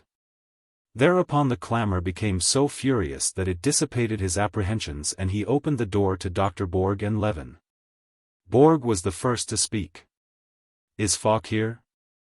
No. Who is that sack of wood over there? Continued Borg, pointing at Olle with his snow boot. Olle Montanus. Oh. That extraordinary fellow who was with Falk last night. Is he asleep? Yes. Did he spend the night here? Yes. Why haven't you a fire? It's beastly cold. Because I have no wood. Send for some then. Where's the servant? I'll make her trot. Gone to early service. Wake up that sleeping ox over there and send him. No, let him sleep, objected Sellen, covering up Olle, who was still snoring loudly. Then I must show you another way. What's the floor packing? Earth or rubbish? I don't understand these matters, replied Sellen, carefully stepping on some sheets of cardboard which were lying on the floor. Have you got another piece of cardboard? What are you driving at? Asked Sellen, coloring up to the roots of his hair. I want it, and a pair of fire tongs. Sellen gave him the required articles, took his sketching stool and sat down on the pieces of cardboard as if he were guarding a treasure. Borg took off his coat, and with the help of the fire tongs loosened a board in the floor, rotted by rain and acids. Confound you! What are you doing? Exclaimed Sellen. I used to do this in my college days at UPS, said Borg. But you can't do that sort of thing at Stockholm. Hang it all, I'm cold. I must have a fire. But there's no necessity to break up the floor in the middle of the room. It shows too much. What does that matter to me? I don't live here. But this is too hard. Meanwhile he had approached Sellen, and all of a sudden he pushed him and the stool over. In falling the artist dragged the pieces of cardboard with him, exposing the bare floor packing underneath. Miscreant! To have a perfect timber yard and not to say a word about it. The rain's done it. I don't care who's done it. Let's light a fire. He wrenched off a few pieces of wood with his strong hands and soon a fire was blazing in the grate. Levin had watched the scene, quiet, neutral, and polite. Borg sat down before the fire and made the tongs red-hot. Again there was a knock, 3 short raps and a longer one. That's Falk, said Sellen, opening the door. Falk entered, looking a little hectic. Do you want money? Said Borg to the newcomer, laying his hand on his breast pocket. What a question to ask, said Falk, looking at him doubtfully. How much do you want? I can let you have it. Are you serious? Asked Falk, and his face cleared. Serious? XVIII. How much? The figure. The amount. I could do with, say, 60 crowns. Good Lord, how modest you are, remarked Borg, and turned to Levin. Yes, it is very little, said the latter. Take as much as you can get, Falk, while the purse is open. I'd rather not. 60 crowns is all I want, and I can't afford to take up a bigger loan. But how is it to be paid back? 12 crowns every 6th month, 24 crowns per annum, in 2 installments, said Levin promptly and firmly. Those are easy terms, replied Falk. Where do you get money on those terms? From the wheelwright's bank. Give me paper and a pen, Levin. Quick as lightning Levin produced a promissory note, a pen, and a pocket inkstand. The note had already been filled up by the others. When Falk saw the figure 800 he hesitated for a moment. 800 crowns, he asked. You can have more if you are not satisfied. No, I won't. It's all the same who takes the money as long as it is paid up all right. But can you raise money on a bill of this sort, without security? Without security? You are forgetting that we are guaranteeing it, replied Levin, with contemptuous familiarity. I don't want to depreciate it, observed Falk. I'm grateful for your guarantees, but I don't believe that the bill will be accepted. Oh, won't it? It's accepted already, said Borg, bringing out a bill of acceptance, as he called it. Go on, Falk, sign. Falk signed his name.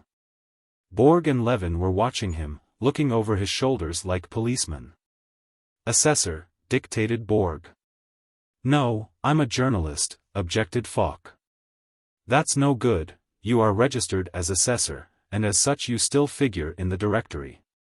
Did you look it up? One should be correct in matters of form, said Borg gravely. Falk signed. Come here, Sellen, and witness, commanded Borg. I don't know whether I ought to, replied Sellen. I've seen at home, in the country, so much misery arising from such signatures. You are not in the country now, and you are not dealing with peasants.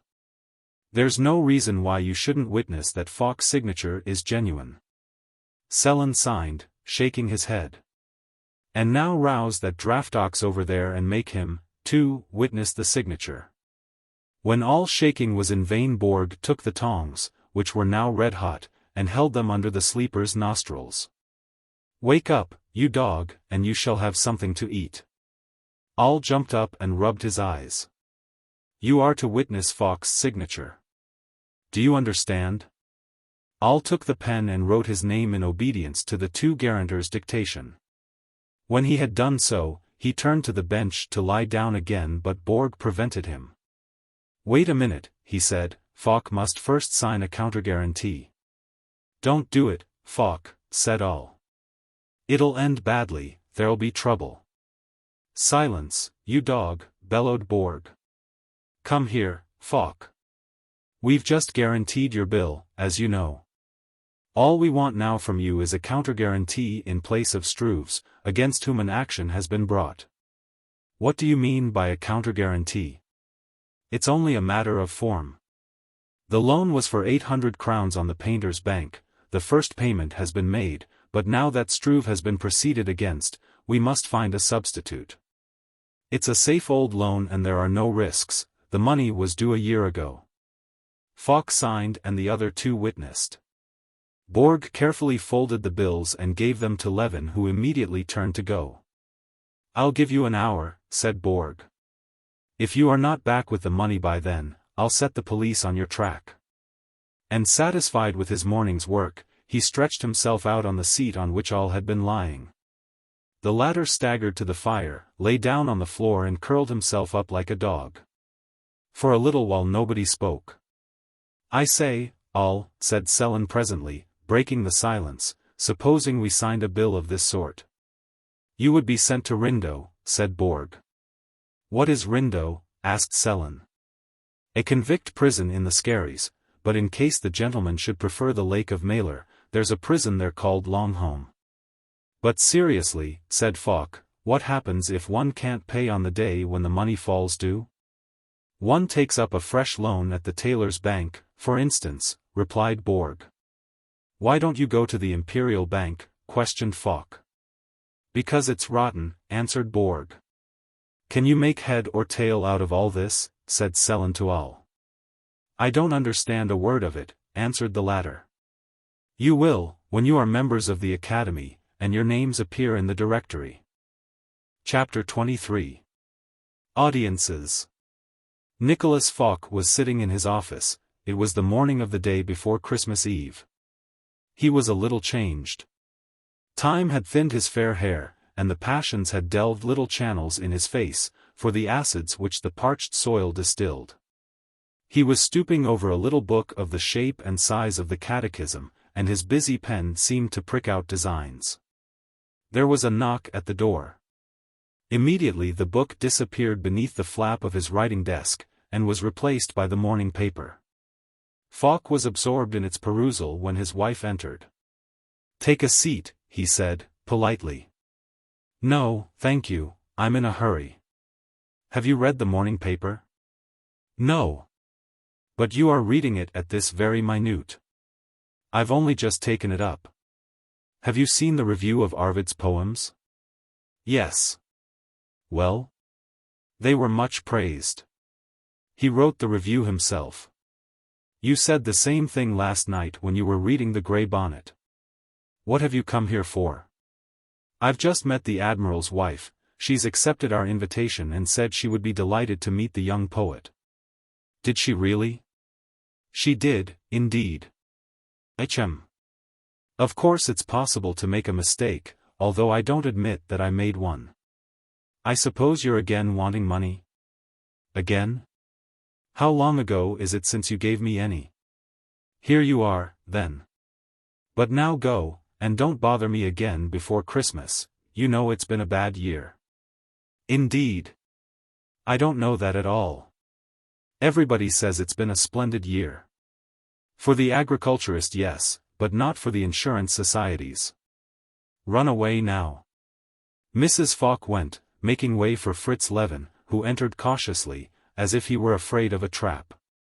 "What have you come for?" asked Falk.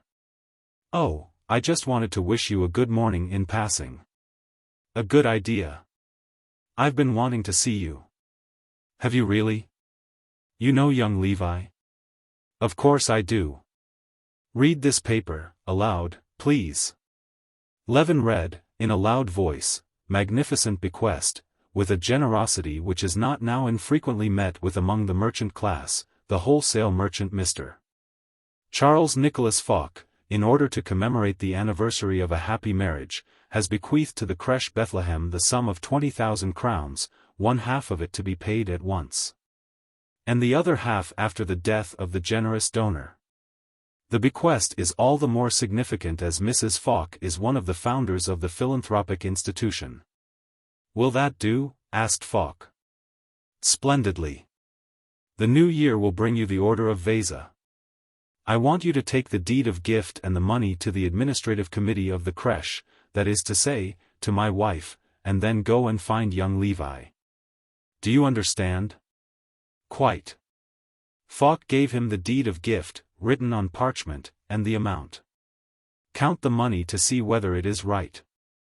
Levin opened a packet of papers and stared, wide-eyed, at 50 sheets covered with lithographic designs, in all possible colors. "Is that money?" he asked.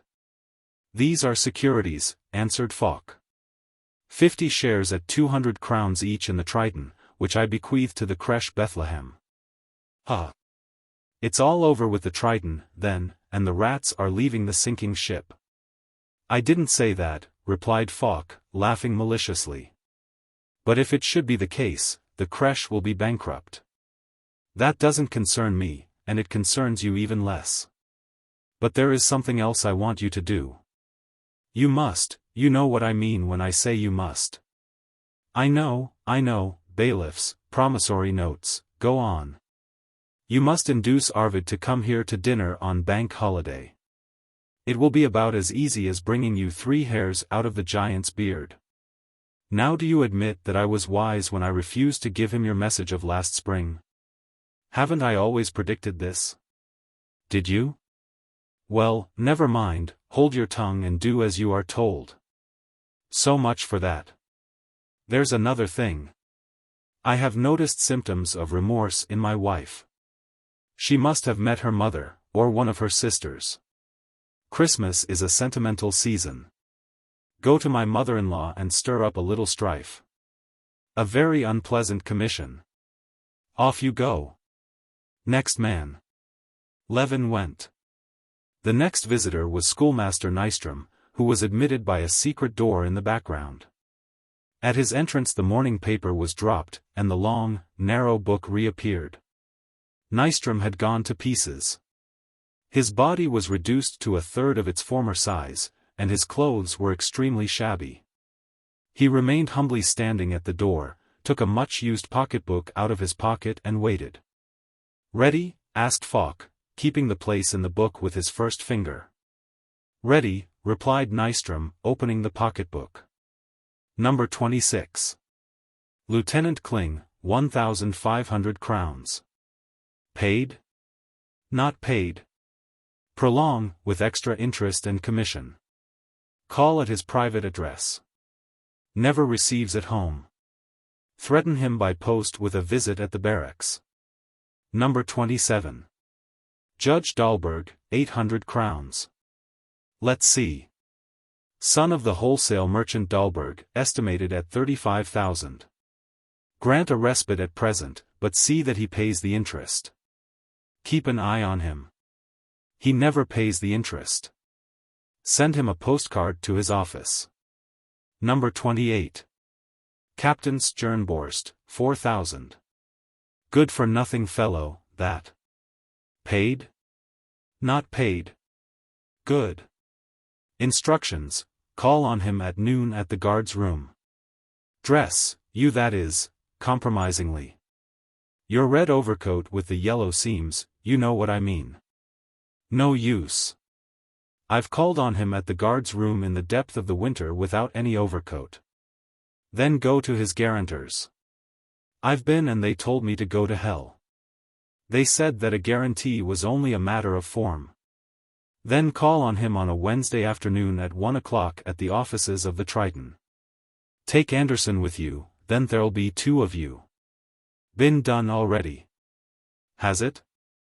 How did the directors take it? Asked Falk, rising. They were embarrassed. Really? Much embarrassed? Much embarrassed. And he himself? He took us into the corridor and promised to pay if we never called on him there again. Indeed.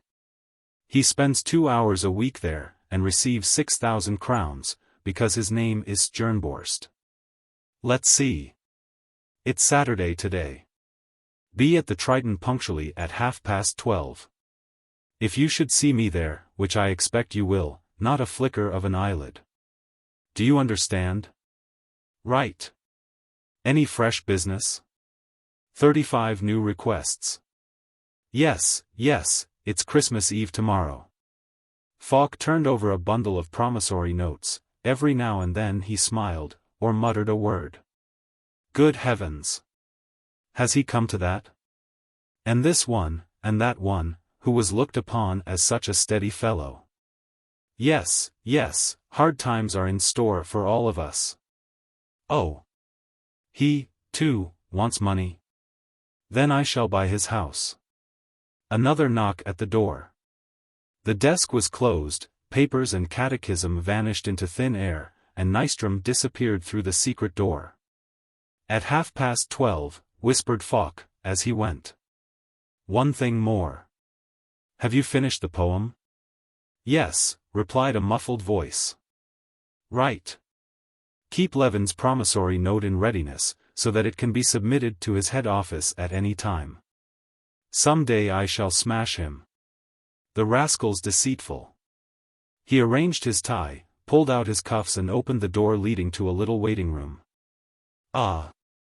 Good morning, Mr. Lundell. Very glad to see you. Please come in. How are you? I had locked my door for a few moments. It really was Lundell dressed in the height of fashion like a shop assistant. He wore a watch chain, rings, gloves and overshoes. I am not calling at an inconvenient time, I hope? Not at all. Do you think, Mr. Lundell, that you will be able to finish it by tomorrow? Must it be finished by tomorrow? It absolutely must. It will be a red-letter day for the crèche tomorrow, Mrs. Falk will publicly present my portrait to the institution, to be hung in the dining room. Then we must not let any obstacles stand in our way, replied Lundell, taking an easel and an almost finished canvas from a cupboard. "If you will sit to me for a few moments, sir, I will give the picture the finishing touches." "With all the pleasure in the world." Falk sat down in a chair, crossed his legs, threw himself into the attitude of a statesman and tried to look aristocratic. "Won't you talk, sir? Although your face is an exceedingly interesting one when at rest, yet the more characteristics I can bring out, the better." Falk smirked. A glimmer of pleasure and gratification lit up his coarse features. "I hope you'll be able to dine with us on Bank Holiday, Mr. Lundell." "Thank you. You'll be able to study the faces of many men of distinction, then, men whose features deserve being fixed on canvas far more than mine do. Perhaps I may have the honor of painting them?" "You will, if I recommend you." "Oh, do you really think so?" "Certainly I do. I just caught a new expression in your face. Try and keep it for a few moments. There. This is excellent. I'm afraid I shall have to work at this portrait all day long. There are so many details which one only discovers gradually. Your face is rich in interesting features. In that case we had better dine together. We must see a good deal of each other, Mr. Lundell, so that you may have an opportunity of studying my face for a second edition, which it is always well to have. Really, I must say, there are few people to whom I felt so strongly drawn from the first moment, as I did to you, Mr. Lundell." "Oh, my dear sir. And let me tell you that my eyes are keen and well able to distinguish truth from flattery."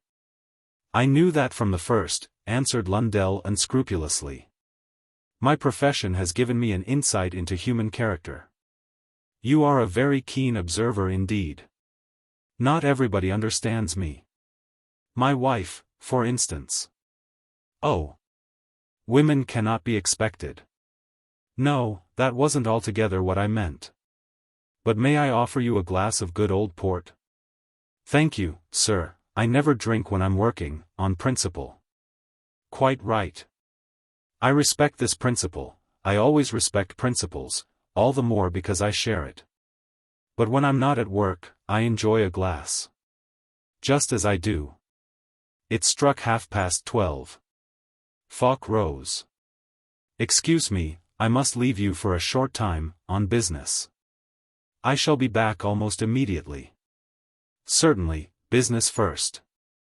Falk put on his hat and coat and went.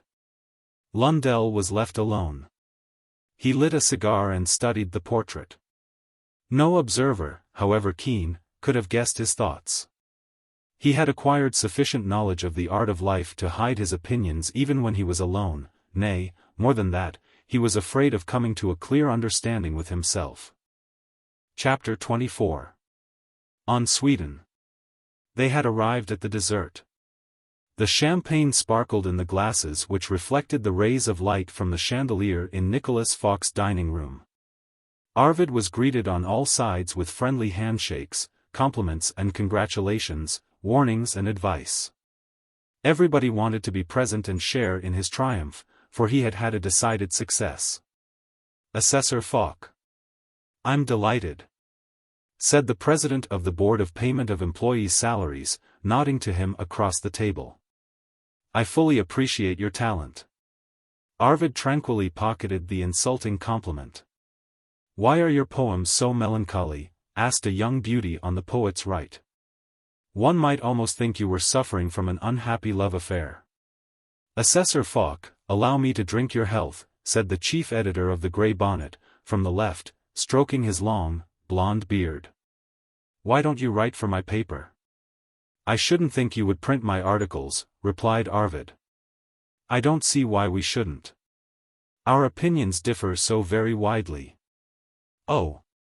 That isn't half as bad as you think. One compromises. We have no opinions." "Your health, Falk," shouted the excited Lundell, from the other side of the table. "Your health." Levi and Borg had to hold him, otherwise he would have risen and made a speech. It was for the first time that Lundell was invited to a dinner of this sort, and the brilliant assembly and luxurious food and drink intoxicated him. But as all the guests were more or less merry, he fortunately excited no unpleasant attention. Arvid Falk's heart beat faster at the sight of all these people who had readmitted him to their circle without asking for explanations or apologies. It gave him a sense of security to sit on those old chairs, which had been a part of the home of his childhood.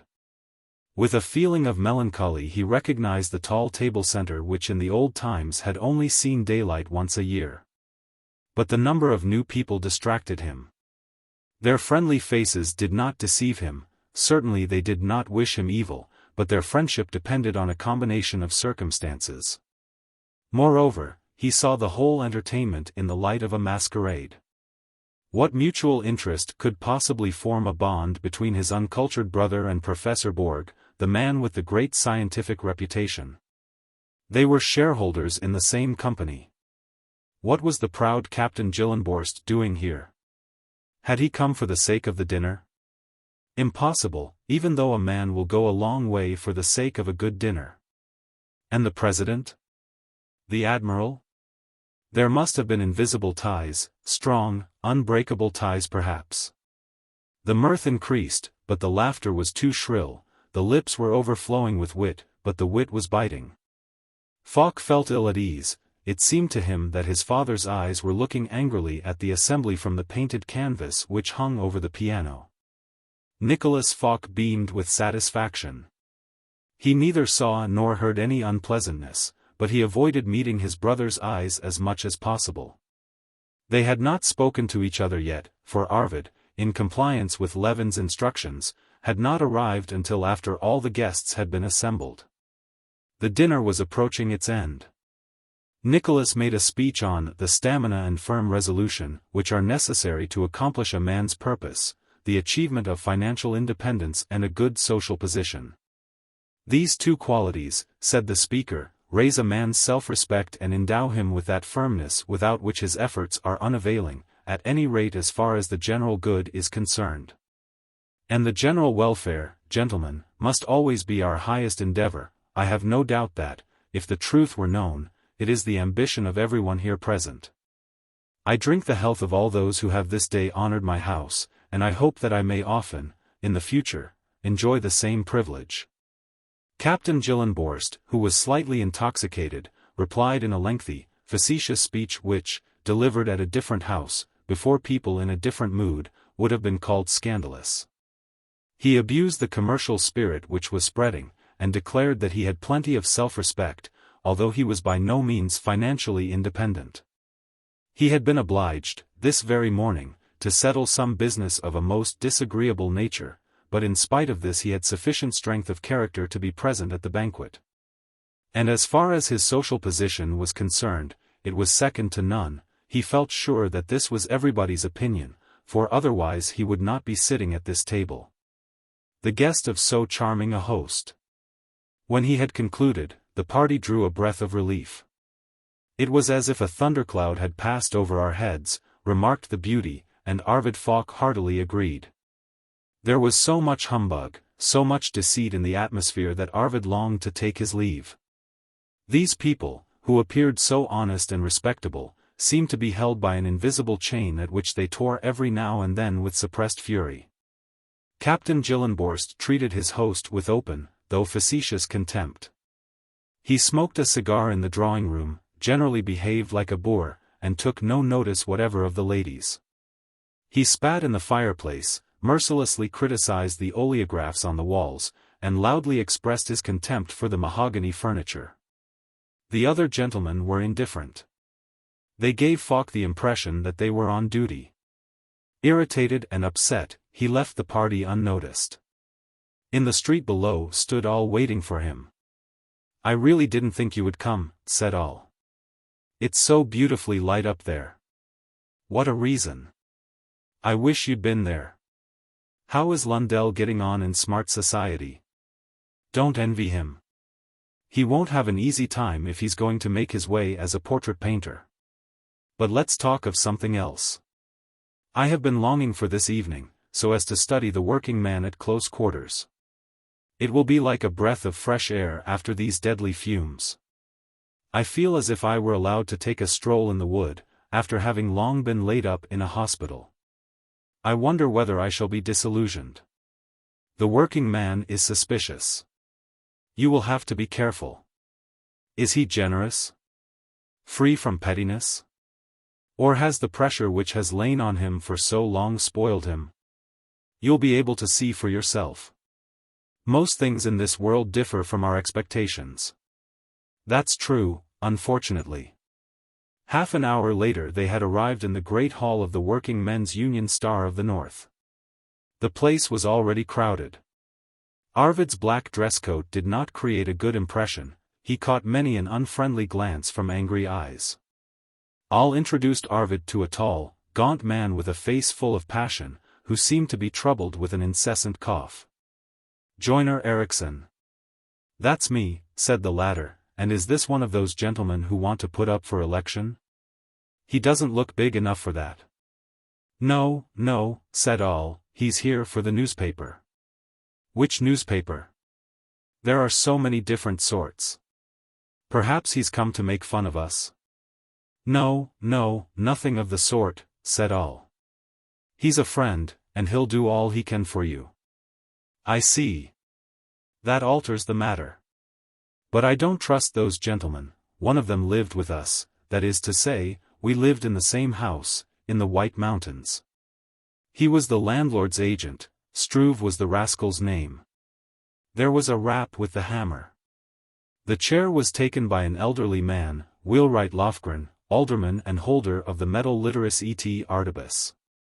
He had held many offices and acquired a great deal of dramatic routine. A certain venerability, capable of quelling storms and silencing noisy meetings, characterized him. His broad face, ornamented by side whiskers and a pair of spectacles, was framed by a judge's wig. The secretary who sat at his side was one of the supernumeraries of the great board of functionaries. He wore eyeglasses and expressed with a peasant's grin his dissatisfaction with everything that was said. The front bench was filled by the most aristocratic members of the union, officers, government officials, wholesale merchants. They supported all loyal resolutions, and with their superior parliamentary skill voted against every attempt at reform. The secretary read the minutes, which the front bench approved. Next the first item of the agenda was read. The preparatory committee would suggest that the Working Men's Union Star of the North should express the dissatisfaction which every right-thinking citizen must feel in regard to the unlawful movements which under the name of strikes are spreading nearly all over Europe. Is this the pleasure of the Union? Yes, yes, shouted the front bench. Mr. President, called out the joiner from the White Mountains. Who is making so much noise at the back? Asked the chairman, looking over his spectacles with a face which suggested that he would presently have recourse to the cane. Nobody is making any noise, I am asking for permission to speak. Who is I? Master Joiner Eriksson. Are you a master? Since when? I am a journeyman out of my time. I have never had the means to be made free of the city, but I am every bit as skillful as any other master and I work on my own account. I request the journeyman joiner Eriksson to sit down and stop interfering. Is it the pleasure of the Union to reply to the question in the affirmative? Mr. Chairman. What is the matter? I ask permission to speak. Let me speak, bellowed Eriksson. There was a murmur on the back benches. Eriksson's turn to speak. Journeyman Eriksson, do you spell your name with an X or a Z? Asked the chairman, prompted by the secretary. The front bench shook with laughter. I don't spell, gentlemen, I discuss, said the joiner with blazing eyes. I discuss, I say. If I had the gift of making speeches, I should show you that the strikers are right. For if masters and principals grow fat because they have nothing to do but to fawn and cringe at levees, and similar ceremonies, the working man must pay the piper with his sweat. We know why you won't pay us just wages, it's because we should get the parliamentary vote, and that's what you are afraid of. Mr. Chairman. Captain von Sporn. Mr. Chairman, gentlemen. It is much to be regretted that at a meeting of this union, which has a reputation for dignified conduct, last displayed at the royal wedding. People without the smallest trace of parliamentary tact should be permitted to compromise a respectable society by a shameless and reckless contempt of all seemliness. Believe me, gentlemen, such a thing could never have happened in a country where from early youth military discipline, conscription, said Ericsson to all, had been the rule. Where the habit of controlling oneself and others had been acquired. I believe I am expressing the general feeling of the meeting when I say that I hope that such a distressing scene may never again occur amongst us. I say us, for I, too, am a working man, we all are in the sight of the Eternal, and I say it as a member of this union. The day would be a day of mourning when I should find myself compelled to withdraw the words which I recently uttered at another meeting. It was at the meeting of the National League of Promoters of Conscription. The words, I have a high opinion of the Swedish working man. Here. Does the meeting accept the suggestion of the preparatory committee? Yes. Second item, at the instigation of several members of the Union, the preparatory committee submit to the meeting the proposal to collect a sum not exceeding 3,000 crowns. As a testimonial to the Duke of Dalsland at his forthcoming confirmation. The gift is to be an expression of the gratitude of the working man to the royal family and, more especially, of his disapproval of those working men's disturbances which under the name of Commune devastated the French capital. Mr. Chairman. Dr. Haberfeld. No, it's I, Ericsson, I ask permission to say a few words. Oh. Well. Ericsson has permission to speak.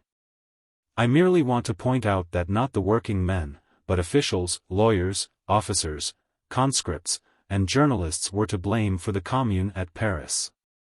If I had the gift of making speeches, I should ask those gentlemen to express their ideas in an album of confessions. Does the meeting agree to the proposal? Yes. And the clerks began to write and to check and to chatter, exactly as they had done at the parliamentary meetings. Are things always managed in this way? Asked Falk. Don't you think it amusing, sir? Said Ericsson. It's enough to turn one's hair grey. I call it corruption and treachery. Nothing but meanness and selfishness.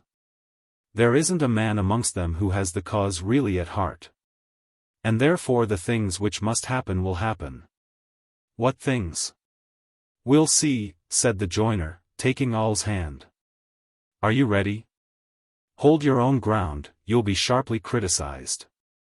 All nodded slyly. Stonemason, journeyman, Olle Montanus has announced a lecture on Sweden. The subject is a big one. But if he will promise not to exceed half an hour, we will hear what he has got to say. What do you say, gentlemen? Here. If you please, Mr. Montanus. All shook himself like a dog about to jump, and threaded his way through the assembly, who examined him with curious eyes. The chairman began a brief conversation with the front bench, and the secretary yawned before taking up a newspaper, to show the meeting that he, for one, was not going to listen. All stepped on the platform, lowered his heavy eyelids and moved his jaws, pretending to be speaking.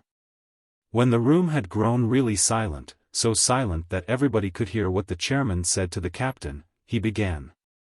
On Sweden. Some points of view. And after a pause. Gentlemen. It might be more than an unfounded supposition to say that the most productive idea and the most vigorous striving of our times is the suppression of short-sighted patriotism, which divides nations and pits them against one another as foes. We have seen the means used to gain this object, namely, international exhibitions and their results, honorary diplomas. The audience looked puzzled. What's he driving at? Said Ericsson. It's rather unexpected, but it sounds all right. Now, as in the past, Sweden marches at the head of civilization. She has more than any other nation spread the cosmopolitan ideal, and if one may rely on statistics, she has attained a great deal. Exceptionally favorable circumstances have contributed to this result. I will examine them shortly, and then pass on to lighter subjects such as the form of government, the ground tax, and so on. "It's going to be rather long," said Ericsson, nudging Arvid, "but he's an amusing chap." Sweden, as everybody knows, was originally a German colony, and the Swedish language, which has been preserved fairly pure to our days, is neither more nor less than Low German and its 12 dialects. This circumstance, I mean the difficulty of communicating with one another, experienced by the provinces, has been a powerful factor in counteracting the development of that unhealthy national feeling. Other fortunate facts have opposed a one-sided German influence which had reached its pinnacle when Sweden became a German province under Albrecht of Mecklenburg. The foremost of these facts is the conquest of the Danish provinces, Scania, Halland, Bleking, Bohuslän, and Dalsland. Sweden's richest provinces are inhabited by Danes who still speak the language of their country and refuse to acknowledge the Swedish rule. What in the name of fortune is he getting at? Is he mad? The inhabitants of Scania, for instance, to this day look upon Copenhagen as their capital, and constitute the opposition in parliament. The same thing applies to the Danish Göteborg, which does not acknowledge Stockholm as the capital of the realm. An English settlement has sprung up there and English influence is predominant. These people, the English people, fish in the waters near the coast, and during the winter very nearly all the wholesale trade is in their hands. They return to their own country in the summer and enjoy their winter profits in their villas in the Scotch Highlands. Very excellent people, though. They have even their own newspaper, in which they commend their own actions, without, it must be admitted, blaming those of others. Immigration is another factor of the utmost importance. We have the Finns in the Finnish forests, but we also have them in the capital, where they took refuge when the political situation drove them out of their own country. In all our more important ironworks you will find a fair number of Walloons. They came over in the 17th century and to this day speak their broken French. You all know that we owe the new Swedish constitution to a Walloon. Capable people, these Walloons, and very honest. What in the name of heaven does it all mean? In the reign of King Gustavus Adolphus a whole cargo of Scotch scum landed on our coast and took service in the army. They eventually forced their way into the House of Knights. At the east coast there are many families who cherish traditions of their immigration from Livland and other Slavonic provinces. And so it is not surprising that we frequently meet here pure Tartar types. I maintain that the Swedish nation is fast becoming denationalized. Open a book on heraldry and count the Swedish names. If they exceed 25% you may cut off my nose, gentlemen. Open the directory at random. I counted the letter G, and of 400 names 200 were foreign. What is the cause of this? There are many causes, but the principal ones are the foreign dynasties and the wars of conquest. If one thinks of all the scum that has sat on the Swedish throne at one time or another, one cannot help marveling that the nation is so loyal to the king. The constitutional law that the kings of Sweden shall be foreigners is bound to be of the greatest assistance in the work of denationalization. This has been proved to be a fact. I am convinced that the country will gain by its alliance with foreign nations. It cannot lose anything, because it has nothing to lose. The country has no nationality. Tegner discovered that in 1811, and short-sightedly bemoaned the fact. But his discovery came too late, for the race had already been ruined by the constant recruiting for the foolish wars of conquest. Of the 1 million men which inhabited the country in the days of Gustavus Adolphus, 70,000 enlisted and were killed in the wars. I do not know for how many Charles X, Charles XI, and Charles XII were responsible. But it is easy to picture the offspring of those who remained behind, the men whom the crown had rejected as unfit for service. I repeat my statement that Sweden has no nationality. Can anybody tell me of anything Swedish in Sweden except her firs, pine trees, and iron mines? And the latter will soon disappear from the market. What is our folklore but bad translations of French, English, and German ballads? What are the national costumes, the disappearance of which we so keenly regret, other than fragments and tatters of the aristocratic medieval costumes. In the days of Gustavus I the dalesmen demanded that all those who wore low-cut or many-colored dresses should be punished. Probably the gay court dress from Burgundy had not yet filtered down to the daleswomen. But since then the fashion has changed many times. Tell me of a Swedish poem, a work of art, a piece of music, so specifically Swedish that it differs from all other not Swedish ones. Show me a Swedish building. There isn't one, and if there were, it would either be bad architecture or built in a foreign style.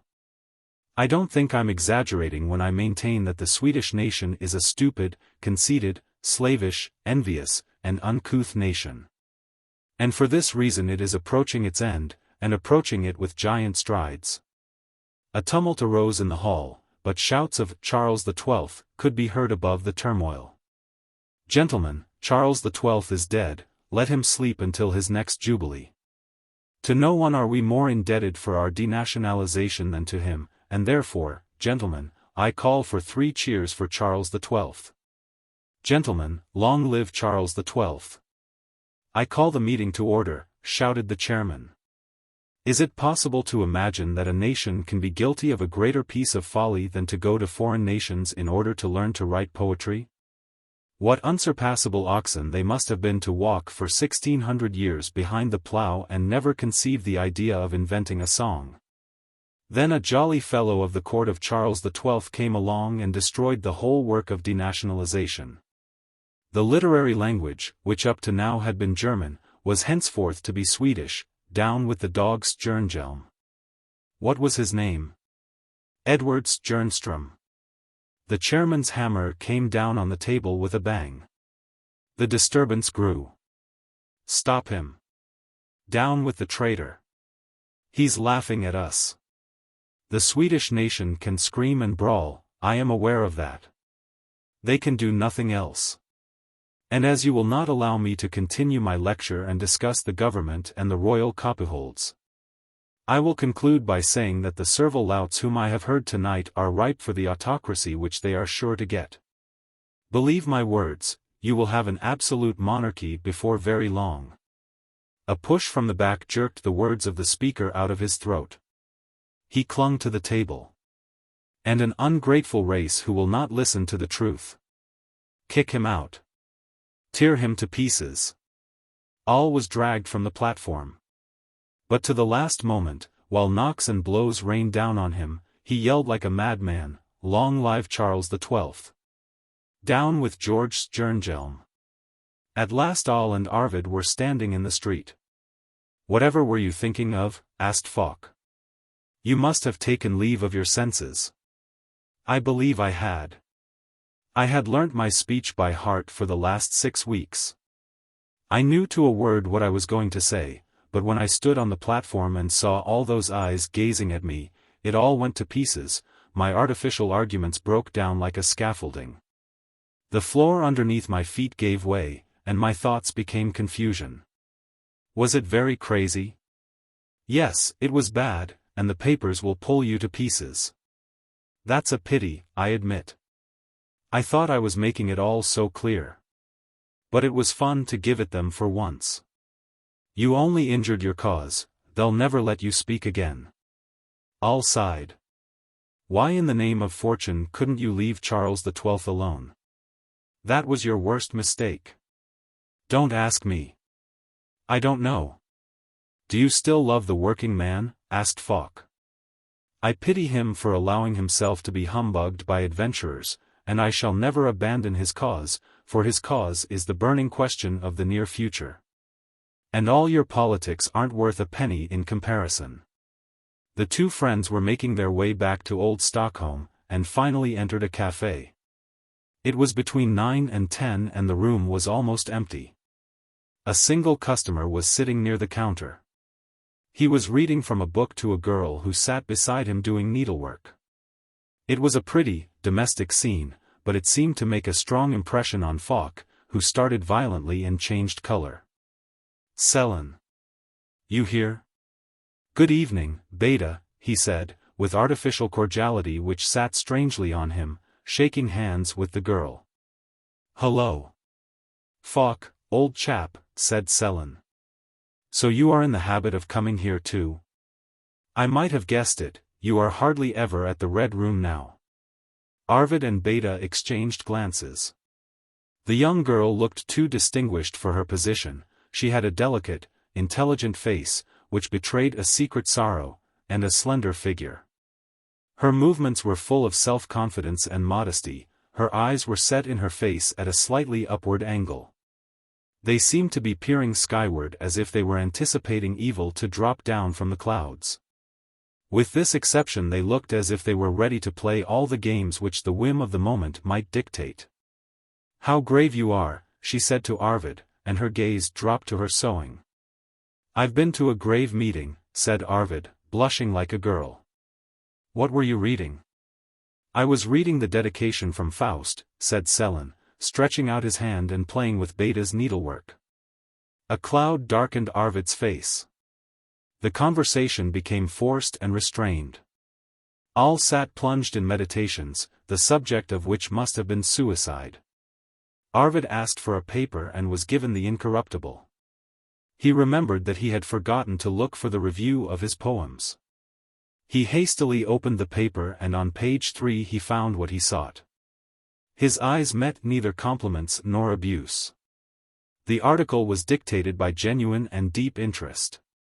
The reviewer found Arvid's poetry neither better nor worse than the average, but just as selfish and meaningless. He said that it treated only of the poet's private affairs, of illicit relations, real or fictitious, that it coquetted with little sins, but did not mourn over great ones. That it was no better than the English fashion paper poetry, and he suggested that the author's portrait should have preceded the title page, then the poems would have been illustrated. These simple truths made a great impression on Arvid. He had only read the advertisement in the grey bonnet, written by Struve, and the review in the red cap, colored by personal friendship. He rose with a brief good night. Are you going already? Asked Beta. Yes, are we going to meet tomorrow? Yes, as usual. Good night. Sellen and all followed him. She's a rare child, said Sellen, after they had proceeded a little way in silence. I should thank you to be a little more restrained in your criticism. I see. You're in love with her. Yes. I hope you don't mind. Not in the least. I shan't get into your way. And I beg you not to believe any evil of her. Of course I won't. She's been on the stage. How do you know? She never told me that. No, but she told me, one can never trust these little devils too far. Oh well. There's no harm in that. I shall take her away from her surroundings as soon as I possibly can. Our relations are limited to meeting in the Haga Park at 8 in the morning and drinking the water from the well. How sweet and simple. Do you never take her out to supper? I never thought of making such an improper suggestion. She would refuse it with scorn. You are laughing. Laugh if you like. I still have faith in a woman who loves whatever class she may belong to, and whatever her past may have been. She told me that her life had not been above reproach, but I have promised never to ask her about her past. Is it serious then? Yes, it is serious. That's another thing. Good night, Falk. Are you coming with me, Olle? Good night. Poor Falk, said Sellen to Olle. Now it's his turn to go through the mill. But there's no help for it, it's like changing one's teeth. A man is not grown up until he has had his experience. What about the girl? Asked Olle, merely in order to show a polite interest, for his thoughts were elsewhere. She's all right in her way, but Falk takes the matter seriously. She does too, apparently, as long as she sees any prospect of winning him. But unless Falk's quick about it, she will grow tired of waiting, and who knows whether she won't amuse herself meanwhile with somebody else. No, you don't understand these things. A man shouldn't hesitate in a love affair, but grab with both hands, otherwise somebody else will step in and spoil the game. Have you ever been in love, Olle? I had an affair with one of our servants at home. There were consequences, and my father turned me out of the house. Since then I haven't looked at a woman. That was nothing very complicated. But to be betrayed, as it is called, that's what hurts, I can tell you. One must have nerves like the strings of a violin to play that game. We shall see what sort of a fight Falk will make. With some men it goes very deep, and that's a pity. The door is open, come in all. I hope the beds are properly made, so that you will lie softly. But you must excuse my old bedmaker, she cannot shake up the featherbeds, her fingers are weak, don't you see, and the pillow, I'm afraid, may be hard and lumpy. They had climbed the stairs and were entering the studio. It smells damp, as if the servant had aired the room or scrubbed it. You are laughing at yourself. There can be no more scrubbing, you have no longer a floor. Haven't I? Ah. That makes a difference. But what has become of it? Has it been used for fuel? There's nothing for it then, but to lie down on our Mother Earth, or rubbish, or whatever it may be. They lay down in their clothes on the floor packing, having made a kind of bed for themselves of pieces of canvas and old newspapers, and pushed cases filled with sketches underneath their heads. All struck a match, produced a tallow candle from his trousers pocket and put it on the floor beside him. A faint gleam flickered through the huge, bare studio, passionately resisting the volumes of darkness which tried to pour in through the colossal windows. "It's cold tonight," said Olle, opening a greasy book. "Cold? Oh no. There are only 20 degrees of frost outside, and 30 in here because we are so high up. What's the time, I wonder? I believe St. John's just struck one." "St. John's? They have no clock. They are so poor that they had to pawn it." There was a long pause which was finally broken by Sellen. "What are you reading, Olle?" "Never mind." "Never mind? Hadn't you better be more civil, seeing that you are my guest?"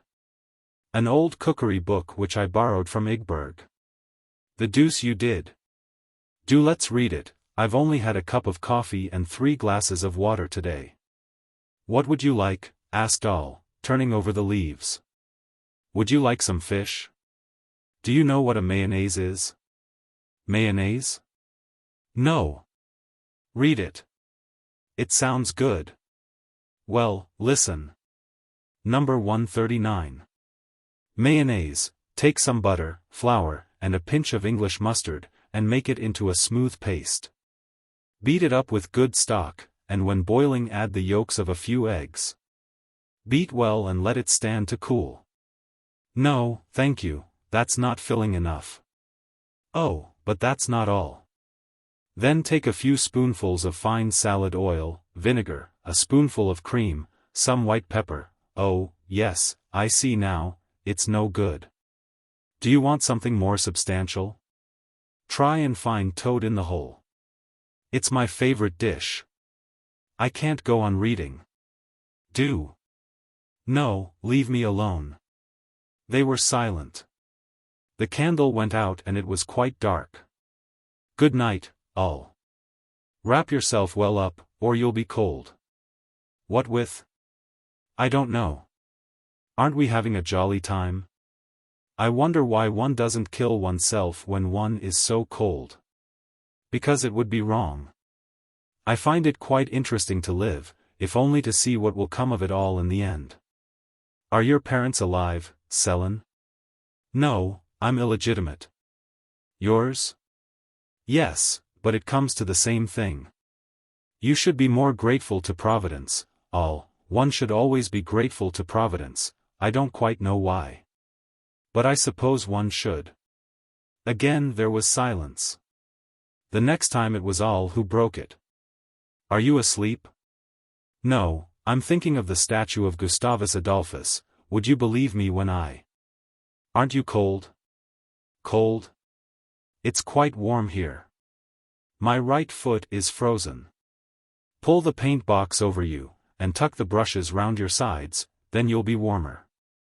Do you think anybody in the world is as badly off as we are?" "Badly off? Do you call us badly off when we have a roof over our heads?" Some of the professors at the academy, men who wear three-cornered hats and swords now, were much worse off than we are. Professor Lundström slept during nearly the whole of April in the theatre in the Hop Garden. There was style in that. He had the whole of the left stage box, and he maintains that after 1 o'clock there wasn't a single stall vacant. There was always a good house in the winter and a bad one in the summer. "Good night, I'm going to sleep now." Sellen snored. But all rose and paced the room, up and down, until the dawn broke in the east. Then day took pity on him and gave him the peace which night had denied him. Chapter 25. Checkmate. The winter passed, slowly for the sufferers, more quickly for those who were less unhappy. Spring came with its disappointed hopes of sun and verdure, and in its turn made room for the summer which was but a short introduction to the autumn. On a May morning Arvid Falk, now a member of the permanent staff of the Workman's Flag, was strolling along the quay, watching the vessels loading and discharging their cargoes. He looked less well-groomed than in days gone by, his black hair was longer than fashion decreed, and he wore a beard à la Henri IV, which gave his thin face an almost savage expression. An ominous fire burned in his eyes, a fire denoting the fanatic or the drunkard. He seemed to be endeavoring to make a choice among the vessels, but was unable to come to a decision. After hesitating for a considerable time, he accosted one of the sailors, who was wheeling a barrow full of goods onto a brig. He courteously raised his hat. "Can you tell me the destination of this ship?" he asked timidly, imagining that he was speaking in a bold voice. "Ship? I see no ship." The bystanders laughed. "But if you want to know where this brig's bound for, go and read that bill over there." Falk was disconcerted, but he forced himself to say, angrily, "Can't you give a civil reply to a civil question? Go to hell, and don't stand there swearing at a fellow." Tension. The conversation broke off, and Falk made up his mind. He retraced his footsteps, passed through a narrow street, crossed a marketplace, and turned the first corner. Before the door of a dirty-looking house he stopped. Again he hesitated. He could never overcome his besetting sin of indecision. A small, ragged boy with a squint came running along, his hands full of proofs in long strips. As he was going to pass Falk, the latter stopped him. "Is the editor upstairs?" he asked. "Yes, he's been here since 7, replied the boy, breathlessly. "Has he asked for me?" "Yes, more than once." "Is he in a bad temper?" "He always is." The boy shot upstairs like an arrow. Falk, following on his heels, entered the editorial office.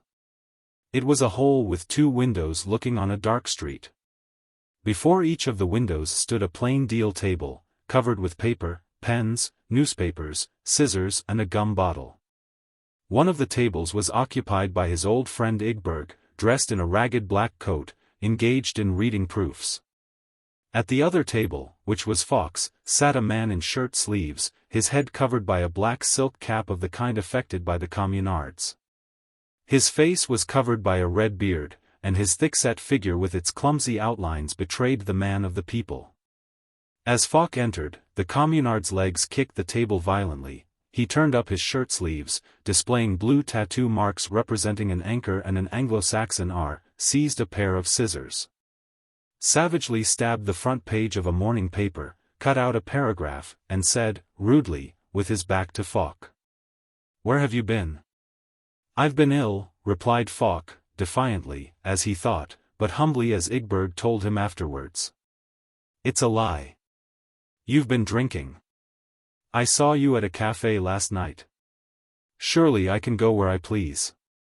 "You can do what you like, but you've got to be here at the stroke of the clock, according to our agreement. It's 8:15. I am well aware that gentlemen who have been to college, where they imagine they learn a lot, have no idea of method and manners. Don't you call it ill-bred to be late at your work? Aren't you behaving like a boor when you compel your employer to do your work? What? It's the world turned upside down. The employee treats the master, the employer, if you like, as if he were a dog, and capital is oppressed. When did you come to these conclusions? When? Just now, sir. Just now. And I trust these conclusions are worth considering, in spite of that.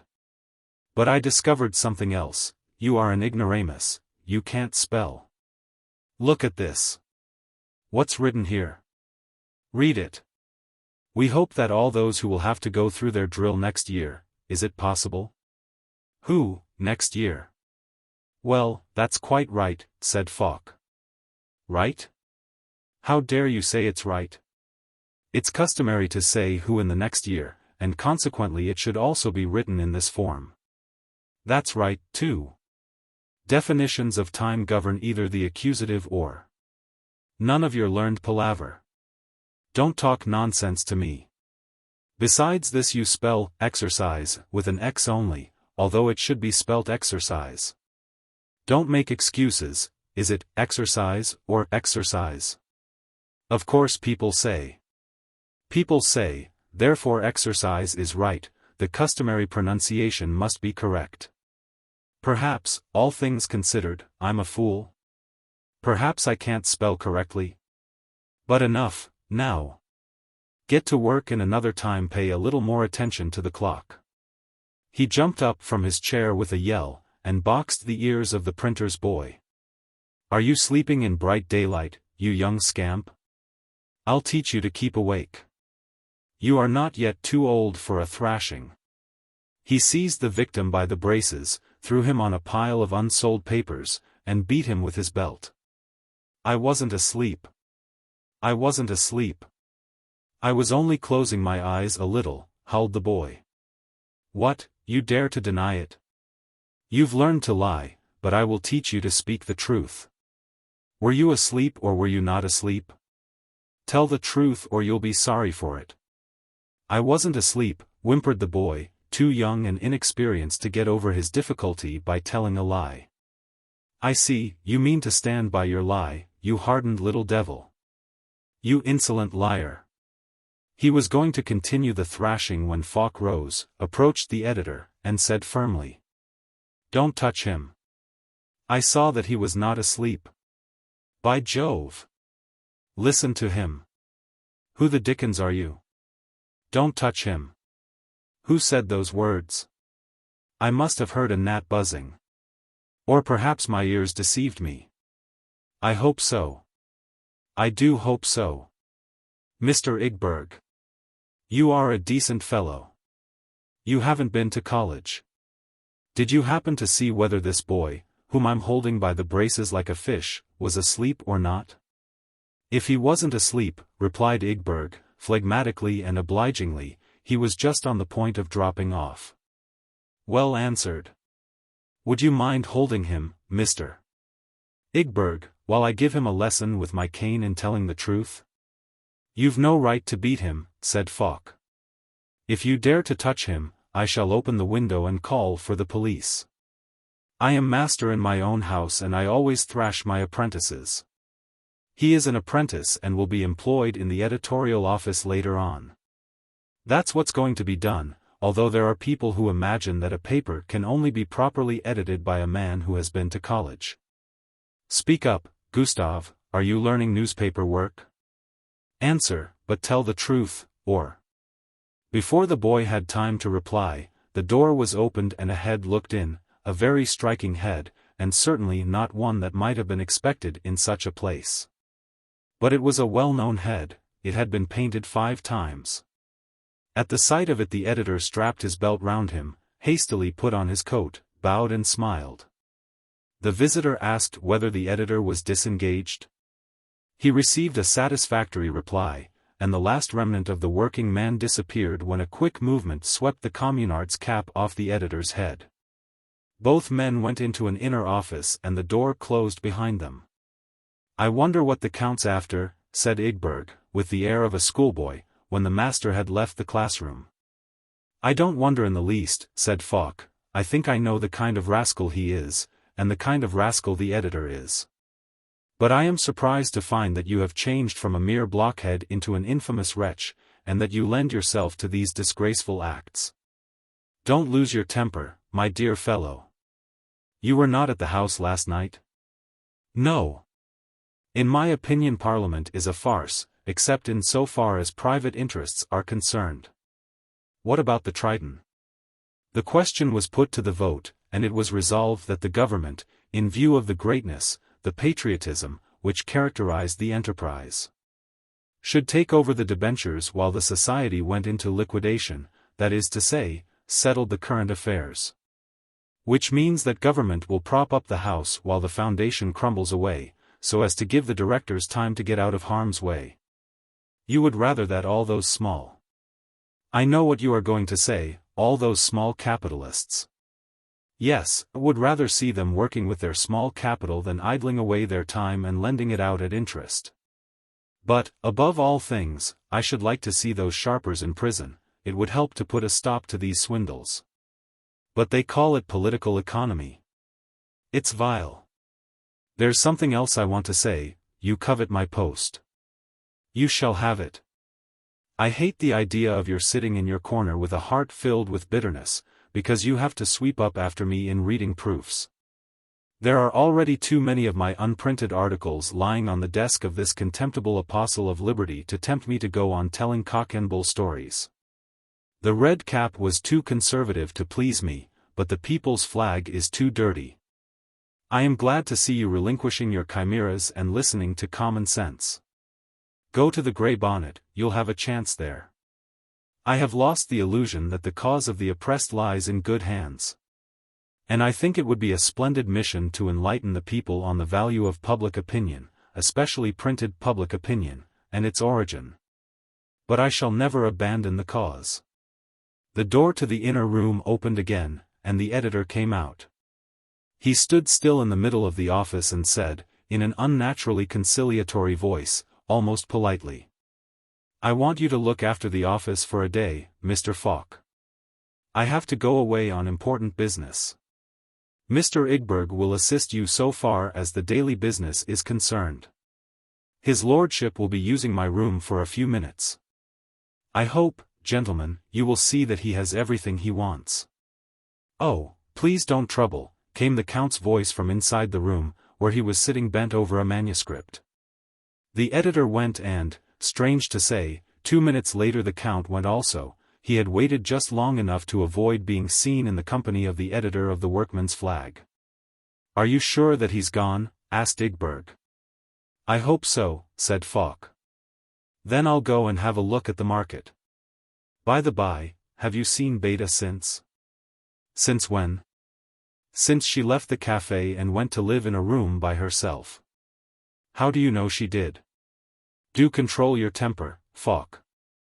You'll never get on in the world unless you do." "Yes, you're right. I must take matters more calmly, or else I'll go out of my mind. But that girl, whom I loved so dearly. How shamefully she has treated me. To give to that clumsy boor all she denied to me. And then to have the face to tell me that it proved the purity of her love for me. Most excellent dialectics. And she is quite right too, for her first proposition is correct. She does love you, doesn't she? She's running after me, anyhow. And you? I hate her with all my soul, but I am afraid to meet her. Which proves that you are still in love with her. Let's change the subject. You really must control yourself, Falk. Take an example from me. But now I'll go and sun myself. One should enjoy life as much as possible in this dreary world. Gustav, you can go and play buttons for an hour, if you like." Falk was left alone. The sun threw his rays over the steep roof opposite and warmed the room. He opened the window and put out his head for a breath of fresh air, but he only breathed the pungent odors of the gutter. His glance swept the street on the right, and far away in the distance he saw a part of a steamer, a few waves of the Lake of Malur glittering in the sunlight, and a hollow in the rocks on the other side, which were just beginning to show a little green here and there. He thought of the people whom that steamer would take into the country, who would bathe in those waves and feast their eyes on the young green. But at this moment the whitesmith below him began to hammer a sheet of iron, so that house and window panes trembled. 2 or 3 laborers went by with a rattling, evil-smelling cart, and an odor of brandy, beer, sawdust, and pine branches poured out of the inn opposite. He shut the window and sat down at his table. Before him lay a heap of about 100 provincial papers, from which it was his task to make cuttings. He took off his cuffs and began to look through them. They smelt of oil and soot and blackened his hands. That was their principal feature. Nothing he considered worthy of reprinting was of any use, for he had to consider the program of his paper. A report to the effect that the workmen of a certain factory had given the foreman a silver snuff-box had to be cut out. But the notice of a manufacturer having given 500 crowns to his workingmen's funds had to be ignored.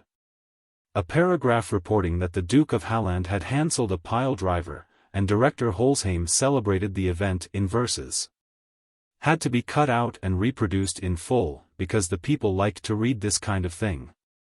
If he could add a little biting sarcasm, all the better, for then, they were sure to hear about it.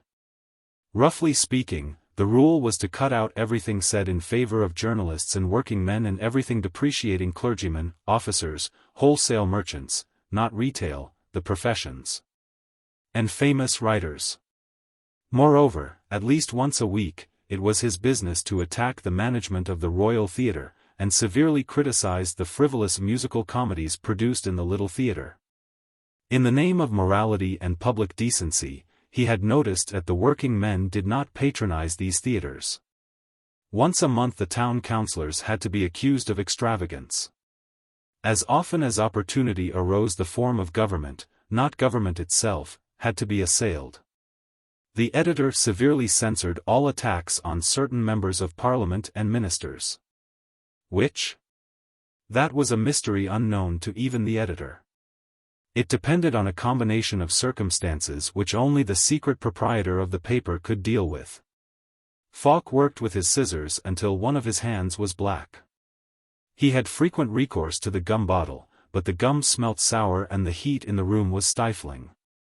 The poor aloe, capable of enduring thirst like a camel, and patiently receiving countless stabs from an irritated steel nib, increased the terrible resemblance to a desert. It had been stabbed until it was covered with black wounds, its leaves shot, like a bundle of donkey's ears out of the parched mold. Falk probably had a vague consciousness of something of this sort, as he sat, plunged in thought, for before he could realize what he was doing, he had docked off all the ear lobes. When he perceived what he had done, he painted the wounds with gum and watched it drying in the sun. He vaguely wondered for a few moments how he was to get dinner, for he had strayed on to that path which leads to destruction, so-called poor circumstances. Finally he lit a pipe and watched the soothing smoke rising and bathing, for a few seconds in the sunshine. It made him feel more tolerant of poor Sweden, as she expressed herself in these daily, weekly, and monthly reports, called the press. He put the scissors aside and threw the papers into a corner. He shared the contents of the earthen water bottle with the aloe. The miserable object looked like a creature whose wings had been clipped. A spirit standing in a bog on its head, digging for something, for pearls, for instance, or at any rate, for empty shells. Then despair, like a tanner, seized him again with a long hook, and pushed him down into the vat, where he was to be prepared for the knife, which should scrape his skin off and make him like everybody else. And he felt no remorse, no regret at a wasted life, but only despair at having to die in his youth, die the spiritual death, before he had had an opportunity of being of use in the world. Despair that he was being cast into the fire as a useless reed. The clock on the German church struck 11, and the chimes began to play, "O Blessed Land," and "My Life a Wave." As if seized by the same idea, an Italian barrel organ, with a flute accompaniment, began to play "The Blue Danube." So much music put new life into the tinsmith below, who began hammering his iron sheet with redoubled energy. The din and uproar prevented Falk from becoming aware of the opening of the door and the entrance of 2 men. One of them had a tall, lean figure, an aquiline nose and long hair. The other one was short, blond, and thick-set. His perspiring face much resembled the quadruped which the Hebrews consider more unclean than any other. Their outward appearance betrayed an occupation requiring neither much mental nor great physical strength. It had a quality of vagueness, pointing to irregularity of work and habits. "HSH," whispered the tall man, "are you alone?" Falk was partly pleased, partly annoyed at the sight of his visitors. "Quite alone, the red one's left town." "Has he? Come along then and have some dinner." Falk had no objection. He locked the office and went with his visitors to the nearest public house, where the three of them sat down in the darkest corner.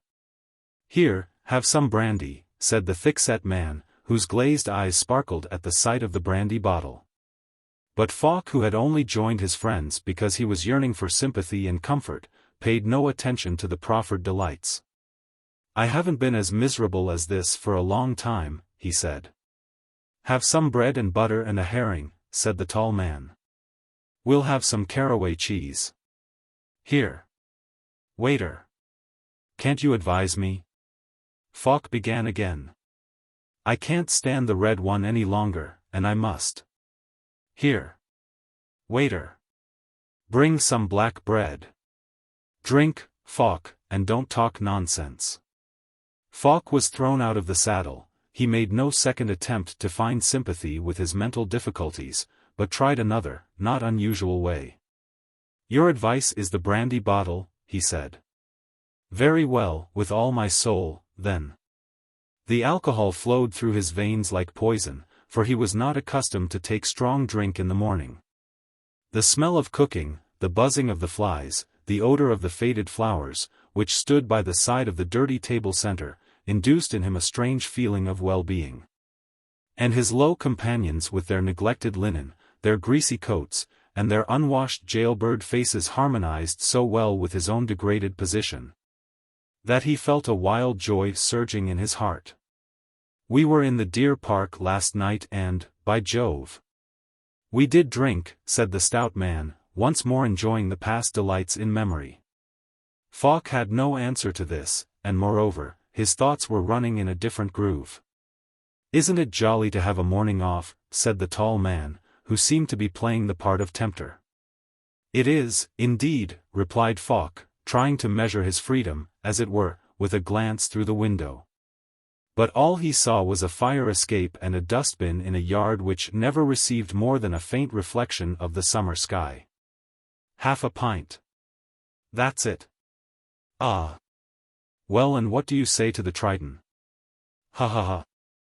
Don't laugh," said Falk, "many a poor devil will suffer through it." "Who are the poor devils?" "Poor capitalists. Are you sorry for those who don't work, but live on the proceeds of their money?" "No, my boy, you are still full of prejudices. There was a funny tale in the Hornet about a wholesale merchant, who bequeathed to the Crèche Bethlehem 20,000 crowns, and was given the Order of Vasa for his munificence. Now it has transpired that the bequest was in Triton shares with joint liability, and so the crèche is of course bankrupt. Isn't that lovely? The assets were 25 cradles and an oil painting by an unknown master. It's too funny. The portrait was valued at 5 crowns. Ha ha ha. The subject of conversation irritated Falk, for he knew more of the matter than the two others. "Did you see that the Red Cap unmasked that humbug Skonstrom who published that volume of miserable verses at Christmas?" said the stout man. "It really was a rare pleasure to learn the truth about the rascal. I have more than once given him a sound slating in the Copper Snake. But you were rather unjust. His verses were not as bad as you said," remarked the tall man. "Not as bad? They were worse than mine, which the grey bonnet tore to shreds. Don't you remember? By the by, Falk, have you been to the theatre in the Deer Park?" asked the tall man. "No. What a pity. That Lundholm gang of thieves is playing there. Impudent fellow, the director. He sent no seats to the Copper Snake, and when we arrived at the theatre last night, he turned us out. But he'll pay for it. You give it to the dog. Here's paper and pencil. Heading, Theatre and Music. Deer Park Theatre. Now, you go on." But I haven't seen the company. What does that matter? Have you never written about anything you hadn't seen? No. I've unmasked humbugs, but I have never attacked unoffending people, and I know nothing about this company. They are a miserable lot. Just scum, affirmed the stout man. Sharpen your pen and bruise his heel, you are splendid at it. Why don't you bruise him yourselves? Because the printers know our handwriting and some of them walk on in the crowds. Moreover, Lundholm is a violent fellow, he will be sure to invade the editorial office, then it will be a good thing to be able to tell him that the criticism is a communication from the public. And while you write up the stage, I will do the concerts. There was a sacred concert last week. Wasn't the man's name Dobry? With a Y? No, with an I, corrected the fat man. Don't forget that he's a tenor and sang the Stabat Mater. How do you spell it? I'll tell you in a minute. The stout editor of the Copper Snake took a packet of greasy newspapers from the gas meter. Here's the whole program, and, I believe, a criticism as well. Falk could not help laughing. How could a criticism appear simultaneously with the advertisement? Why shouldn't it? But we shan't want it, I will criticize that French mob myself. You'd better do the literature, Fatty. Do the publishers send books to the Copper Snake? Asked Falk. Are you mad? Do you buy them yourselves for the sake of reviewing them?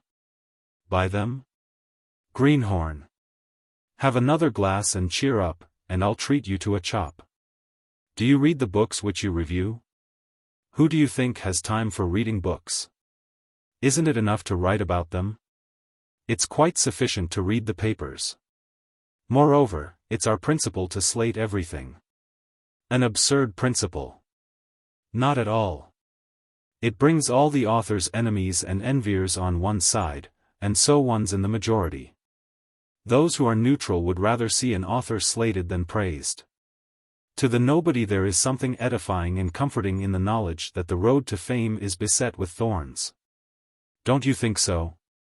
You may be right. But the idea of playing with human destinies in this way is terrible. Oh. It's good for young and old, I know that, for I was persistently slated in my young days. But you mislead public opinion.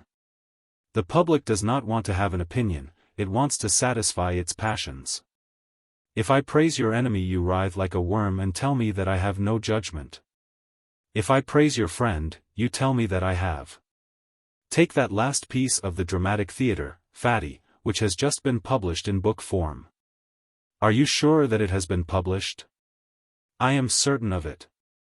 It's quite safe to say that there isn't enough action in it, that's a phrase the public knows well, laugh a little at the beautiful language. That's good, old, disparaging praise, then attack the management for having accepted such a play and point out that the moral teaching is doubtful, a very safe thing to say about most things. But as you haven't seen the performance, say that want of room compels us to postpone our criticism of the acting. Do that, and you can't make a mistake. Who is the unfortunate author? Asked Falk. Nobody knows. Think of his parents, his friends, who will read your possibly quite unjust remarks. What's that got to do with the Copper Snake? They were hoping to see a friend slated, they know what to expect from the Copper Snake. Have you no conscience? Has the public which supports us, a conscience? Do you think we could survive if it did not support us? Would you like to hear a paragraph which I wrote on the present state of literature? I can assure you it will give you plenty to think about. I have a copy with me. But let us have some stout first. Waiter. Here. Now I'm going to give you a treat, you can profit by it if you like. We have not heard so much whining in the Swedish verse factory for many years, this constant puling is enough to drive a man into a lunatic asylum. Robust rascals caterwaul like cats in March. They imagine that anemia and adenoids will arouse public interest now that consumption is played out. And withal they have backs broad as brewers' horses and faces red as tapsters. This one whimpers about the infidelity of women, although all he has to go on is the bought loyalty of a wanton. That one tells us that he has no gold, but that his harp is all he possesses in the world, the lyre. He has 5,000 crowns dividend per annum and the right to an endowed chair in the Swedish Academy. A third is a faithless, cynical scoffer, who cannot open his lips without breathing forth his impure spirit and babbling blasphemies. Their verses are not a whit better than those which 30 years ago clergymen's daughters sang to the guitar. They should write for confectioners at a penny a line, and not waste the time of publishers, printers, and reviewers with their rhymes. What do they write about? About nothing at all, that is to say about themselves. It is bad form to talk about oneself, but it is quite the right thing to write about oneself. What are they bemoaning? Their incapacity to achieve a success. Success? That is the word. Have they produced one single thought, capable of benefiting their fellow creatures, the age in which they live? If they had but once championed the cause of the helpless, their sins might be forgiven them, but they have not. Therefore they are as sounding brass, nay, they are as a clanking piece of tin and the cracked bell of a fool's cap, for they have no other love than the love of the next edition of their books. The love of the Academy and the love of themselves. That's sarcasm, isn't it? What? It's unjust, said Falk. I find it very impressive, said the stout man. You can't deny that it is well written. Can you? He wields a pen which pierces shoe leather. Now, lads, stop talking and write, afterwards you shall have coffee and liqueurs. And they wrote of human merit and human unworthiness and broke hearts as if they were breaking eggshells. Falk felt an indescribable longing for fresh air. He opened the window which looked on the yard. It was dark and narrow like a tomb, all he could see was a small square of the sky if he bent his head far back. He fancied that he was sitting in his grave, breathing brandy fumes and kitchen smells, eating the funeral repast at the burial of his youth, his principles, and his honor. He smelt the elder blossoms which stood on the table, but they reeked of decay. Once more he looked out of the window eager to find an object which would not inspire him with loathing. But there was nothing but a newly tarred dustbin, standing like a coffin, with its contents of cast-off finery and broken litter. His thoughts climbed up the fire escape which seemed to lead from dirt, stench, and shame right up into the blue sky. But no angels were ascending and descending, and no love was watching from above. There was nothing but the empty, blue void. Falk took his pen and began to shade the letters of the headline "Theatre," when a strong hand clutched his arm and a firm voice said, "Come along, I want to speak to you." He looked up, taken back and ashamed. Borg stood beside him, apparently determined not to let him go. "May I introduce," began Falk. "No, you may not," interrupted Borg, "I don't want to know any drunken scribblers, come along." He drew Falk to the door. "Where's your hat?" "Oh, here it is." "Come along." They were in the street. Borg took his arm, led him to the nearest square, marched him into a shop and bought him a pair of canvas shoes. This done, he drew him across the lock to the harbor. A cutter lay there, fast to her moorings, but ready to go to sea. In the cutter sat young Levi reading a Latin grammar and munching a piece of bread and butter. "This," said Borg, "is the cutter Uriah. It's an ugly name, but she is a good boat and she is insured in the Triton. There sits her owner, the Hebrew lad Isaac. Reading a Latin grammar, the idiot wants to go to college, and from this moment you are engaged as his tutor for the summer, and now we'll be off for our summer residence at Namdo. All hands on board. No demur. Ready? Put off." Chapter 26. Correspondence. Candidate Borg to journalist Struve. Namdo, June 18. Old scandalmonger. As I am convinced that neither you nor Levin have paid off your installments of the loan made by the shoemaker's bank, I am sending you here with a promissory note, so that you may raise a new loan from the architect's bank. If there is anything over after the installments have been paid up, we will divide it equally amongst us. Please send me my share by steamer to Delaro, where I will call for it. I have now had Falk under treatment for a month, and I believe he is on the road to recovery. You will remember that after Ulle's famous lecture he left us abruptly and, instead of making use of his brother and his brother's connections, went on the staff of the Workman's Flag, where he was ill-treated for 50 crowns a month. But the wind of freedom which blew there must have had a demoralizing effect on him, for he became morose and neglected his appearance.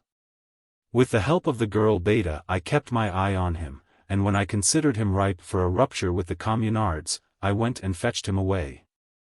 I found him in a low public house called the Star, in the company of 2 scandal writers with whom he was drinking brandy. I believe they were writing at the same time.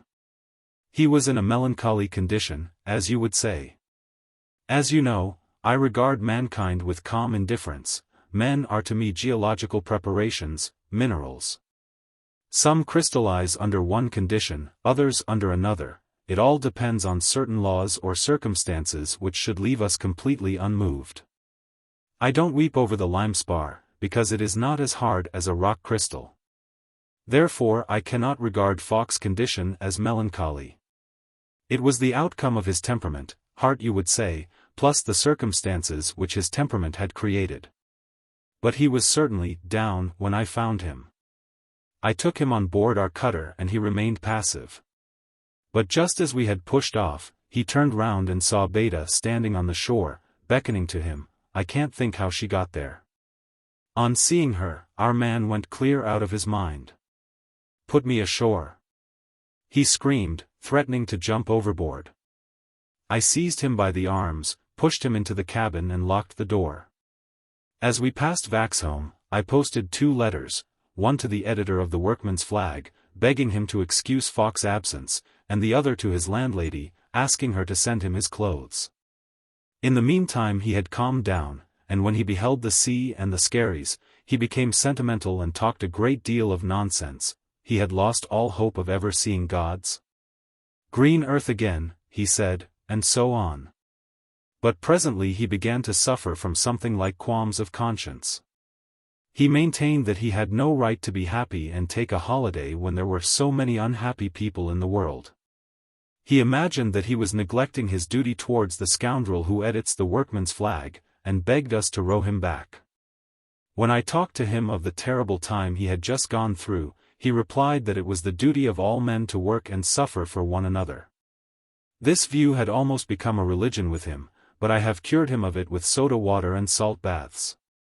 He was completely broken, and I had great difficulty in patching him up, for it was hard to say where the physical trouble ended and the psychical began.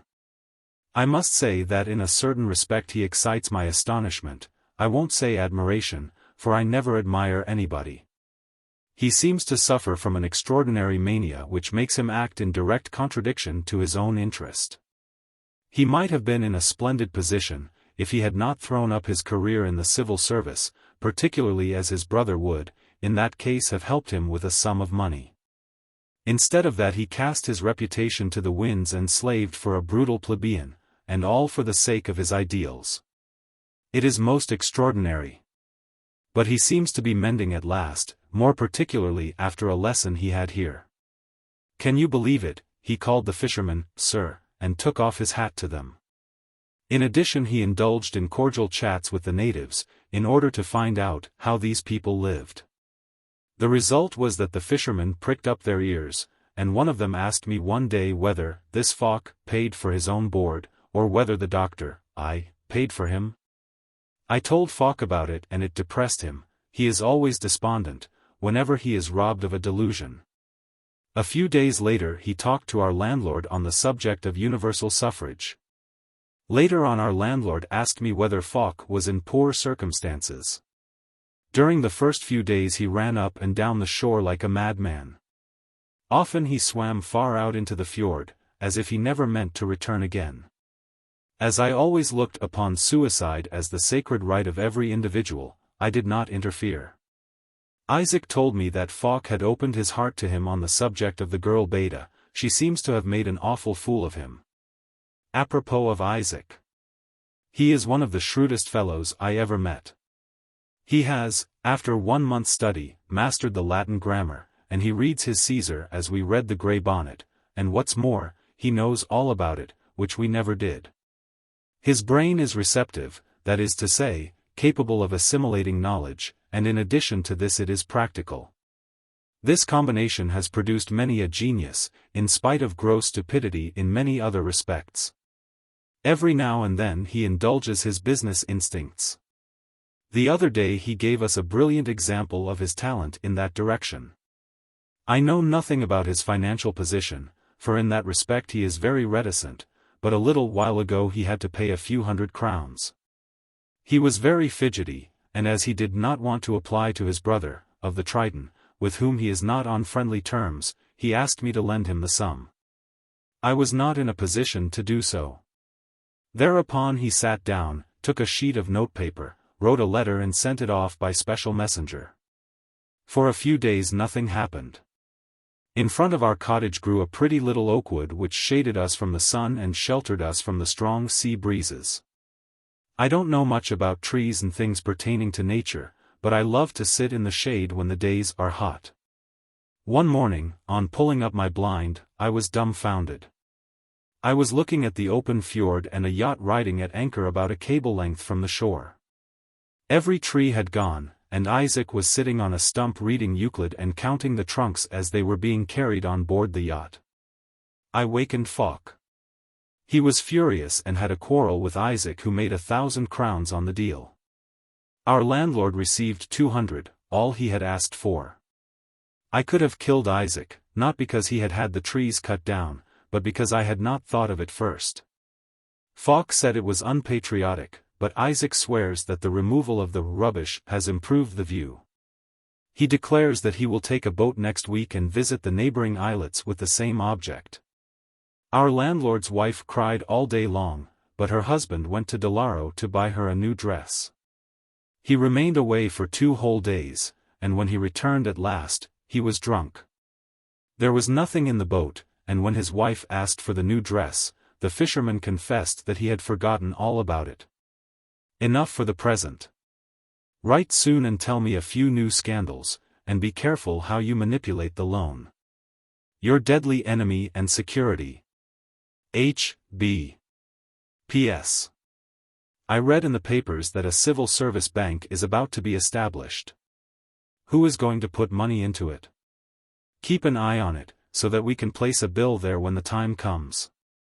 Please put the following paragraph into the Grey Bonnet, it will affect my medical degree. Scientific discovery, canned. Med. Henrik Borg, one of our younger distinguished medical men has, while engaged in zooatomic research on the skerries near Stockholm, discovered a new species of the family Clypeaster, to which he has given the very pertinent name of Maritimus. Its characteristics may be described as follows: cutaneous laminae in 5 porous ambulacral shields and 5 interambulacral shields, with warts instead of pricks. The animal has excited much interest in the scientific world. Arvid Falk to Beta Pettersson. Namdo, August 18. As I walk along the seashore and see the roadweed growing in sand and pebbles, I think of you blossoming for a whole winter in an inn of old Stockholm. I know nothing more delightful than to lie full length on a cliff and feel the fragments of gneiss tickling my ribs while I gaze seaward. It makes me feel proud, and I imagine that I am Prometheus, while the vulture, that is you, has to lie in a feather bed in Sandburg Street and swallow mercury. Seaweed is of no use while it grows at the bottom of the sea, but when it decays on the shore it smells of iodine, which is a cure for love, and bromide, which is a cure for insanity. There was no hell until paradise was quite complete, that is to say until woman was created, chestnut. Far away, by the open sea, there lives a pair of eider ducks, in an old quarter cask. If one considers that the stretched-out wings of the eider measure 2 feet, it seems a miracle, and love is a miracle. The whole world is too small for me. Beta Pettersson to Mr. Falk. Stockholm, August 18. Dear friend, I have just received your letter, but I cannot say that I have understood it. I see you think that I am in Sandburg Street. But that is a great lie, and I can understand why that blackguard says I am. It is a great lie, and I swear that I love you as much as before. I often long to see you, but it cannot be yet. Your faithful Beta. P.S.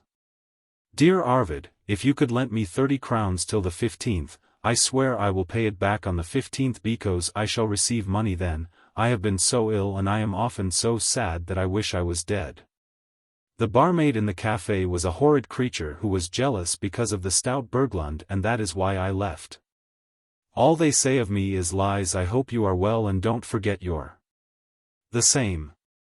You can send the money to Hulda in the cafe, then I shall get it. Candidate Borg to journalist Struve. Namdo, August 18. Conservative blackguard, you must have embezzled the money, for instead of receiving cash, I received a request for payment from the shoemaker's bank. Do you imagine a man has a right to steal because he has a wife and children? Render an account at once, else I shall come up to town and make a row. I have read the paragraph, which, of course, was not without errors. It said zoologic instead of zoatomic, and Krypeister instead of Klipeister. Nevertheless, I hope it will serve its purpose. Falk went mad after receiving a letter in a feminine handwriting a day or two ago. One minute he was climbing trees, at the next he was diving to the bottom of the sea. I expect it was the crisis. I'll talk to him like a father a little later on. Isaac has sold his yacht without asking my permission, and for this reason we are, at the moment, enemies. He is at present reading the second book of Livy and founding a fishing company.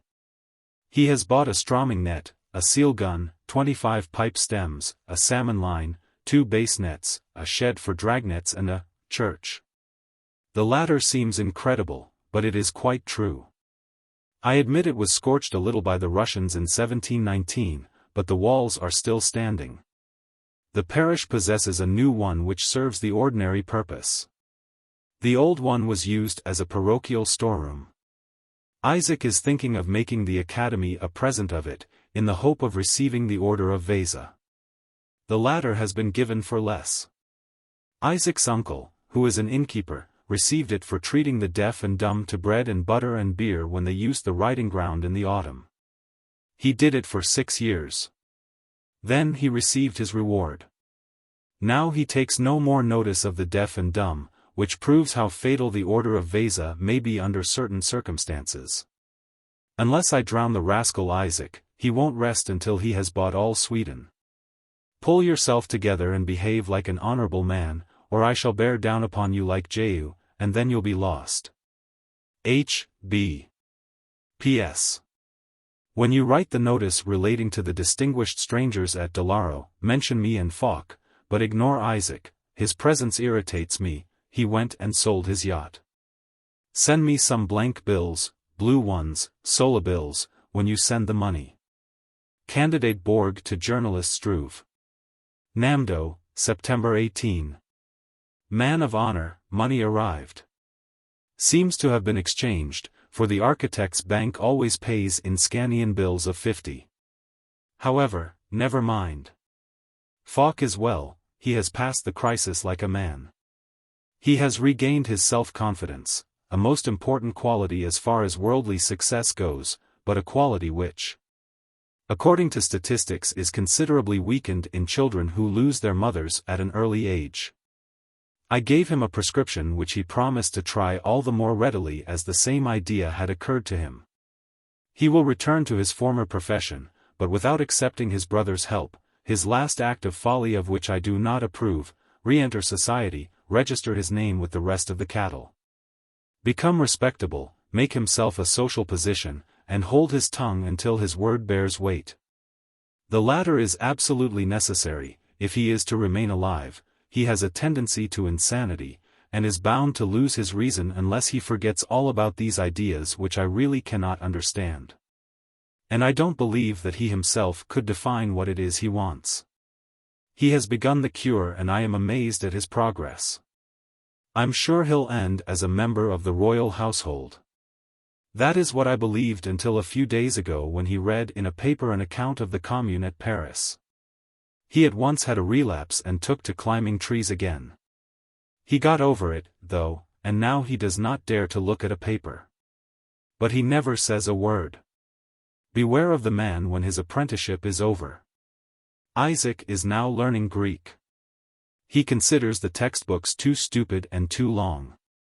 Therefore he takes them to pieces, cuts out the most important bits and pastes them into an account book which he has arranged like a summary for his forthcoming examinations. Unfortunately, his increasing knowledge of the classics makes him impudent and disagreeable. So, for instance, he dared to contradict the pastor the other day while playing a game of draughts with him, and maintain that the Jews had invented Christianity and that all those baptized were really Jews. Latin and Greek have ruined him.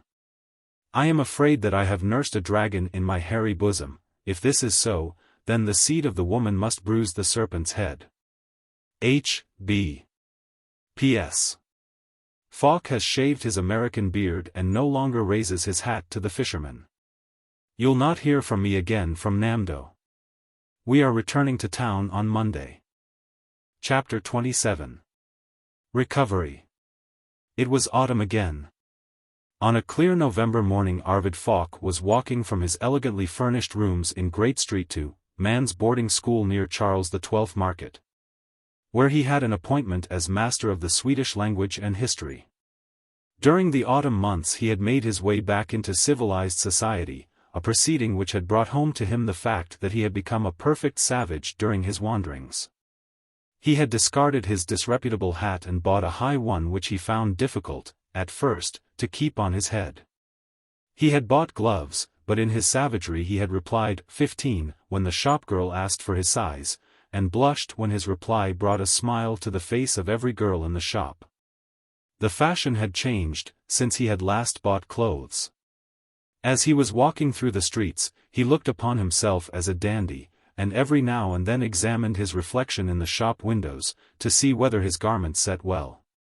Now he was strolling up and down the pavement before the dramatic theatre and waiting for the clock on St. James' Church to strike 9.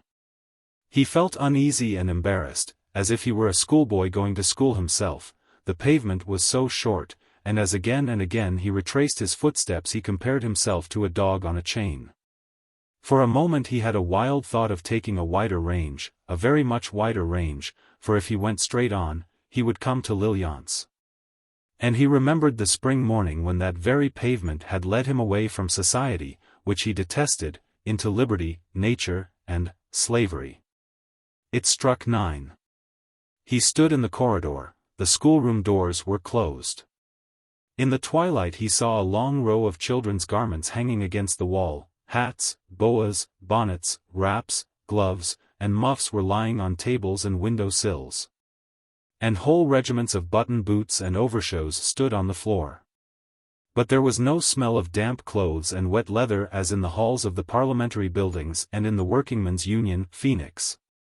Or, he became conscious of a faint odor of newly mown hay. It seemed to come from a little muff lined with blue silk and trimmed with tassels, which looked like a white kitten with black dots. He could not resist taking it in his hand and smelling the perfume, new mown hay, when the front door opened and a little girl of about 10 came in accompanied by a maid. She looked at the master with big fearless eyes, and dropped a coquettish little curtsy. The almost embarrassed master replied with a bow which made the little beauty smile, and the maid, too. She was late, but she was quite unconcerned and allowed her maid to take off her outdoor garments and overshoes as calmly as if she had come to a dance. From the classroom came a sound which made his heart beat. What was it? Ah! The organ, the old organ. A legion of children's voices were singing Jesus at the day's beginning. He felt ill at ease, and forced himself to fix his mind on Borg and Isaac in order to control his feelings. But matters went from bad to worse. Our Father, which art in heaven. The old prayer, it was long ago. The silence was so profound that he could hear the raising of all the little heads and the rustling of collars and pinafores. The doors were thrown open. He looked at a huge, moving flower bed composed of little girls between 8 and 14. He felt self-conscious like a thief caught in the act, when the old headmistress shook hands with him. The flowers waved to and fro, and there was much excited whispering and exchanging of significant glances. He sat down at the end of a long table, surrounded by 20 fresh faces with sparkling eyes, 20 children who had never experienced the bitterest of all sorrows, the humiliations of poverty. They met his glance boldly and inquisitively, but he was embarrassed and had to pull himself together with an effort. Before long, however, he was on friendly terms with Anna and Charlotte, Georgina and Lizzie and Harry. Teaching was a pleasure. He made allowances, and let Louis XIV and Alexander be termed great men, like all others who had been successful. He permitted the French Revolution to be called a terrible event, during which the noble Louis XVI and the virtuous Marie Antoinette perished miserably, and so on. When he entered the office of the Board of Purveyance of Hay for the cavalry regiments, he felt young and refreshed. He stayed till 11 reading the Conservative. Then he went to the offices of the Committee on Brandy Distilleries, lunched, and wrote 2 letters, one to Borg and one to Struve. On the stroke of one he was in the department for death duties. Here he collated an assessment of property which brought him in 100 crowns. He had time enough before dinner to read the proofs of the revised edition of the Forest Laws, which he was editing. It struck 3. Anybody crossing the Ritterus market at that time could have met on the bridge a young, important-looking man, with pockets bulging with manuscripts, and hands crossed on his back. He is strolling slowly along, accompanied by an elderly, lean, grey-haired man of 50, the actuary of the dead. The estate of every citizen who dies has to be declared to him. According to the amount he takes his percentage, some say that this is his duty. Others that he represents the earth, and has to watch that the dead take nothing away with them, as everything is a loan, without interest. In any case, he is a man more interested in the dead than the living, and therefore Falk likes his company. He, on the other hand, is attached to Falk because, like himself, he collects coins and autographs, and because he possesses that excellent quality, tolerance, which is rarely found in a young man. The 2 friends enter the restaurant Rosengren, where they are fairly certain not to meet young men and where they can discuss numismatics and autography. They take their coffee in the Café Rydberg and look at catalogues of coins until 6. At 6 o'clock the official post appears, and they read the promotions. Each enjoys the other's company, for they never quarrel. Falk is so free from fixed opinions that he is the most amiable man in the world, liked and appreciated by chiefs and colleagues. Occasionally they dine in the Hamburg Exchange and take a liqueur or 2 at the Opera restaurant, and to see them walking along arm in arm, at 11 o'clock, is really quite an edifying sight. Moreover, Falk has become a regular guest at family dinners and suppers in houses into which Borg's father has introduced him. The women find him interesting, although they do not know how to take him. He is always smiling and expert at sarcastic little pleasantries. But when he is sick of family life and the social life, he visits the Red Room, and there he meets the redoubtable Borg, his admirer Isaac, his secret enemy and envier Struve. The man who never has any money, and the sarcastic Sellen, who is gradually preparing his second success, after all his imitators have accustomed the public to his manner. Lundell, who, after the completion of his altarpiece, gave up painting sacred pictures and became a fat Epicurean, only comes to the Red Room when he has no money to pay for his dinner. He makes a living by portrait painting, a profession which brings him countless invitations to dinners and suppers. Lundell maintains that these invitations are essential for making character studies. Olle, who is still employed by the stonemason, has become a gloomy misanthrope after his great failure as a politician and orator.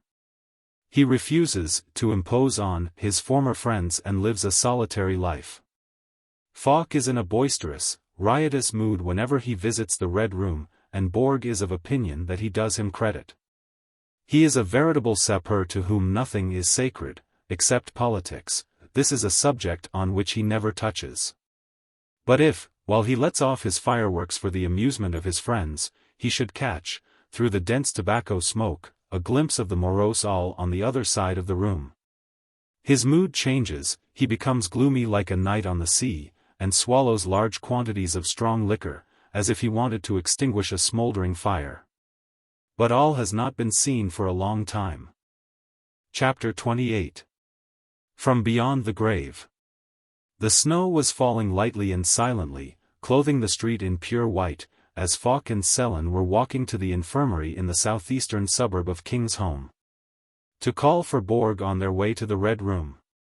"It's strange that the first snow should create an almost solemn impression," said Sellen. "The dirty ground is transformed too." "Are you sentimental?" scoffed Falk. "Oh, no. I was merely talking from the point of view of a landscape painter." They continued their way in silence, wading through the whirling snow. "The Kingsholm with its infirmaries always strikes me as uncanny," remarked Falk, after a pause. "Are you sentimental?" scoffed Sellen. "Not at all, but this part of the town always makes that impression on me." "Nonsense. It doesn't make any impression at all, you imagine it does. Here we are, and Borg's windows are lit up. Perhaps he's got some nice corpses tonight." They were standing before the door of the Institute. The huge building with its many dark windows glared at them as if it were inquiring what they wanted at that hour of the night. They passed the round flower bed, and entered the small building on the right. At the very back of the room Borg was sitting alone in the lamplight, working at the mutilated body of a man who had hanged himself. "Good evening," said Borg, laying aside his knife. "Would you like to see an old friend?" He did not wait for the answer, which was not forthcoming, but lighted a lantern, took his overcoat and a bunch of keys. "I didn't know that we had any friends here," said Sellen, desperately clinging to a flippant mood. "Come along," said Borg. They crossed the yard and entered the large building. The creaking door closed behind them, and the little piece of candle, a remnant from the last card party, threw its red, feeble glimmer on the white walls. The two strangers tried to read Borg's face, wondering whether he was up to some trick, but the face was inscrutable. They turned to the left and went along a passage which echoed to their footsteps in a way which suggested that they were being followed. Falk kept close behind Borg and tried to keep Sellen at his back. "Over there," said Borg, standing still in the middle of the passage. Nobody could see anything but walls.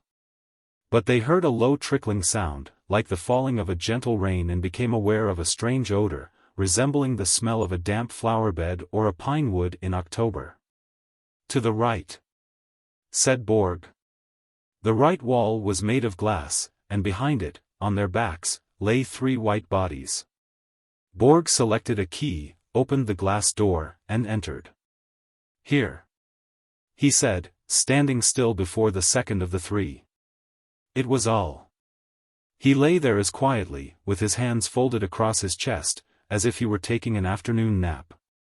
His drawn-up lips created the impression that he was smiling. He was well preserved. "Drowned?" asked Sellen, who was the first to regain his self-possession. "Drowned," echoed Borg. "Can either of you identify his clothes?"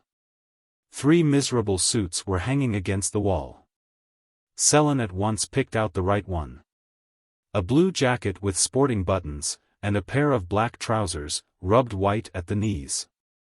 "Are you certain?" "Ought to know my own coat, which I borrowed from Falk." Sellen drew a pocketbook from the breast pocket of the jacket. It was saturated with water and covered with green algae, which Borg called enteromorph.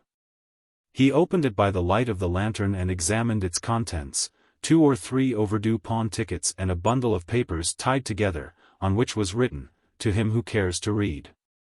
"Have you seen enough?" asked Borg. "Then let's go and have a drink."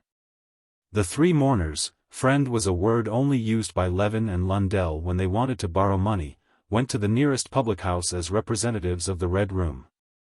Beside a blazing fire and behind a battery of bottles, Borg began the perusal of the papers which all had left behind, but more than once he had to have recourse to Falk's skill as an autographer. For the water had washed away the words here and there.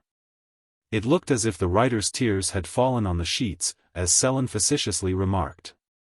"Stop talking now," said Borg, emptying his glass of grog with a grimace which exhibited all his back teeth. "I am going to read, and I beg of you not to interrupt me." "To him who cares to read." I have a right to take my life, all the more so because not only does my act not interfere with the interests of a fellow creature, but rather it contributes to the happiness, as it is called, of at least one person.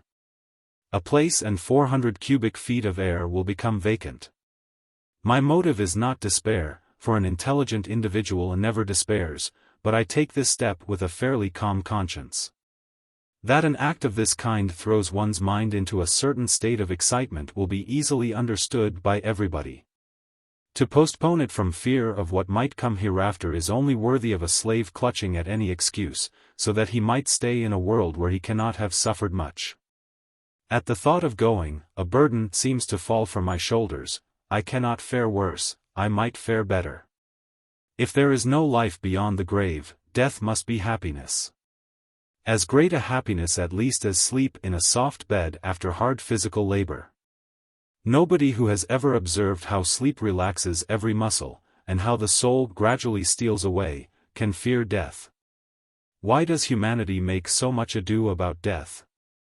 Because it has burrowed so deeply into the earth, that a tearing away from it is bound to be painful. I put off from the shore long ago. I have no family bonds, no social, national, or legal ties which could hold me back, and I'm going simply because life has no longer any attraction for me. I do not want to encourage those who are well content to follow my example. They have no reason to do so, and therefore they cannot judge my act. I have not considered the point whether it is cowardly or not. To that aspect of the question I am indifferent. Moreover, it is a private matter.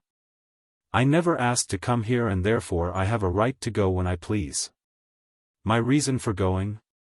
There are so many reasons and they are so complicated that I have neither the time nor the ability to explain them. I will only mention the most obvious, those which had the greatest influence on myself and on my act. My childhood and youth were one long continuation of manual labor.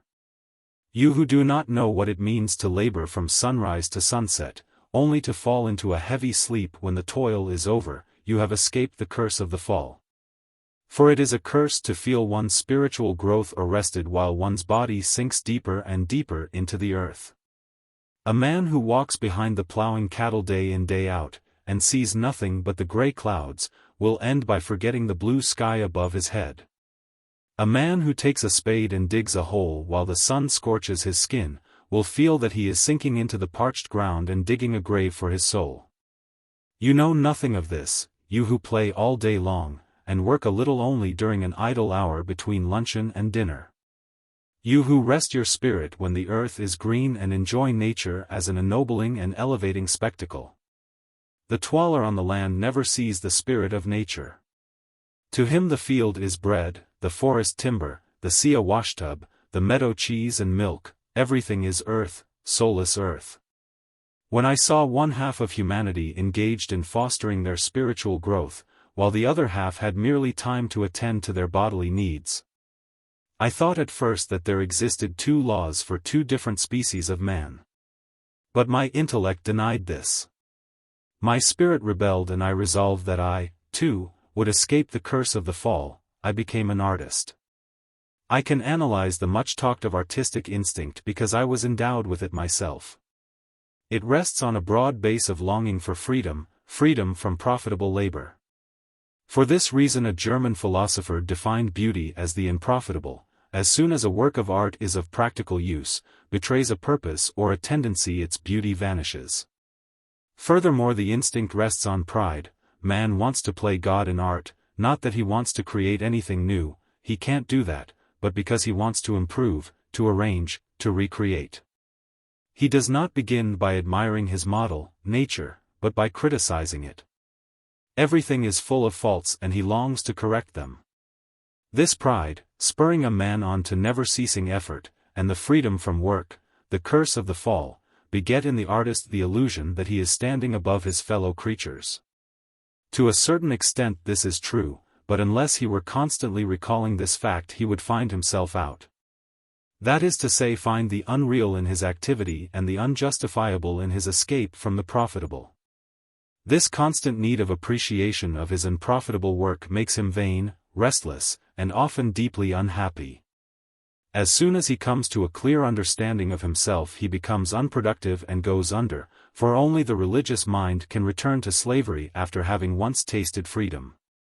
To differentiate between genius and talent, to look upon genius as a separate quality, is nonsense, and argues a faith in special manifestation.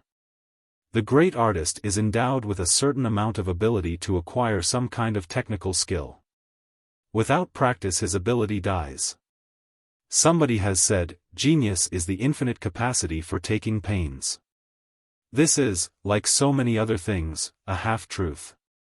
If culture be added, a rare thing because knowledge makes all things clear, and the cultured man therefore rarely becomes an artist, and a sound intellect, the result is genius. The natural product of a combination of favorable circumstances. I soon lost faith in the sublime character of my hobby. Heaven forbid that I should call it my profession, for my art was incapable of expressing a single idea. At the most it could represent the body in a position expressing an emotion accompanying a thought, or, in other words, express a thought at third hand. It is like signaling, meaningless to all who cannot read the signals. I only see a red flag, but the soldier sees the word of command, advance. After all, even Plato, who was a fine intellectualist and an idealist into the bargain, realized the futility of art, calling it but the semblance of a semblance, reality. Wherefore he excluded the artist from his ideal state. He was in earnest. I tried to find my way back into slavery, but I could not. I tried to find in it my most sacred duty. I tried to resign myself, but I did not succeed. My soul was taking harm, and I was on the way to becoming a beast. There were times when I fancied that all this toil was a positive sin, in as far as it checked the greater aim of spiritual development. At such times I played truant for a day, and fled to nature, absorbed in unspeakably blissful meditations. But then again this bliss appeared to me in the light of a selfish pleasure as great, greater even, than the pleasure I used to feel in my artistic work. Conscience, the sense of duty, overtook me like a fury and drove me back to my yoke, which then seemed beautiful, for a day. To escape from this unbearable state of mind, and win light and peace, I go to face the unknown. You who behold my dead body, say, do I look unhappy in death? Notes made while walking. The plan of the world is the deliverance of the idea from the form. Art, on the other hand, attempts to imprison the idea in a sensuous form, so as to make it visible. Therefore, everything corrects itself. When artistic traffic in Florence surpassed all bounds, Savonarola came, the profound thinker, and spoke his, "All this is futile." And the artists, and what artists they were, made a pyre of their masterpieces. Oh, Savonarola! What was the object of the iconoclasts in Constantinople? What did the Baptists and breakers of images want in the Netherlands? I dare not state it for fear of being branded. The great striving of our time, division of labor, benefits the species but sentences the individual to death. What is the species? The conception of the whole. The philosophers call it the idea, and the individuals believe what they say and lay down their lives for the idea. It is a strange thing that the will of the princes and the will of the people always clashes. Isn't there a very simple and easy remedy? When, at a riper age, I again read through my schoolbooks, I was astonished to find that we human beings are so little removed from the beasts in the fields. I reread Luther's Catechism in those days, I made a few annotations, and drafted a plan for a new catechism. Not to be sent in to the commissioners. What I am going to say now is all that I have written. The first commandment destroys the doctrine of one God, for it assumes other gods, an assumption granted by Christianity. Note: monotheism, which is so highly extolled, has had an adverse influence on humanity. It has robbed it of the love and respect for the one and true God, by leaving evil unexplained. The second and third commandments are blasphemous. The author puts petty and stupid commands in the mouth of the Lord, commands which are an insult to his omniscience. If the author were living in our days, a charge of blasphemy would be brought against him. The fifth commandment should read as follows: Your inbred feeling of respect for your parents shall not induce you to admire their faults, you shall not honor them beyond their deserts. Under no circumstances do you owe your parents any gratitude, they have not done you a service by bringing you into this world. Selfishness and the civil code of laws compel them to clothe and feed you. The parents who expect gratitude from their children, there are some who even demand it, are like usurers. They are willing to risk the capital as long as the interest is being paid. Note 1. The reason why parents, more especially fathers, hate their children so much more frequently than they love them arises from the fact that the presence of children has an adverse influence on the financial position of the parents.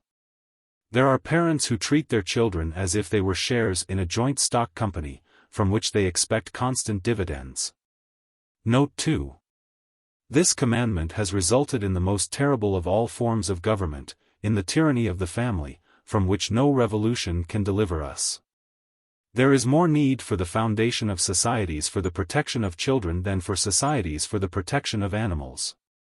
To be continued. Sweden is a colony which has passed her prime, the period when she was a great power, and like Greece, Italy, and Spain, she is now sinking into eternal sleep. The terrible reaction which set in after 1865, the year of the death of all hope, has had a demoralizing effect on the new generation. History has not witnessed for a long time a greater indifference to the general welfare, a greater selfishness, a greater irreligiousness.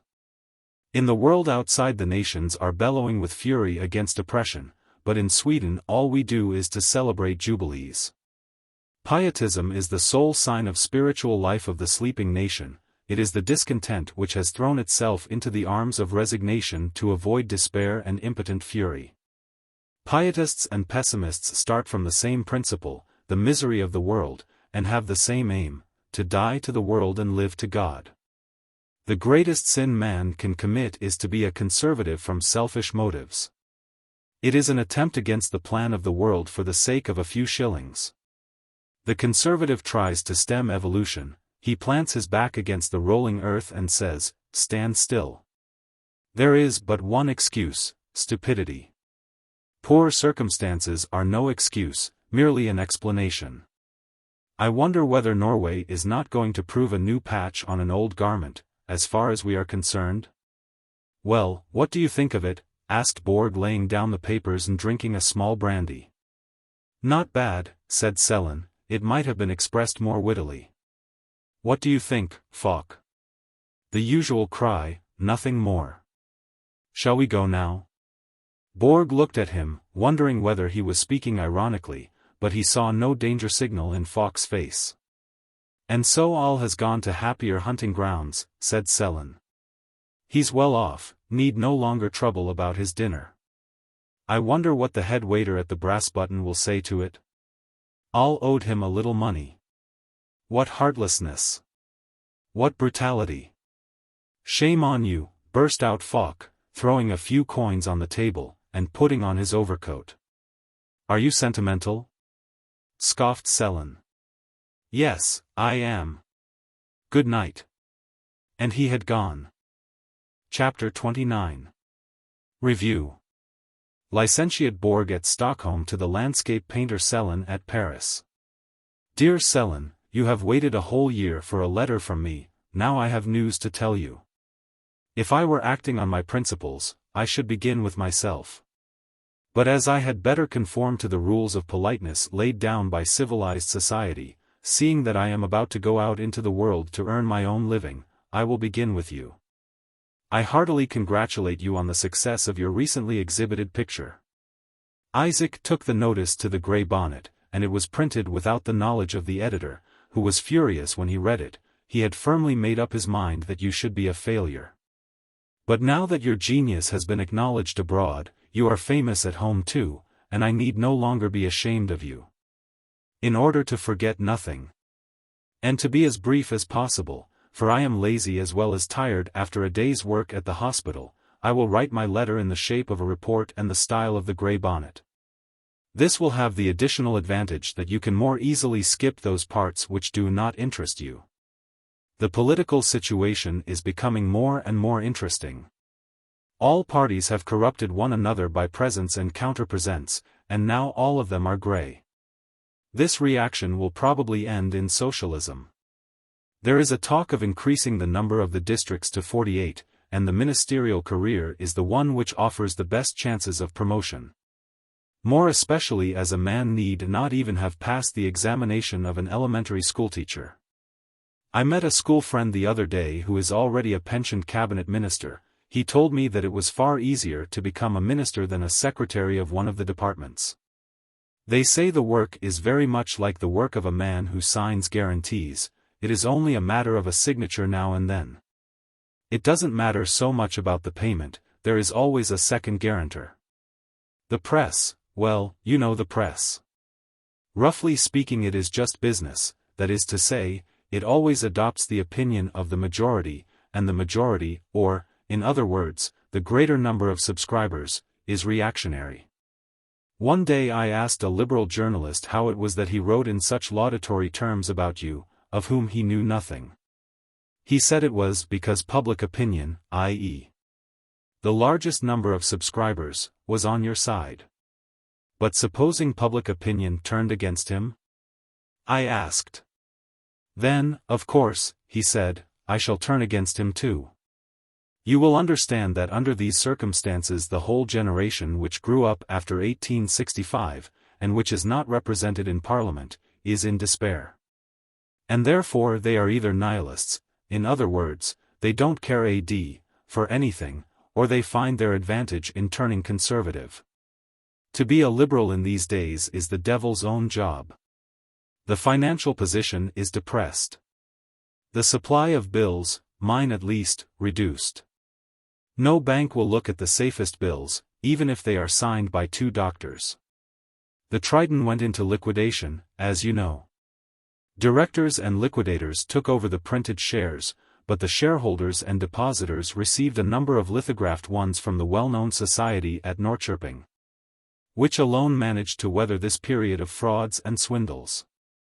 I met a widow who had a handful of papers connected with a marble quarry. They were large, beautiful sheets, printed in red and blue, on which 1000 cr, 1000 cr, was engraved. And below the figures, just as if they were standing security, appeared the names of well-known persons. 3 of them, at least, are Knights of the Order of the Seraphim. Nicholas Falk, the friend and brother, sick of his private money-lending business, because it detracted from the full value of his civic authority, which is far from being the case when the business is a public one, decided to combine with a few experts, and found a bank. The novel feature of the undertaking was expressed as follows. As experience, truly a melancholy experience, Levin is the author. As you may guess, has proved that deposit receipts are not in themselves a sufficient guarantee for the return of deposits, that is deposited money. We, the undersigned, actuated by unselfish zeal for the welfare of home industry, and desirous of giving greater security to the well-to-do public, have founded a bank, under the title of Deposit Guarantee Society Limited. The novel and safe feature of the enterprise, and not everything new is safe, consists in the fact that the depositors, instead of receiving deposit receipts, are given securities to the full value of the deposited sums, etc. etc. They do a brisk business, and you may imagine what sort of securities they issue instead of deposit receipts. Levin Falk, with his keen eye for business, recognized at once the great advantage to be reaped from the services of a man with Levin's experience and colossal knowledge of people, acquired through his money-lending business. But to train him for all eventualities, and make him familiar with all the byways of the business, he felled him to the ground with his promissory note, and forced him into bankruptcy. Having done so, he appeared in the role of his savior and made him his confidential clerk with the title of secretary. And now Levin is installed in a little private office. But on no account is he permitted to show his face in the bank. Isaac Levi is employed in the same bank as cashier. He passed his examinations, with Latin, Greek and Hebrew, first class in all subjects. The Grey Bonnet, of course, reported his achievements. Now he is reading for the law, and doing a little business on his own account. He is like the eel, he has 9 lives and lives on nothing. He takes no alcohol, he does not smoke. I don't know whether he has any vices, but he is formidable. He has an ironmonger's shop at Härnösand, a tobacconist's at Helsingfors, and a fancy goods shop at Södertälje. In addition he owns a few cottages at Stockholm, s. People say he is the coming man, I say the man has come. After the winding up of the Triton, his brother retired with a considerable fortune, I am told, and is now doing business privately. I heard that he proposed buying the forest monastery near Ups, and rebuilding it in a new style invented by his uncle of the Academy of Arts. But his offer was refused. Levi, very much offended, sent a notice to the Grey Bonnet under the heading, Persecution of the Jews in the 19th Century. It won him the lively sympathy of the whole cultured public. The affair would win him a seat in Parliament if he cared for that distinction. A vote of thanks was presented to him by his co-religionists, as if Levi had any religion, which was printed in the Grey Bonnet. They thanked him for standing up for the rights of the Jews, to buy the forest monastery. The address was handed to him at a banquet, to which also a great many Swedes, I always refer the Jewish question to its rightful domain, the ethnographical one, had been bidden to feast on bad salmon and uncorked wine. The deeply moved hero of the day, VIII Grey Bonnet, received on the same occasion a present of 20,000 crowns, in shares, for the foundation of a home for fallen boys of the evangelical denomination. I was present at the banquet, and saw a sight I had never seen before. I saw Isaac the worse for drink. He shouted that he hated me, and you, and Falk, and all whites. He alternately called us whites, and natives, and Roche. I had never heard the last word before, but no sooner had he uttered it than a large number of blacks crowded round us, looking so ominous that Isaac thought it better to take me into an adjoining room. There he poured out all his soul to me. He spoke of his sufferings as a schoolboy, of the ill treatment to which master and schoolfellows had subjected him, the daily knocks and cuffs from the street Arabs. But what roused my indignation more than anything else was an incident which had happened to him during his military service. He was called up to the front at vespers and ordered to recite the Lord's Prayer. As he did not know it, he was scoffed and jeered at. His account made me change my opinion of him and his race. Religious swindle and charitable fraud are more rampant than ever, and make life in our country very unpleasant. You will remember 2 imps of Satan, Mrs. Falk and Mrs. Homan, the 2 pettiest, vainest and most malicious creatures who ever idled away their days. You know the creche they had founded and its end. Their latest achievement is a home for fallen women, and the first inmate, received on my recommendation, was Marie. The poor girl had lent all her savings to a fellow who absconded with them. She was only too happy to find a home where she would be kept free of charge, and be able to retrieve her character. She told me that she did not mind all the religious palaver, which is, unfortunately, inseparable from an enterprise of this sort, as long as she could count on her cup of coffee in the morning. The Reverend Score, whom you will no doubt remember, has not been made pastor primarius, and from sheer annoyance he is begging for funds to build a new church. Printed begging letters, signed by all the wealthiest magnates of Sweden, are sent out to appeal to the charitable public. The church, which is to be 3 times the size of the church on the Blasieholm and connected with a sky-high tower, is to be built on the old site of St. Catherine's. The latter is supposed to be too small to satisfy the great spiritual needs from which the Swedish nation is suffering at the moment, and is, therefore, to be pulled down. The sum collected has already reached such dimensions that a treasurer had to be appointed, with free lodging and fuel. Who do you think is the treasurer? You would never guess. Struve. Struve has become somewhat religious these days. I say somewhat, because it is not much, only just enough for his position, for he is patronized by the faithful. This does, however, not interfere with his journalism and his drinking. But his heart is not soft, on the contrary, he is most bitter against all those who have not come down. Between you and me, he has very much deteriorated, therefore he hates you and Falk, and he has sworn to slate you next time you are heard of. He had to submit to the marriage ceremony for the sake of the free lodging and fuel. He was married to his wife in the White Mountains. I was one of the witnesses. His wife, too, has been converted, for she is under the impression that religion is good form. Lundell has left the religious sphere, and is painting nothing but portraits of directors. He has been made assistant at the Academy of Arts.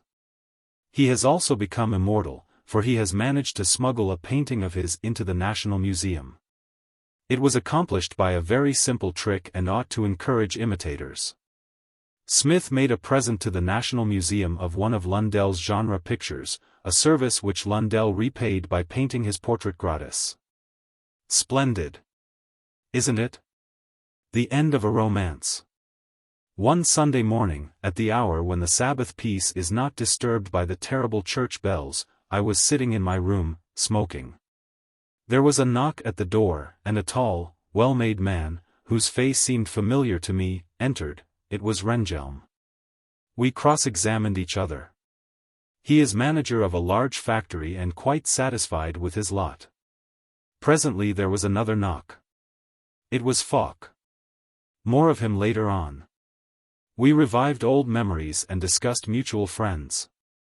But by and by there was a pause, that strange silence which so frequently occurs after a lively conversation.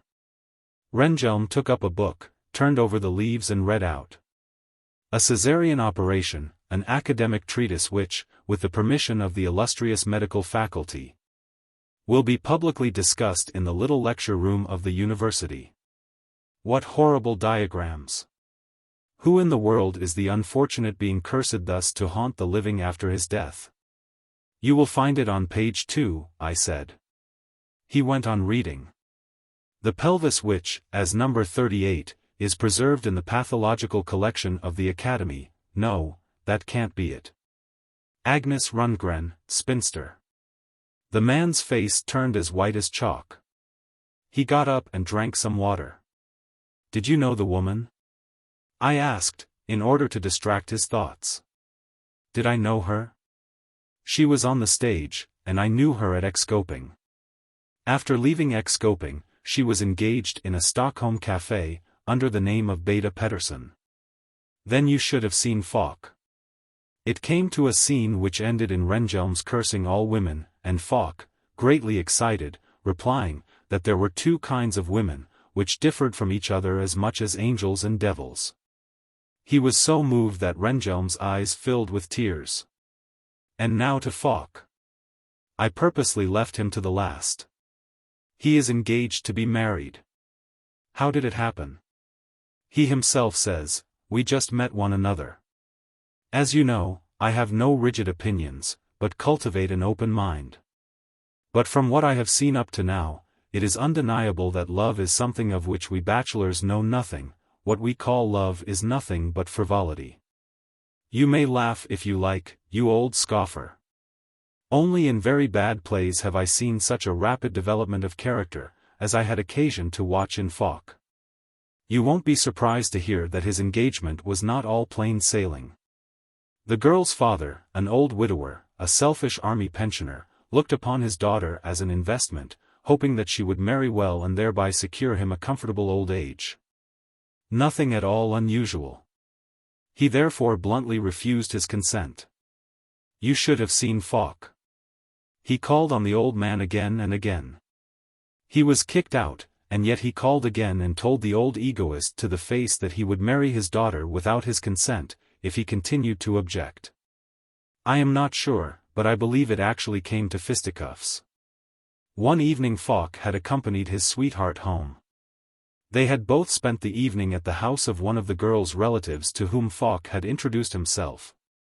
When they turned the corner of the street in which the girl lives, they saw by the light of the street lamp that her father was leaning out of the window. He lives in a small house which belongs to him. Falk knocked at the garden gate, but nobody came to open it. At last he climbed over and was on the other side attacked by a large dog. He got the better of the brute and shut it up in the dustbin. Imagine the nervous Falk. Then he compelled the porter to get up and open the gate. Now they had gained the yard and stood before the front door. He hammered it with a large stone, but no reply came from within. He searched the garden and found a ladder, by means of which he reached the old man's window. "Open the door," he shouted, "or I'll smash the window." "If you smash the window, you rascal," yelled the old man, "I'll shoot you." Falk immediately smashed the window. For a few moments there was silence. Finally a voice came from within the fortress. "You are my man. I consent." "I'm not fond of smashing windows," explained Falk, "but there's nothing I would not do to win your daughter." The matter was settled, and they became engaged. I don't know whether you know that Parliament has carried through its reorganization of the public offices, doubling the salaries and the number of posts. So that a young man in the First Division is now in a position to marry. Falk is going to be married in the autumn. His wife will keep her post at the school. I know next to nothing of the woman's question, it doesn't interest me, but I believe that our generation will get rid of the last remnant of the Eastern conception which still clings to marriage. In the days to come, husband and wife will enter into a partnership where both will retain their independence. They will not try to convert each other, but will mutually respect their weaknesses. And live together in a lifelong friendship which will never be strained by the demands of one of the partners for amorous demonstrations. I look upon Mrs. Nicholas Falk, the charitable she-devil, as nothing more than a femme entretenue, and I am sure she does so herself.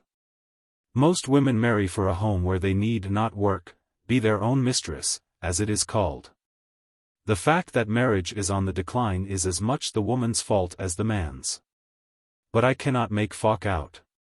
He is studying numismatics with an almost unnatural zeal.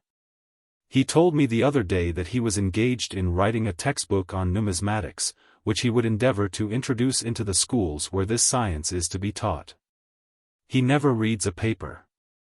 He does not know what is going on in the world, and he seems to have abandoned the idea of writing. He lives only for his work and his fiancée, whom he worships.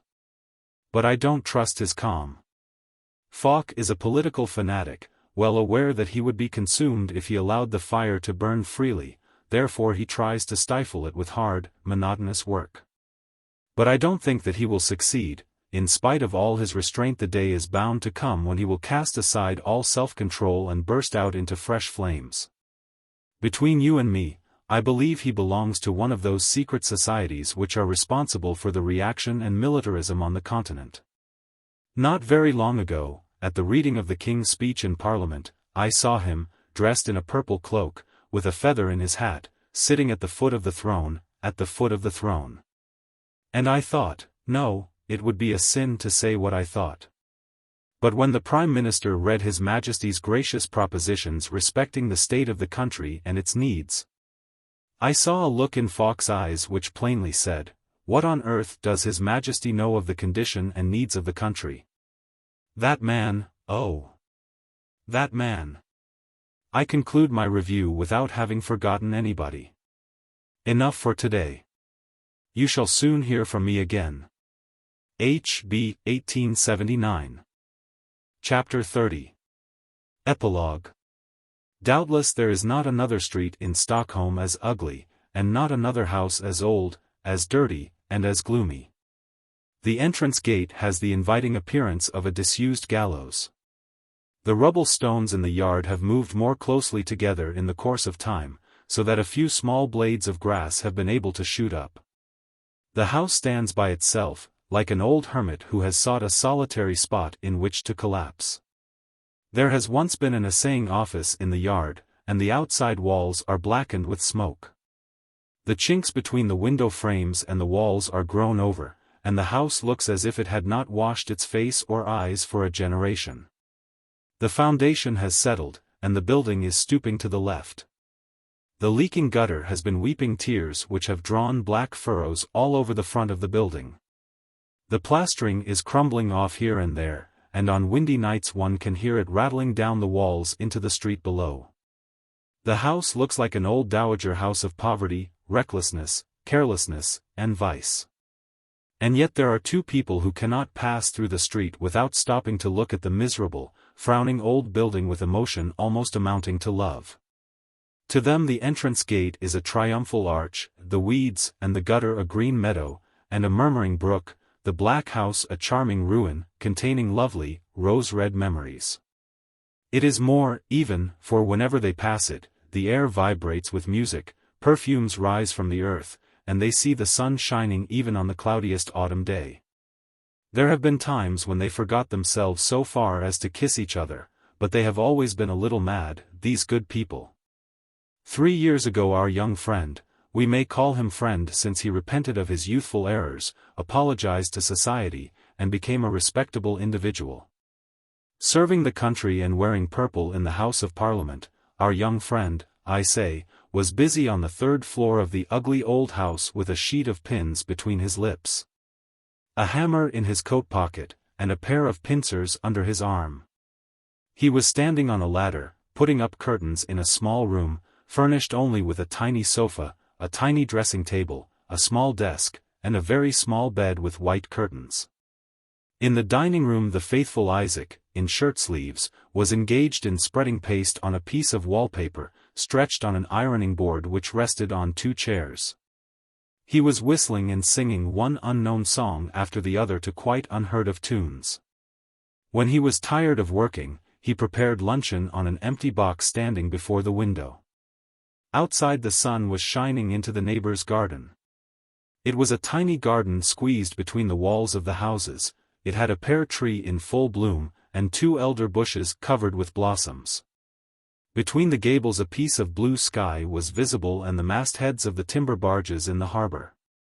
Isaac had been to the dairy, had bought sandwiches and porter, had papered the future mistress's room, had purchased oleanders and ivy, so that the landing windows with their black frames should not shock the young wife as she entered her new home.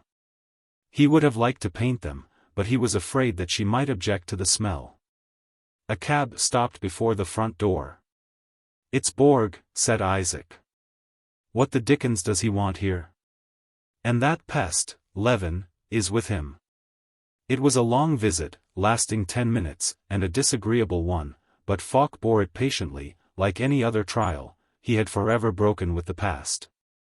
In one respect at least, in another he was bound, for he had been compelled during the 10 minutes to sign once more.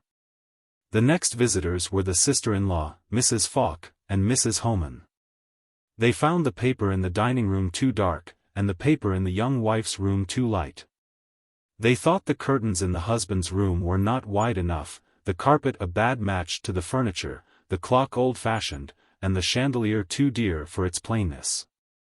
One piece of furniture in the young wife's room especially roused their critical faculty, and gave rise to a long, whispered conversation. They called the kitchen black, the landing dirty, the entrance terrible. But otherwise they said everything was quite nice, much nicer than the yard, where there was not even a porter, led one to expect.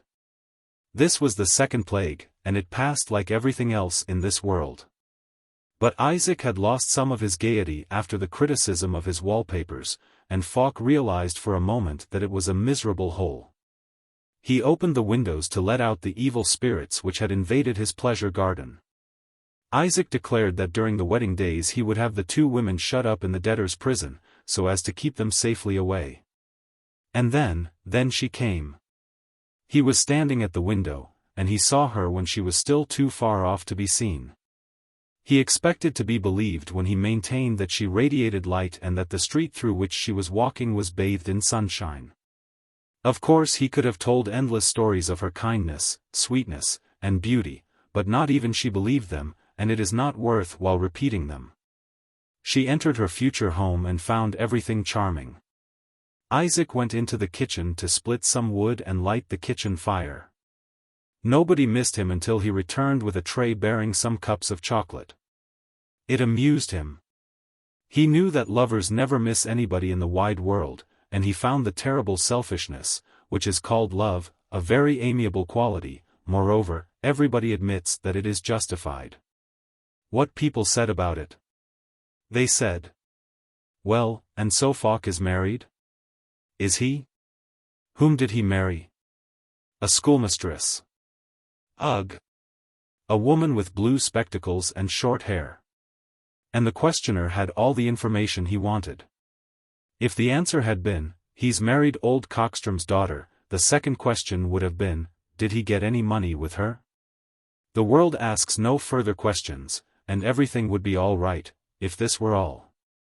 But the world demands that a couple which has 3 times given the clergyman the trouble to read the banns and the community to listen to them, which has forced its fellow creatures to engage in genealogical research and send a reporter to the wedding, the world demands that such a couple shall be happy. Woe to it if it is not. Supposing that on coming home from school, tired with her work, angry at a slight, depressed because some of her efforts have proved a failure, she should meet a friend in the street who takes her hand and says, "You don't look too happy, Elizabeth," then woe to him.